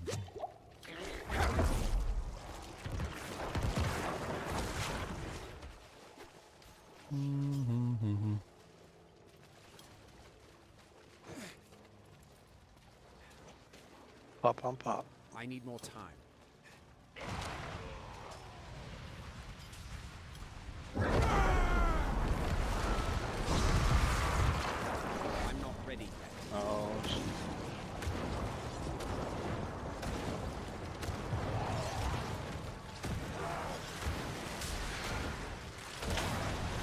Pop.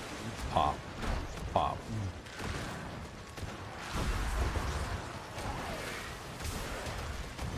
Oh, right under my feet. One of the downsides of being a character that's forced to stand still to do his attack. I actually I really hate this boss, by the way. I think she's BS. Yeah. Hey, Con, can you direct the tornadoes like the Druid can? No. They're just random.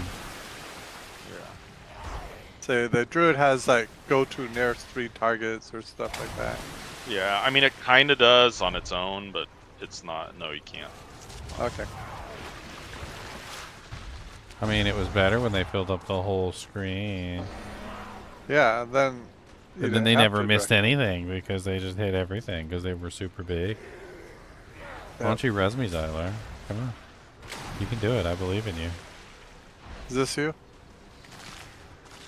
Yep. No. He did it. I believed in him and he did it. The power of belief.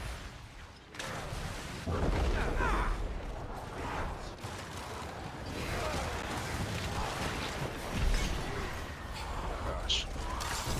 Long fight. She always dies so grottily. Die less grottily.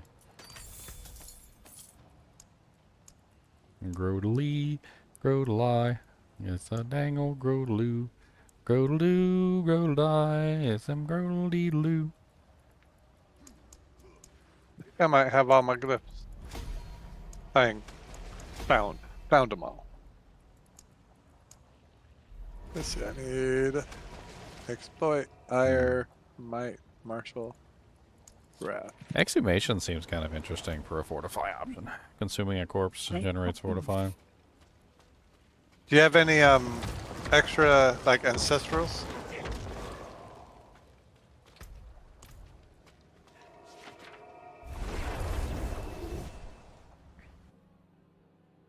Uh-oh. Regulated goods. What the hell is regulated goods? What the hell that even is? Chance to I gain. think people 20 show up square. and report me on TikTok just for lulz. What are you guys? 50s, Mm. 60s. Yeah, I'm around tier nothing. 50s. I have nothing in me, dude. I don't have a build together. I am built. I just need to like see if it works. Let's have a look.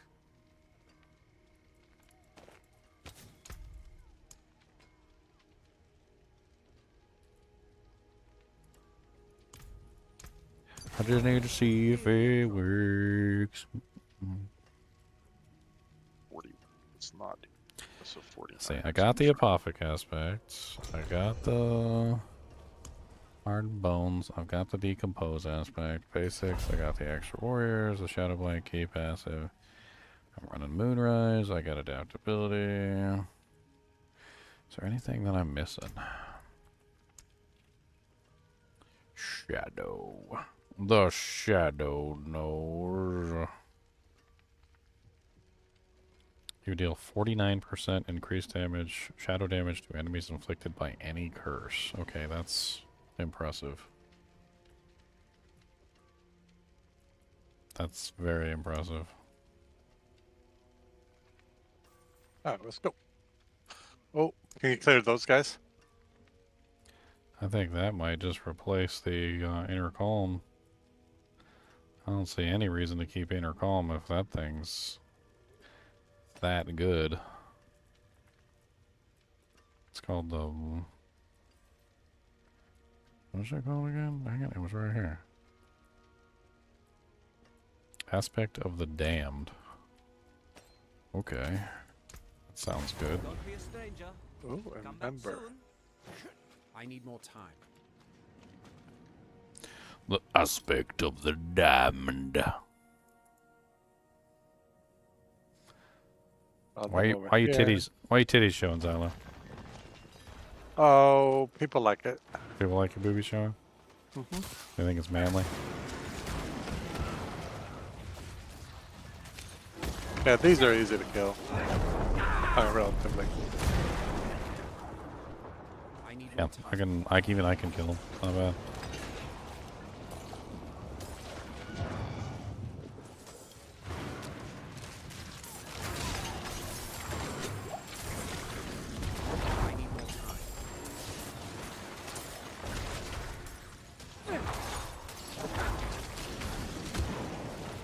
So we can maybe go up a little bit. Maybe go to 60. I mean, these give us our the XP. I need more time. Oh, Greed Shrine. Let's find those. Go, go, go. Oh, there's no. There's They turned off the goblins now. It doesn't do anything. Oh, when did they turn that off? A while ago. Oh, that's dumb. Goodbye, goblins.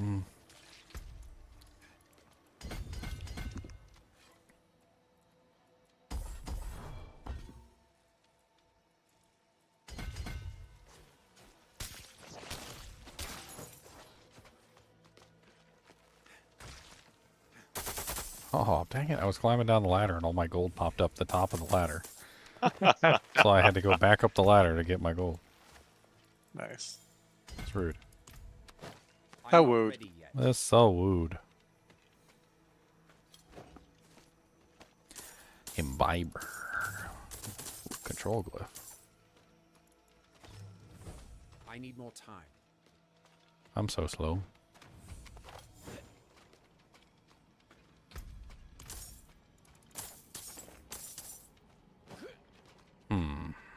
So should I do decomposing explosion size? 2 decomposing explosion size? Maybe like 1 decomposing explosion size and then when we do 1 shadow damage or something? I need more time.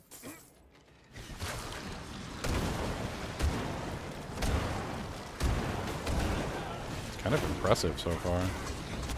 Especially when the 3 start exploding all together. Like here's a chain pack. Like watch this. Boom, boom, boom, boom, boom, boom, boom, boom, boom. Oh. I'm not ready yet. I just want to leave. I just want to leave from.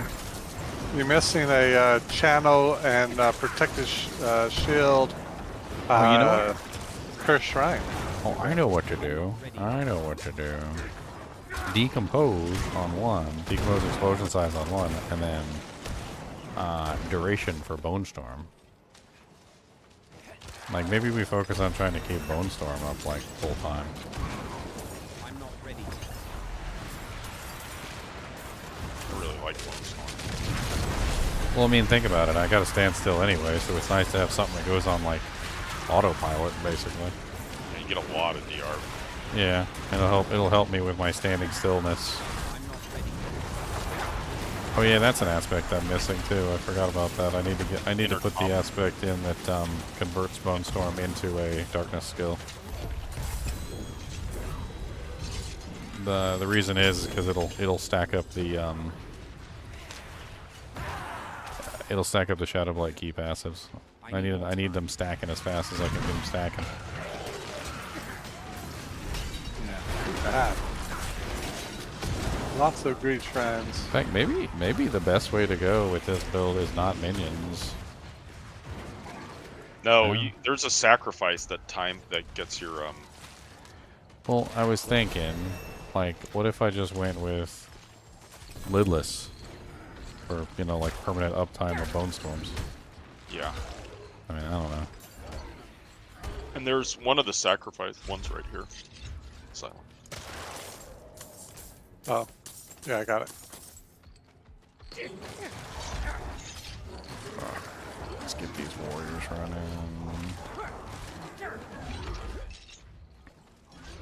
I'm not ready yet.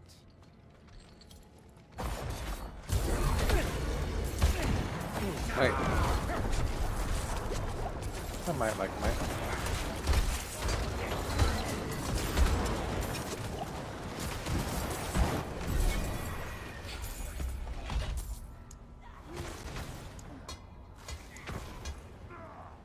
Where's popcorn? What's the popcorn? Him's a popcorn. Everywhere there's a corn. Don't judge him, him's a popcorn. Don't judge Mr. Popcorn. Mr. Popcorn.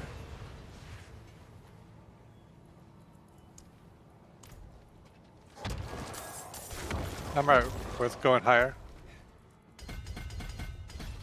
Tier like 60. Sure. Gonna update my.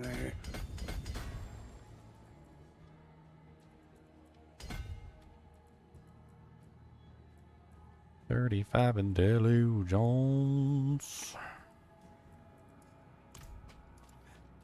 Finally, man. I mean, if I put some tempers on this stuff. I don't know. I'm just trying to think of the way to make this character as tanky as possible, so I can actually stand there and dish out the damage that I need to dish out. And I don't know if the minions are going to be able to push out the, like, help me with what I'm trying to help. I need to be able to just stand there in the middle of everything and just be all tank. How do I work in this? Oh, I've no wait, that's just gold finance. 63 Avenge. Oh, pop your potions again. Wah, wah, wah, wah. What the hell did we do here? I'm gonna try out decompose explosion size right now. I want to at least see how good it is. Can you stun with decompose or something? Or You can stun with any shadow-based ability. Oh, just gonna break that thing, huh? First thing I try and temper super bricked. Are you doing a charge whirlwind? yeah, Or dust I level? I like the mobility on it. It's just Yeah. I'm just doing. Currently, I'm doing whirlwind, dust level, but I do I'm open- charge and leap because they're I like the mobility. yeah, I'm just going with what I find. Holy Jesus, it will not roll decompose size. Like, can I friggin'... I've done 2 items so far, and neither one of them will roll decompose size. Oh, you did They've- not put your tinfoil hat on them. They have both bricked. I bricked both my items just now, trying to roll decompose size. You gotta Explosion put your size. tinfoil hat on before masterworking. Dude, I'm friggin'... How do I brick both items? Not just one, I bricked both. Yep. I couldn't even roll it once on 2 items back to back. It didn't even give me like a crappy roll. I got like nothing on none of the rolls. Like, here you go. Here's your nothing. Congrats.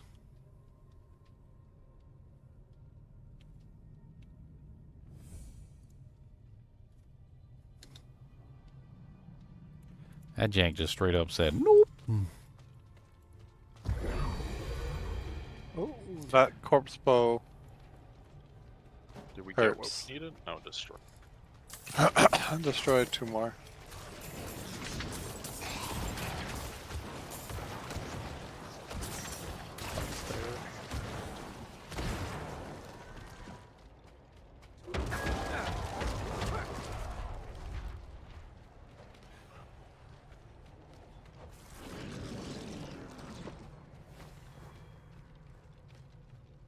There ain't no monsters in this place. There ain't no monsters with my face. There we go. My stream is cut up now. I had to reset my stream. I need more time. Really enjoyed my new videos about the Sunders and TZs. Alright, thanks, Gary. Yeah. Appreciate it. I watched those this morning. I'm coming up with neat ideas every day. I'm trying to come up with neat ideas. It's interesting sometimes to revisit things after the fact to see how like people's original like interpretations of things kind of like, oh my god, that's a lot of walls. Worked towards it. I got like walled in and then walled in again, and then inside the wall they threw another wall, and I was just like stuck in 18 walls. And I couldn't move, and then literally while I was stuck in the walls, they had like the rotating and lightning things were in the walls, just like rotating around, cooking me like I was a wiener on a spit. There should be a law against that. I need more time. Garen's key. Oh, I haven't upgraded my potion, have I? That's probably why I didn't survive. If I'd upgraded my potion, I probably would have been able to heal out of it.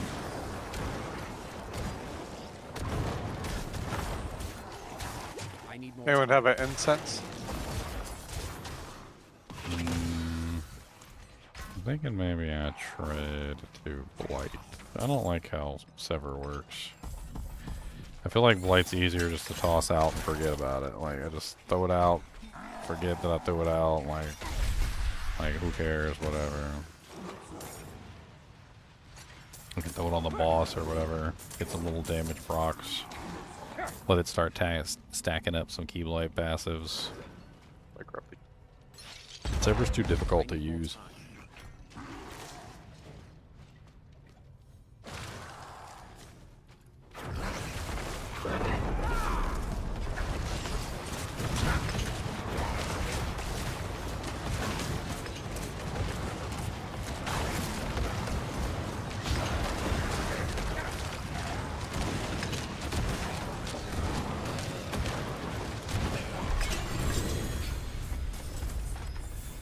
An ancestral helm. Let me guess, a deathless visage.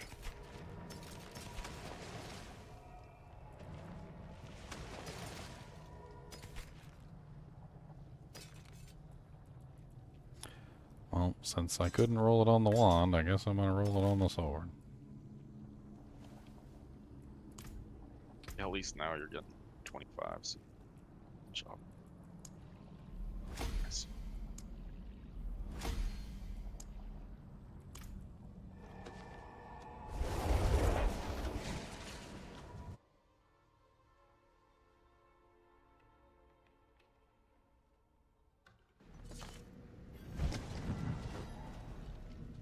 That's pretty nice axe. Has max life, or greater affix max life, and max crit damage. Come on, decompose explosion size. Need that decompose explosion size. Come on down, give me some size. Have you ever done one of those dances? I can't remember what they're called. Give me that doom. Give me blight. It's giving me blight projectiles 3 times in a row so far. Finally, decomposing. Finally. I wish they had to keep the one you have. That's the thing. Yeah, I think everybody's been requesting that, and if they don't add that at this point, I think they're stupid. Because it's literally been, like, on everybody's tongue. They're like, why can't we just, like... I understand you can break the item, like, it makes sense, like, it's all fun and games, and wieners and hot dog mobiles, but, you know, like, can we please...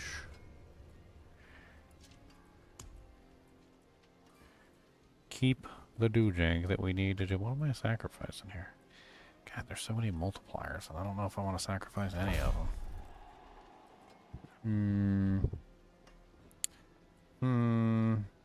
World boss in 5 minutes. 5 minutes? Ooh. What is this? I should do that. Is it a defensive? I don't know if it's a defensive. It is a defensive. I know. See if we can. No, it's not a defensive. Poopies. I guess let's give up Circle of the Day. There he is.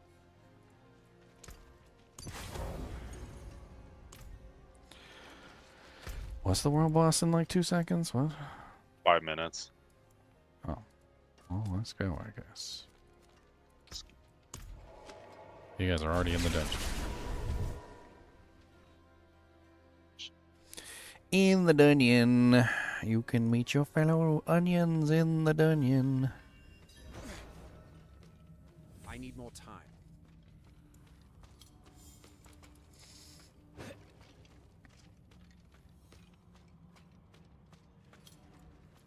I do have Shadowblade Key passive selected, right?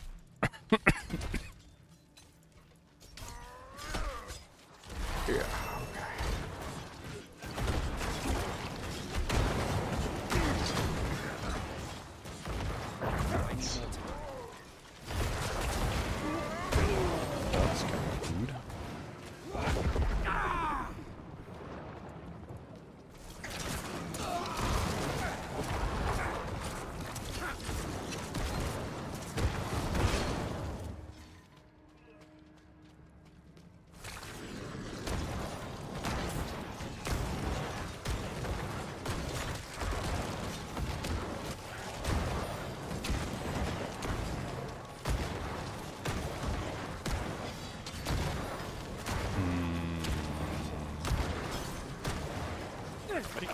Such a little baby. These freaking monsters are like so tanky compared to.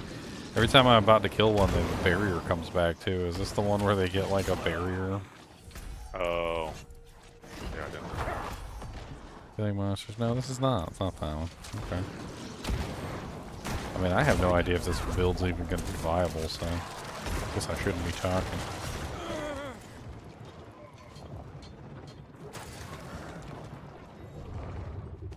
Time. There he is. I was thinking maybe the sacrifice build might be better than the ladder. I don't know. I'm not sure what exactly I'd sacrifice though. Got the key. I also haven't activated the golem. It's locked. Zyler, that one build might use a polearm too because there's a glyph that gives a 10% multiplier Oh, nice. while using a polearm. Yeah.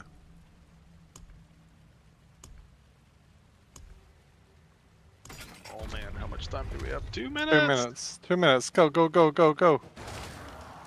Gotta finish. Oh, Hello? it disappeared. Oh, it's one of these guys. Sharpshooter. I hate sharpshooter. Especially in the pits.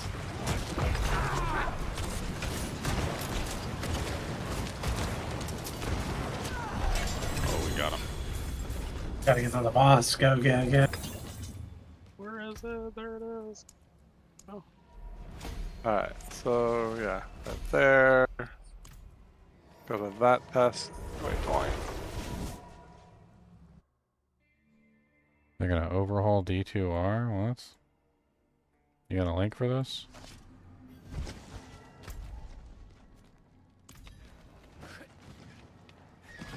I need time to do that. Do you got a link for the dude jink? Do you got a link for the jink any jink? Damn, Do you got a link? minute and 6 seconds. Easy. Easy peasy. Story on Games Radar. Let's see, Games Radar. I'm gonna go to the bathroom. I mean, I'm looking at Games Radar right now. Is there anything on the front page?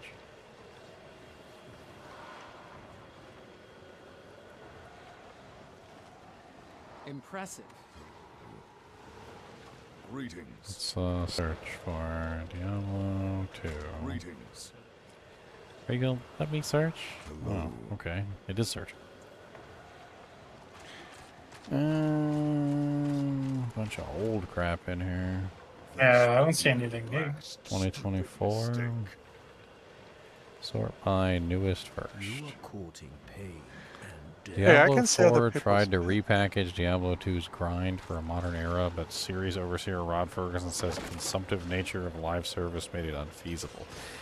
No, what they did was is they made the rare items in the game far too rare. People talked about this in comparison to Diablo 2, and like they're making a mistake because they think that they tried to do the Diablo 2 thing, but they didn't do the Diablo 2 thing. They did Exactly. they did it wrong. So let me explain. In Diablo 2, one of the rarest items in the game is literally Mang Song's Lesson. It is so ridiculously hard to find and so ridiculously hard to obtain that most people never see one. Astrion's Ward is also very hard to find. They made the Uber Uniques like 300% more rare than a Mang Song's Lesson, and then said that they did the same like thing that Diablo 2 is, that they did the Diablo 2 grind. They didn't do the Diablo 2 grind. They made things too rare.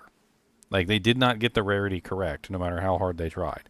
It was either too common to the point where everybody had it, or it was so exceedingly rare that no one could find it. And neither one of those is the Diablo 2 grind. The Diablo 2 grind is that things are findable, and they happen to find, you find them on like a random basis, but they're present all throughout the game world on a regular basis. In Diablo 4, like, do you remember when the game first launched? Was there like 3 people in the whole world that had a Chaco?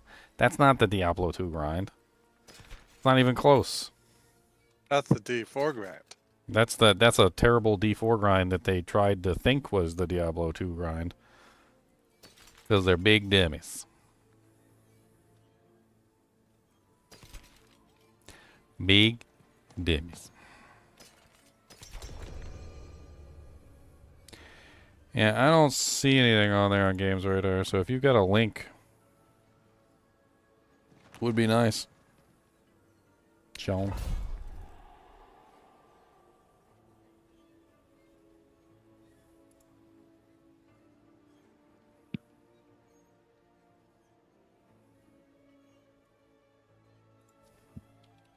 Incense.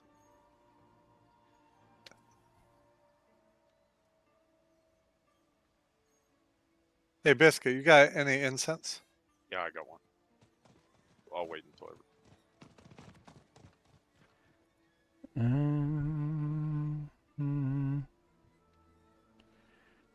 can't find anything. I mean, I'm interested in the article. If you've got a link to the article, I would definitely read it. I can't find it, so. Well, I got Ancestral Awakening 98. That might be worth trying. It just takes me a little while to kill everything. Yeah, but it's like twice as much XP. Oh, I got a 64 Ancestral Awake. That'll work. Oh, that'll work. A lot of. Oh, I thought Chinchilla.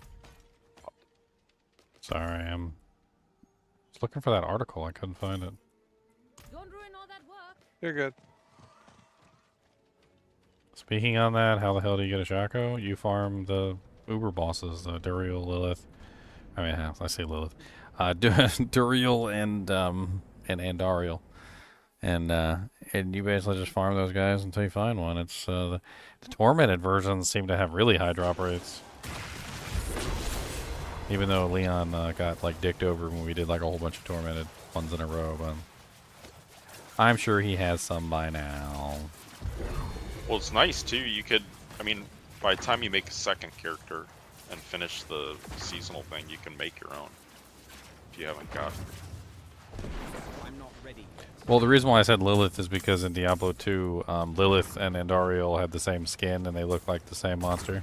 So when you went to go fight Lilith in Diablo 2, it was basically just fighting like an Uber version of Andariel, but they called it Lilith, so kind of messes with your head a little bit.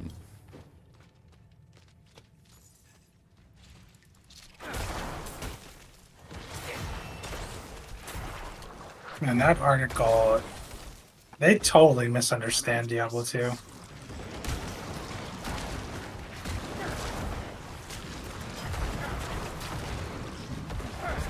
He's literally saying, like, the Holy Grail was the reason why people play D2. Sure, some people, but that's not the reason they play D2. Speedrunners, maybe? Like people who, like streamers. The occasional, like, player might enjoy Diablo 2 for the Holy Grail. But for the most part, I'd say like 99% of the player base doesn't give two craps about a Holy Grail. I've played it for like 20 years and I've never done the Grail. Oh, butcher on me. I died.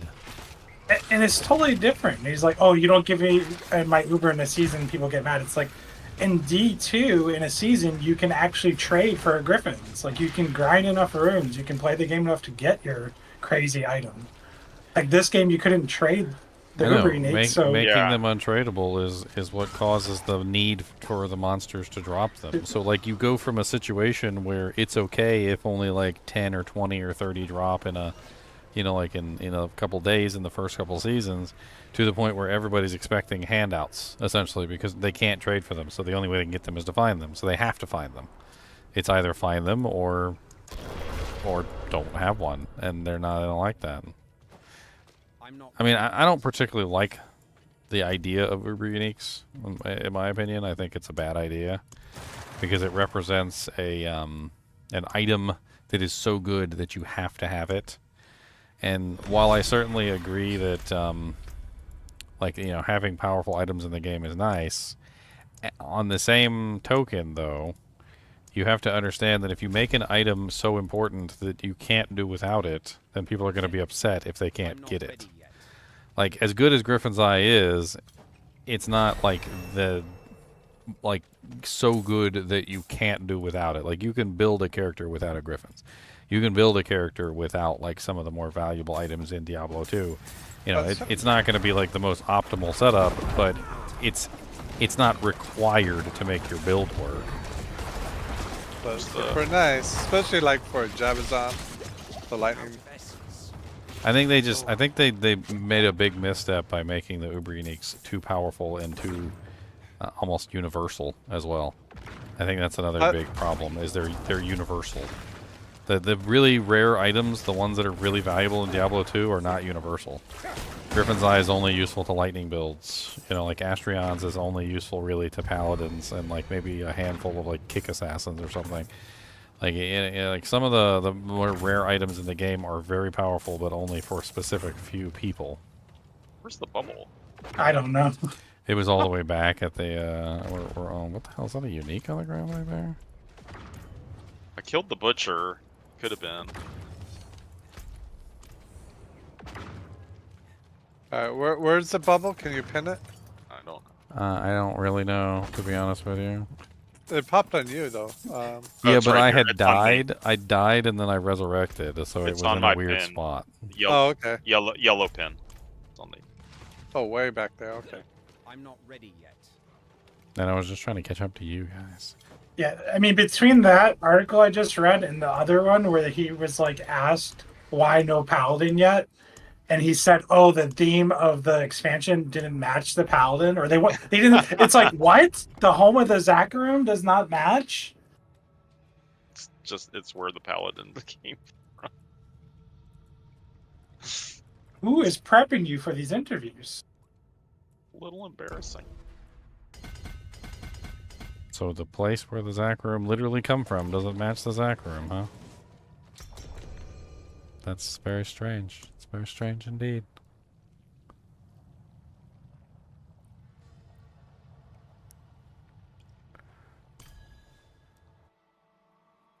Path of the blind.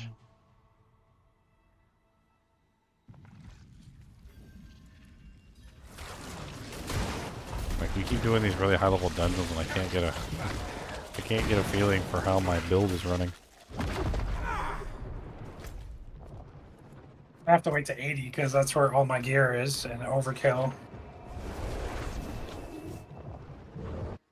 New character, new character, new character, new character, new character, new character, new character. We like to make the characters, so many of them, that you will never be able to finish any of them. Level up your dojanks, you cannot do. But if you got the grubby raccoon paws, you do. I think it's so funny. Oh, Druid shade. Oh, grubby raccoon paws, this is what we do. Got the grubby raccoon paws even when we poo.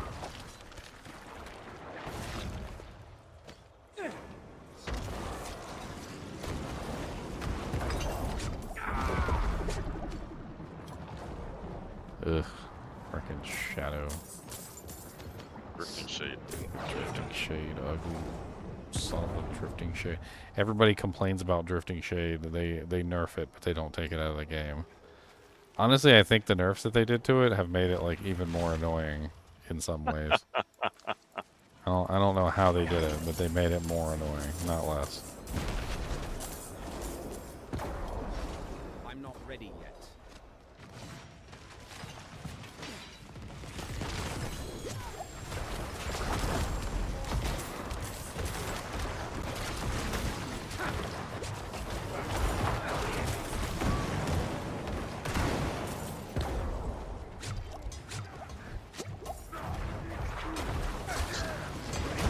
Boom, boom, boom.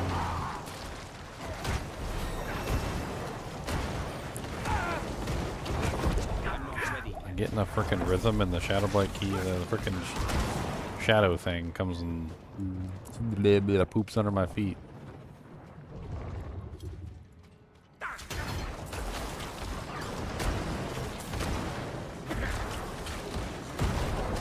Oh, bull crap. Oh yeah, I need to upgrade my potion. I forgot about that.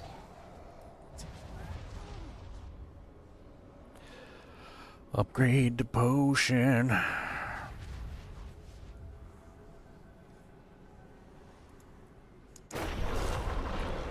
I'll be a good boy and I'll just sit here.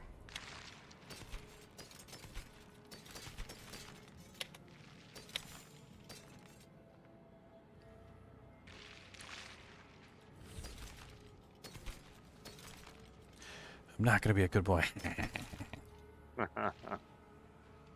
Demons.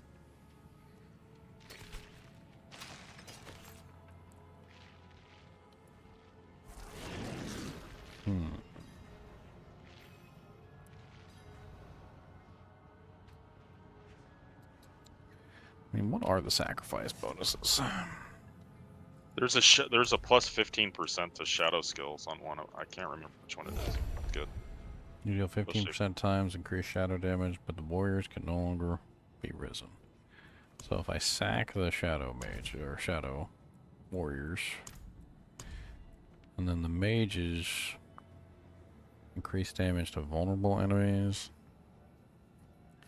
I guess the increased damage to vulnerable enemies would be good. And I don't have the golem to sack yet, so I don't know what the hell I'd even get out of that.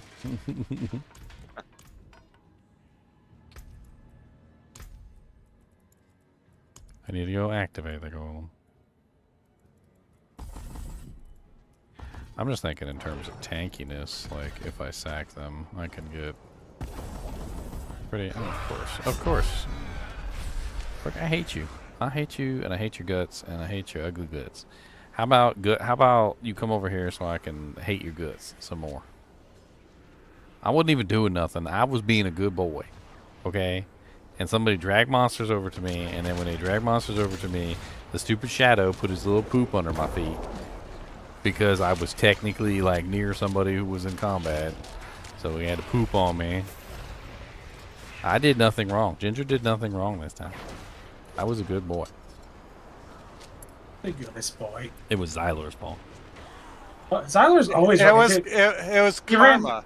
He ran mobs on me last night. It was karma because of. Why is this that guy exploding? I don't He's know. just following me around. There. It's one right here. Watch out. Why you gotta get me killed, Zyler? What did you have to? It won't go off. Why you got me killed? Get me killed. Yeah, Zyler? mine wasn't like it was touching me and I would move it. And it's like, come on, go off, go off. It would not go off. Get me killed, Zyler. I don't like it. Wait, you didn't do that to me? I was just running for my life, and you were AFK. I was running for my life, Zyler. That's it. We found the last. Oh, the last one's here. Yeah, I couldn't pick up two, so. Okay. Zyler is having an adventure with Ginger. Well, he looked like he was. I don't know. Adventures in Gingerhood.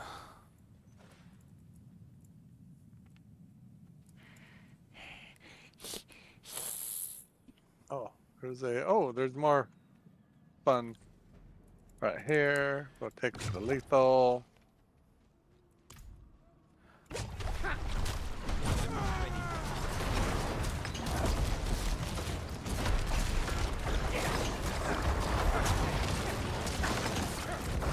Got my lethal going.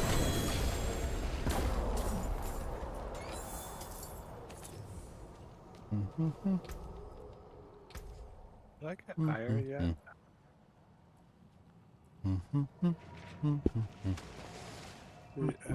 Oh, there's higher. I don't entirely know if scaling the damage of decompose scales the explosion damage. I can't tell. It's bugging me.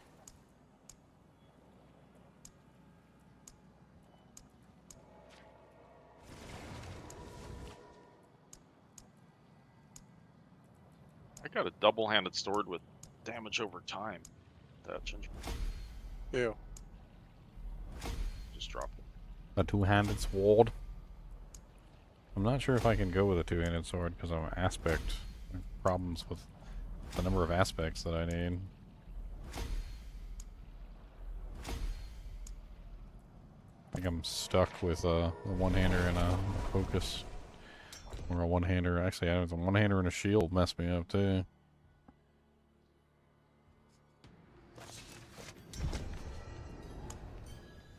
Trying to figure out whether or not I can incorporate. I think going with the sacrifice route might be a better play because then I might end up with more aspect slots I can utilize. Alright, so I need to get the moonrise. I need to find single-handed.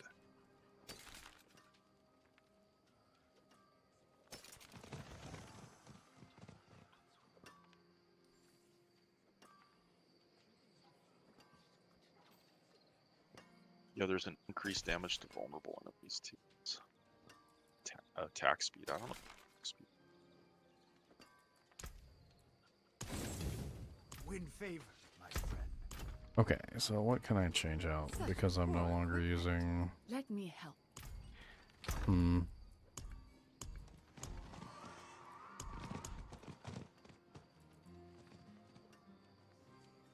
a lot of the stats on Lidless are just wasted on this particular character, though. I mean, it's got... Maximum Essence, which I don't need. Attack Speed, which just doesn't help me.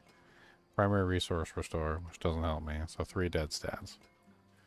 Just dead stat after dead stat after dead stat. The only thing that would help me out a lot with this particular item would just simply be like tons and tons of Bone Storms. Which, you know, granted, tons and tons of Bone Storms sounds nice. I do like tons and tons of Bone Storms.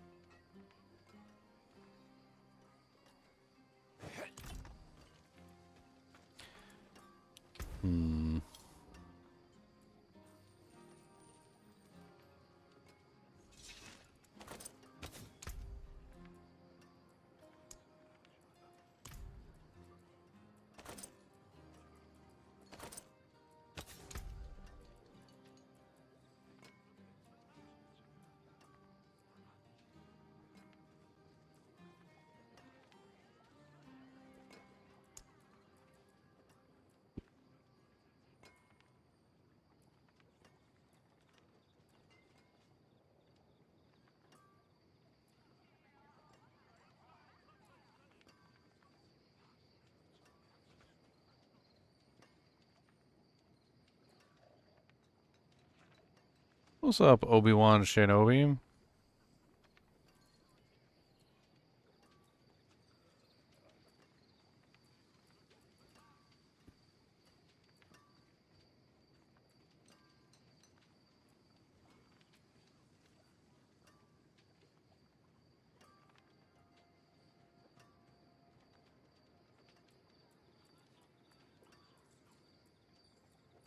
That's an interesting way to do it.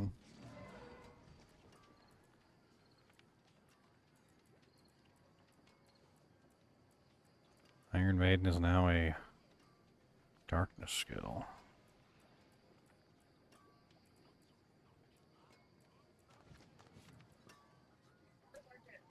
I'm gonna think about this one for a minute and play around with it. I'll be right back.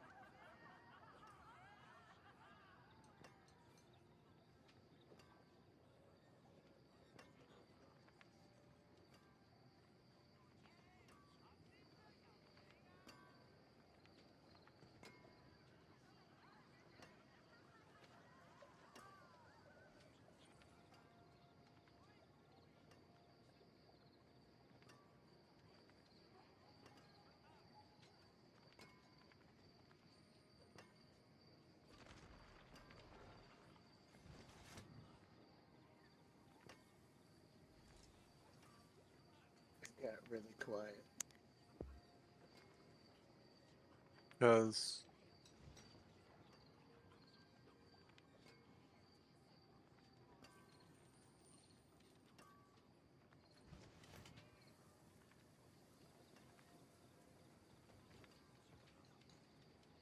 Y'all still running a 4-man? Yep. Yeah.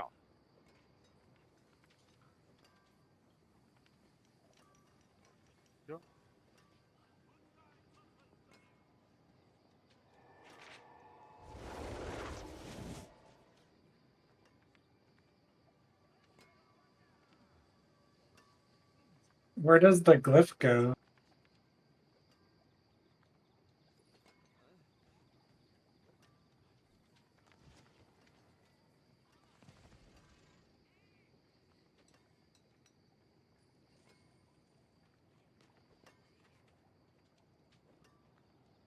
The glyph not drop if he's not in the dungeon?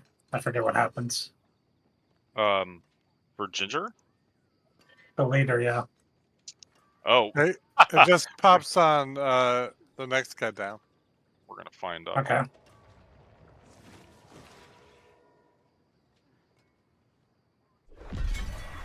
Oh, there you go. Nice. Funny.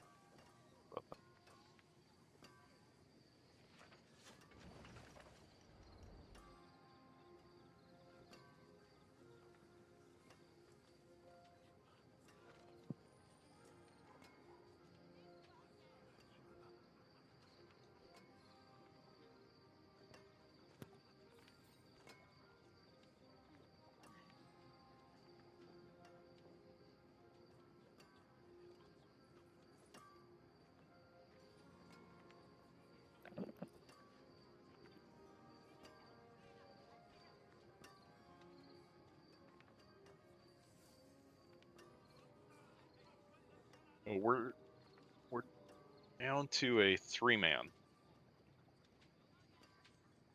Who left the group? Request join up. Alright. They not coming back? I don't know. He just said his wife talked to his wife. His wife's calling him something. Oh. I mean, he might. I know it's a bitch and complain. Yeah, I'll join for a little bit. Yeah. Throw an X in the chat. Just Yeah. once.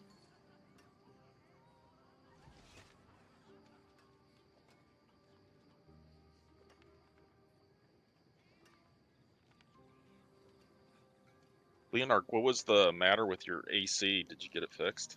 Sure you did.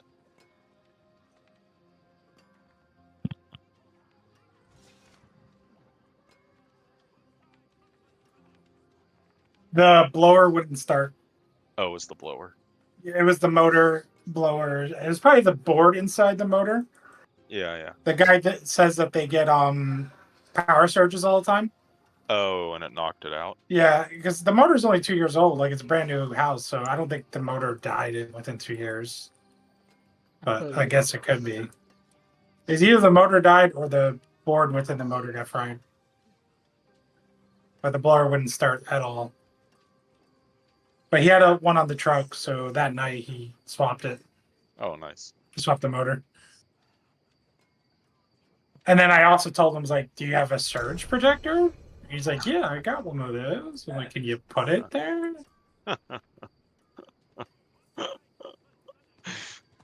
That's a computer guy thinking, not a HVAC. Uh-oh. Is Ginger gone? That is true. It is. Yeah, he's not in his chair. Should we boot him and then go, or? I'm down for whatever. Oh, he's lead. We can't.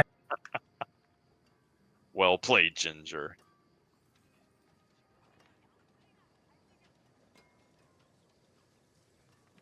I'm finally worked my way up to being able to clear pit 91 comfortably. Oh, nice. Very nice. With the death blow? That's your. Oh, I had some stuff for you. Yeah, you gave it to me. I think I found something else. Oh, he did death blow? I'm working on a death blow build. I keep trying to rework the build. But you have bash on your weapon. Every weapon has bash. Now it does. I have armor and stuff that does death blow.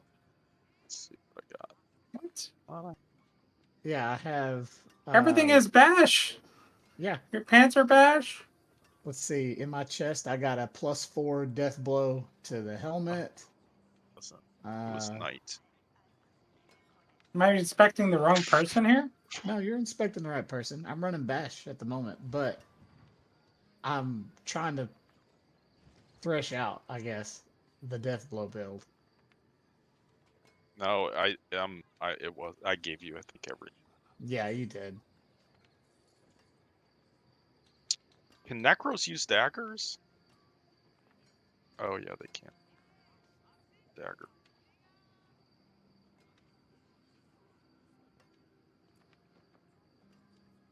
Are y'all looking for any specific sets of armor or pieces?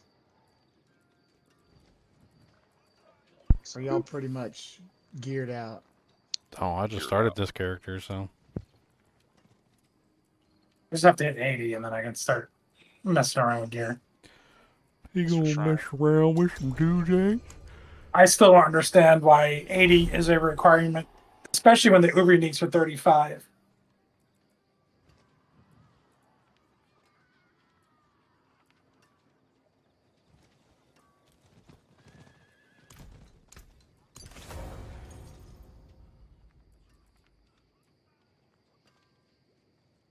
Oh shit. Shit. Popcorn's not in. I'm coming, sorry. I'm trying. That's right. I was gonna pop an incense, but I think it's better. I'm teleporting now.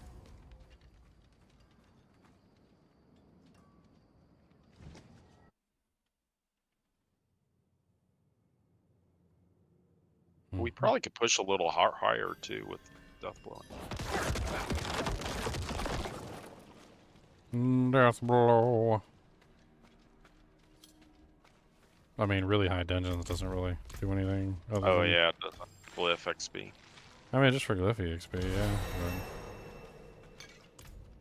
But... Ooh, a Scourge. I need more time. I mean, honestly, now that I'm set up. Okay, that's good to know. The explosions don't work on blood blisters. I'm not ready yet. A defect.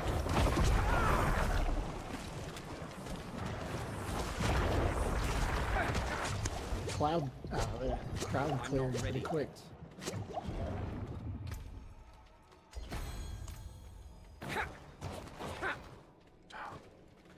It's one of the changes I really hate, and I wish they hadn't made. They made it so that the corpses will slowly start to disappear as more corpses are created. Yeah, I don't like that either. So when we're in groups or whatever, and like somebody's far off from the rest of the group, they're killing monsters and they're creating corpses over there, and then my corpses over here start to disappear. Oh, I see. Yeah. It's pretty annoying. So should I not kill monsters over here? That's. I mean, you're the carry, so whatever. It doesn't matter. It's just I don't know why they made that change. It's annoying. It's mean. It's mean and annoying. I need more time.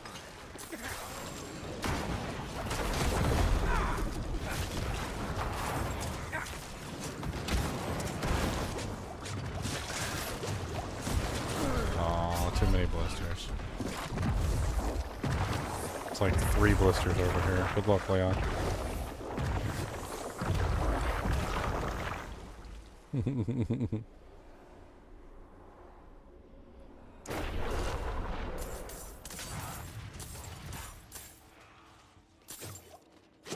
I need more time. Got all these doojanks over here. Yeah, there are a lot of elites in that room.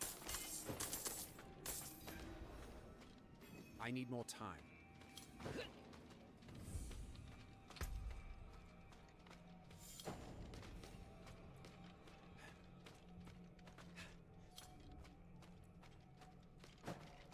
I'm not ready yet.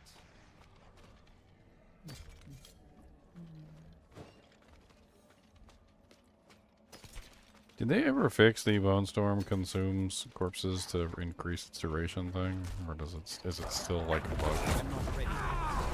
I've never used that, so I don't know how it works. Well, it was bugged apparently for a really long time. Didn't actually work. Apparently, it wasn't actually increasing the duration or something. Like there was a bunch of silly stuff going on with it.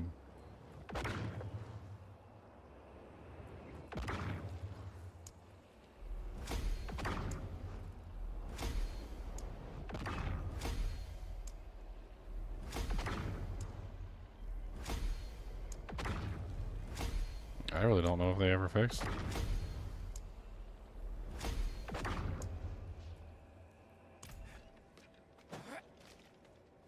What's up, Epic24 CB? How's it I going? need more time. It's right here, by the way. Sorry.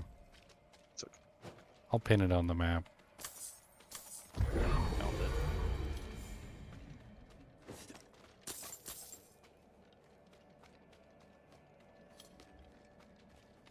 I mean, I'm high enough level and geared enough. I could probably just go to freaking HellTides.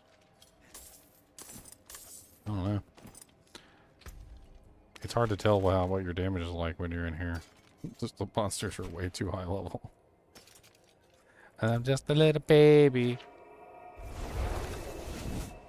One unique waiting for me at 80. Beautiful boy. Which one? The overkill. Oh, are you doing an overkill? I'm not ready yet. Okay, I see. He's waiting for me.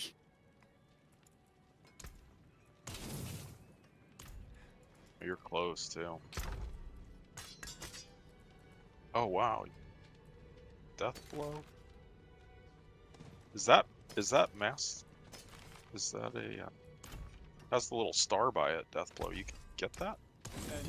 Do what? Where's your death bomb? Greater affix. Can you get a greater affix on death blow? Is that a greater affix? No, doesn't ring it. That's a unique symbol. It looks pretty close. Oh, yeah. That's the unique symbol. It does look really close, actually. Yep. It was confusing me. I was like, what?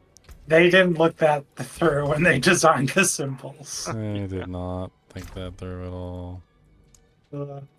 Extra shrines. I got extra shrines. Unless somebody has something better. I got a whole bunch in my inventory. I don't know what level were we running. Like 60s, 65, 67. There's this. Oh, that's never mind. That's Gouts of Flame. No, I have an thank you. ancestral awakening. It's an 86 with Enrage ancestral. Let's do it. Sure, pop it. Did it. Pop it. You said the right words, my friend, for I am popcorn.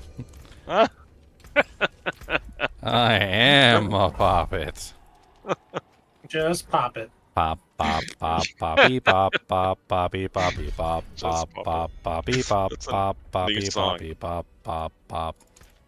Poppy, pop, pop, poppy, poppy, pop, pop, pop. Poppy, poppy, poppy, pop.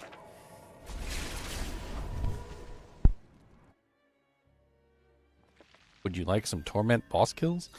Just having fun leveling up this guy. I already got a Shaco, Harlequin Crest. I got like freaking 4 of them things. I got a Melted Heart of Selig. I got Tyrael's. There's not really much I'm super interested in. Maybe an Andariel's Visage to test out the new changes. That could be that's fun. fun. I have a really good Andariel. How many sparks am I sitting at right now? Ow. Why you always gotta be that one monster just hanging in the back? You know what? Your mom's a hoe. I can't kill you, but you know what? I can try.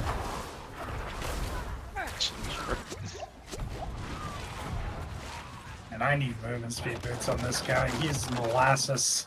Oh man, it's so painful for me. What was I doing before that guy so rudely interrupted? Breaking my train of thought. Oh yeah, Andariel's would be nice. How many fragments am I running right now? Oh, I heard they're fixing Holy Bolt too, 2. right? I got 2. If I can go kill Lilith, I can get 3. I'll probably wait till the 17th and see if I can do it once they change out the blood boil HP. Yeah, that would help you and Xylar a lot. I'm pretty sure that's the only reason I was failing, is I just kept the blood boils kept getting me. Too many stacks from the blood boils. Xylar streamed for me, and the blood boil, the initial one, the one that she spawns initially, he just didn't even look at that one. Like, it's right next to you. You gotta kill that. That one's easy, at least. Like, you gotta get that one. He was getting a stack for that one every time.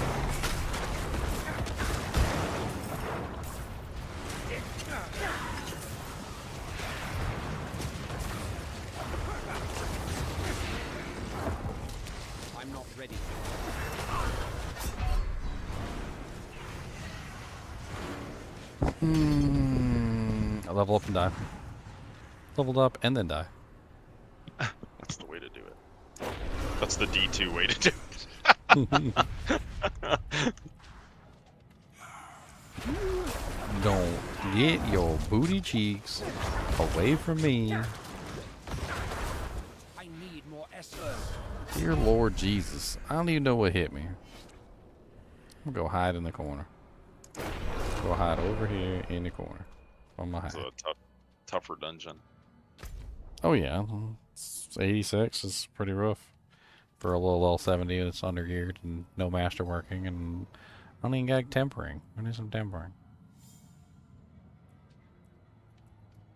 We have to go back. Are we done? I do like no damage. I'm a bad boy. I got snapped with a rubber band. That's just rude. I don't want to get snapped with a rubber band. I need more time. Y'all are so much faster than me. Yeah, this is my speed build.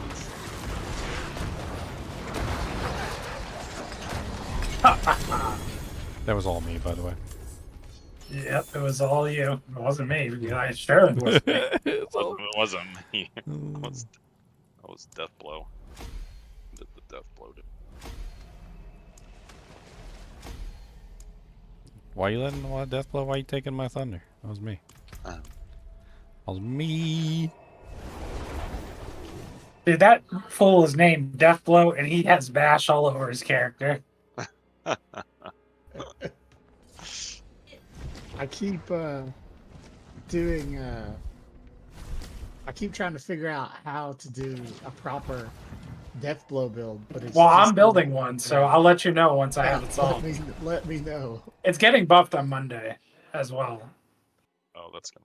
And I dairy crafted it beforehand, so it's only going to be stronger.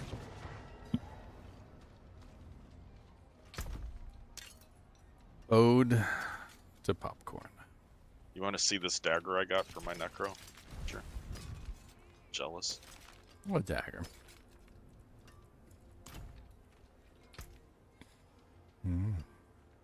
Dagger of the Shattered Stars. It's nice. My skill is unmatched. So I can brick it. Immediately, of course. Immediately brick it. Why wouldn't you immediately brick it? That is the way.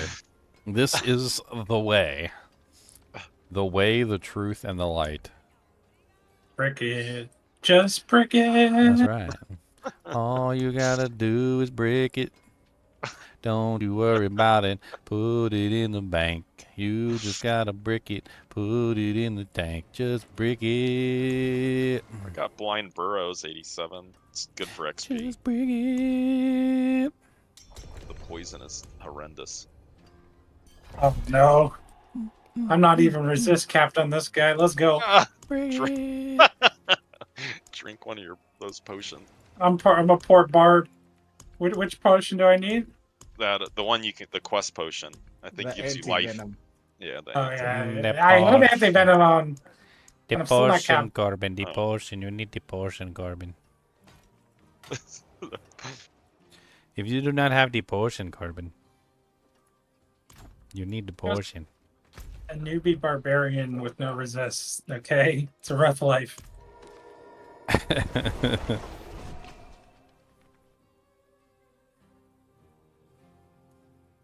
It's a hard knock life for barbs, 'cause they got no resists, I'm not ready. and they have no shirt ever on UC.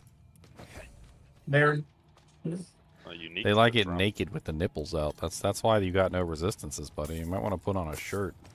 no, it's nice and cold under there.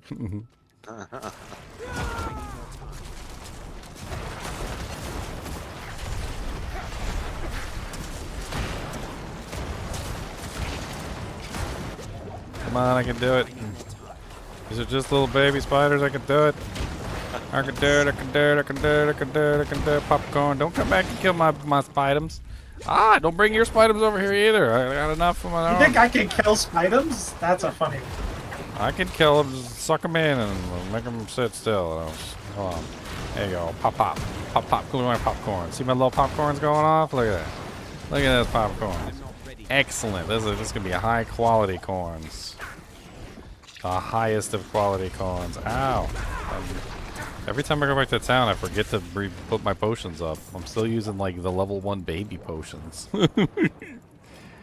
I got, like, the Diablo 2, like, starter potions from Act 1 normal. They should give Deathblow the Bone Spirit treatment and make it a core skill, too.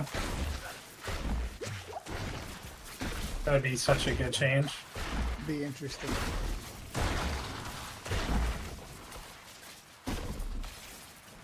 What am I gonna use? Bless it. I literally killed all those guys with the Conduit Shrine. They immediately turned around, killed one, they spawned a whole bunch of babies. Little freaking evil little baby spawning little bastards. There's so many, I need more time.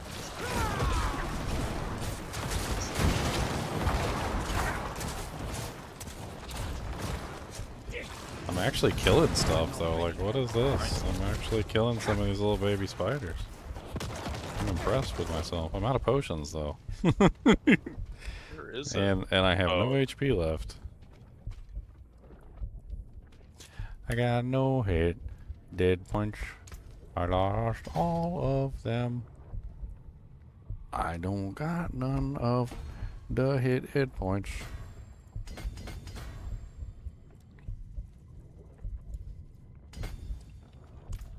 They slowly return. You're booking it.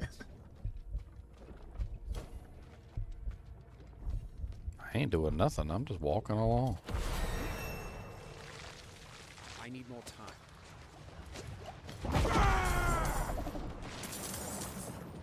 Find out the walking arsenal. But I still don't know if it's going to be worth it even after the buff. We'll find out. Walking. Oh, there's a ding dong right there. Oh, Rama Lama Ding Dong. It's a ping pong. Actually, a good one, too. A good like ding dong? Is there even such a thing as a good ding dong? Look at this, guys. I kept up. I kept up for you. Let me do this for you. Oh, yeah. If you need one, I think I got an extra 20. I'm not ready yet. Leon has played so many barbs. He's probably got like a collection. I gave 2 to Luli and his brother. He's probably got a collection. Let me see. Do you need one? No, the ding dong is dead this season. I played ding dong. My main character's a ding dong, but the damage is just capped. It falls off very hard. What do you mean the damage is capped? Damage is capped when compared to tempering. It's just like way, like the most you can get out of ding dong is like double damage. Tempering could give you like quadruple damage. Quadrupum? That looks worn. I can Quadrupum. I need a better decompose. What do I gamble for decompose? Gloves? Let's use the calculator on Diablo 4.life. See if I figure out what the best place for decompose is. Probably focuses, but I would assume.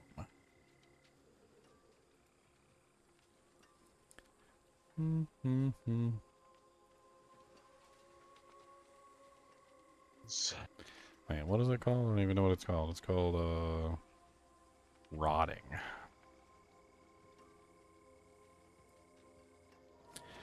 Offhands Necromancer. Okay, so it is focuses. Alright. So we need focus. Fair bit of magic. It seems your prayers have been answered until next time. A fine addition to my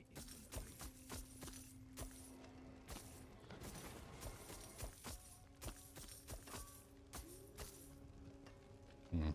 32 life on a hit. Okay. Find shade on your travels. Give me some more focuses. Very nice. I have an Ancestral Awakening 67 and an Ancestral Awakening 88. Sounds good. Which one? Which is 67, 88, or 88? It didn't matter, whatever one you want. As long as there's not something in there that murders me while I'm standing still. I'll pull the 67 first. I suppose I could take that off your hands. No, I'm talking about like the shadow little monster thing. Like, no flamey gouts. Flamey gouts are terrible. There's a bunch yeah, of like that. there was a bunch of mobs that just like if you're standing still, they just like murder you while you're standing still. I'm gonna buy that skin, Liam. Let's back up. I think it's the best. Man, y'all making me want that freaking the premium armor thing. It looks good when you dye it. Oh yeah. I didn't even think about that. You mean the one I'm wearing? From the... Yeah. Somebody's got it on dyed gray. It looks kind of cool. Yeah, that's... I'm not ready yet. Wouldn't have played it without you. Yeah, we don't like jungle green. Yeah.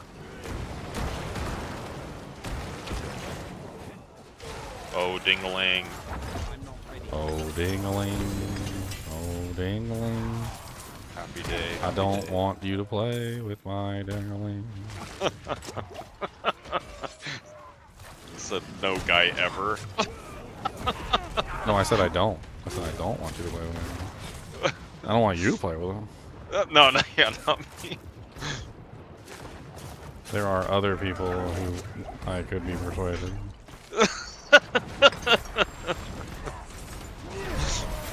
I mean, maybe if Xylor gave me his ring, but, you know, you like it, then you better put a ring on it. But he don't want to put a ring on it, so... Well, yeah, screw Xylor. How about that? Yeah. He gave his ring to Leon. Well, I told him. Told him he can adopt me too. Oh my god, there's some... Adopt a Leon? Yeah. I mean, he's got a Tesla. He's loaded. Maybe he can adopt me too. I'll just sit in his... I'll be in his garage streaming Diablo. We just live out of his garage. He comes in and asks for build tips on his characters. Yeah, that's our rent. That's how we pay him So back. we pay rent. We build his characters for him. We look at each other, we sigh, we're like, who's gonna go over this time? I'm not ready yet. Alright, let's go. We got this. This one. Let's climb across the rope. Gotta have some upper body strength for this. I don't mind Necromancer. Have you seen my Necromancer without a shirt on? I don't think he's going across any ropes. He is not going across ropes. Not getting up that ladder. I need more time.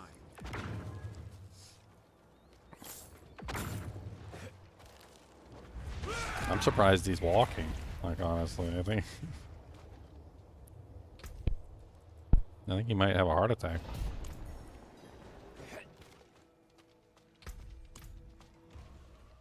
I need more time.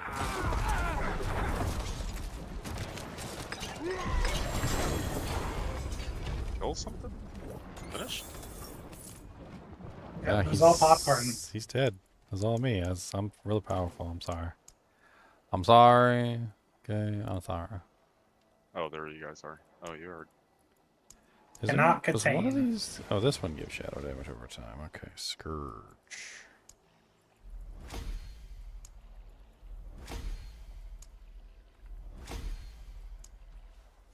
I need that one, that maxed out stat.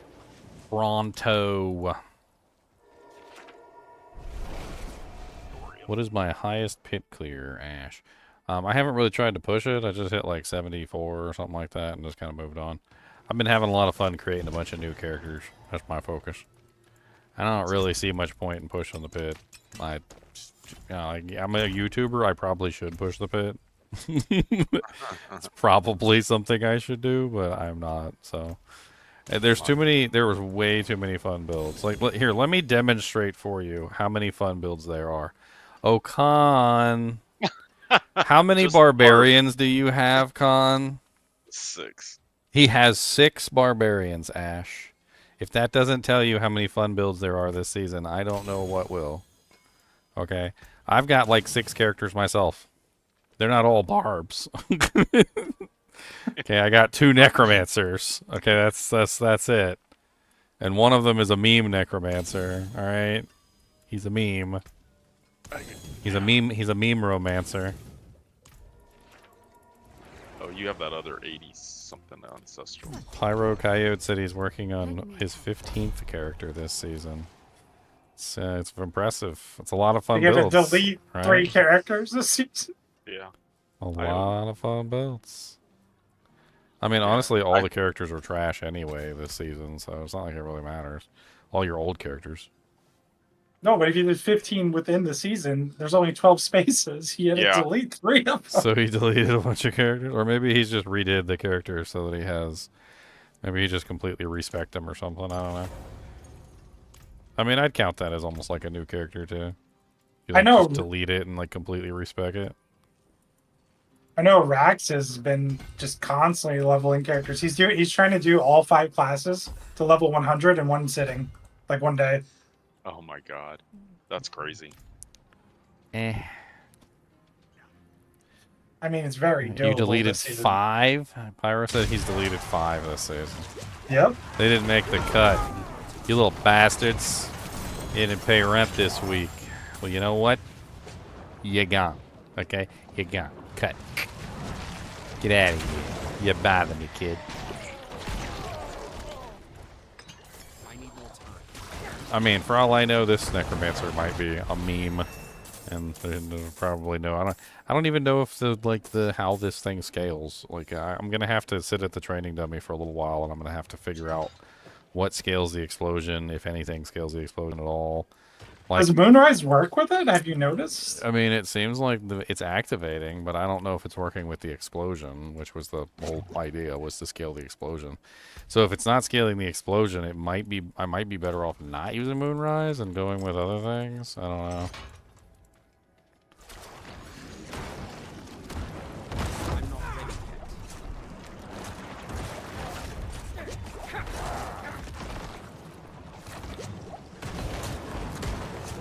I don't have the damage to kill it.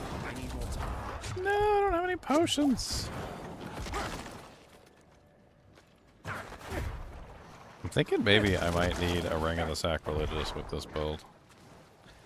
I hate to say it, but when you're doing a channeling build, you need as many things to happen automatically as you can possibly get. Yeah. Because you don't, because once you stop channeling, like that's it. Yeah, you hit this guy with when you're swinging at the air. Over there just swinging. He's just swinging. I see you swinging.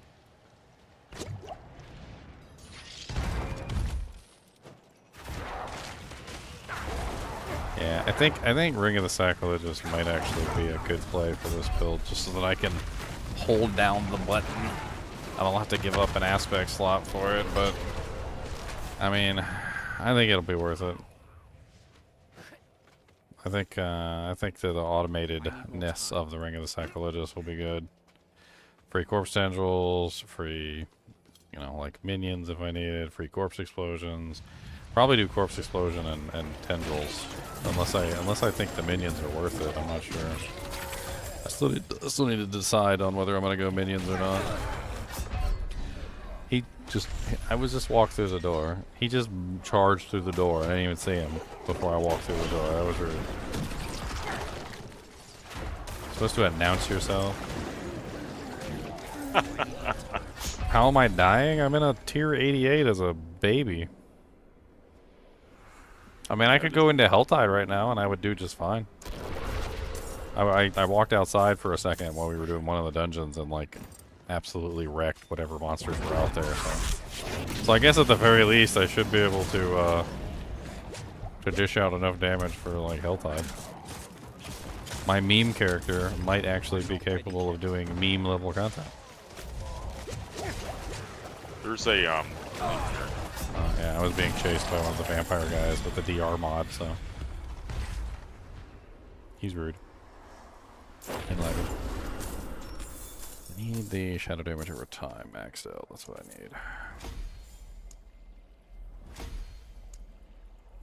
need. Deathblow tempering is definitely not the same as bash. They should fix that. What do you mean?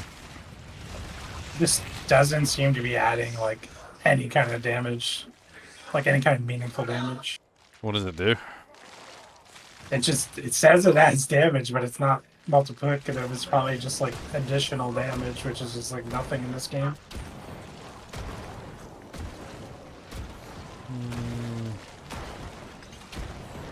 Yeah, I don't think the sacrifice bonus is worth it. So I think just like playing with ideas here. I think the shadow mages are definitely worth using, and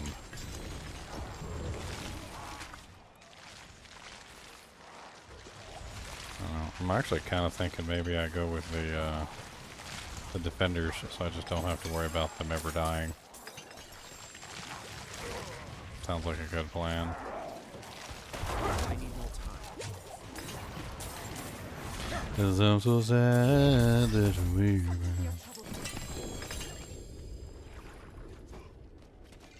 I need more time.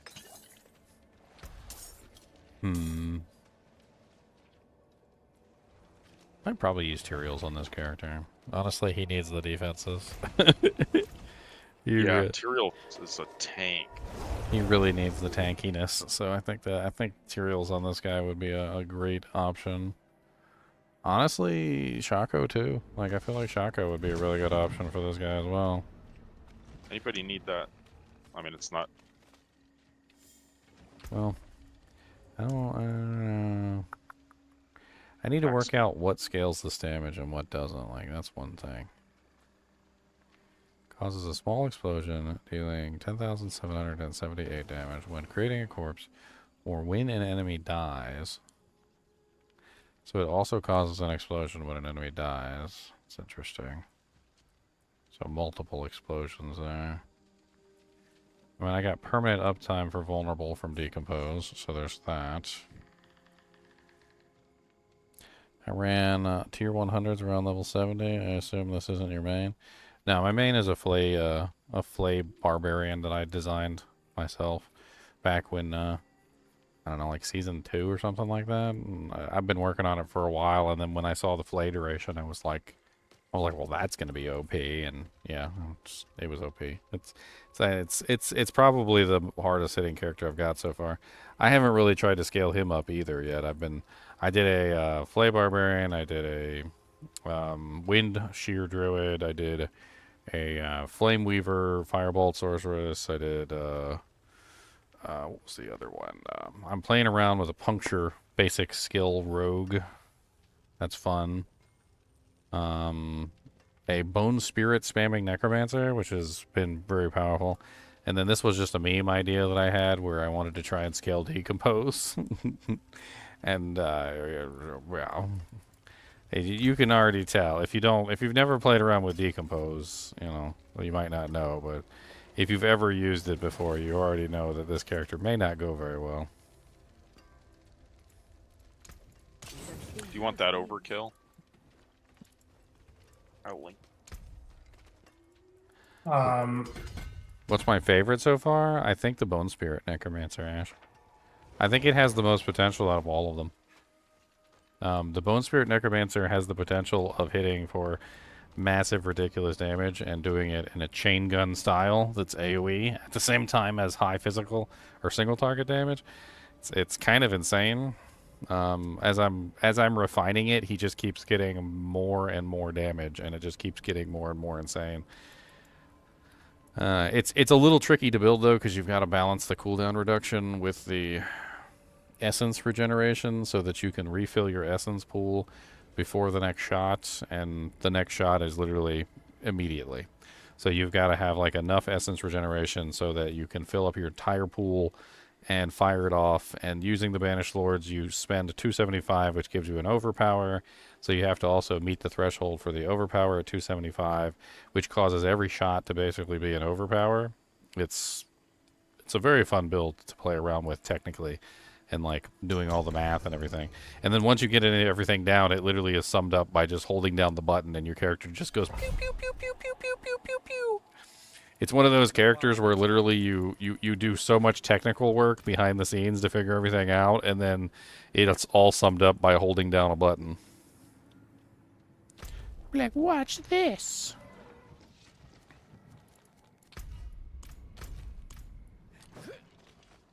I need more time. I think it's the most satisfying character I've made so far. There's just something very satisfying about the way that Bone Spirit works.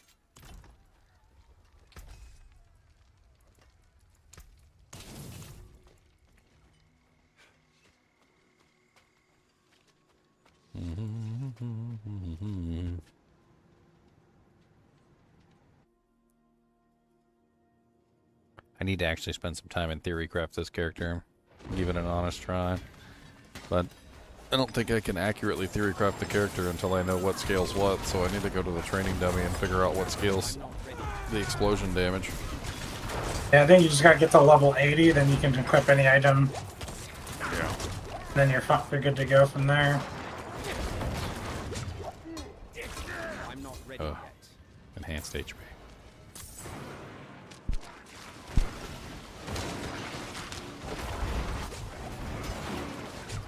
It's gonna be nice if I went and got my potions that I keep forgetting to do. Speaking of, those potions are expensive. Yeah. Oh, yeah. 7 million for the top one.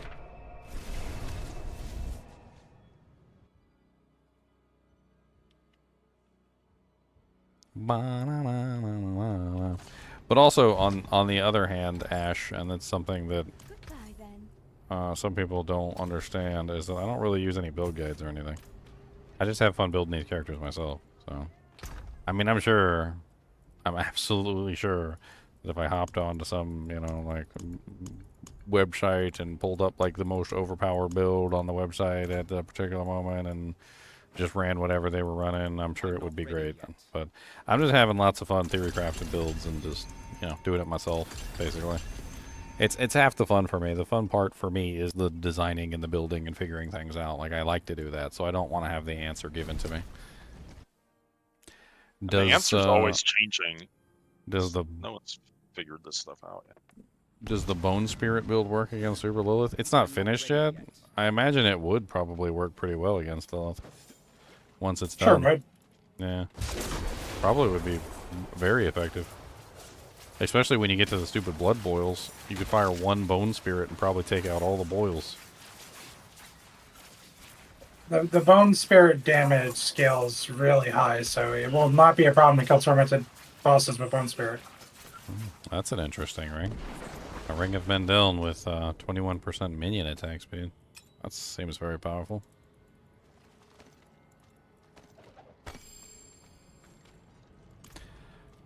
Lucky head chance.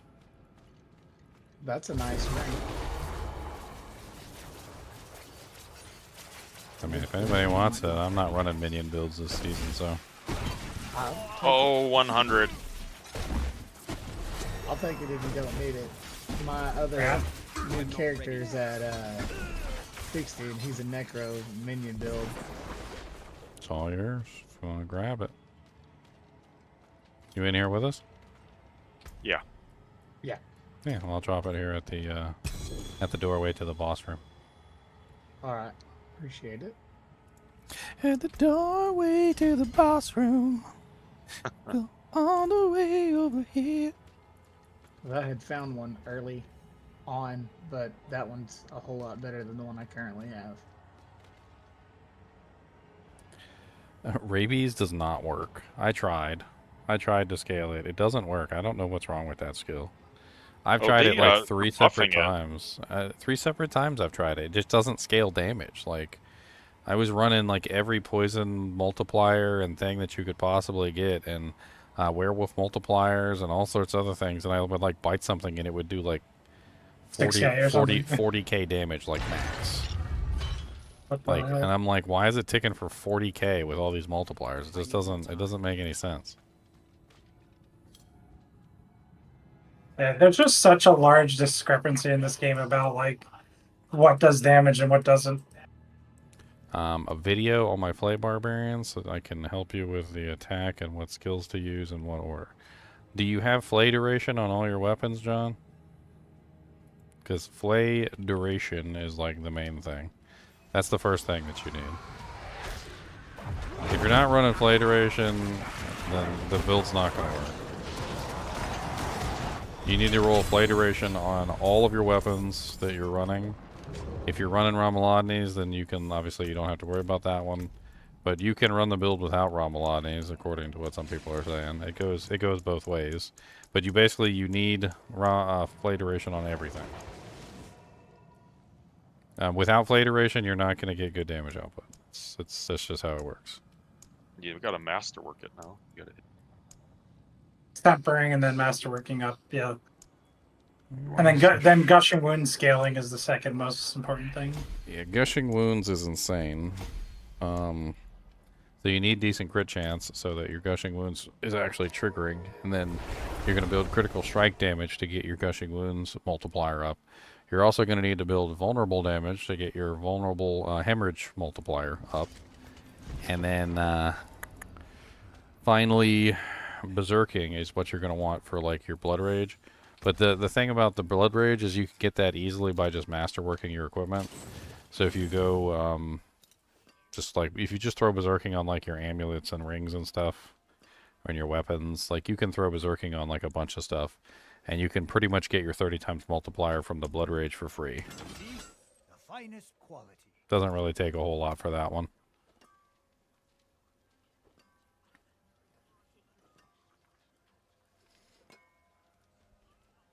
Anybody have a good one?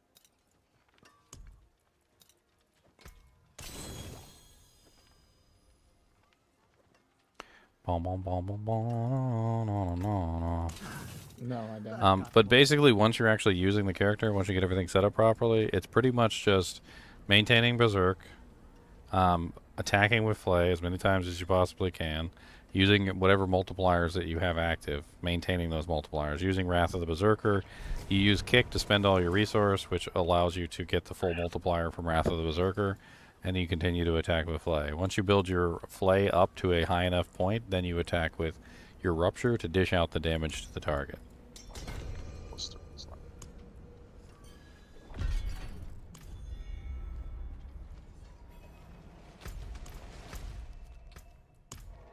I finally upgraded my potion.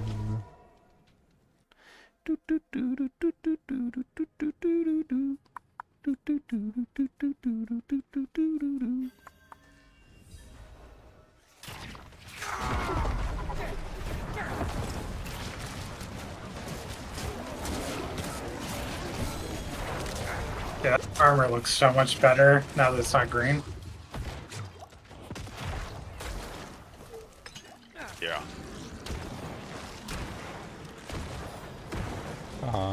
Killed you. Ow. I'm not ready yet.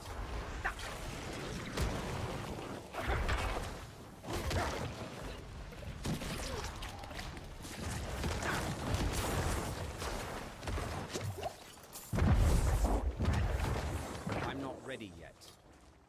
Alright, I need to change some of this stuff back since I decided to pull off of the sacrifice thing.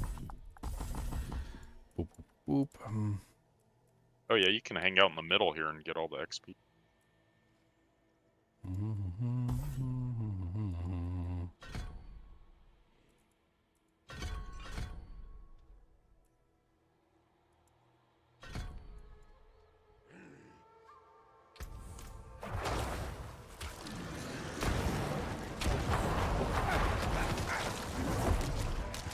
I need more time.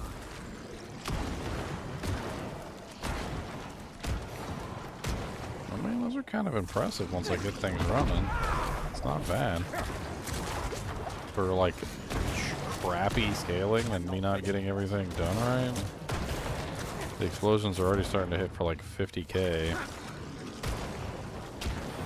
I think the explosions might be shadow damage, not shadow damage over time.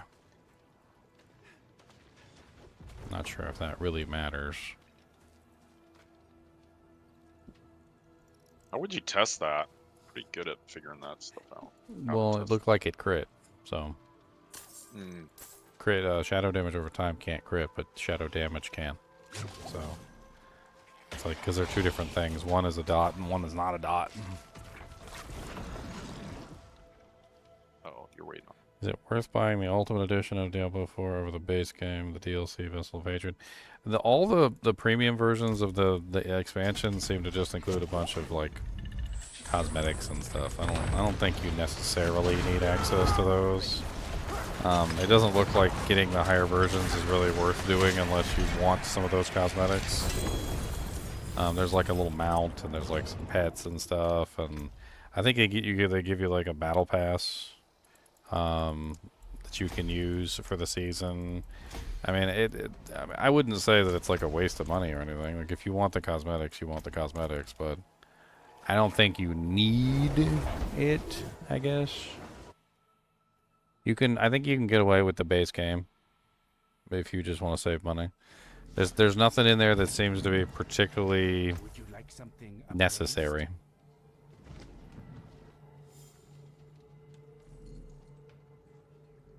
Oh, Ancestral Awakening.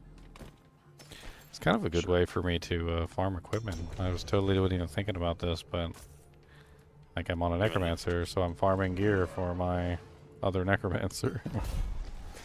Keeping my eye out for those juicy juicies. The juicy, so juicy.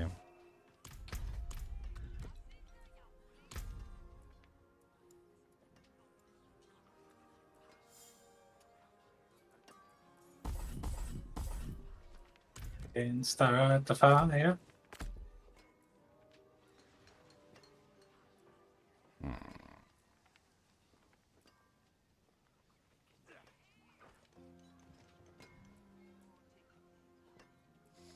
I don't know if I really need corpse tendies.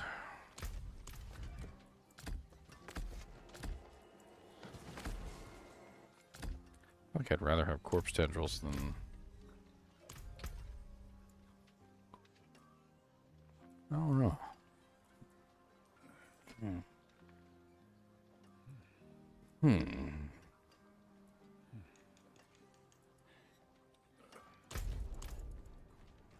Where's the key? Missed it. I got it. You got it. So Grandfather, it's good for the build because you need play duration. It's the problem with Grandfather is you can't really get the flay duration maxed out with it. And you can't dual wield Ramalodni's Magnum Opuses, you can only use one. I wish you could dual wield Ramalodni's. Yeah, so if you use Grandfather, you definitely do not use Ramalondi's. That's the one unique you'll use over that. Like, that's the swap, basically. And you can, you have to be stacking crit damage for the Grandfather to take real power. Because you'll get like 3,000% base crit, and then Grandfather will double it to 6,000. And then 6,000% crit on Gushing Wounds is insanity. But you also don't even have to do any unique. You can just do all the legendaries.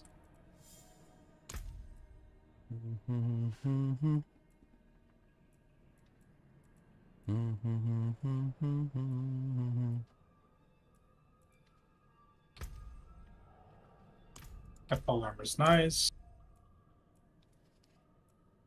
I mean, it's hard to explain how flay duration increases the damage so exponentially, but I mean, basically imagine that your flay is doing, I don't know, 1 million damage already over like 4 seconds, and you double that to 8 seconds. Well, if you double it to 8 seconds, it's now immediately doing an extra million damage or extra whatever the damage is. So like 1,000,000 becomes 2, or like 2,000,000 becomes 4, and so forth and so on. So if you can double it, triple it, quadruple it, you can bring it up to a really long duration. Every time you tap the monster, you're putting the same amount of bleed damage on the target that you would normally, but that bleed damage is then multiplied across the duration of the flay. And so the higher that bleed duration gets, the more multiplied it gets to the point of ridiculousness. This freaking little punk back here. Get out of my way. Oh, he tried to take me out with that little lightning bolt, Jane. I gotta do the Bard quest on this guy. I mean, basically your two biggest multipliers, though, are the Gushing Wounds passive itself, which is critical strike damage and crit, and Flay duration, which is on your weapons. Those are your two big multipliers. And then from there, you have smaller multipliers, which help, like Hemorrhage and some other nice ones. I mean, there's some decent ones out there in the tree that you can get. Those are things like Vulnerable and berserking damage, enemy damage while berserking.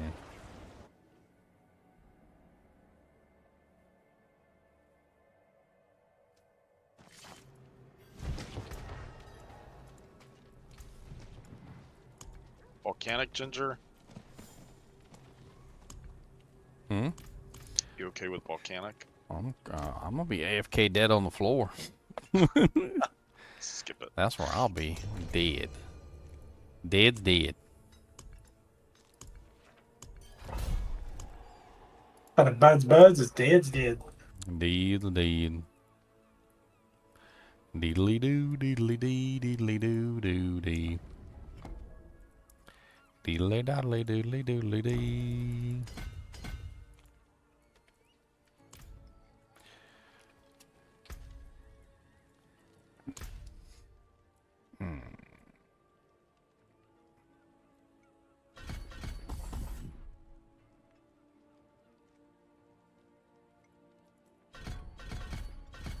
Need more cooldown reduction.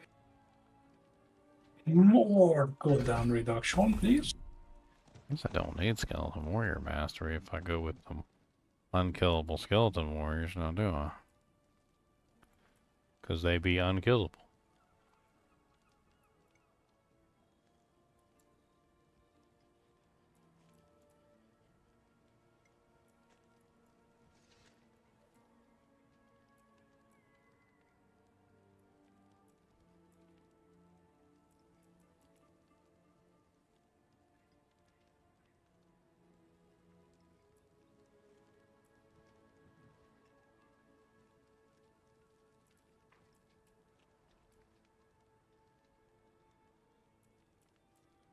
Yeah, I'm not sure that this is damage over time. I think Decompose is actually just straight shadow damage. Shadow Pulse? So it's basically just direct shadow damage pulsed to the target. That doesn't help me at all.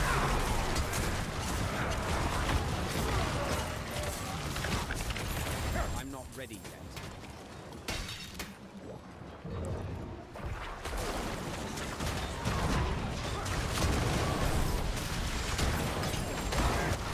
Good Lord, that poison.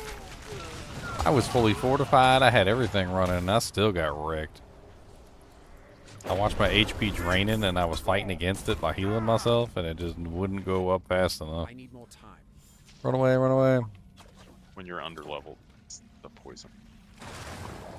Well, it's your HP. You have such low HP that the poison just rips you through you. I'm not ready yet. Like Taco Bell.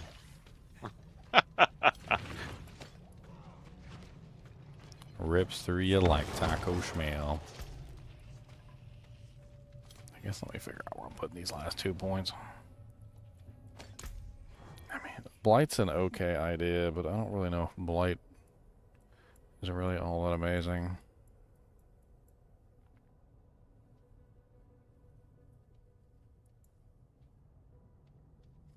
I mean, it's an extra thing that I can toss out to dish out some interesting extra shadow effects, and it stays on the ground for a while, so maybe I'd just be better off with corpse explosions. I mean, they both pretty much do the same thing anyway. And then just grab tendrils instead.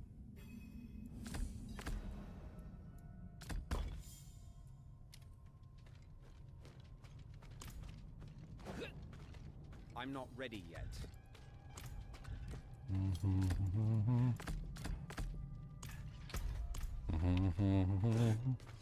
I think to make this build viable, it's gonna need the freaking Ring of the Sacrilegious.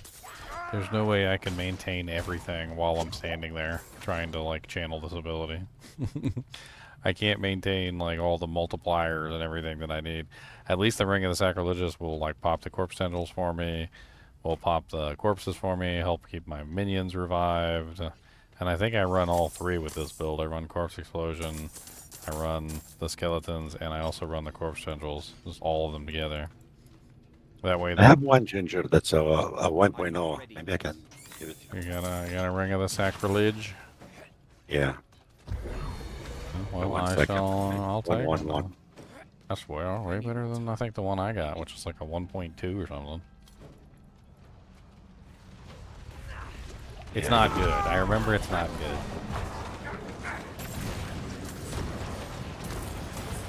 Well, I mean, I wouldn't normally use it because I feel like it's the lazy man's ring, but I mean, when you're using a channeling skill that prevents you from basically doing everything else, and your damage is built around the channeling skill, you kind of need things to happen automatically in the background. You know, that was my fault. I just stood right in that and died. I probably shouldn't have done that. It hurts. Yeah, it doesn't feel good, that's for sure.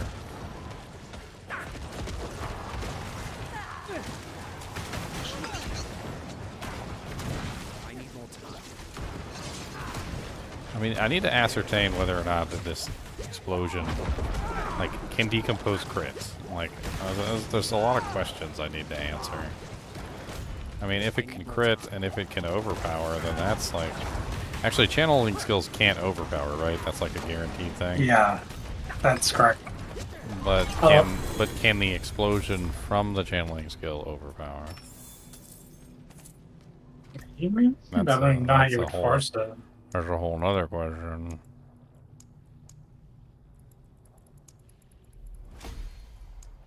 I mean, I could just sit there and I could test it. I mean, it's not like... Yeah, you'll see the number.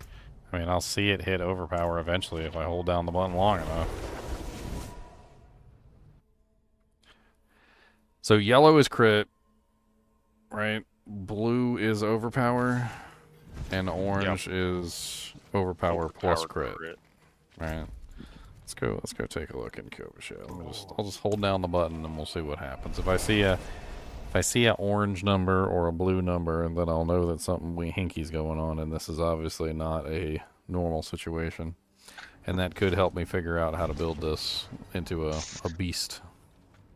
Is kinky a technical word? Kinky? It's got kinks? It's like got a kinkily kinks? Oh, I thought you said hinky. I did. Hinky, you know, hinky, like, you said kink. I said hink. Oh, hinky, no. You know, hinky, like on Scooby-Doo. Something's hinky's going on, okay?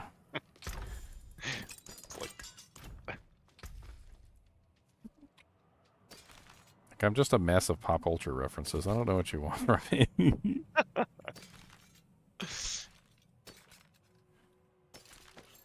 Hey, +3 decompose pants. What? Good. Got an extra shrine, dungeon 83. I'll let you guys run this without me. I'm gonna do some testing, see if I can figure some stuff out. Yeah, sure. Alright. So you want to call you right at the end? Yeah, sure. I'll teleport down. Alright, so let's try this. I saw a yellow number. I don't know where that's going. 120,000.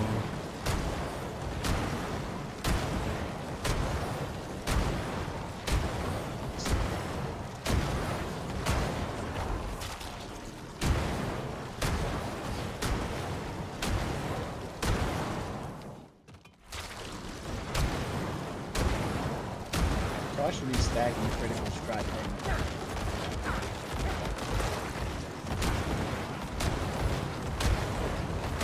For bash, right? For a bleed? If For you're trying gushing, to if you're scale doing gushing gushing wounds. Yeah, if you're trying to scale gushing wounds, you want critical strike damage, and you want crit strike itself, critical strike chance. But what about just for straight up bash? If you're not scaling bleeds, then you're not using gushing wounds. If you're just straight up bash, I think they scale like just damage, or I don't even think it's crit. I think it's just regular damage. Because they don't use the gushing winds for regular bash. It's a berserking node.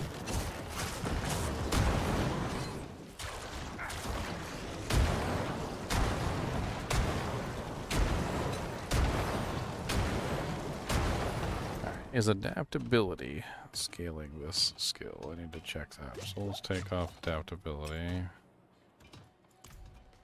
I need more time.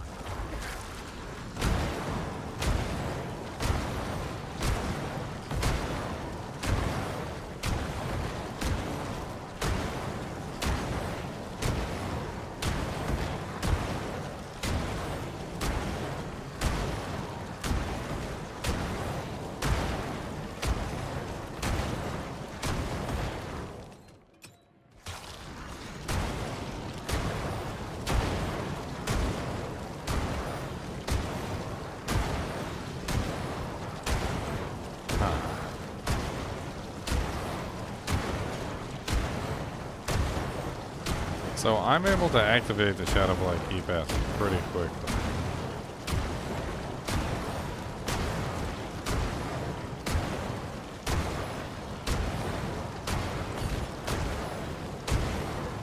One thing I noticed is that like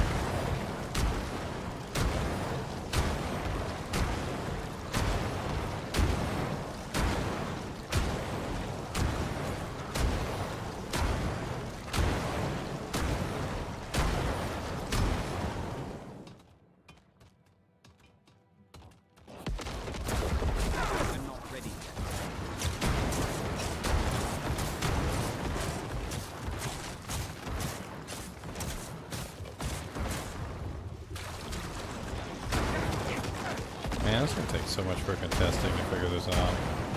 Yeah. I'm not seeing any overpowers. I'm watching it. Like I see crits, lots of crits. I've not seen a single blue number. But I'm getting lots of crits. The crits are pretty nice. So I think the explosion can crit.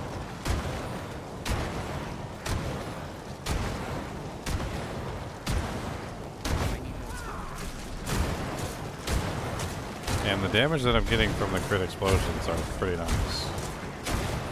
It's on me. Oh shoot. I didn't know we were close. Yeah. Too late. Too late. Okay. Yeah, Jinkies is another one.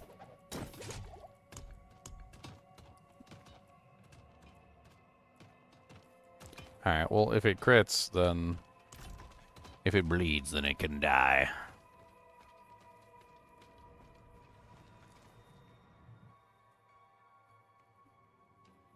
So maybe we approach this a different way. I don't know if basic skill damage even affects that. Because that explosion is a separate component of the ability, kind of like how Wind Shear's poison damage is a separate component of that ability, right? So maybe I don't scale the basic damage, and maybe I go a different route. And maybe that's how I get my massive amount of damage output. Let's do a quick test here. So What do you need? I was getting about 120,000 ish. Right? So if I change out Moonrise, because Moonrise, if the basic skill damage is doing nothing for the explosion, then I'm getting nothing from Moonrise. So let's change that to Aspect of the Damned. That'll give me a 50% multiplier while I'm having the monster cursed. And then...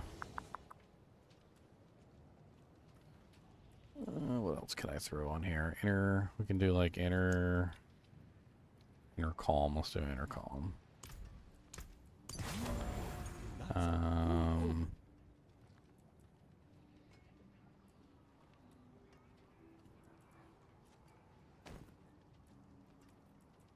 Alright, let's not change too much because we're just testing right now. So I mean, I just took Moonrise and adaptability out, and if Moonrise and adaptability were modifying the explosion damage, then obviously my explosion damage is going to go way down. I mean, I put in a couple things in there to try and like make up for Moonrise and adaptability, but how do you make up for, what is that, like 160% multiplier? So it should technically be lower.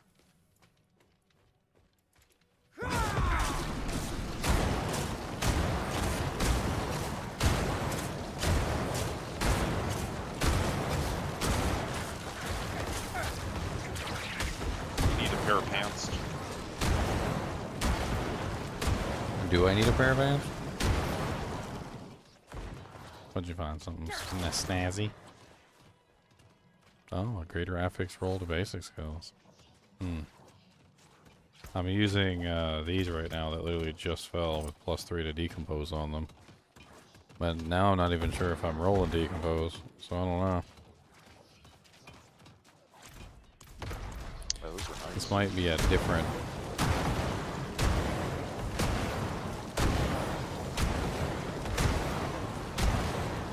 I don't know, my damage numbers are a hell of a lot lower now that I took off Moonrise and adaptability, so maybe... Anybody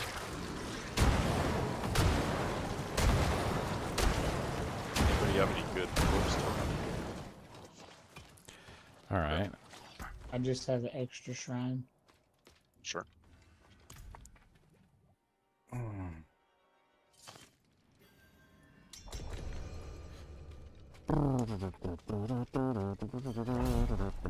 So maybe Moonrise and the other do actually scale it.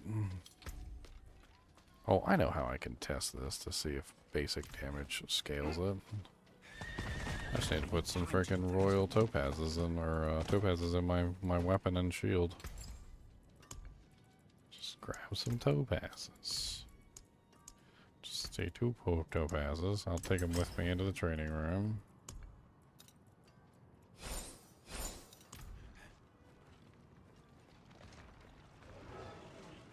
I need more time.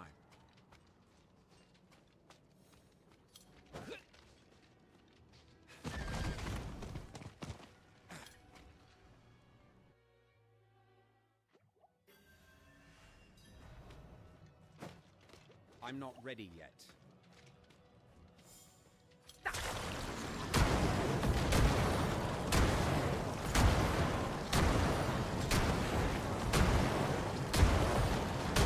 $50K. 44K, 61K.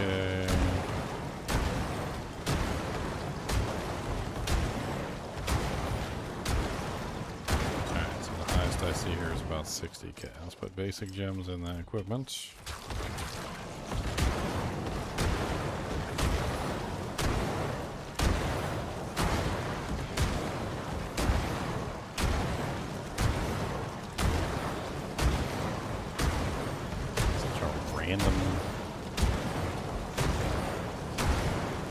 So I think the answer is yes. The basic damage is actually scaling the explosion.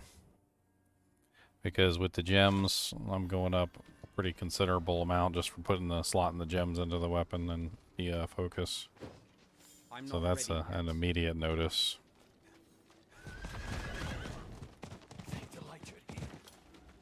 Okay. In that case, I'm putting Moonrise and adaptability back on. It's too bad I don't benefit from the Moonrise speed. It'd be nice if it, like, I don't know, procced faster or something. That'd be kind of neat.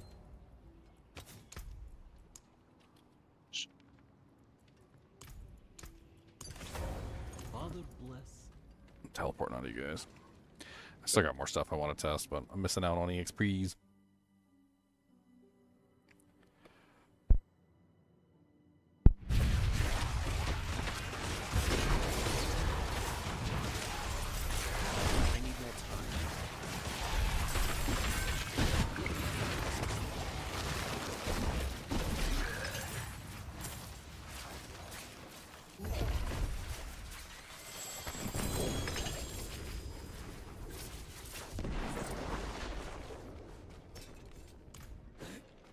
I'm not ready yet. I might have to give up on the Bone Storm.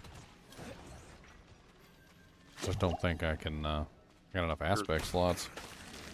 Yeah. That. It's unfortunate, but it is what it is. Oh, so many explosions. Yes.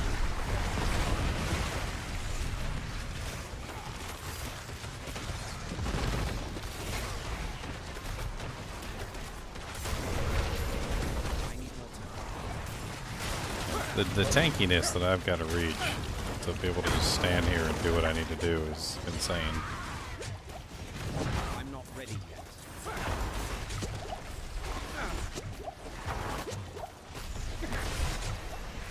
Somebody dingling.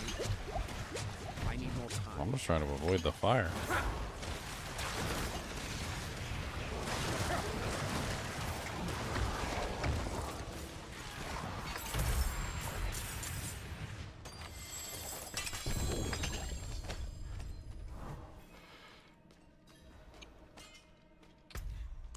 Oh, 80.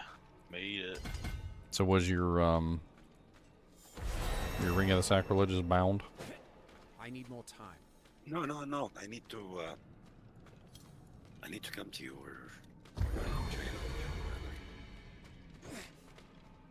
Oh, I didn't even check if it's bound. Because I think Ring of the Sacrilegious is basically required for this build to get optimal damage output.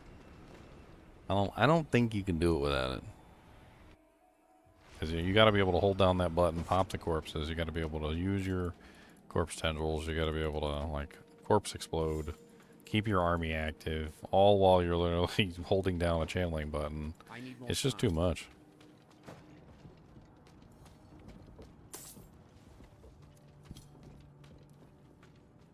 Big Leon is level 80 character. Ooh, fancy.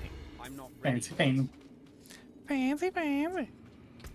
Where are we going here? I have no idea. I'm so I'm confused. still trying to figure out where y'all went. Where am I going? Y'all missed him. This is the one where you have to slay Typhon the Keykeeper. So y'all must have walked by Typhon. That's basically what happened. And so now you're going all the way back around the whole circle because you walked by the one you were supposed to kill. He's usually right. He's usually right near one of the teleports, and usually you just go by the teleport. All right, yeah, y'all are You guys finally having a- in the area I'm at. I just killed him.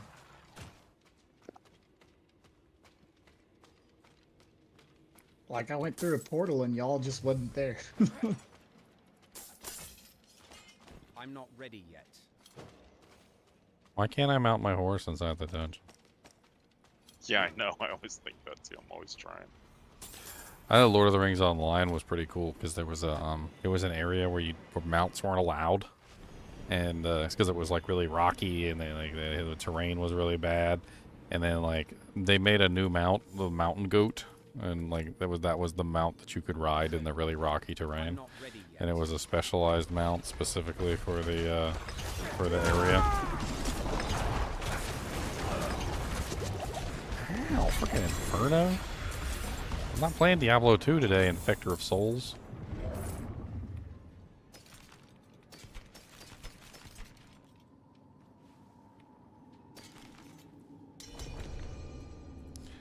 Bonnie Bugsy. Is that the one? Are you the one? Is that your Ring of the Sacrilegious character? Yeah. I'm gonna in the group. Hold on.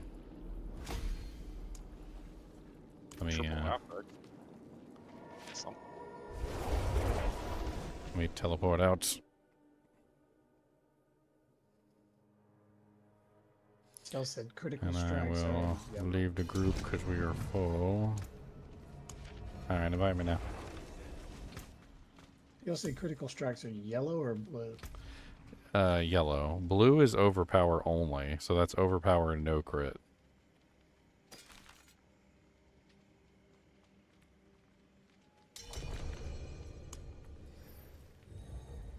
I'm in Kid Bardu. Kid Bardu, he is Indy Kid Bardu. It's sad that I'm just now figuring that out. I mean, it says it on one of the tooltips. Like, if you pay attention to the tooltips. Like on the loading screens and stuff. I guess I just never noticed.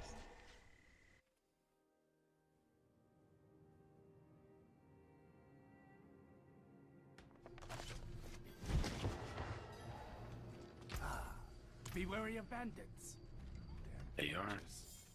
The ring of the sacrilege. Sacrilege's ring. Okay, I can't invite you to trade. Why not? Okay. I can invite you to trade. I'm a popcorn. What kind of popcorn do you like? I got cheddar. I got butter. I can't give it to you.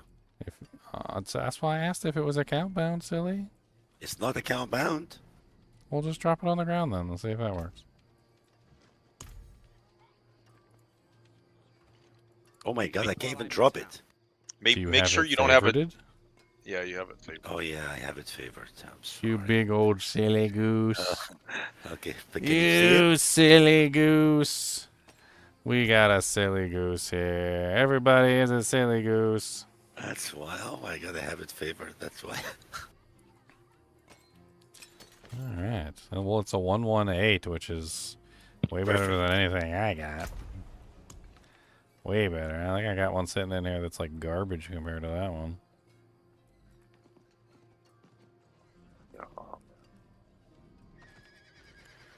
I wonder how Rend would scale with Gushing Wounds this season. I feel like Rend would actually do pretty good. That's what I was going to put on my charge bar because I was going to try to use that.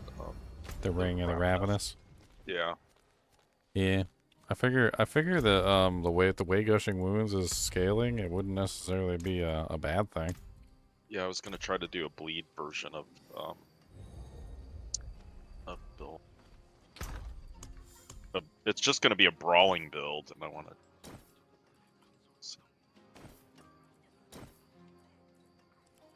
A brawling build.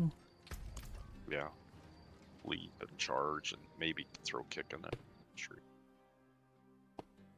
I mean, I think you can rend with Ramalades, and then with the new aspect that makes it so that you get like most of your resource back, and gives you 20 max essence. I don't know. That could be interesting. What are the tempers like? Are there any like really good tempers for rend?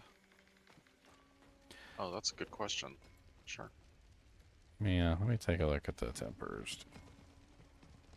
Diablo 4 down life, resources, tempering, barbarian, weapon, rend size. Interesting. So you'd be able to hit more monsters, which So means the that AoE. the slaking aspect would work even better because you'd be able to hit like half the freaking screen with the dang thing.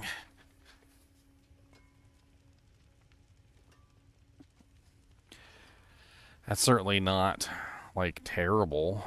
It's not terrible. Looking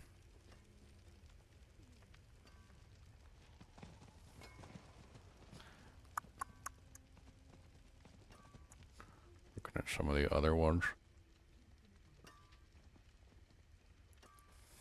Rupture size? I didn't know it had rupture size. Well, that could be interesting. If you ran rend size and rupture size together, you could just rupture the entire screen. I don't know how big the rupture size gets. I always did notice that rupture was kind of like a circle. Like a little tiny circle. Like maybe like in Diablo 2 terms, maybe like a 2-yard radius circle. It's not a single target ability. I don't know why it's such a small radius, but it's only like a little 2-yard radius little AoE attack. Because I've noticed that if you stack a bunch of monsters on top of each other and then you rupture, you'll rupture all of them. But they gotta be literally hugging each other. So.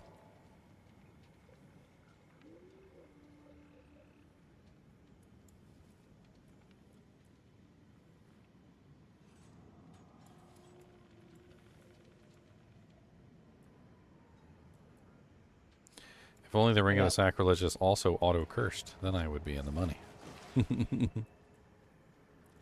I need it to wipe my booty cheeks, okay?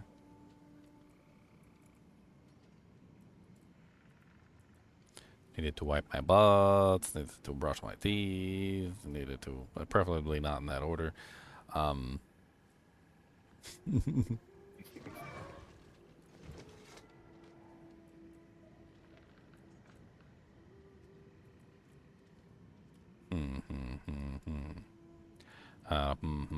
I guess I'll just do this.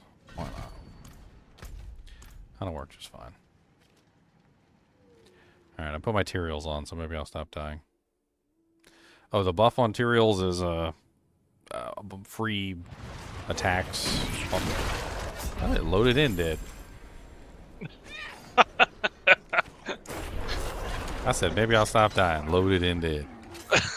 I'm not ready yet. That's some rude stuff right there. I think I loaded into a bunch of monsters that were killed that exploded. Because I heard a bunch of explosions right when I loaded in. I need more time.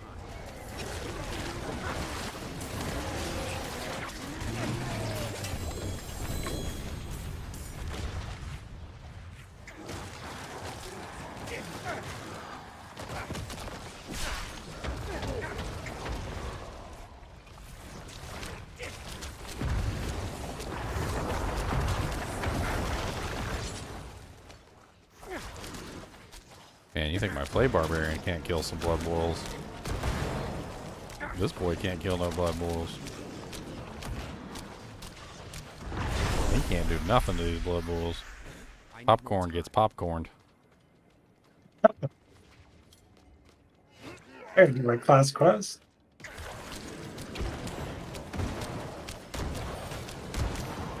I want to go freaking HellTide so I can actually feel like I'm doing something. I'm not ready. Yeah. Yeah, now you would crush a HellTide now. The glyphs are progress far enough.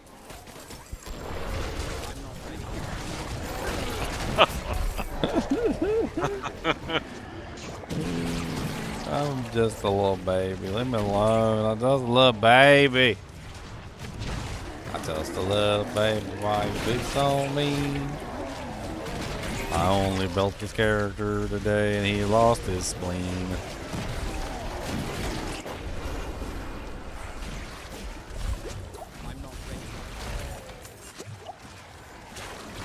I don't even know why they're wrecking me so bad. Like, I feel like I shouldn't be getting wrecked as bad as I am. But, like, I'm just getting demolished. I don't even know why half the time.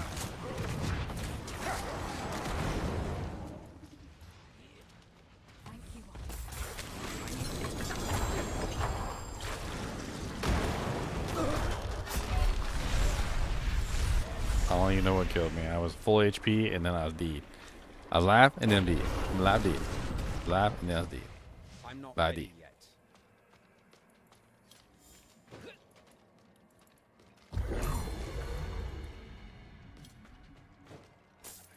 I need more time.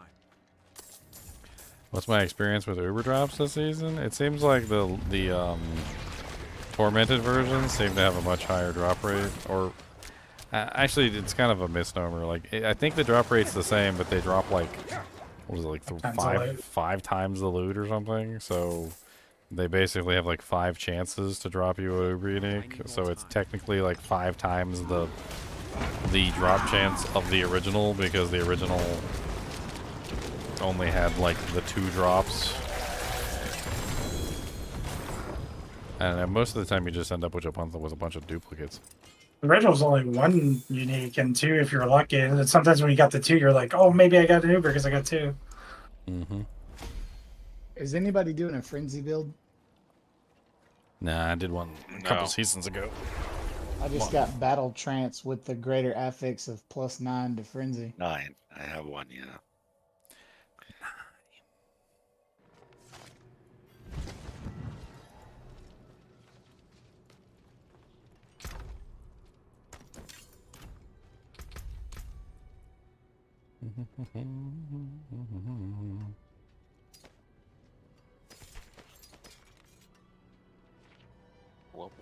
Is there another Necromancer in the group?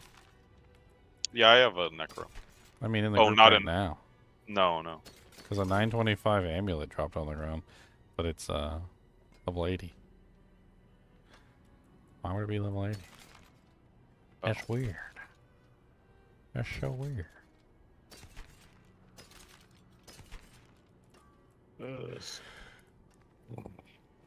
$200 million gold. Okay.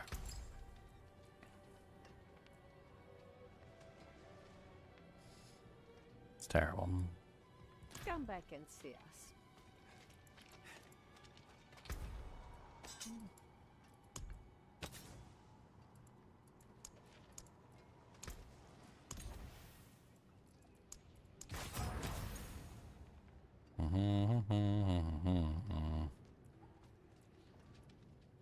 Okay, it definitely doesn't overpower, so I know that much. That is certainly not occurring.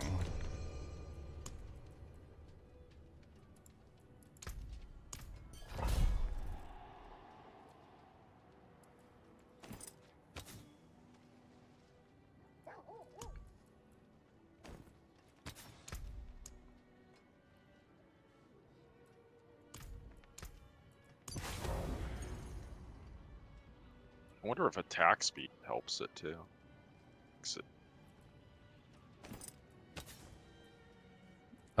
Channeling skills don't get affected by attack speed. It's unfortunate.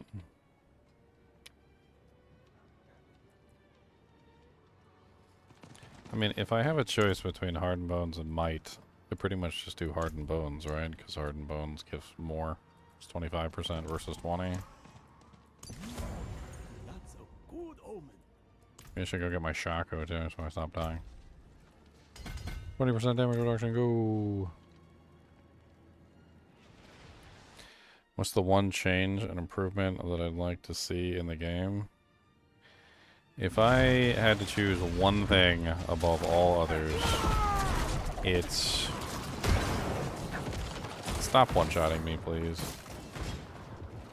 Like, I know that they don't know what they're doing, and I understand, like, you know, from a certain perspective, it's very hard to balance the game so that there's not, like, random one-shots happening, like, all the time. But I'd like to see it where they change the game in such a way so that the random one-shots are not occurring on a regular basis. Like, it's very disheartening for anybody. Veterans like Wudijo, Rob, all the way down to peons who are just trying to get through World Tier 1 to just be walking along and all of a sudden you're dead. And you don't know why you're dead. You don't understand why it happened. Like, you've got your resistances all capped out. You've got tons of damage reduction. Your armor's capped out. And you just walk along and you're dead. And there's too much of that in this game. There's way too much of the random, like, I don't know why I died, what the hell even hit me, like, I'm laying on the floor dead situations. I don't know how they can fix it. I don't. Because they've got the game balanced in such a way where it's so easy to be in the wrong place at the wrong time. Like, you know, like obviously when I'm in here doing these really high level dungeons and I shouldn't be here.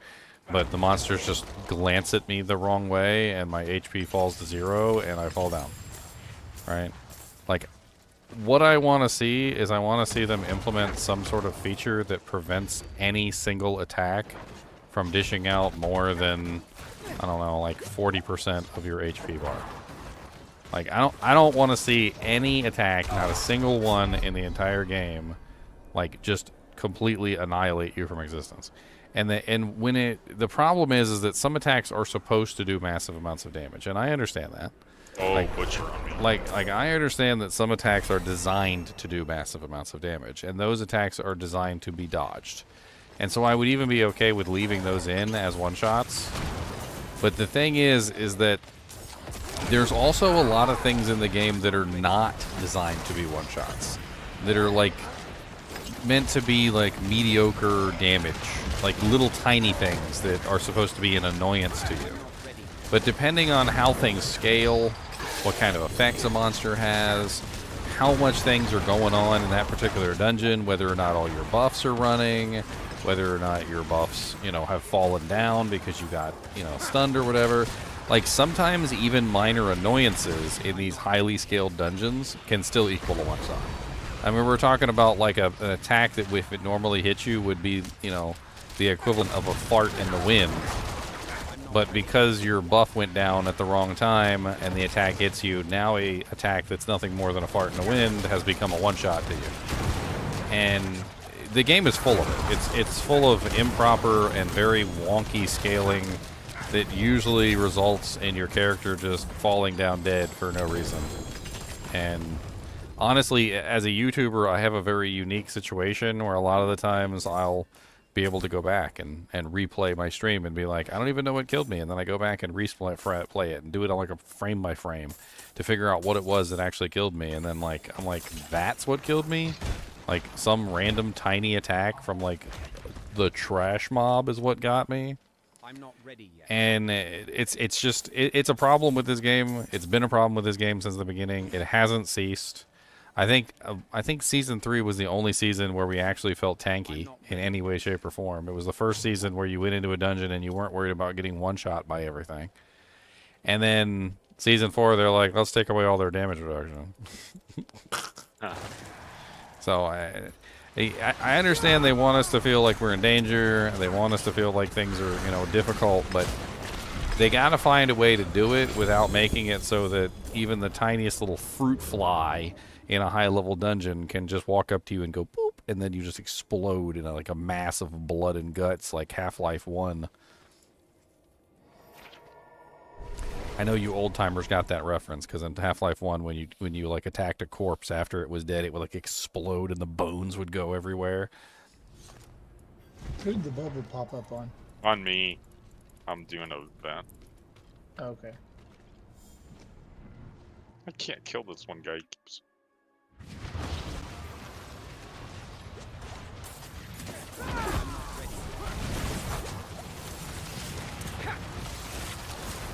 And they might even think that they're proud of the one-shots. Like, for all we know, the developers might be laughing to themselves. Like, these gamers think they are so good. I don't know why they're Russian, but they're Russian. These gamers think they are so good. The game will one-shot them and they will cry. Right? You know, like, they might even think they're like the most amazing hot craps in the world for making a game that one-shots you. But when you get one-shot in Elden Ring, for instance, which, by the way, the Elden Ring DLC is coming up real soon. But when you get one shot in Elden Ring, you know you deserved it for the most part. Like, there's some rare situations where, like, the dodges are kind of, like, laggy or whatever. Or, you know, there's a couple glitches and stuff like that. But for the most part, like, 99% of the time, you're like, man, I deserve that. I'm an idiot, right? But when you get one shot in Diablo 4, most of the time, you're like, how did that even happen? Like, how was I supposed to avoid that? Like earlier, did you guys see earlier when there was like 4 wallers in a pack, and the waller put a wall around me, and then the other waller put another wall around me, and then the other waller put another wall around me, and I was in a corrugated cardboard box that literally I couldn't get out of. Then the lightning elites put lightning pillars underneath my anus. And I couldn't move. And I'm just like, well, I guess I'll die. Like, what am I supposed to do in that situation? I had no movement ability to get out. I was it. I was done. I was chugging potions, and it wasn't enough. Like, all right, well. Yes, I'll take it. That's why I think they need to find some way to make it so that you can't take that much massive damage in a single stroke. Like, make the game difficult, sure, but, like, find another way to make it difficult, because your stuff sucks. Ooh, +4 Bone Spirit boots. Greater affix roll. Nice.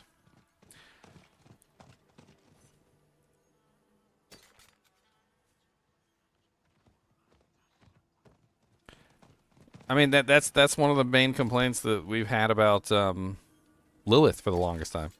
Is there was no skill involved. Like, a lot of the time, especially due to like the pushing of the phases, if your damage was really high, you basically got punished for pushing the phases, because your damage would cause the phases to shift faster, and because the phases would shift faster, you would lose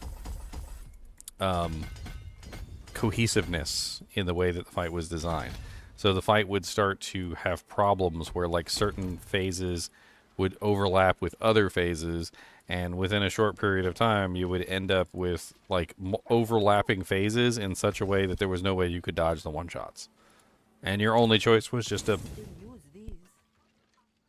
Just redo it. Just like, okay, well, I'll just give up. I'll just redo it. Like, whatever. I'll just, just do it again. You just basically let her kill you, and then you just go, you just go reset it and do it again, and hope that you don't have the overlapping silliness.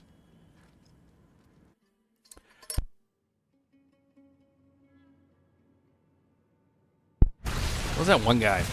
There was a guy I found on Reddit, and he was complaining about the Lilith fight. And he said, I have done full Dark Souls 2 naked runs. From beginning to end, in a hardcore mode, where if you die, you have to restart. Like, complete and utter naked runs. It's like, and the Lilith fight is still impossible for me. He's like, it's not a skill-based encounter. You gotta know, if you've ever played any Dark Souls games, any Elden Ring games, you know that doing Dark Souls games is literally entirely skill-based. It's all about, dodging at the correct times, doing the parries at the correct times, making sure that you're moving out of the way of the mechanics. Like, the whole thing is a skill-based encounter, and if you do it wrong, you die really fast. It's very punishing in that mistakes are not allowed. They're not allowed, basically, in any way, shape, or form, right? And then you take somebody like that, who's literally God tier level within Elden Ring, who can dodge mechanics, like he's some sort of Neo from the Matrix, slowing down bullets, and then you put him in the Lilith fight, and he can't complete it. Do you think that the Lilith fight is fair, or do you think that the guy sucks? Like, which one is more likely? And he's like, man, I've sit here and I've tried to learn the mechanics. He's like, but there's no rhyme or reason to it. He's like, the mechanics just don't make sense. Like, half the time they overlap and there's no way to get away from the mechanics. Like, you just, it's like, okay, well, I guess I'll just die and I'll try again. Yeah, it's like 70% luck. Well, the worst part is that they have the mechanics set up so that if you, because they don't want you to one-shot Lilith, right? Because they're so ashamed that people beat Lilith by just walking in and one-shotting her. So now they have it set up where you have to do the mechanics. And so you go in there, you one-shot her, and then she runs around spamming mechanics in a very nonsensical and odd manner. And there's no telling whether or not you're going to end up with, like, mechanics that are completely broken or mechanics that actually function properly as they're supposed to. I need more time.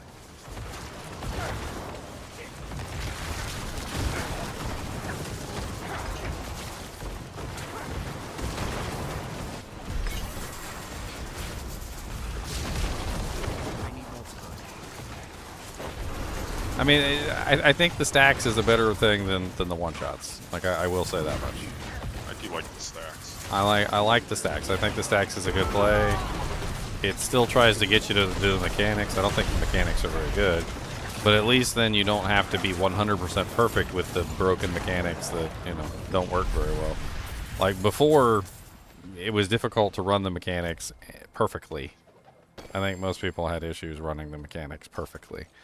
But you don't have to be perfect now. You just have to be, decent, which is a lot easier than perfect.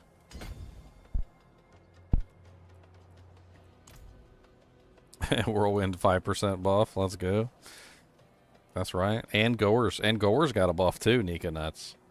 Goers Devastating Grips. Don't forget about those. Got them Goers. The gloves that got nerfed once and never came back from it. Yeah, they constantly changing them since they nerfed it. They nerfed it into oblivion. Those gloves are just never going to be good again, ever, unfortunately. So sad.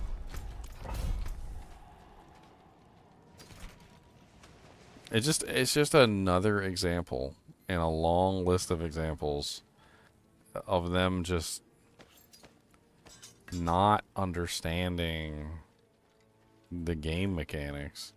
I mean, like, when they first introduced them, like, they didn't think about any of the stuff that they needed to think about when they introduced them. Like, they're like, can they work on destructible objects? Well, they probably shouldn't. Like how high can you stack this? Like, are we going to put a cap on it? They didn't put a cap on it. Like, Like, I don't, you know, I don't understand. I don't understand. It's like they don't think things through when they put them into the game. They just throw them in there. They just see what happens. They're like, you know what? Let's just see what happens, right? Let's just throw the chicken into the leopard pit, and let's just see what happens to the chicken. Is he gonna be okay? I don't know. I don't know. He might be all right. He might be all right. Maybe the chicken is a wily. Maybe he's a wily chicken. Maybe he does. Maybe he has wily things that he likes to do, and he'll do some side steps or something. Chicken dies like immediately, like instant death. Like, whoa, huh? Well, that was unexpected. Like, really? It was unexpected? Yeah, we never expected the chicken to just like spontaneously explode like that. Like all of them just like jumped on him, and it's like they all attacked him at the same time, and he just kind of like.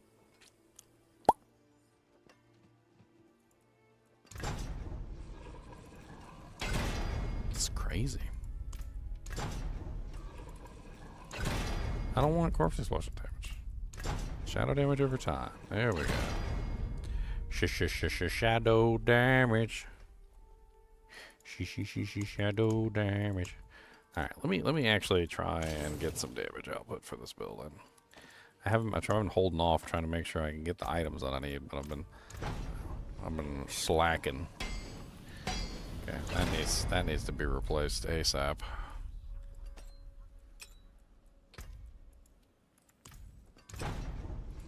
Oh my god, if you don't stop giving me desecrated ground. I'm pimp slap.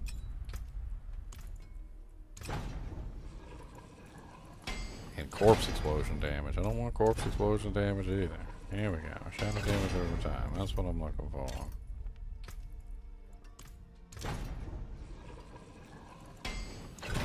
We're at the boss. Oh, okay, hold on. I was just trying to roll these doojanks.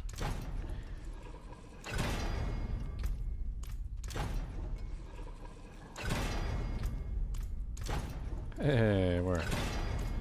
Okay, I'm coming.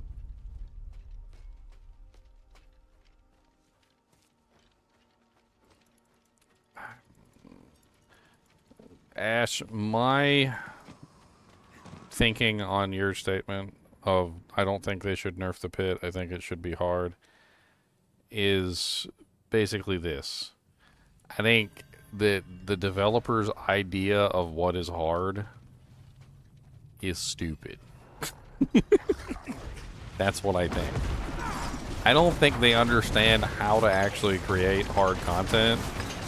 All they know how to do is scale the content up, which is not creating hard content. That's just I don't think they understand how to make a fight difficult.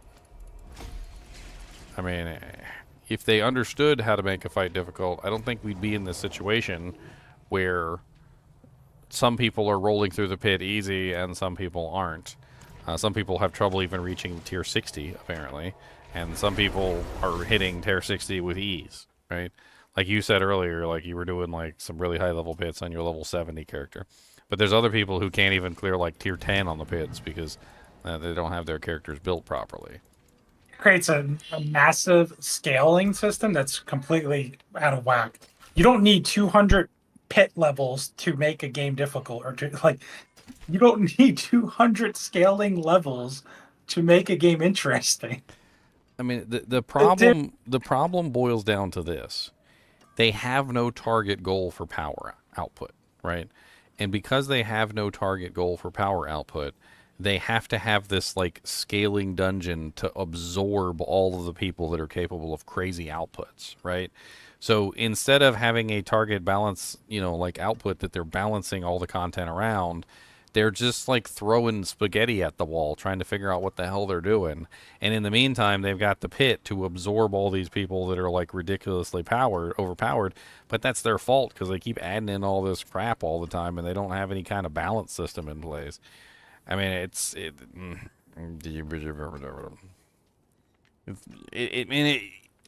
as much as people talk all the time, they're like, we want harder difficulty in Diablo 2. We want, we want another act. We want to be able to level up higher. We want harder monsters or whatever, right? Like, one of the reasons why Diablo 2 is so good is because there is a target max difficulty, and that target max difficulty is the balance point for the entire game. Once you start going into the point where you are scaling the difficulty higher and higher and higher, then it becomes less and less likely that the game ever is going to be balanced. That's why you have somebody who's capable of like tier 140 pit, and then standing right next to that person is a guy who can't even complete tier 100 nightmare dungeons. And it's always going to be that like that as long as you have these ridiculously high power goals and the characters scaling all the way up to the moon. I don't know what they can do about it, because they just the developers don't seem to understand how to properly make difficult content in the first place. Scaling content in the way that they do is not difficult. That's not difficulty. Difficulty is a skill check. Difficulty is something that is hard because, it's designed difficult for everybody who can do it, right? It's not difficult if I go into my closet and pull out my god sword of the abstain that has like 10 trillion to all stats and dishes out billions of damage, and then walk into this content and one-shot the boss. And I don't really think they understand that either.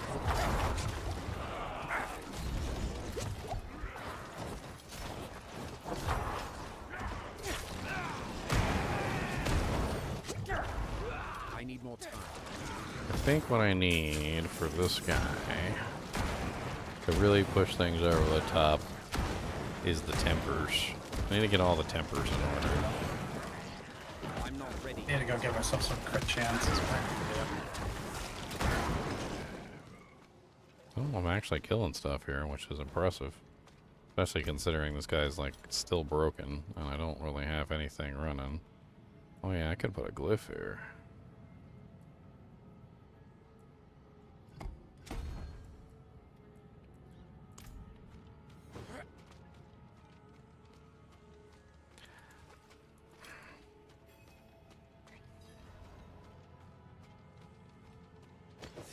I need more time. Man, I think it's a symptom of a problem with the game. It's an illness within the game, right? So the fact that they reduce the difficulty of the pit shows that it's difficult for people to understand how to build their characters.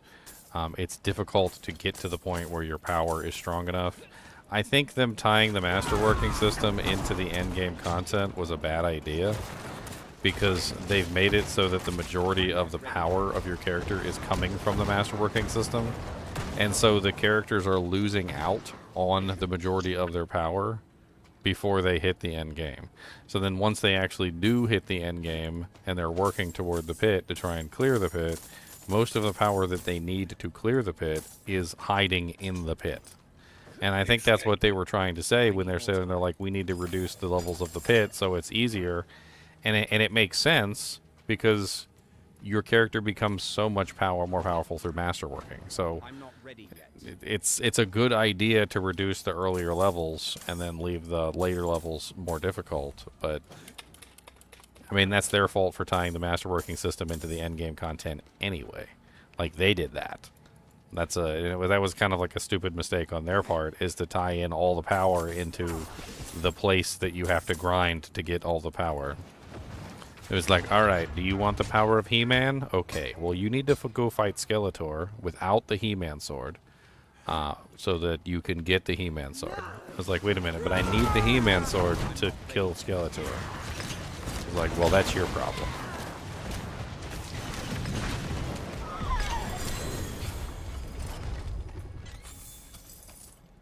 And some of the builds are like that. Some of the builds literally need the masterworking system to do anything.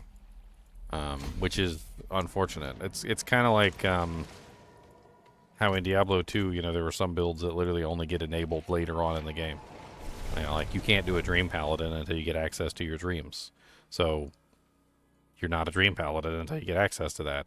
And it's the same way with the masterworking system. Is there's some builds that only really become enabled and actually fully working with the masterworking system. It's almost as if the masterworking system shouldn't be tied to the pit. Herder.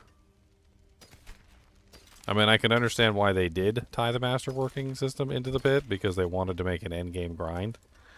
But I think it's clearly turned out that the masterworking system shouldn't be tied to the pit, and they know it. And that's why they reduced the difficulty of all the early pit levels.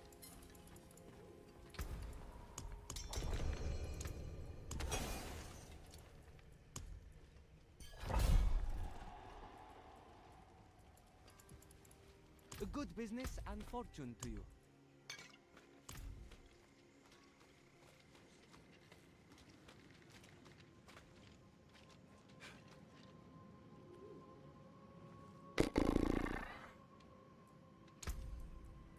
I mean, I don't really think the pit is a challenge.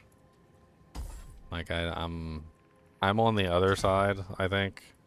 I'm on the side where basically I've seen the pit for what it is, which is not a challenge. Alright, so don't get me wrong. I do think that there is a certain point at which the pit is a challenge, and doing the pit is, you know, worthwhile to see how powerful your character is. But that point is before you masterwork any of your equipment. So, before you masterwork any piece of gear on your character, you go into the pit, you see how high you can get with no masterworking. That's the power of your character. That's the power that you can obtain. And then once you start masterworking your equipment, you can get higher, of course, because that's what masterworking does, is it makes you more powerful. And as you scale the pit, you become more powerful and you scale higher, right? And then you get more masterworking done and you scale higher, and you get more masterworking done and you scale higher, and you get more masterworking done and you scale higher. And then you reset your masterworking because it didn't really masterwork the perfect way. And then you get more masterworking done and you scale higher, and you get more masterworking done and you scale higher. It's not a challenge to upgrade your equipment to see how high you can go. The challenge was in the beginning, before you got your masterworking, to see how high you could scale your character. And then after you started scaling your character, it's just a game of how high can I scale my character. And the answer to the masterworking scaling is nearly infinite. It would probably take you a very, very, very long time, at least an entire season, if not more, to get 100% perfect, fully masterworked equipment.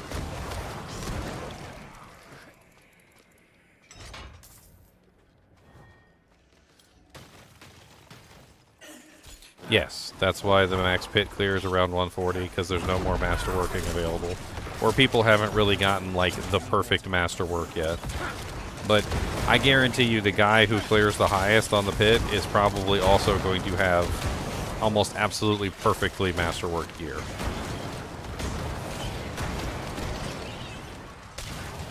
Ninja, I saw that one guy on YouTube today. He had the Shaco. But like 4 greater affixes? Yeah, it's like, you know, plus the 4 greater affix, it's about 6 or so. So he rolled it 3 times on the same thing. Yeah, what's your chances of doing that? Well, he would just have to do it over and over again until he gets Yeah. it. You can So reset your masterworking. How many bets he has to do that? I mean, it's a lot. But chances are he probably went on like an RMT site and bought that currency, because it's like 5 million per reset, and he would have to just keep resetting it. And I don't know how many times he would have to reset it to get perfect 3 rolls. It would be a lot. It'd be a lot of resets, unless he just got super duper lucky. You get lucky for once. Or you find an item like Luli, sell it for 3 billion, and then you have the money to get whatever items you want. Oh, is that what he got for that? Well, he was offered 3 He already has an offer of 3 billion. For what? For a triple greater affix focus. Oh, I got an Guys, I'm turning it in for the night. 3 greater affix. Alright, see ya.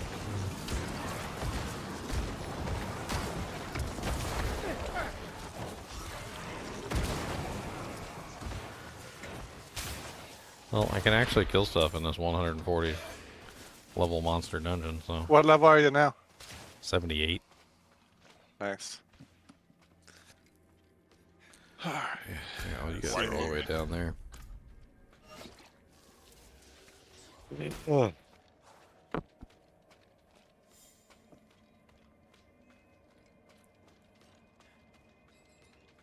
I mean, do you remember, Ash? You know, you're talking about like 200 is impossible. Do you not remember when Nightmare Dungeon 100 was basically impossible, and the only builds that were clearing it were like glitch builds that were using exploits and things like that?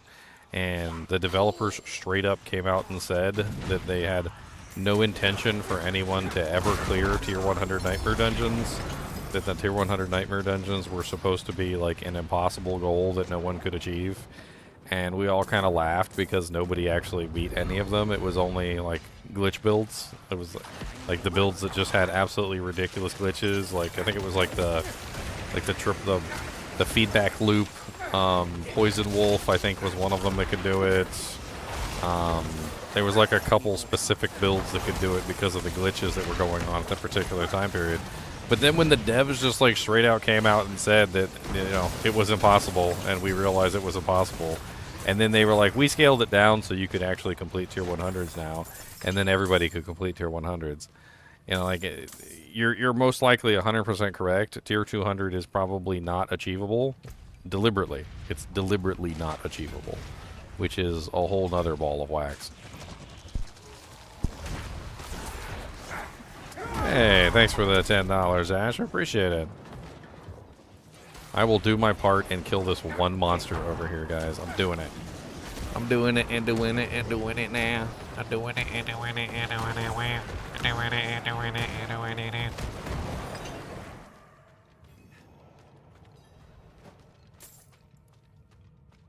I killed him. I did it, guys. I did my part. It's like on those like political commercials where the guy picks up one piece of trash and puts it in the garbage can, and he's like, I did my part. Now it's your turn. I'm like, bro, you picked up like one piece of trash. It's like a bubblegum wrapper. It wasn't even like a full piece of trash. You get like half a point. How about that?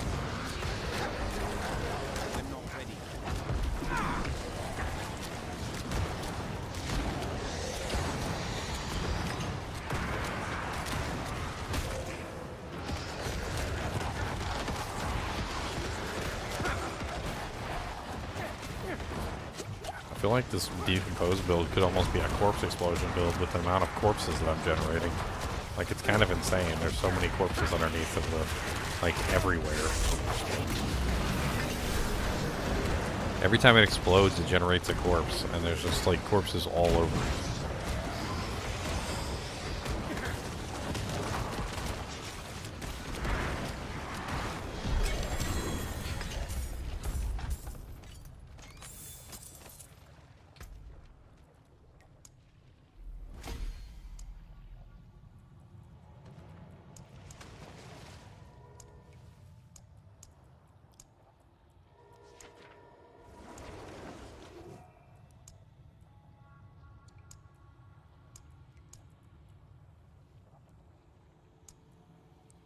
I probably need exploit. That's probably a good one.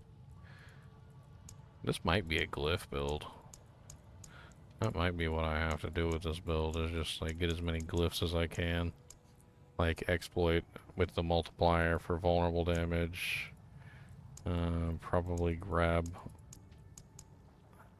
non-physical. Yeah, abyssal. I probably need to grab abyssal.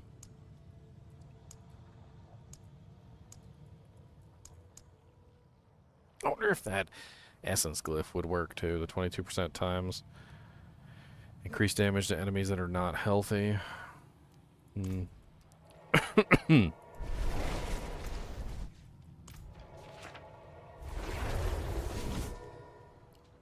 I vote that killing the butcher equal 1 spark of Ubers.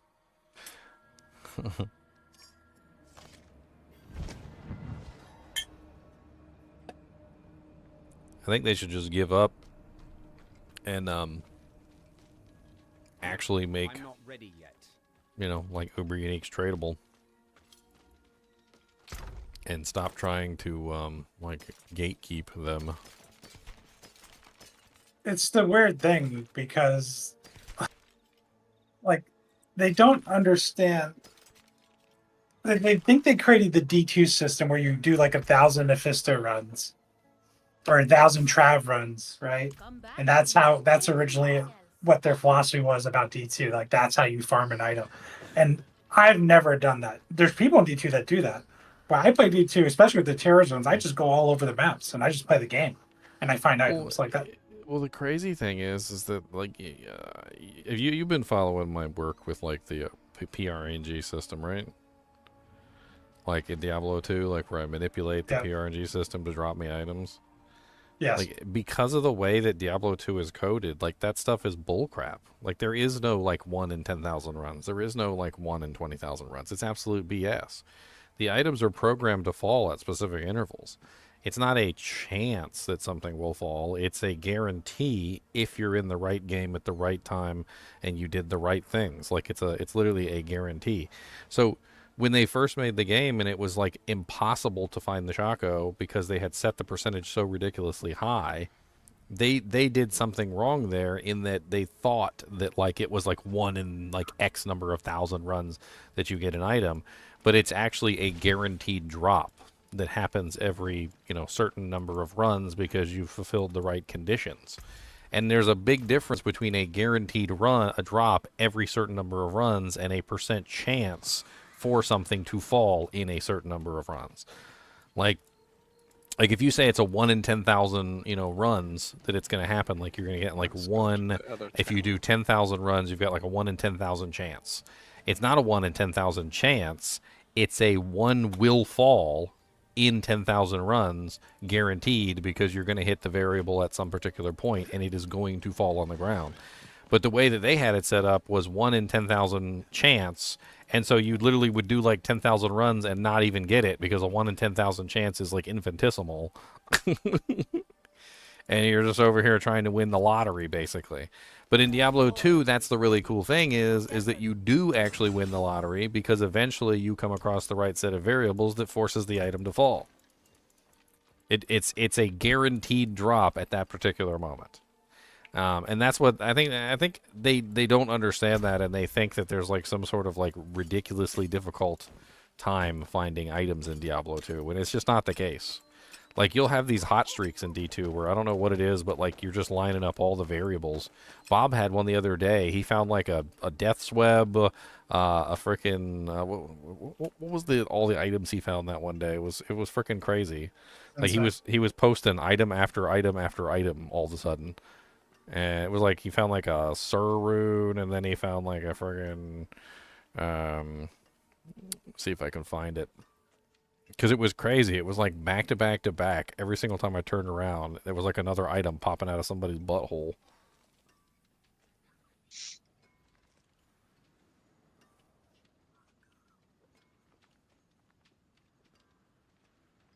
And you get on these hot streaks, and the hot streaks aren't necessarily a bad thing.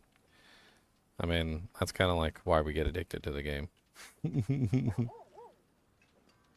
You're like, I found a Soge. I found a +1 combat skiller with 45 life. I found, I just scrolled through the Scoot guys stuff. Oh, let me just type in Death's Web.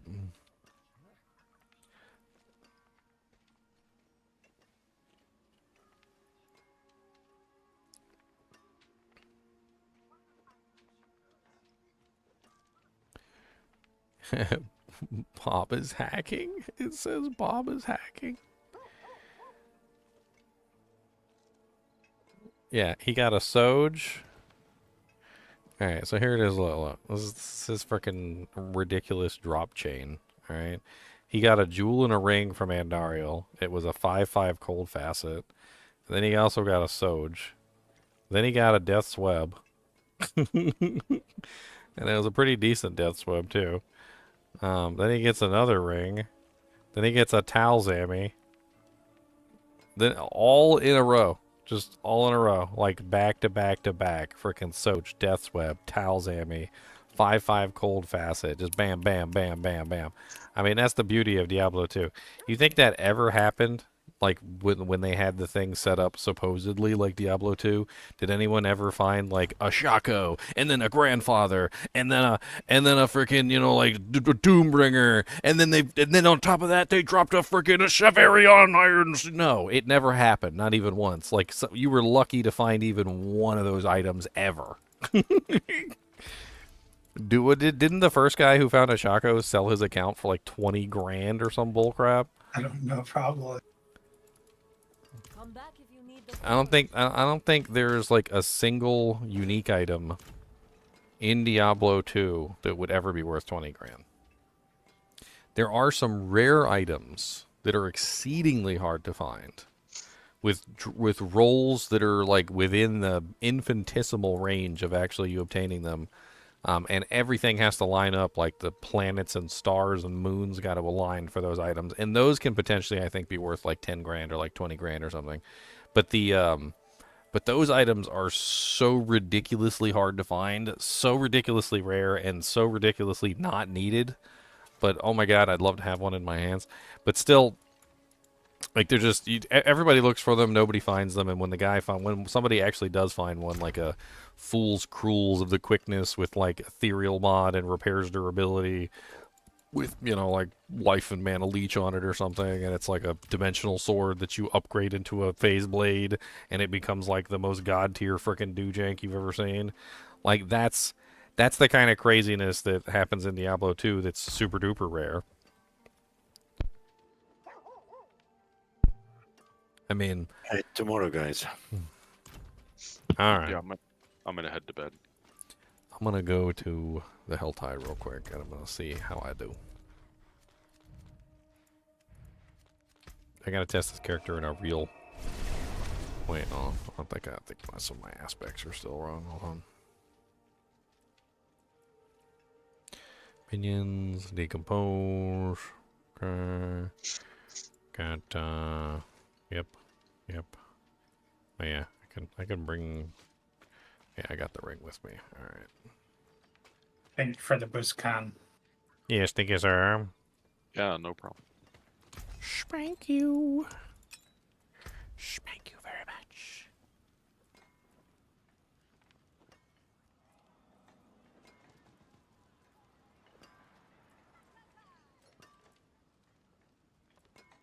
I guess ultimate skill cooldown reduction.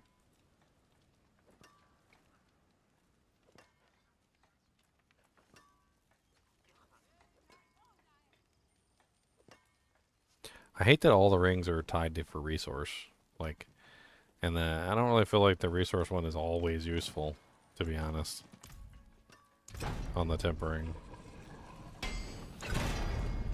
You end up sometimes just picking like whatever the least objectionable thing is.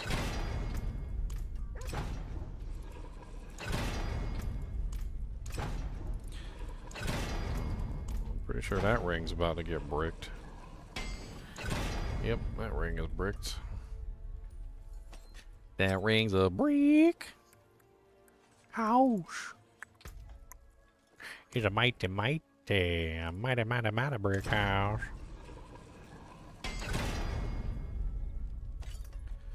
Alright, you can roll a whole bunch of stuff on the amulet, though. You can get, like, everything.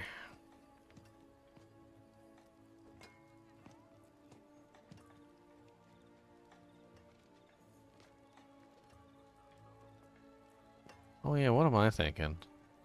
On the focus, I should probably put Shadow Mage, or the Skeleton Mages have a chance to attack twice. That'll help my Shadow Blade key passive building process. Yeah, that'll work. That'll do, pig. That'll do.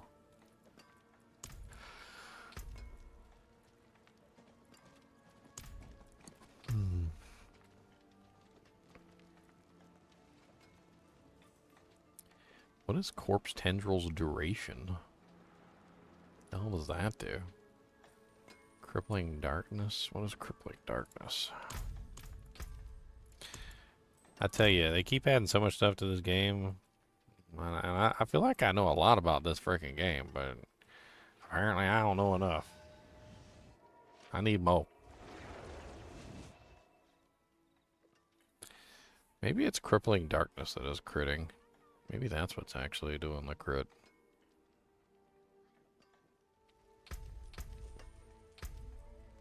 Apparently it's a 15% lucky hit to 15% lucky hit chance to just dish out like 12,828 shadow damage. Huh. See, now I gotta go test. The world may never know.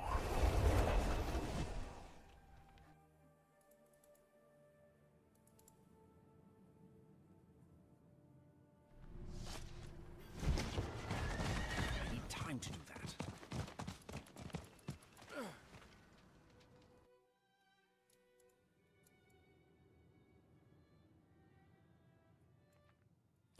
Let's go check this real quick. So, let's pull 3 points from Crippling Darkness and see if that explosion is coming from Crippling Darkness.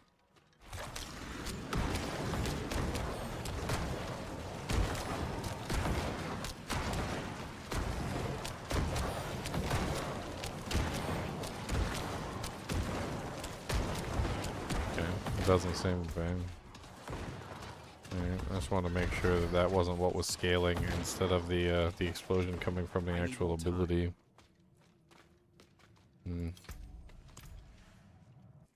Yo, GGM, do you know about this software, lossless scaling? Lossless scaling?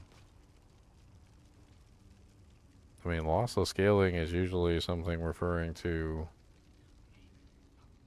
scale windowed games. Forza, is this what you're talking about? Why do you need this? Exactly.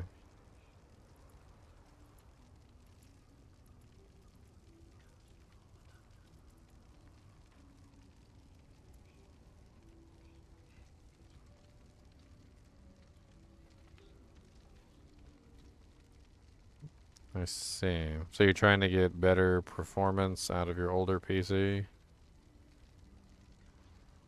Download free FPS.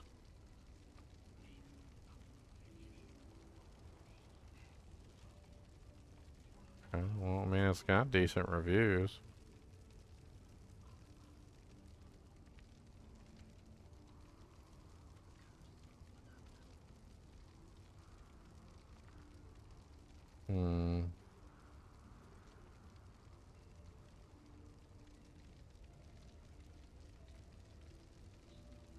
Why does this do so little damage? I mean, it's got 4,796 reviews, and most of them are positive, so I guess I'm not really sure this would help you with an older PC, though. I don't really know. Like, I feel like what it's doing is it's scaling up to a higher resolution than what the game is normally capable of, or it's adding in like bilinear filtering or things like that, which I would suspect would put more of a burden on your GPU, not less. But maybe I'm wrong.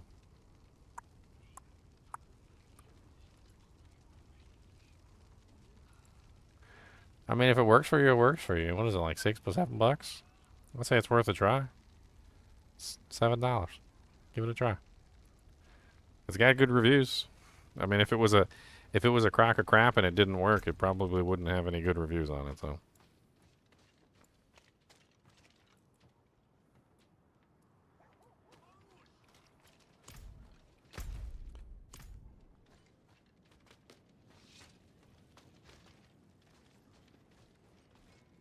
Oh, you're scared of getting banned? I see what you're saying.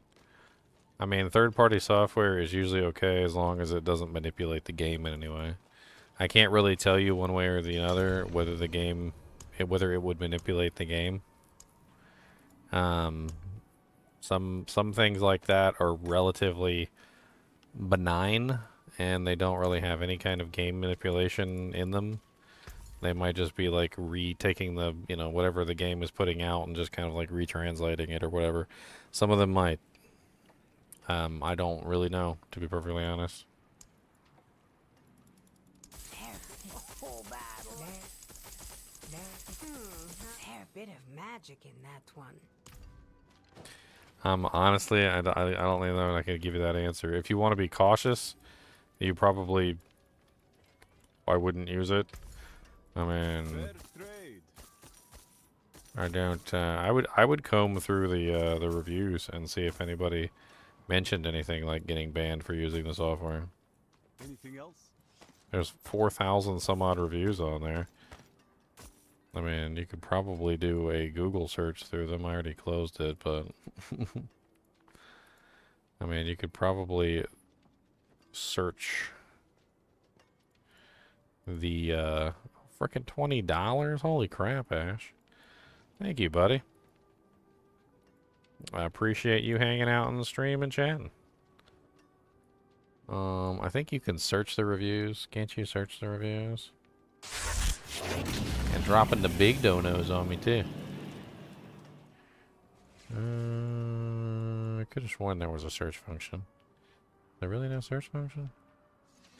Filters. Your language. Purchase type, language, date range, playtime. Show graph.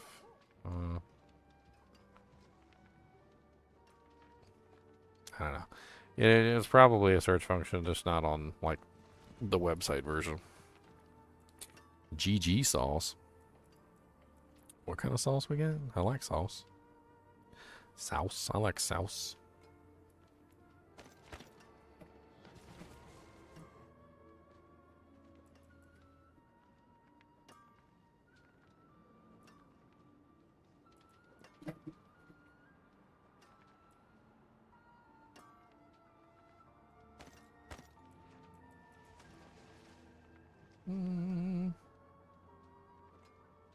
Guess that one will work. I need to re-roll the focus because my focus turned out to be boobies.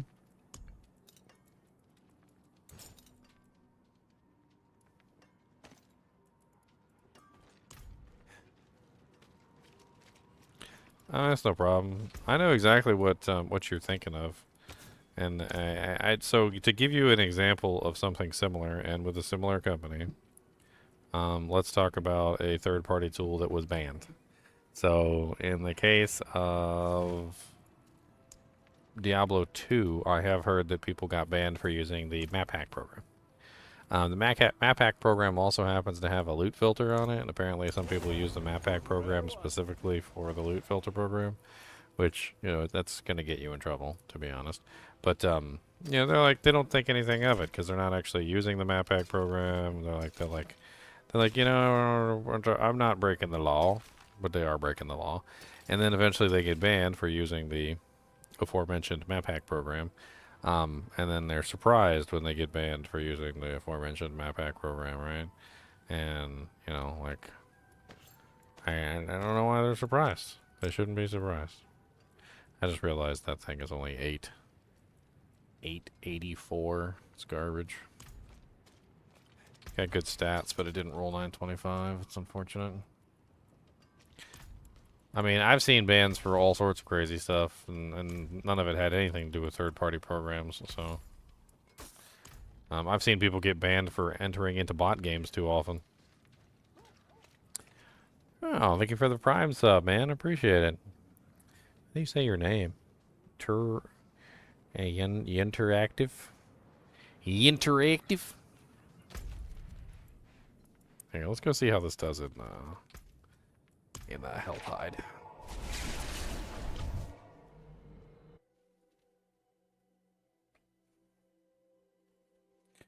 Your mom was banned from a bot game once? Dang.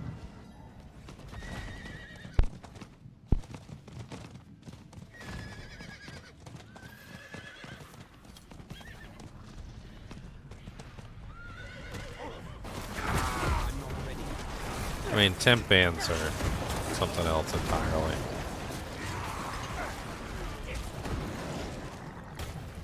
What is this? I need more time.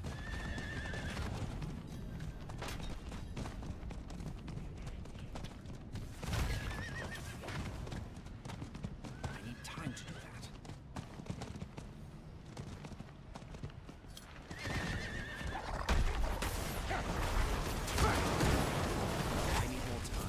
that.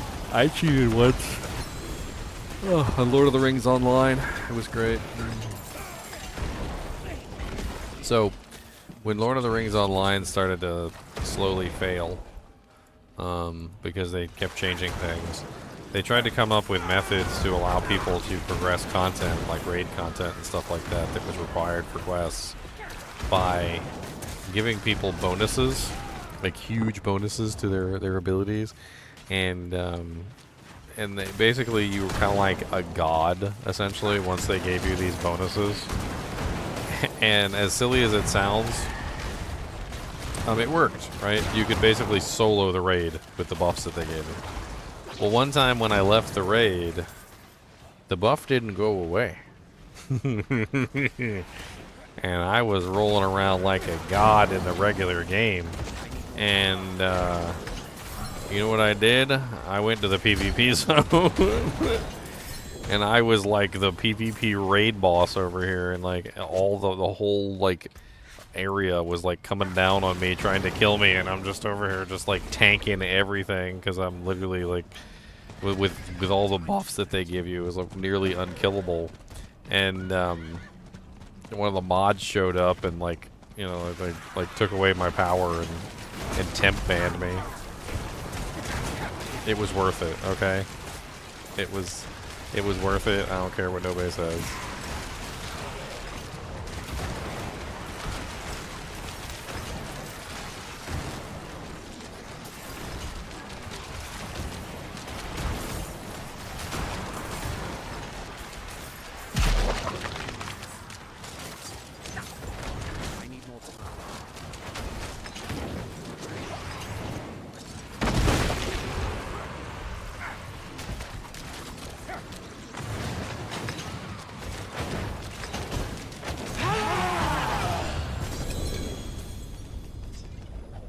I'm so sad that you're leaving.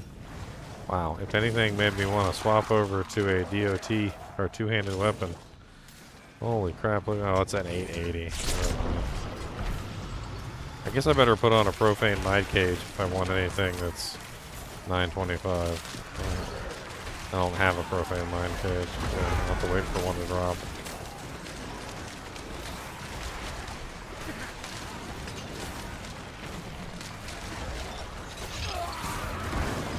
Why does Decompose have such a short range? It's freaking channeling ability, like, okay. Let me freaking do my business. Let me do my business.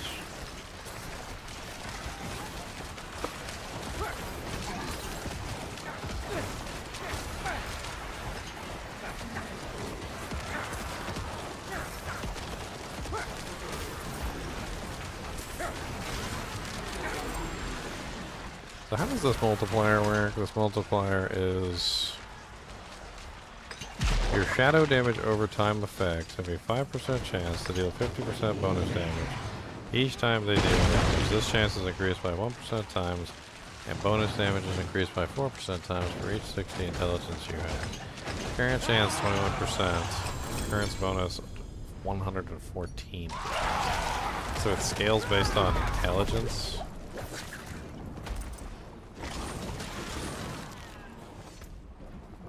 But it's DOT effects, not damage, not darkness damage. Huh. I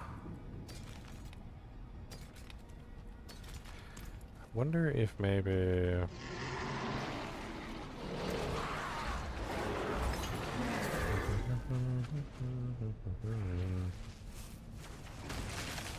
How do I know if that's working? Like I'm saying, I have to say this, and it's silly, but like there's so many abilities in this game that say that they work with particular things, but because of quirks and how they function and different do janks, they just don't work. So, like, it makes me wonder. But I guess I need to stack intelligence as high as I can get it so I can get the percent chance bonus to go as high as possible. And it's a 50 times multiplier. Each time they deal damage, this chance is increased by 1%, and the bonus damage increased by 4%. For each 60% chance. Okay, so it starts at a 5. Interesting. So I'm currently at a 21% chance.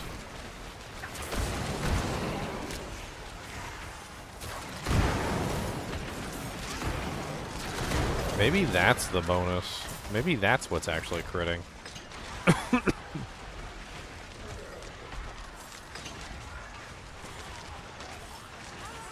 It could be.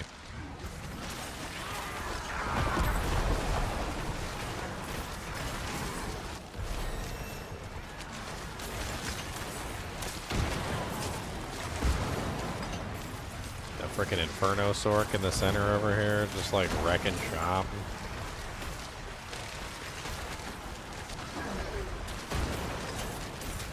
I mean, I can't complain. Mine seems to be doing pretty much the same thing as the Inferno Sorks. I'm not ready.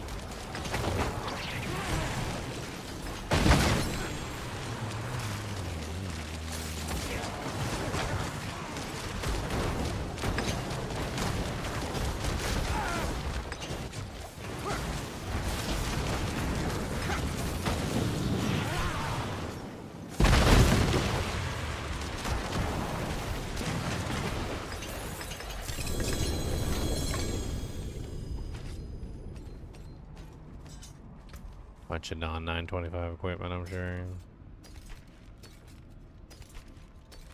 Hey, at least I know I'm just like demolishing regular content, so must be on the right track.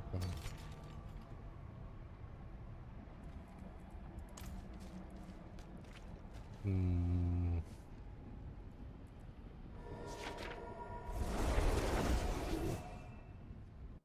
trying to think if maybe a two-handed weapon would be good for this. I mean, since attack speed isn't like in the equation, I mean it would diminish my overall number of aspect slots, but I don't know.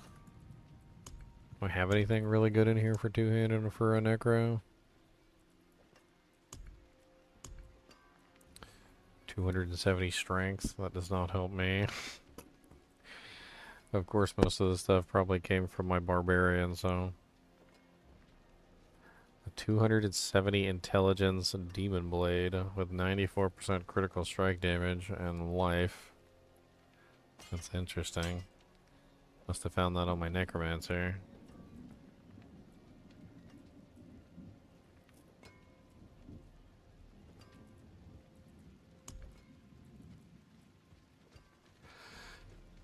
$172 intelligence. 70% vulnerable.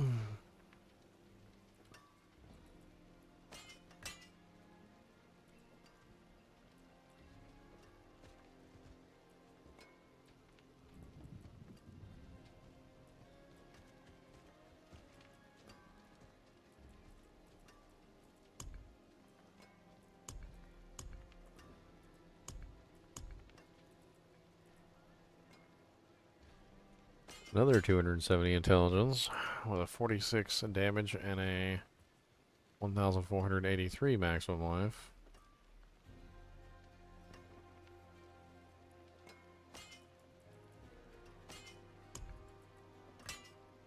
That's 925. I don't know if critical strike damage is worth you doing for this particular character, so it would probably have to be re-rolled. This one doesn't need to be re-rolled.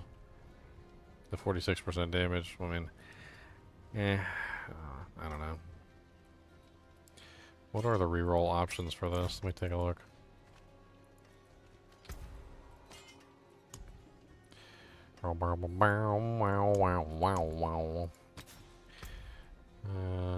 Overpower, vulnerable. I feel like damage over time is probably one of my best mods.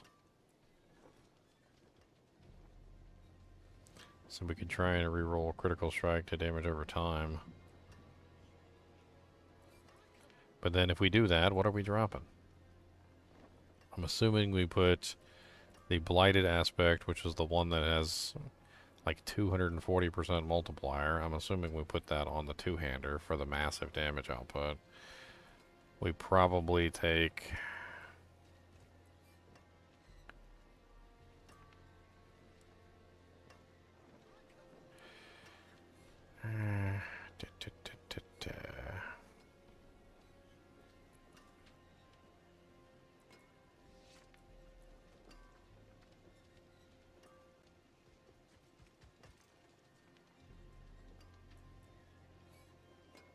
I'm not even sure if this one's required.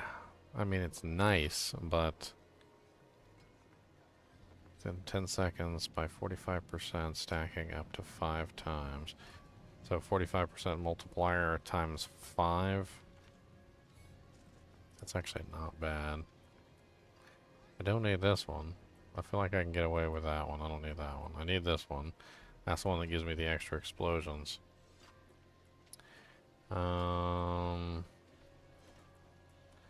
So let's say we try and reroll a critical strike to damage over time. Let's give it a shot.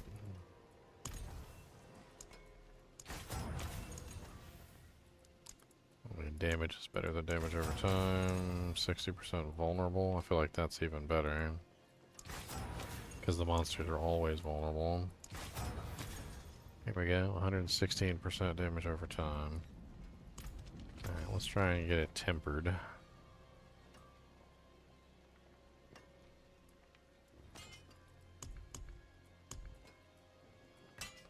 Question is what do we temper? Decompose explosion size isn't really that amazing.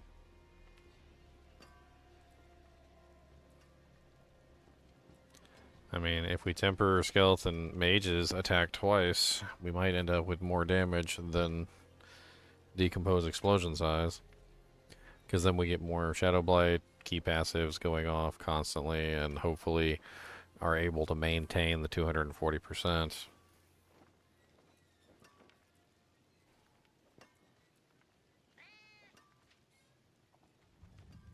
It seems to me like maintaining the key passive is more important.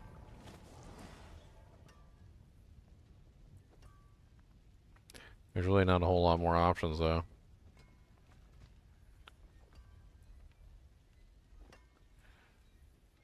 Elemental Surge is a shadow damage. Let's try the Skeletal Mage's attack twice. We do the Shadow Mages. Let's see if we can get that.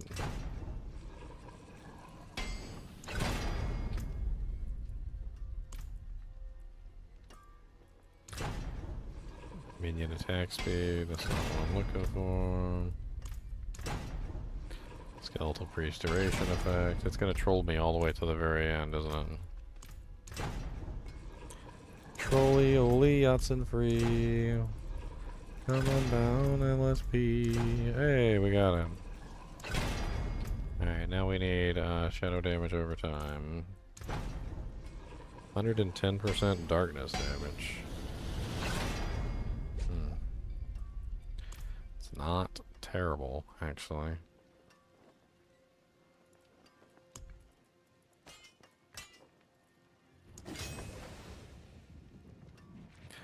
I mean, the darkness damage does actually give me damage over time. That's actually how it works. It just doesn't, I don't think it affects the multiplier though. I think that's the problem. So in the case of Wither,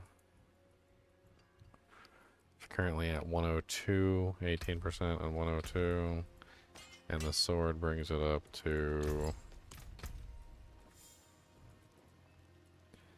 23% and 122. So I guess either the 121% damage over time must be affecting it, or the darkness must be affecting it, one or the other.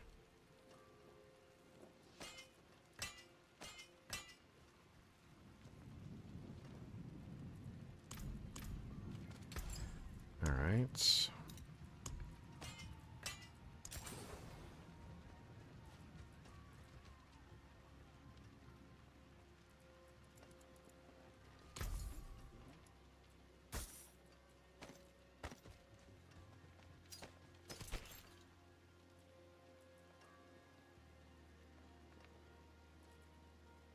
Did I just sell my sword? I did sell my sword. Oops. Return soon.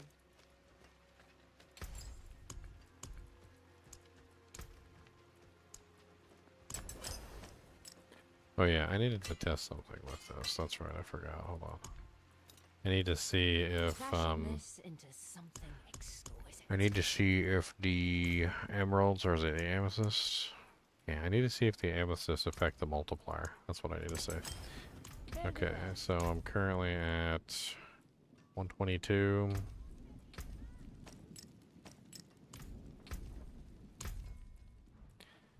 Still at 122. Okay, so the amethysts do not affect the multiplier. Interesting.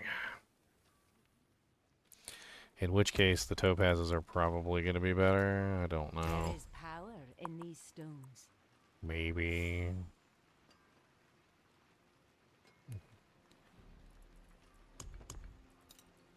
Here you are.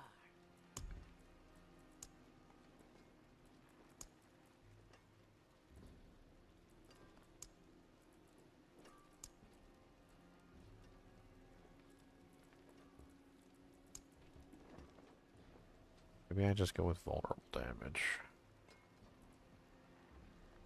Don't know. This build is so weird. I cannot do that. It's fun to play around with it, though.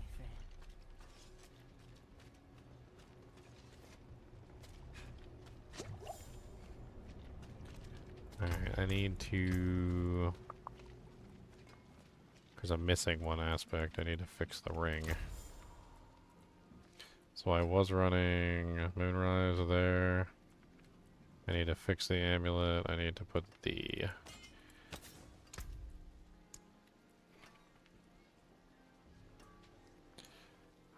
the main aspect, which is the blighted aspect, on the sword. And then I'm thinking Moonrise on the amulet.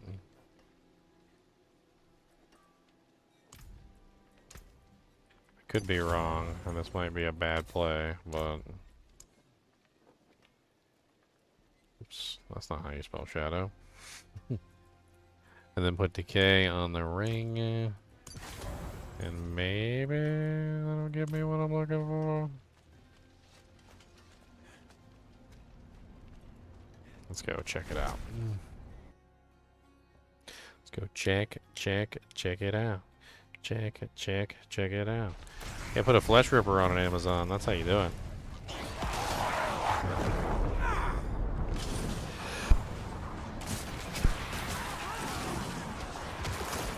I need more time.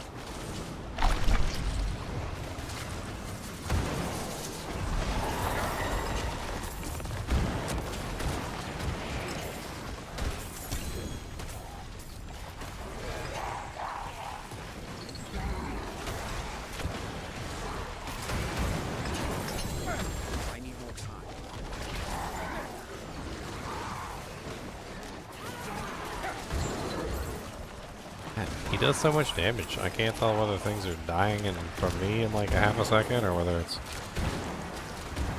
Oh yeah, I don't even get a chance to see them fall down half of them. They just died.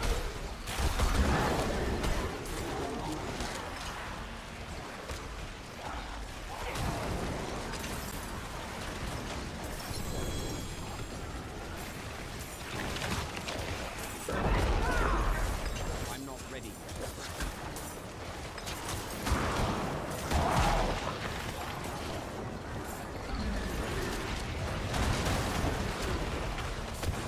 I'm not ready.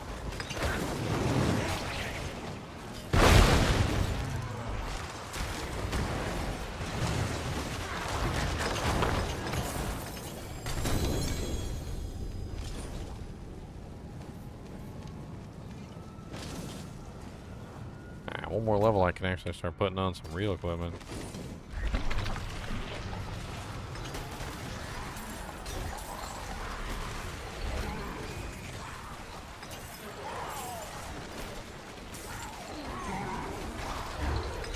I'm not ready yet.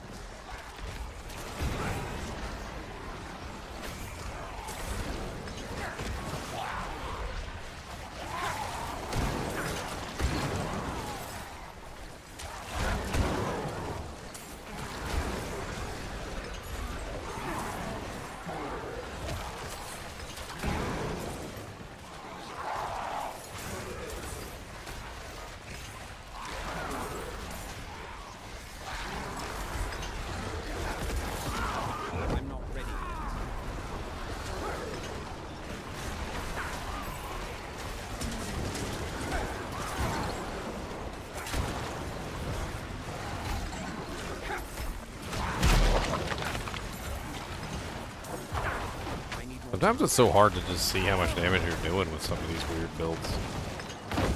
Especially when you got so many other players around. I'm not ready. He did.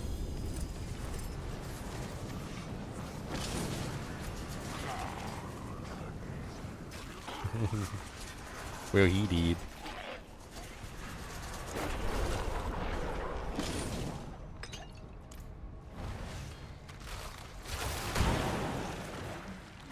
I'm not ready.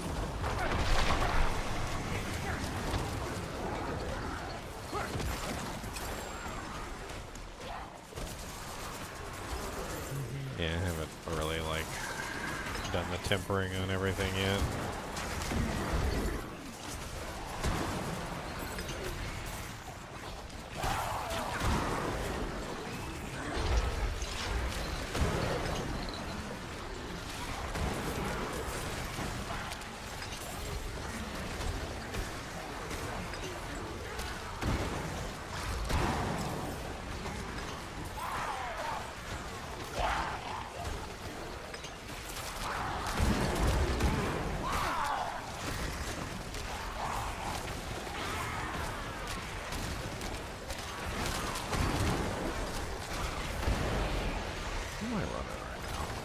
Oh, I never did go get my golem, did I?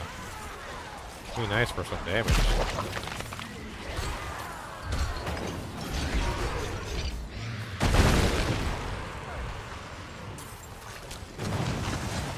I'm not ready.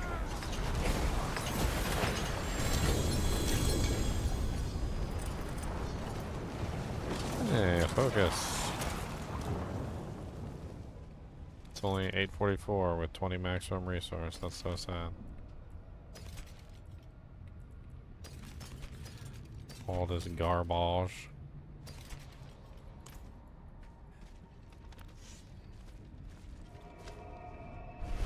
Tell that guy he's a dirty cheater. Oh man, you're a dirty cheater. That's what he said.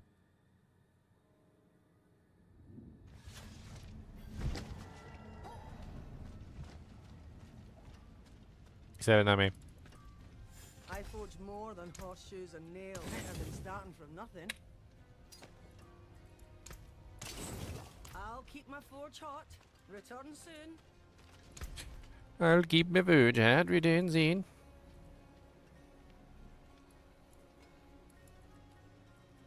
Oh, there's no pathway through there? I thought there was totally a pathway. I wouldn't have freaking come down this way if I knew there was no pathway. That sucks.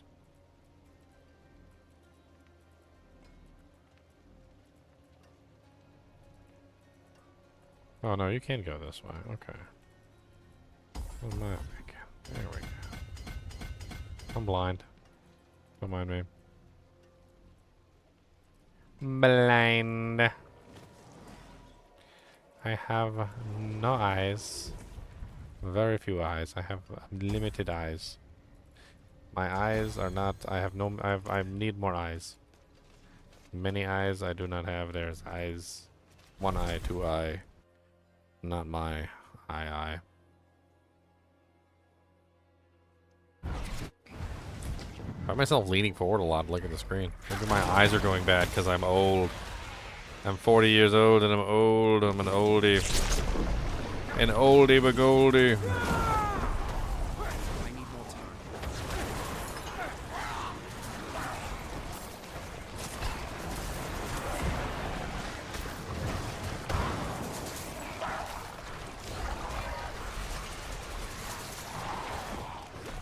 I need more time.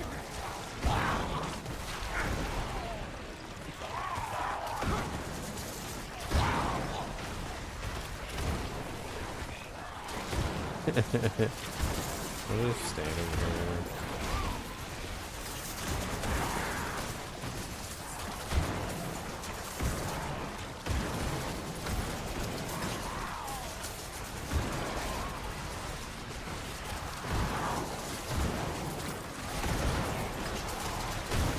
I need more time.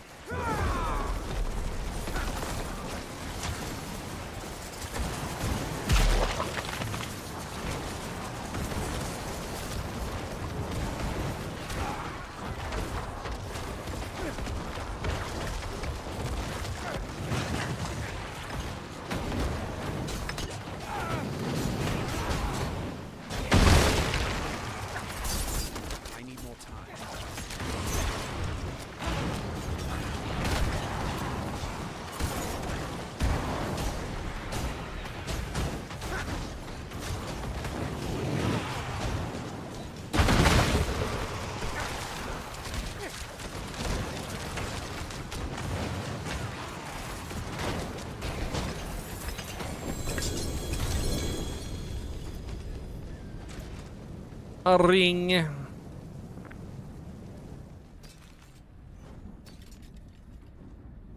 I mean, it certainly seems like with this build you can get some pretty crazy scaling, that's for sure.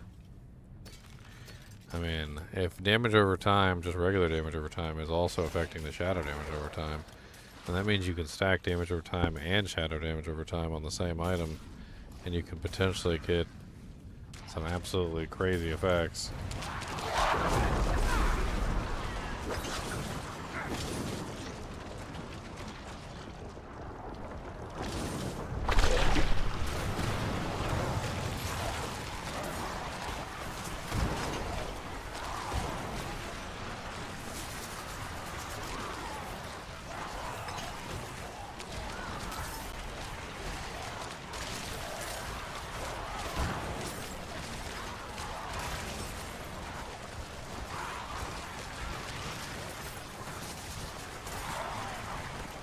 Nothing ever comes close enough.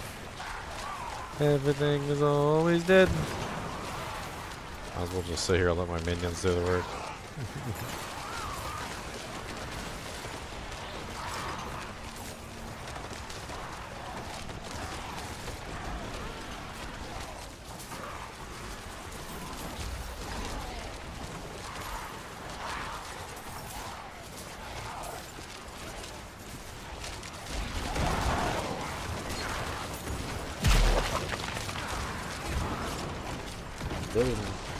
I still didn't get my golem yet.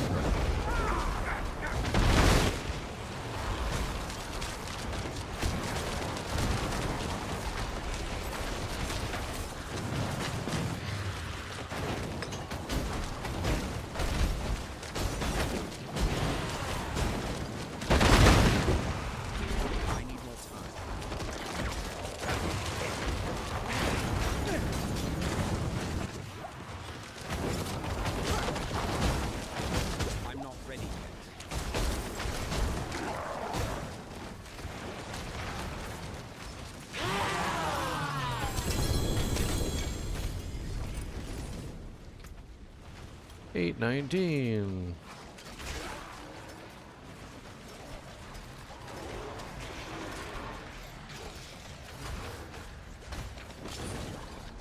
Those are kind of nice gloves. We got 60% damage over time on them. It's actually not bad.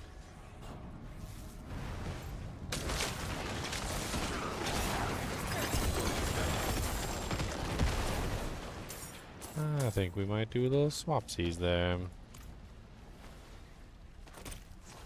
So is D4 good yet? I think Season 4 is like one of the best seasons so far. Definitely. They've still got work to do. Maybe by the time the expansion comes out, it'll be like fully refined. I mean, it's definitely worth playing in the current state that it's in.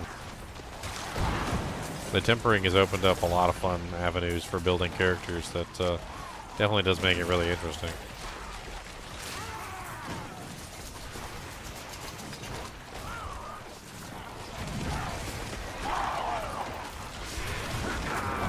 I need more time. I mean, D4's always been better than D3. Well, I don't think there was any contest there. Even in Season 1, when Diablo 4 was at its worst, I think it was always still better than Diablo 3. What's up, Superfire? How's it going, Mr. 9999999? He said 9. I'm not ready.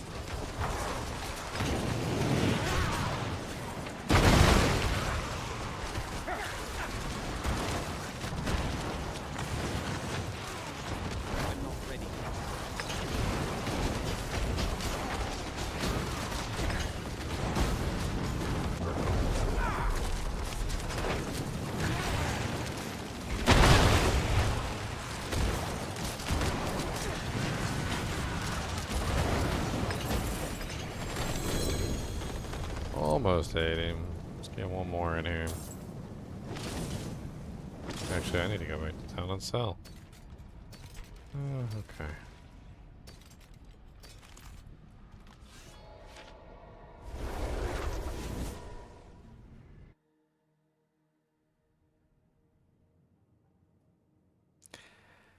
I'm convinced that Diablo 3 was a game made by somebody who hated Diablo 2.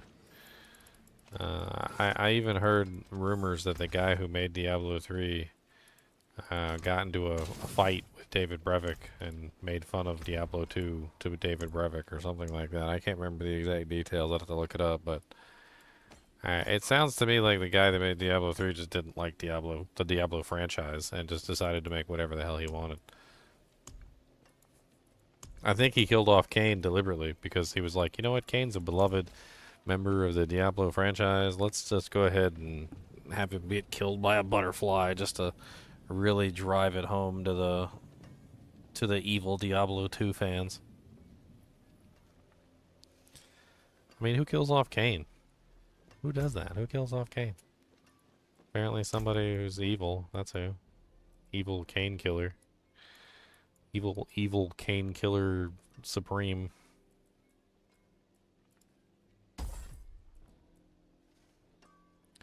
Alright, where's my shadow damage over time glyph? Where are you hiding at? I need you specifically. Okay, so this is the shadow damage over time glyph. So we need to grab all the intelligence nodes here.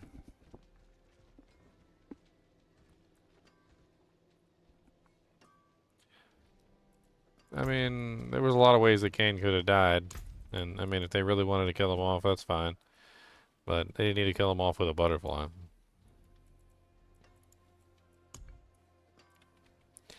They didn't need to do that, specifically.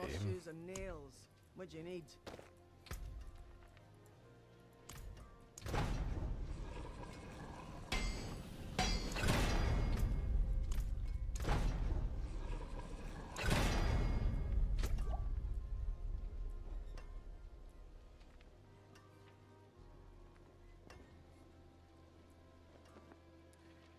Wah, wah, wah, wah, wah, wah, wah, wah.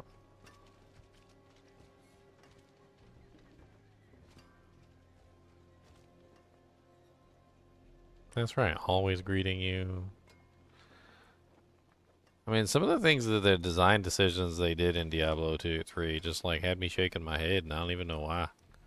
Like, I still to this day, like, I don't understand why Diablo had boobies. Like, I still don't understand that. You're telling me that Diablo, the Lord of Terror,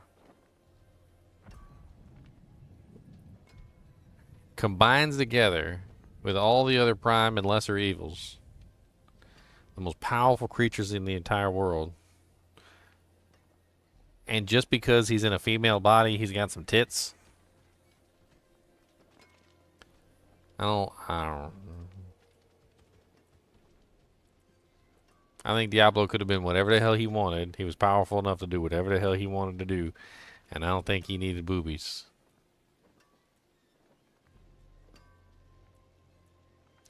I don't think he needed the boobs.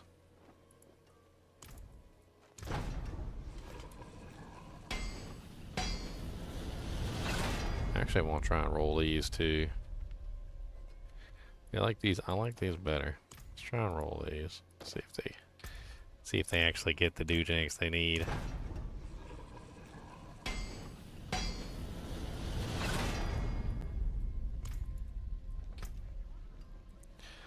I don't think the boobs are a nice detail. I thought it was a stupid detail.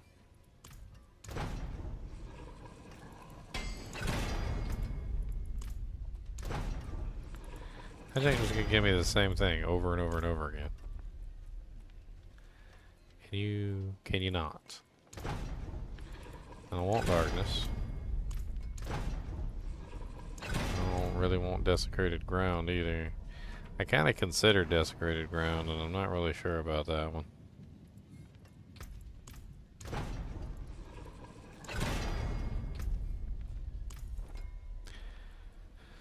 Alright, well, those are no good. We throw those away. Chuck 'em in the bin with the frickin' min. Chuck 'em in the bin. Right in the bin. Chuck 'em in the bin. Gonna put 'em right down in the bin. Chuck 'em in the bin, man.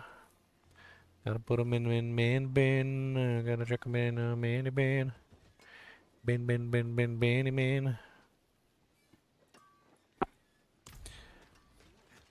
Alright, hold on. Let's get our level real quick, and then we're gonna do some swap outs.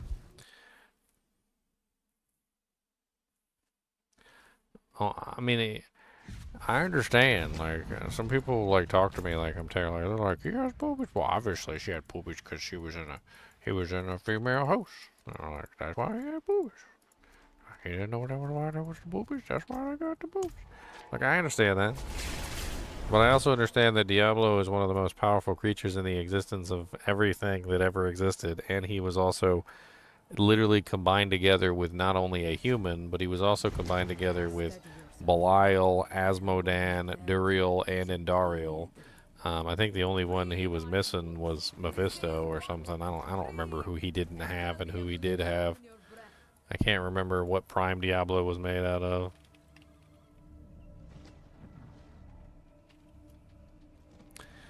The Prime Evil.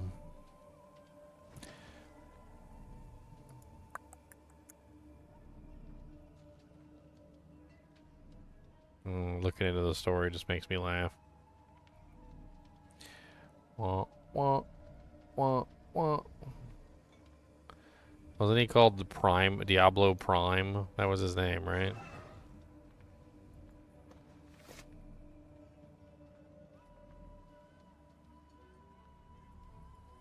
I can't seem to find any information on him. Because they named the collection the Primeval Collection, and so I can't find any information on Diablo Prime.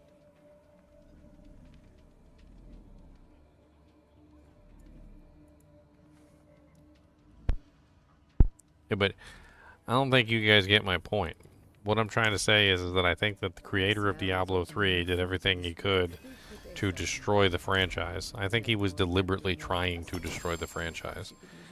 And killing Cain, giving Diablo boobies, I think all that stuff was literally just his attempts to destroy the franchise.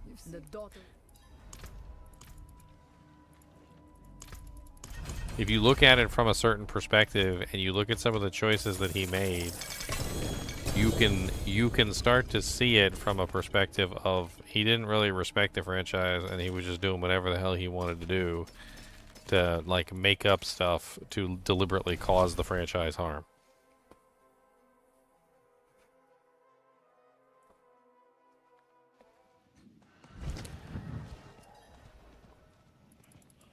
The boss thing is still here even though the thing is gone. The hell?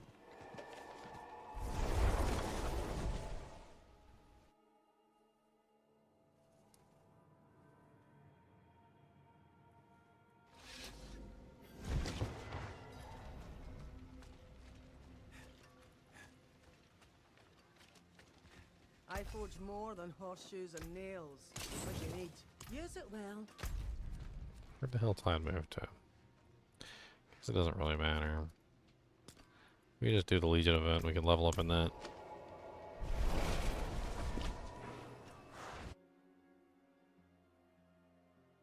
Hey, thanks for the bits, Pyro. Appreciate it. I didn't see you do the bits. I saw you do the subscription, but I didn't see the bits. I need time to do that.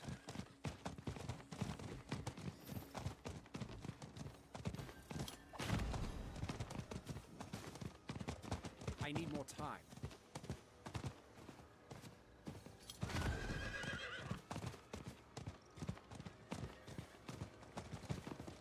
I need more time.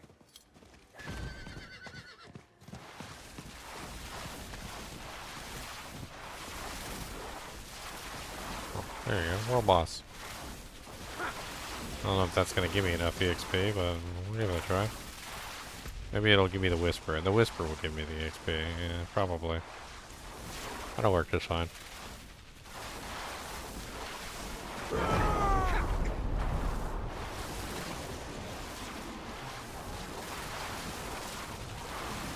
Actually, gotta hop off here in a minute. I'm hitting the maximum POD threshold. I only had about 3 minutes. I've been streaming for about 12 hours.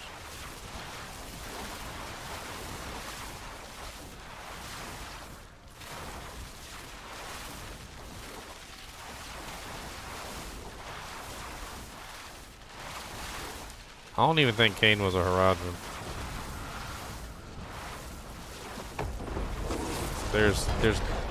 His story's not complete. I don't really know what to say about him. It's kind of hard to explain, but there's some things that he says in Diablo 1 which leads you to believe that he's not a Haradrim. I don't know what he is.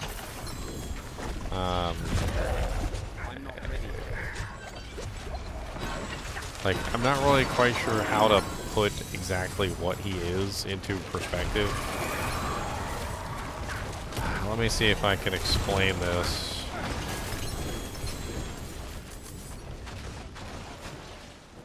I'm not ready yet.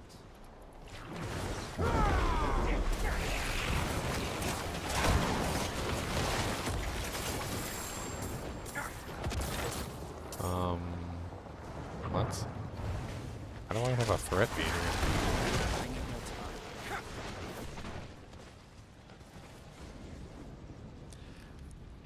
Okay, so in Diablo 1, he starts to tell you about how he basically was in a library. I don't know which library he specifically talks about.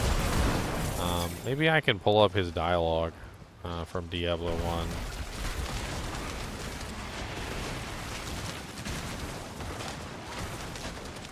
Let's see. God, there's so much stuff going on in here. I'm not ready. I got like 92 cinders over here. Get out of here before I die.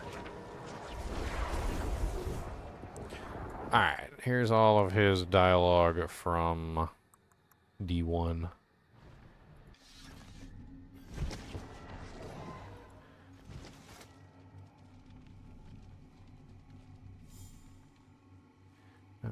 Where is